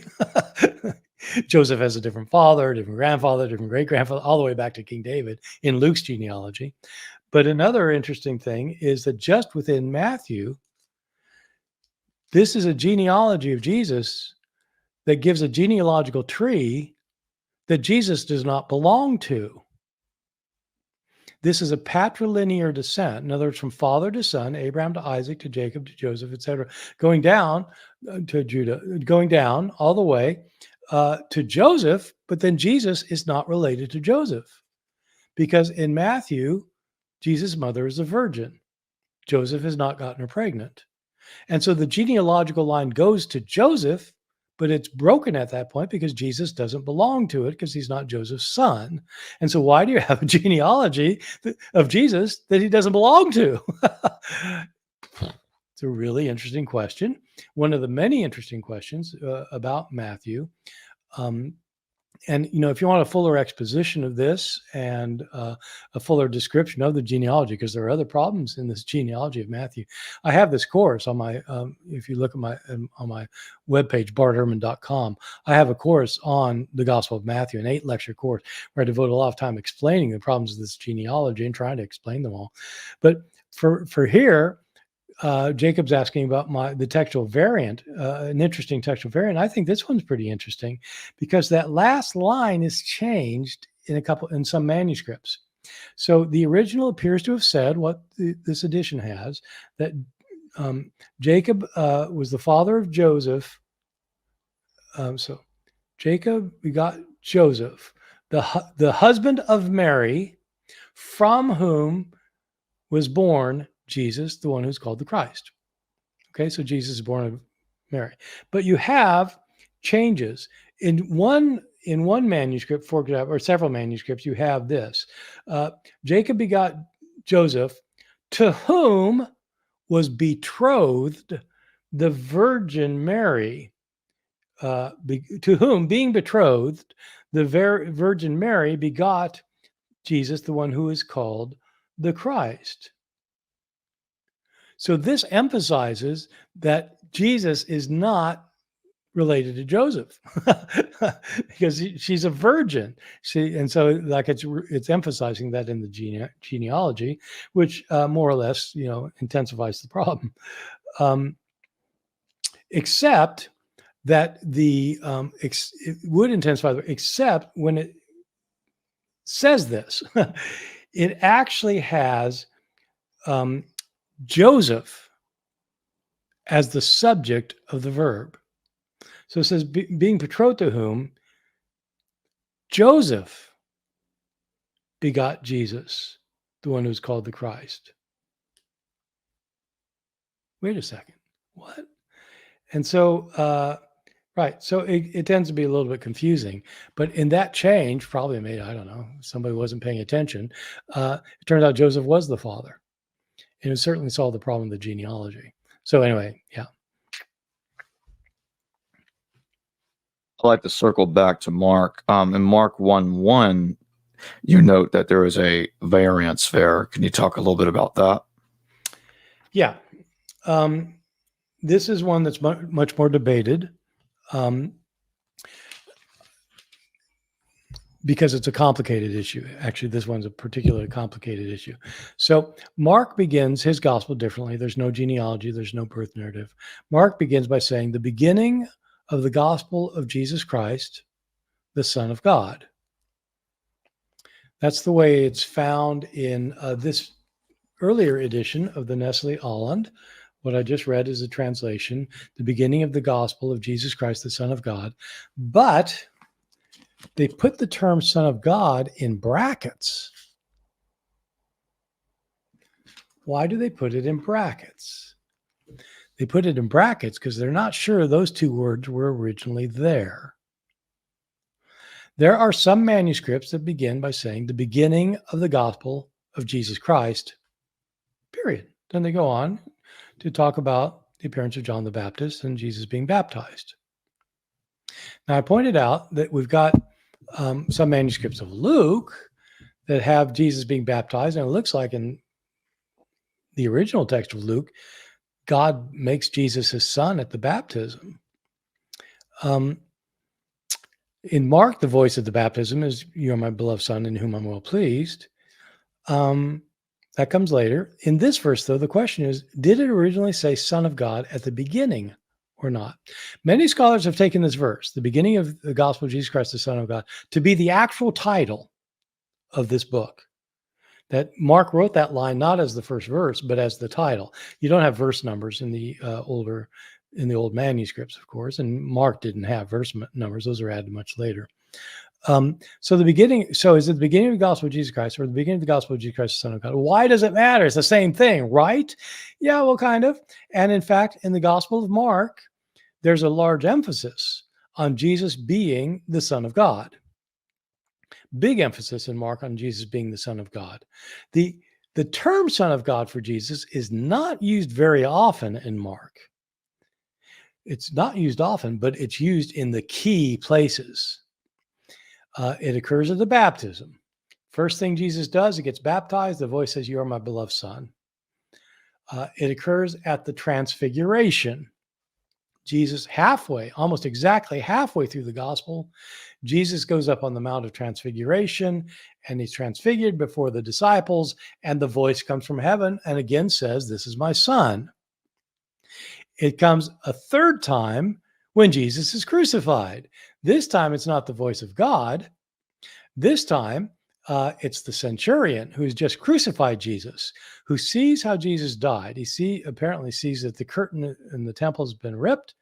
He sees how Jesus has died, and the centurion says, "Truly, this man was the Son of God." So it happens at the beginning, the middle, and the end. And so, kind of the point is Jesus is the Son of God. So there would be nothing weird about Mark beginning his gospel, the first verse, by saying the beginning of the gospel of Jesus Christ, the Son of God. That wouldn't be that unusual, but why is it missing from manuscripts? Did scribes actually take it out? Why would a scribe take it out? It fits perfectly in Mark. Would a scribe have added it? Well, there's actually a reason for thinking they might have added it.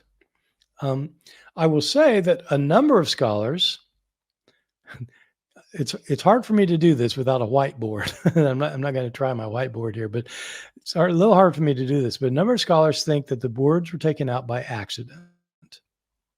And the reason is this sentence, the beginning of the gospel of Jesus Christ, the Son of God. There are 1, 2, 3, 4, 5, 6 words here. Tu euangeliu Iesu Christu huiu theu. They all 5 end in the letters in English OU, omicron upsilon in Greek. So they all end that same way. So the name Jesus Christ is spelled out here. The word Son of God is spelled out here. But in ancient manuscripts, they would have likely abbreviated these words, because these are among those words that scribes typically abbreviated. Words that, like Jesus and Christ and God and Son and David, and they're a group of about 15 words that scribes would abbreviate, because maybe just because they appeared so much that they just abbreviate them with a little line over the top to tell you it's an abbreviation. But if that's the case, then the words would have been abbreviated, and they would have, so instead of Iesu Christu huiu theu, it'd be like just a few letters instead of like the entire words. The theory that scholars have is that scribes wrote Iesu Christu with abbreviations and wrote the omicron upsilon, the OU at the end of Christu. Their eye went back to the page and they landed on the omicron upsilon, the OU at the end of theu. And it's just a few letters. And so their eye skipped from a few letters to the next few letters, and they thought those were the words they had copied, and they didn't. So they went to the next word. They left out these 2 words. Okay. These words ended the same way. And so this is a case of what scholars call homoioteliuton, words ending the same way. And so you just accidentally leave out some words because, when your eye goes back to the word you just copied, you go to the end of the word and you think you just copied. Okay. So that's a possibility. I don't think it's plausible. I don't think this, usually scribes do that when they're kind of tired and they just make mistakes because they've been copying all day and they're tired. But you begin a gospel like, you're fresh and alert. You start right in when you start a new gospel. So, it seems unlikely that within the first 6 words, the first 7 words, they were so tired they missed a couple. So I don't think it's done accidentally. If it's done on purpose, I can't see any reason for somebody to take the words out, Son of God, but I can see a reason for somebody adding the word Son of God. The reason for adding them is precisely what I said before. There are some Christian groups who think that Jesus became the Son of God at the baptism. That's when he became the Son of God. And he was the Son of God at the end until he became the Son of God, and then the Son of God, then Christ left him at the end, so that, the Gnostic view. Gnostics liked the Gospel of Mark, especially because of the ending. My God, why have you left me behind? But this Gnostic view is dependent on Christ becoming the Son of God at the baptism. Why would scribes add the phrase Son of God to the first verse before the baptism? Because then it becomes clear that Jesus is the Son of God all the way through, not starting with the baptism. And so what I argue in my book, it's a long argument, it gets a bit in the weeds, but what I argue is scribes added the phrase Son of God in order to counter a Gnostic reading of the Gospel of Mark.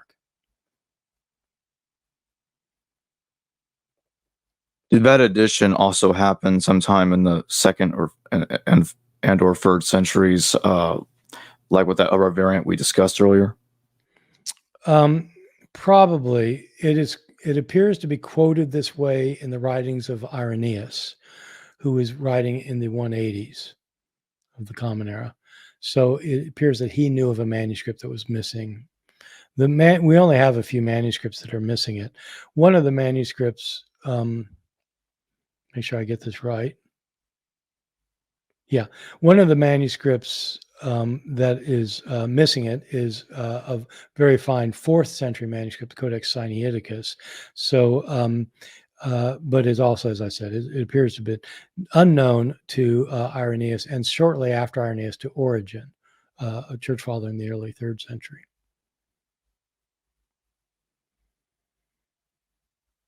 So based on what you said about the modifications that were done to the Gospel of Luke, did the original Gospel of Luke did it not have a virgin birth story? Was that added later to counter the idea that Jesus became the Son of God at the baptism? Now this is a really difficult question, and it's going to take me a while. If you don't mind, Jacob, do you mind if I take a while on this one? Please, go ahead. Because this is tricky. This now is dealing with a different situation, because all of our manuscripts have Luke chapters 1 and 2. These are the account of Jesus' virgin birth to Mary in Bethlehem. Joseph and Mary are betrothed. They're not married yet, but there's a worldwide census, and they have to go to Bethlehem to register for the census, because Joseph comes from the lineage of King David, who was from Bethlehem. And so he has to go register for the census in Bethlehem, and he and Mary go to Bethlehem. And while she's there, she goes into labor. She's 9 months pregnant or whatever. She goes into labor and she gives birth. And so Jesus is born in Bethlehem. So that's chapter 2 of Luke. Chapter 1 of Luke is actually about the prediction of the birth of John the Baptist, and the birth of John the Baptist, and prediction of the birth of Jesus, and then you get this thing in chapter 2. So you got 1 and 2, a very long two chapters dealing with the first the birth of John the Baptist, but mainly the birth of Jesus. These are in all the manuscripts. They're not missing from any manuscript. And so what we're talking about now is not a textual variant. A textual variant is a different reading found in different manuscripts. In this case, chapters 1 and 2 are in all the manuscripts. And so the issue does not involve manuscripts differing from each other. But there are reasons for thinking in this case that the passage missing in Luke, Luke chapters 1 and 2, were originally not in Luke, even though they're in all the manuscripts. So it's a long, complicated argument. I'm going to be talking about it. I've got another course coming up in November on the Gospel of Luke. That's kind of like my Matthew course, only it's about Luke, in which I'll be talking about this at some length. And I've talked about it on my blog a number of times. If you know about my blog, you can go and find it there. But I agree with those scholars who think that Luke 1 and 2 were not original. Let me give you just several of the reasons for thinking so. First, The writing style of Luke chapters 1 and 2 is very different from what you find in the rest of Luke's gospel. It reads much more like the biblical accounts that you find in the Old Testament. The writing style is more like the Greek Old Testament than anything that shows up in chapter 3 of Luke and following. So that doesn't mean anything much, but it's worth noting anyway. Second thing to note is the way chapter 3 of Luke begins sounds like it's beginning a brand new book. It sounds like the start of a book. It's dating the events that are going to take place. In the 15th year of the reign of Tiberius Caesar, Pontius Pilate being governor of Judea, Herod being tetrarch of Galilee, his brother Philip tetrarch of the region of Iturea and Trachonitis, and Lysanias tetrarch of Abilene, in the high priesthood of Annas and Caiaphas, the word of God came to John.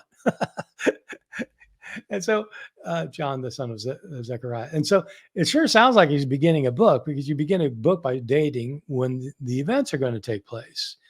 Well, why would you do that here if already you've got 2 chapters to kind of set it up?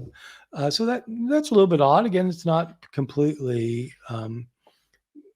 completely out of order, but it is worth noting. But there are other things to talk about. One is that the idea of the virgin birth is not mentioned anywhere else in Luke or in the book of Acts. The book of Acts is written by the same author as the Gospel of Luke. It's written as the second volume of Luke, and it describes the spread of Christianity throughout the Roman world after Jesus' resurrection and ascension. So, okay, that's fine. But the book of Acts sometimes refers back to Luke. And when it does, it summarizes what happened in Luke by talking about the things Jesus said and did. Doesn't say anything about Jesus being born of a virgin in its summaries.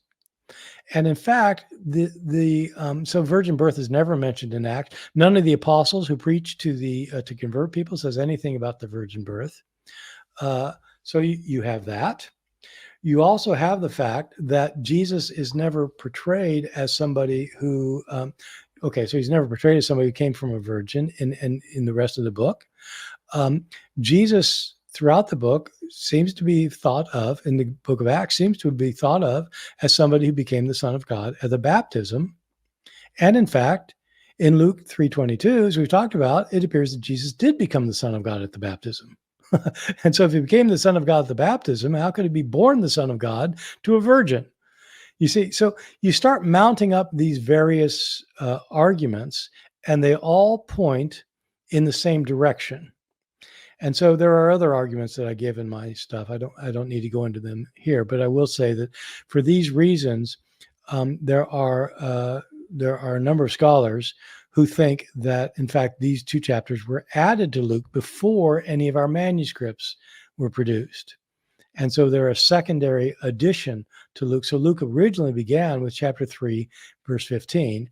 And that's why later there's no word about the virgin birth, no word about Bethlehem, no word about the census, nothing about Joseph. It's all because that stuff was added later. Why would it be added later? Why would you have somebody add Luke chapters 1 and 2? Well, for one thing, you've got the virgin birth now, so it's not just found in Matthew. This virgin birth story wasn't taken from Matthew because the stories are completely different, but it achieves the end of showing that Jesus was actually the Son of God from his birth, against Gnostics who would say, no, actually it happened at his baptism.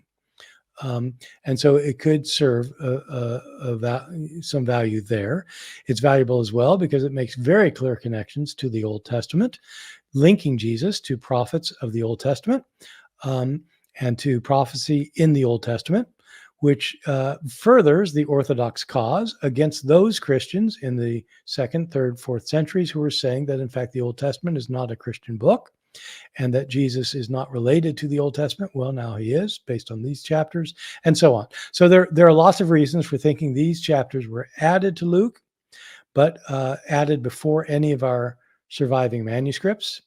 Another thing to point out an interesting point is that church fathers roundly attacked a 2nd century heretic named Marcion because he had a view of God and Christ and salvation that they didn't agree with, and he had some kind of form of the Gospel of Luke.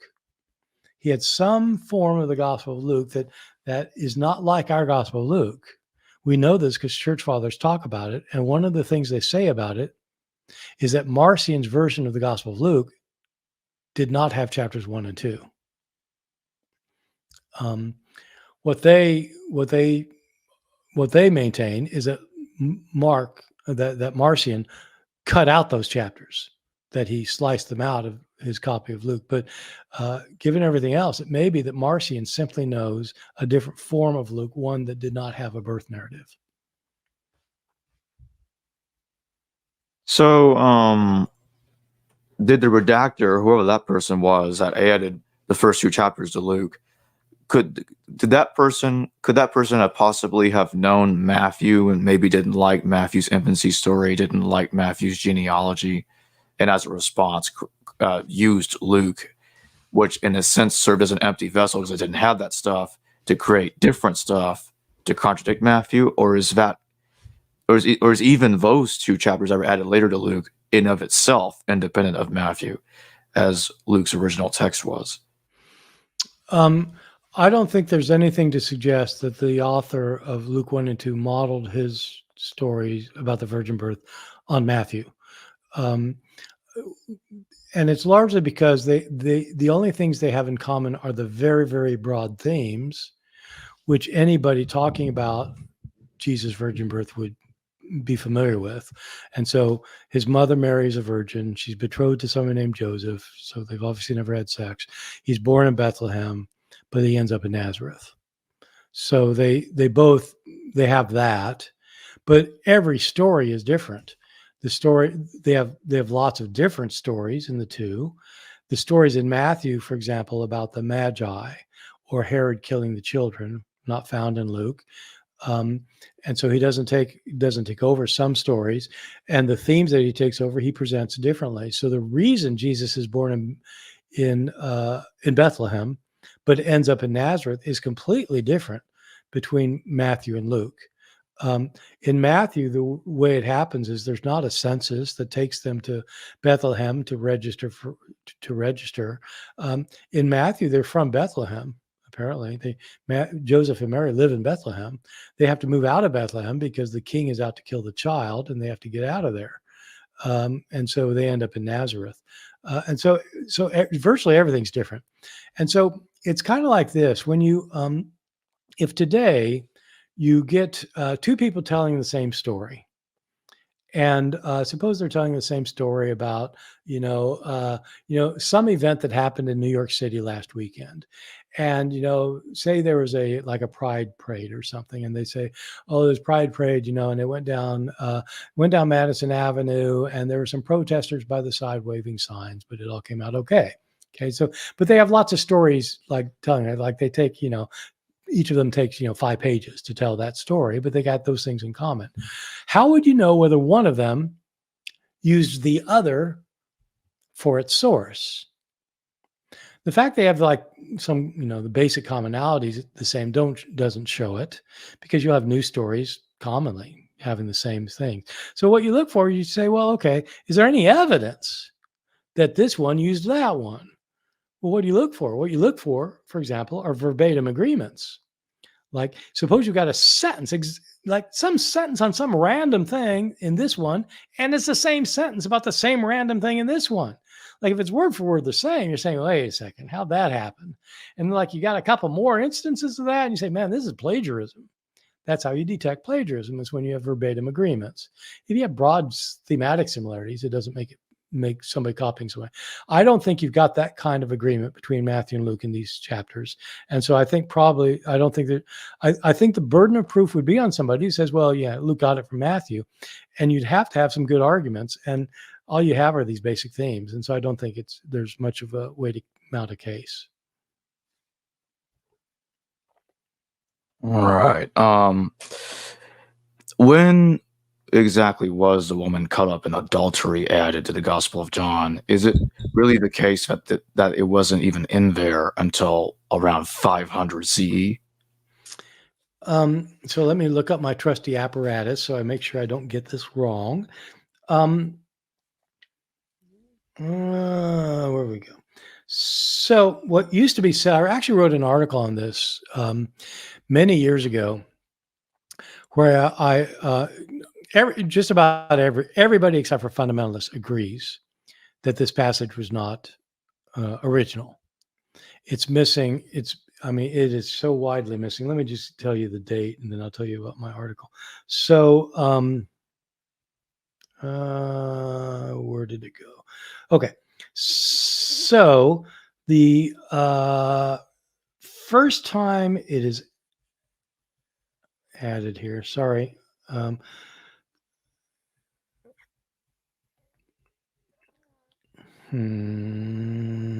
is the first time it's added? It looks like it's added by different manuscripts, obviously, at different times. But the first time it looks like it's added is in around the year 400 in Codex Bezae in a manuscript. So around the year 400. Before that, we have a number of witnesses that are lacking it. And so there are lots of reasons for thinking it wasn't original that are not just about the manuscripts. For one thing, the writing style changes pretty interestingly right after. But the writing style before this is a kind of a consistent writing style. This story is a different writing style. And then right after this story, you have the same writing style. And so you have to examine that in the Greek, looking at detail. But that's pretty much agreed by everybody. There are things in this passage that don't really work very well in the context. So people look at that. So there are a range of things about that. So the answer to your question is it first shows up in Codex Bezae around the year 400. I wrote an article on this thing once that argued I had to deal with I dealt with two arguments. One thing is that when people point out that this thing appears like it was not original, they always say, or typically they say, that there's no Greek commentator on the Gospel of John that mentions this until the 12th century. And yeah, well, that's actually right. And people writing commentaries on the Gospel of John don't mention it to the 12th century. And it's often thought you don't really have much evidence of this before that in any church father. When I was doing my dissertation on Didymus the Blind, a 4th century church father, I found a passage where he actually summarizes this text. And he's living in the 4th century. And so I wrote an article showing that this was actually, it appears that a form of this story was already known to Didymus the Blind in the 4th century. But it's not an early edition, and it's there's so many arguments against it that even when I was an evangelical Christian, I knew this thing wasn't original. And that's the consensus, really. All right, let's take some super chat questions. Michael E, thank you for your super chat. Thoughts on Christian atheism from Slavoj Zizek or Thomas Altizer, like Hegel? They argue God dies on the cross, remaining is the Holy Spirit, an egalitarian collective of believers bound by love. I would say those are theological views. I'm not a theologian. And so, even though they're atheistic views, they do have, they're dealing with kind of an interpretation of the text that's trying to make it meaningful in a kind of a religious sense. And so, so it kind of depends what one means. I mean, they're not doing an analysis, like an interpretive analysis of any of the individual gospels when they say things like that. They're thinking in kind of broader philosophical terms. And so it's their way of making sense of these passages philosophically. Just as an example, to say that the Holy Spirit is an egalitarian collective of believers bound by love, that could be a very powerful thought. that the Holy Spirit isn't some entity, a member of the divine Trinity that is doing things here among us, but in fact, it represents a kind of a natural thing that the believers in Christ now are bound together by their faith and their love, and they form a community, and that's the manifestation of the Holy Spirit. That would certainly fit in with a Hegelian philosophy where there isn't any like real spirit. In the theological sense, but it's not an exegesis of these passages. For me, I'm far more interested in what these passages are saying, and I'm not trying to redeem them for any modern theological or philosophical purpose. I'm interested in what Mark has to say about the death of Jesus, what Luke has to say about the death of Jesus. I'm interested in how those interpretations might have relevance for people today. But I don't have the agenda of systematic theology, which is trying to take the biblical message and come up with a kind of a coherent, unified message that could be important to Christians today. These philosophers are following in the steps of those systematic theologians who have been around forever, who are trying to come up with kind of a unified message of philosophical importance. And I'm not against that endeavor at all. It's not something that I'm particularly engaged in. And it is, of course, it's in terms of a historical phenomenon, it's interesting that people like Zizek and and others have gotten interested in this kind of analysis. But that's culturally and intellectually interesting, but it's not something I have really any way of commenting on. Hard work. Thank you for your super chat. Can Dr. Ehrman please explain his opinion on the coherence-based geological method? And he corrected a misspelling here. He says autocorrect changed my text. So genealogical. Chat should be genealogical. Yeah, genealogical method. Yeah. Right. Okay. So earlier, Jacob, when you asked me about family groups, I described what you were asking me about, which is how traditionally scholars have collected manuscripts into groups and evaluated which groups are superior to other groups to help them decide which texts are original. About, I don't know how long ago now, 20 years, 25 years ago or so, out of this group in Munster that I mentioned that is producing this new edition of the Nestle-Aland text, the Nestle-Aland 29th, out of that group, especially one scholar in the group, Gert Mink, devised a method that's called the coherence-based genealogical method. I'm not going to go into the ins and outs, for which you can thank me. It would take a long time and it's very detailed. But what I will say is this is a method that tries to get rid of the need to group manuscripts. It does not think that it's useful to talk about an Alexandrian text, a Byzantine text, a Western text, a Caesarean text. They don't think that that's useful and that it's outdated. And now with computer technology, we don't have to do that. What the coherence-based genealogical method does, in short, is it tries to understand the genealogical relationship not of manuscripts, but of variant readings. And the way it does it is it takes any reading which is different. So suppose you've got a verse and you've got like 3 words that are worded differently in some manuscripts than others, that are like a unit, a sense unit of 3 words. It's different here, different there, maybe different there.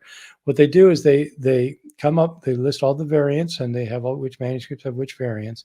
And then they try to figure out which of these variant readings probably came from the other readings based on a computer analysis, based on the data that they feed into the computer.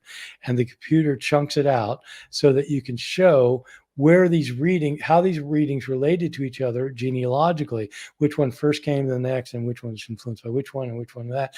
And you do that for each variant reading, but then you feed all the data into a computer and it establishes the coherence of the entire tradition for that book, showing which readings are the oldest readings and which readings came from those oldest readings. And so it's a computerized model that would have been impossible before now. It is ignoring the it's in my judgment, it is somewhat ignoring people will object to this, but who know the method, it's somewhat ignoring is ignoring what the original text was. It's trying to find what the originating variant was that originated all the other manuscripts, but it doesn't ask the question, was that what the author originally wrote? The method can't solve that. And so it's, in a sense, it's leaving behind some of the evidence that I think is important, which is trying to figure out which of the variant readings that survive pass the criteria of which one is more likely for this particular author to have written based on a number of considerations. So it is the order of the day. It's how people are proceeding. I don't find the results to be significant so far, even though they claim that they're really highly significant. But when you look at the results, for me, they don't add up to a lot. But I will admit I'm out of the field now. I'm not doing textual criticism now. I haven't been doing textual criticism for really 15 or 20 years now. And so so to that extent, I'm not the best person probably to ask about it, but I have not been overwhelmed by the results, and I have serious doubts about the method, but I'm a dinosaur in the field. And so, what I say doesn't really have much effect on anything. I think the most interesting part of textual criticism is deciding what an author wrote and why somebody changed it. For me, that's detective work. And I also think it's really interesting to figure out why scribes were changing texts. That's a historical question that you can't solve with a computer. The things that I'm most interested in, mounting arguments for which variant reading is older than others and why you had changes. You've got to mount historical and literary arguments for that. And I think people who practice the coherence-based genealogical method just don't do that, in my experience.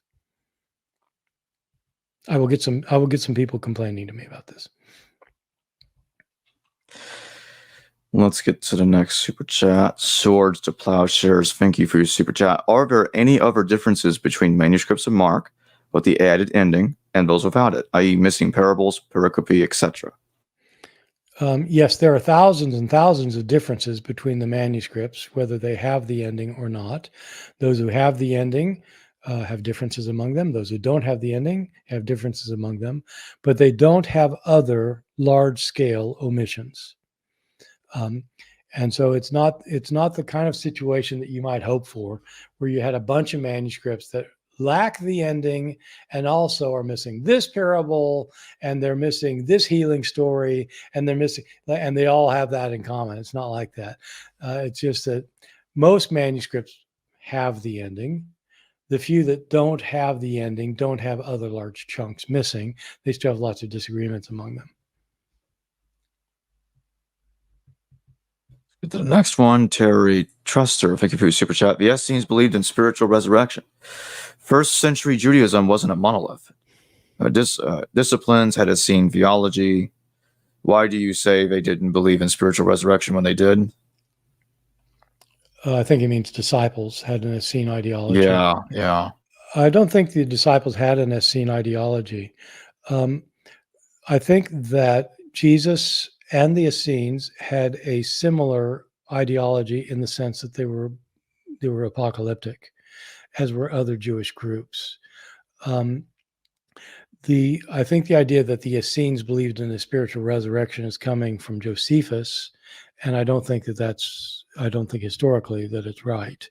I don't think the Essenes did believe in a spiritual resurrection. They believed they had a very physical understanding of the apocalypse with an apocalyptic worldview, as did other Jews who believed in resurrection. There were some Jews who did not believe in resurrection. The one that we know of are the Sadducees.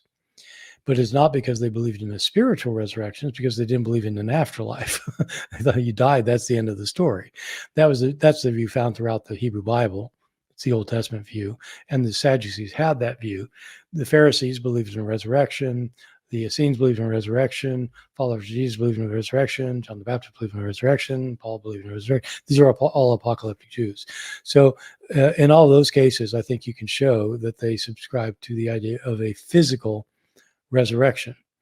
When Jesus says that at the resurrection there'll be no marriage nor giving in marriage, he's talking about physical union in marriage.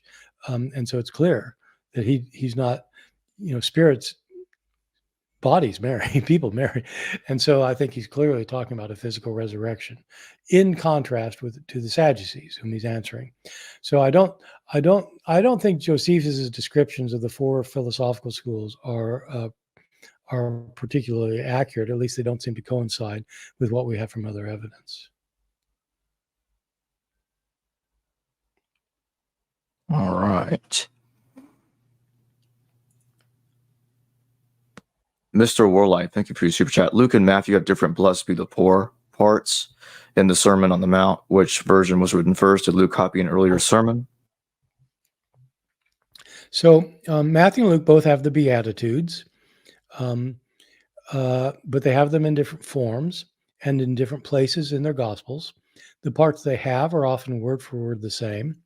So they both have blessed are the poor, but Matthew has blessed are the poor in spirit. And Luke has blessed are you poor. Matthew has blessed are those who hunger and thirst for righteousness. Luke has blessed are you who hunger and thirst. There's obviously a difference between hungering for righteousness and being hungry. Luke seems to be emphasizing more of a social agenda, concern for those who are poor, concern for those who are hungry, and throughout his gospel, concern for those who are outcast, concern for women who didn't have as high of a status as men in that world. Luke has these kinds of social agenda. This question is particularly, though, about the Beatitudes. The question is, why in these Beatitudes and in other parts of Matthew and Luke, for example, the Lord's Prayer, their prayers differ in some ways. Matthew's is longer, and there's some words that are different, but they have a lot of words that are just the same. Or you'll have parables that are virtually the same, or other sayings virtually the same. How's that work? Why is that? So scholars have long debated this, but since the 19th century, the consensus among scholars, it's not an overwhelming consensus now because there are people who have different opinions, but still the majority view among scholars, so far as I can tell, is that Matthew and Luke have these passages in common because they are copying a common source. It does not look like Luke copied Matthew or that Matthew copied Luke. The reason for thinking that is because these passages they have in common, where they've got word for words the same, those are the passages in Matthew and Luke that are in different sequences in Matthew and Luke. When Matthew and Luke also have word for word agreements that are found in Mark, in other words, they both copied Mark. So you get a passage in Mark, Matthew copies it, Luke copies it. So sometimes all three will have the same wording. Sometimes Matthew and Mark will have the same wording, but Luke will have something different. Sometimes Mark and Luke will have something the same thing, Matthew will have it different. You get these various combinations. But these passages show that there's copying going on because they're verbatim agreements. And since all three have them in common, you can compare all three and you can work it out that Mark appears to have been copied by Matthew and Luke. When you have those passages where Matthew and Luke, Matthew copied Mark, Luke copied Mark, when you have those in common, Matthew and Luke generally have these passages in the same sequence. When Matthew and Luke have word-for-word agreements in passages not in Mark, they're almost always sayings, they're in different sequences. If Luke was copying Matthew, then you would think that he'd at least keep some of the same sequences for the materials in Matthew, because Luke does keep the same sequence for the material from Mark. So that shows that probably Matthew and Luke are not copying each other. So they probably caught it from a common source, and the common source is usually called Q. Q is it's short for the German word Quelle. Scholars who invented this were German scholars. They didn't invent Q. They invented the idea of Q. They came up with the idea that Matthew and Luke had a common source for their sayings. So it's called the sayings source. And so it's the sayings Quelle. So they just call it Q for the saying source, Q, because Quelle starts with a Q, Quelle. So Luke probably was copying Q at this point, making some changes possibly. Matthew's copying Q at this point, making some changes probably. So yes, Luke was copying some of the source probably. Which wording is the oldest? Did Jesus originally say, blessed are the poor in spirit? Or did he say, blessed are the poor? Scholars will go back and forth on this. I think the majority view continues to be that when you have those kinds of differences, more often Luke is presenting the older form. And that's what I think. I think Luke is presenting Jesus' social agenda because Luke agrees with Jesus' social agenda that you should take care of the poor and you should take care of the hungry. And Matthew has more of a kind of a spiritualized view of it. What matters isn't poverty. What matters is being poor in spirit. In other words, humble or meek. What matters is not hungering and thirsting. Well, why does that matter? What matters is you hunger and thirst for righteousness. It's more of a spiritual teaching. So I think Luke has the older version, probably the one that was in Q. Matthew's changed it, not because he changed Luke, but because he changed Q.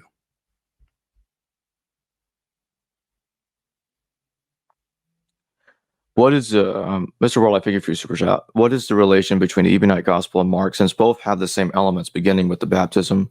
Was one based on the other? So we have a Gospel of the Ebionites that's called that. And I assume this, I'm going to assume that Mr. Warlight is talking about that, because sometimes people, he may be talking about something else, because sometimes when people say the Ebionite gospel, what they mean is like a Jewish Christian gospel that is talked about, that is kind of this like amalgamation of things from church fathers, and you just call it the Ebionite gospel. We actually have a book called The Gospel According to the Ebionites. And so I'm going to assume he's talking about that. That gospel we have only in quotations from church fathers. We don't have a thing. We don't have like a manuscript of this gospel. In fact, it's not church fathers. It's a church father. A fourth century church father named Epiphanius quotes a gospel that he says is the gospel of the Ebionites. The Ebionites was one of the Jewish Christian groups in the early church. They appear to have had a gospel, as did other Jewish Christian groups. One of the things that's most interesting about this gospel of the Ebionites is that it appears to have been a gospel that was harmonizing other gospel texts. By harmonizing, I mean, how sometimes you'll have a different story in Matthew, Mark, and Luke. One way to harmonize that is to take Matthew, Mark, Luke's version of the story and to combine them into one big story, where all the elements of Matthew and all the elements in Mark and all the elements of Luke are in one account. People do this mentally all the time. So when people talk about the 7 last words of the dying Jesus, you may have heard of that. What are Jesus' 7 last words? And so he says, Father, forgive them, for they don't know what they're doing. They're saying, he says, my God, why have you forsaken me? He says, Father, into your hands I've committed my spirit. And he says all these things. He doesn't say all those things in any of the Gospels. In Matthew, he says a couple of these things, and Mark, he says one of those things, and Luke, he says a few of these things. And so you take them all and you smash them together, and then you get the 7 last words of the dying Jesus. And you could call that like the American gospel or something. I don't know. But so the the gospel of the Ebionites, though, appears to have been an actual gospel that did something similar. It put the stories together. And the reason for thinking of that is one of the reasons for thinking it, the best reason for thinking of it, is because when Epiphanius quotes this gospel, he quotes its account of the baptism. And so probably this gospel, as this questioner said, does start with the baptism narrative. I pointed out earlier that in Mark's gospel, the voice from heaven says, "You are my beloved son, in whom I'm well pleased." I also pointed out that in Matthew's gospel, it says, "This is my beloved son, in whom I'm well pleased." And you think, well, who cares? Well, actually, there's a difference. Because in Mark's account, the voice is coming only to Jesus. No one else is said to hear the voice. That's interesting Because throughout Mark's gospel, one of the leading themes is that nobody can figure out how Jesus can be the Son of God. And at the baptism, nobody's told it, just Jesus. In Matthew's gospel, people have no problem figuring out who Jesus is, more commonly. And the voice doesn't come to Jesus, it comes to the crowds. This is my beloved son, or possibly just to John the Baptist. This is my beloved son. God's telling someone else, not telling Jesus. Okay. But then you get to Luke, and as I pointed out in Luke, it looks like the voice originally in the oldest form of Luke, it looks like the voice said, you are my son, today I have begotten you. Well, how do you reconcile that? What did the voice actually say? In the Gospel of the Ebionites, as Epiphanius quotes it, the three accounts are reconciled. Because in that account, the voice comes 3 times. And so what happens in that account is, Epiphanius quotes it, and he just quotes the passage, and he says, according to the Gospel of the Ebionites, the voice came from heaven and said to Jesus, you are my beloved son in whom I'm well pleased. And later, the voice came and spoke to the crowd, this is my beloved son in whom I'm well pleased. So first spoke what Mark said, then said what Matthew said. And then John the Baptist asked something about, like, how can this be the Son of God? And the voice then comes a third time, says, you're my beloved son, today I have begotten you. And so the voice comes 3 times in this gospel. And so it's so it does look like the Gospel of the Ebionites did begin with a baptism scene. It appears that he did know the Gospel of Mark, but it appears that he also knew Matthew and Luke. And he tried to combine these into one complementary account where you don't have differences among the Gospels. You got one Gospel that's coherent. Many people listening to this will realize that is similar to what happened in the 2nd century at the hands of a more famous Christian author who took the 4 Gospels and he combined them into one Gospel. So it's a church father named Tatian, who was a disciple of Justin, martyr, whom I mentioned earlier, around the year 150. He went to Rome. He was from Syria. He went to Rome, and even though he was from Syria, and he learned Greek, but at some point he composed a gospel that was the 4 Gospels put together into one big gospel that was a kind of a gospel harmony. And that big gospel of Tatian's is called the Diatessaron. Dia means through, Tessaron means 4, through the 4. This is the one gospel that comes through the 4 Gospels. This became the gospel that was widely used in Syria for centuries. They did not use Matthew, Mark, Luke, and John separately from them, and they actually called those the separate Gospels, but they used the Diatessaron. And it is much to our regret that we no longer have a copy of the Diatessaron. One of the hardest parts of New Testament studies in textual criticism, one of the most difficult tasks, is trying to figure out what the Diatessaron looked like, how it was worded. And there have been big disputes about that, even over the last 30 years, the entire sea change about how people go about doing that. But it is incredibly difficult. You've got to know all these other languages. It's really hard. But it would be an account of a gospel harmony that was like the Gospel of the Ebionites in its intent, in many ways. But it could not have been the Gospel of the Ebionites. It had to be a different gospel for reasons I don't need to go into. But so there were gospel harmonies like that. And so that was the Gospel of the Ebionites.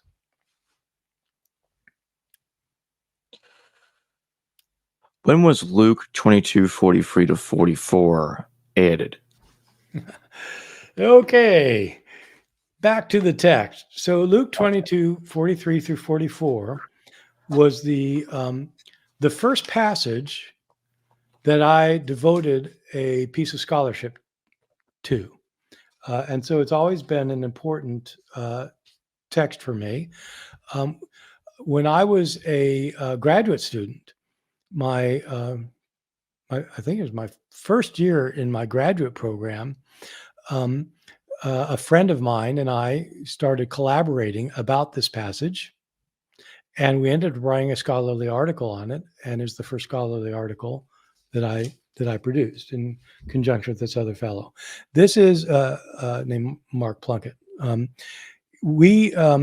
The passage is about Jesus praying before he's arrested.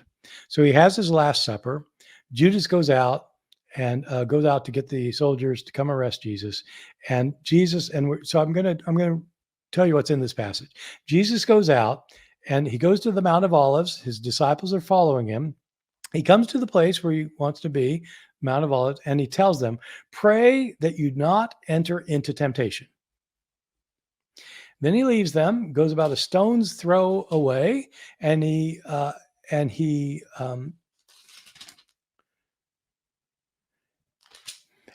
kneels down and he prays, "Father, forgive them, for they don't know." Father, I'm sorry.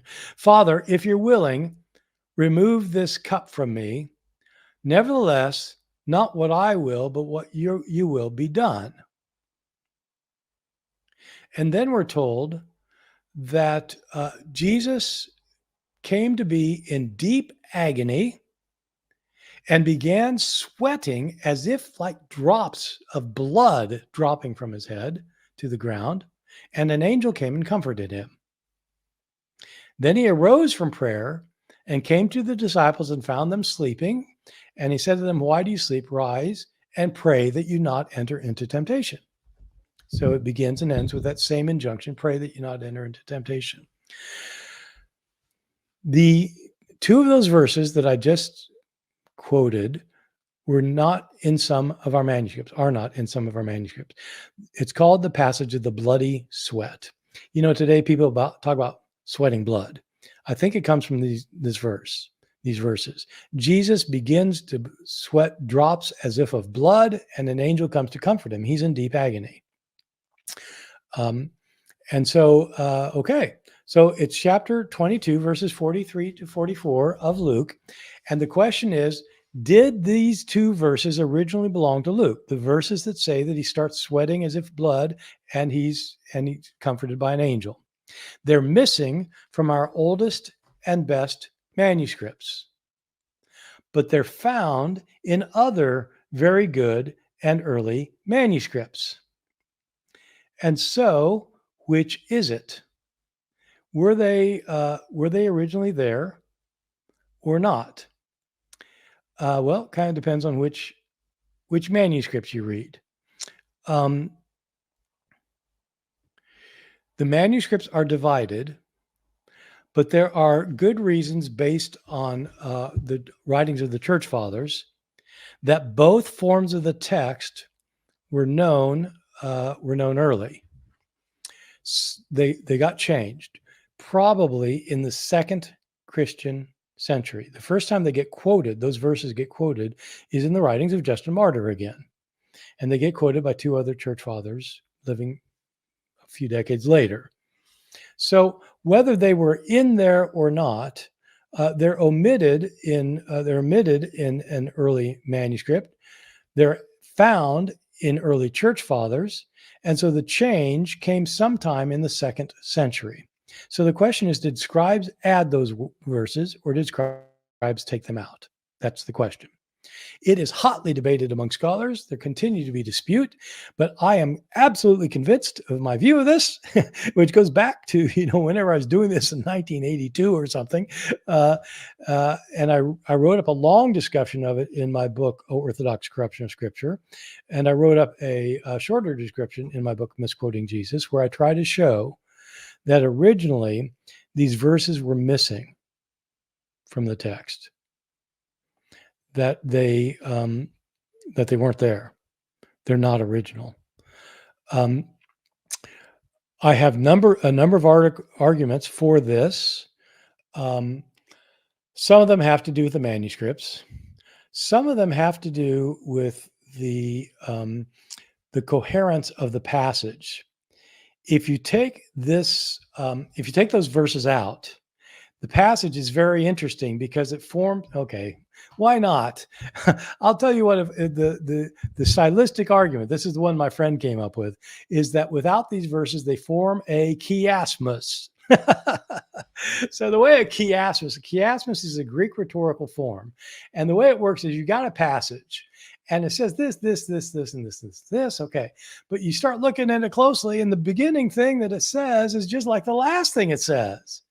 And the second thing is a lot like the second to last thing. And the third thing is a lot like the third to last thing.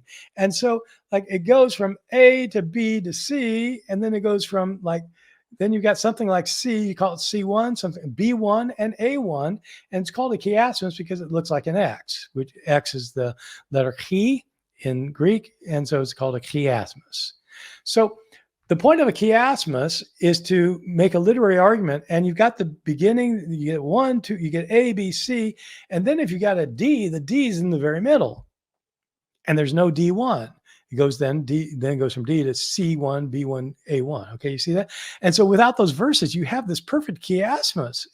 And I don't believe in chiasmus as much. I don't think they hardly ever occur, but I think this one is.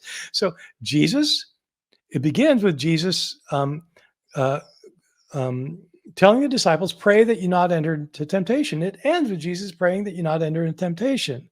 He leaves them. He returns to them. He kneels down. He gets up.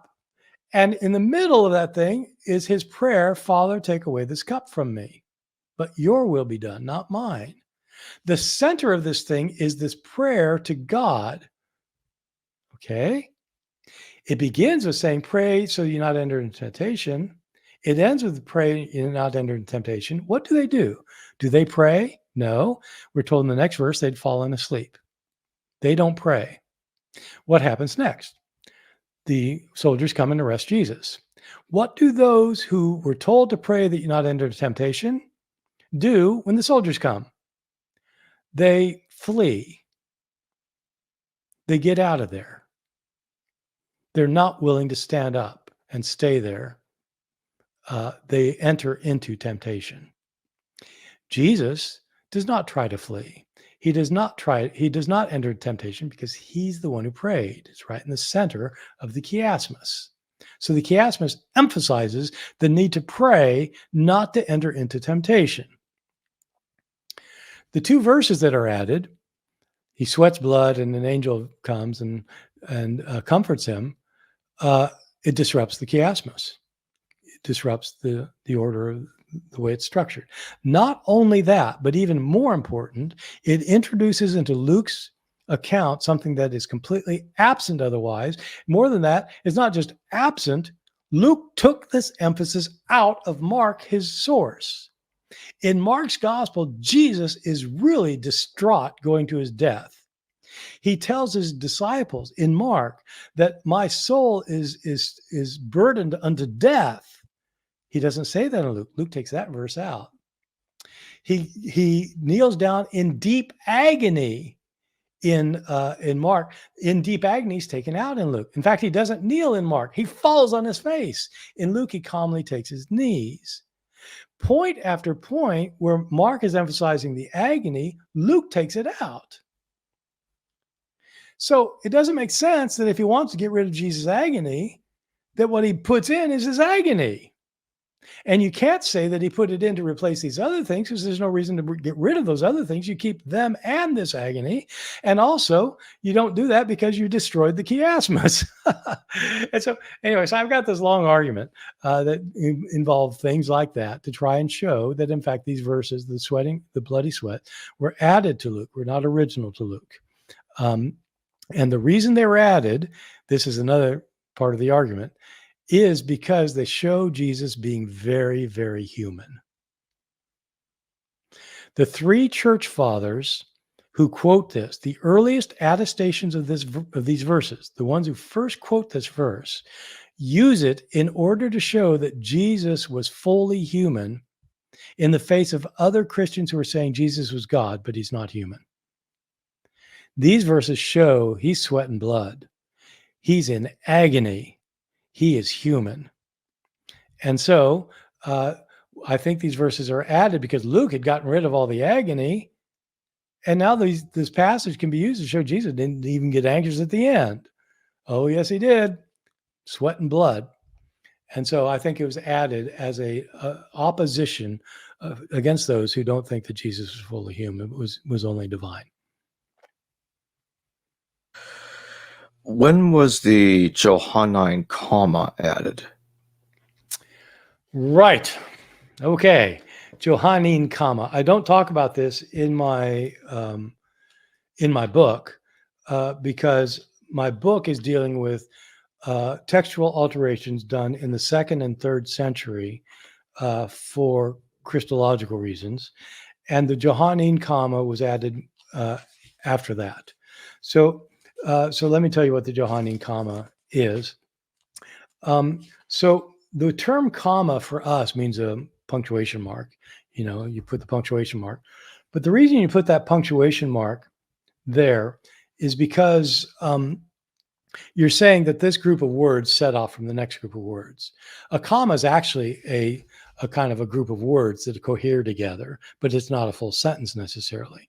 And so the Johannine comma is an addition of a group of words, not just a word or two, but an entire group of words that have an internal sense. And it's a very famous passage because it's the only one in the New Testament, if it were in the New Testament, that explicitly affirms that affirms the doctrine of the Trinity. You can get the doctrine of the Trinity elsewhere in the New Testament by taking this verse about God being the only God, or that verse about Jesus being God, or that verse about Spirit being like Jesus and being God. And you take verse here, and then you put them together, and you can come up with a doctrine of the Trinity. But the doctrine of the Trinity is never explicitly expressed except in this disputed passage, which is not much disputed, because everybody agrees it wasn't originally there. In this case, even conservative evangelical, unless you're a fundamentalist, just about everybody agrees this thing wasn't there. The doctrine of the Trinity is not simply mentioning Father, Son, and Holy Spirit. You have Father, Son, and Holy Spirit named in the New Testament. Matthew chapter 28, verses 19 and 20, baptize the converts in the names of the Father, Son, and Holy Spirit. That's not the doctrine of the Trinity. The doctrine of the Trinity is not the existence of the Father, Son, and Holy Spirit. It's their relationship to one another. It's the technical definition that God comes in 3 persons. There's one God, but in 3 distinct persons. The 3 persons are distinct from one another. They are not the same person. There are 3 distinct persons, but those 3 are one. So that doesn't make mathematical sense. It doesn't really make logical sense. It's not supposed to make sense, but it's the doctrine of the Trinity, that the Godhead is 3 persons who are distinct, but the 3 are one. You don't find that statement anywhere in the New Testament. It doesn't develop until the 4th century. But you have this passage called the Johannine comma. And so this is 1 John, the epistle, 1 John chapter 5. When you read chapter 5, verses 6 and 7, it says, all right, the Spirit is the witness because the Spirit is the truth. Okay, so I'm sorry. Okay. Let me start with verse 6, actually. This is he who came by water and blood, Jesus Christ, not with the water only, but with the water and the blood. And the Spirit is the witness because the Spirit is the truth. Okay, that's the lead up. I'm not going to interpret that here. Verse 8 then. There are 3 witnesses, the Spirit, the water, and the blood. And the 3 are one. Okay, so the Spirit, the water, and blood all testify to Jesus Christ. So the 3 are one. But there are some witnesses that have an addition in Latin, that say, hold on, I've got to get this. Let me find my apparatus. There it is. All right, in Greek and in Latin, you have the thing where it says there are 3 witnesses, the Spirit, the water, and the blood. The addition to the text, the Johannine comma says there are 3 witnesses in heaven: the Father, the Word, and the Holy Spirit. And these three are one. And there are three witnesses on earth, the Spirit, the water, and the blood. And these three are one. Wait a second. You have the addition, not just of the Spirit, water, and blood, but you have the addition of, you have three who are in heaven, the Father, the Word, and the Spirit, and these three are one. That's the statement of the Trinity. Those verses are missing from all of our early and best manuscripts. And so it is absolutely an addition to the text. They do get quoted in church fathers that may go back to the 4th century. It may have first been found in quotations of church fathers in the 4th century, the 5th century. It doesn't get added to the New Testament until a little bit later, around then, in Latin manuscripts. There are some Greek manuscripts that do contain this, but they are very late Greek manuscripts, medieval manuscripts. So it probably was a gloss on the text, kind of an explanation of the three are one, the Spirit, the water, and the blood, by somebody who wants to say that this is applicable to the doctrine of the Trinity that was emerging in the 4th century. And so they added the statement. Somebody added that as an interpretation. Somebody then stuck it in a manuscript. And so the manuscripts that were being used, the manuscripts that developed had these, and the manuscript used to translate the King James Version had the verse. And that's why English speakers are familiar with the verse, because it's found in the King James, because King James is based on later manuscripts. So I'm going to take a couple more super chats. We're going to be missing some super chats, but we are pretty much at the end. I'll take this one real fast because there's no question here. Very good. No question, just thanks. Thank you, Offer. Thank you for your super chat. And the last super chat question I will take, because it's on topic, is from Hand of Omega. Thank you for your super chat. Is the longer Acts the one in the Bible? Which version is best, and what's a good translation of it? So the longer text of Acts is found in some manuscripts, especially Codex Bezae, and it is not the one that is usually translated.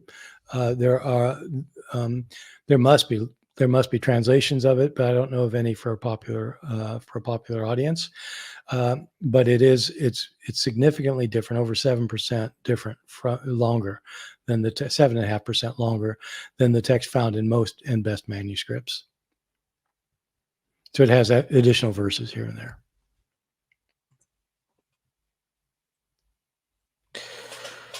Well, thank you for joining me today, Bart Ehrman. Okay. Thank you for having me. I've enjoyed it. It's been down in the weeds a bit, but it's been fun. Likewise. And I just want to remind everybody to check out the History Valley Amazon affiliate link to get the Orthodox Corruption of Scripture, and also to check out Bart Ehrman's course on the Orthodox Corruption of Scripture and the History Valley affiliate link, History Valley 5-card affiliate link in the description below. And I'll see everybody later. Thanks again, Bart. Okay, thank you. Hello, viewers. Thanks for watching this video from the History Valley YouTube channel.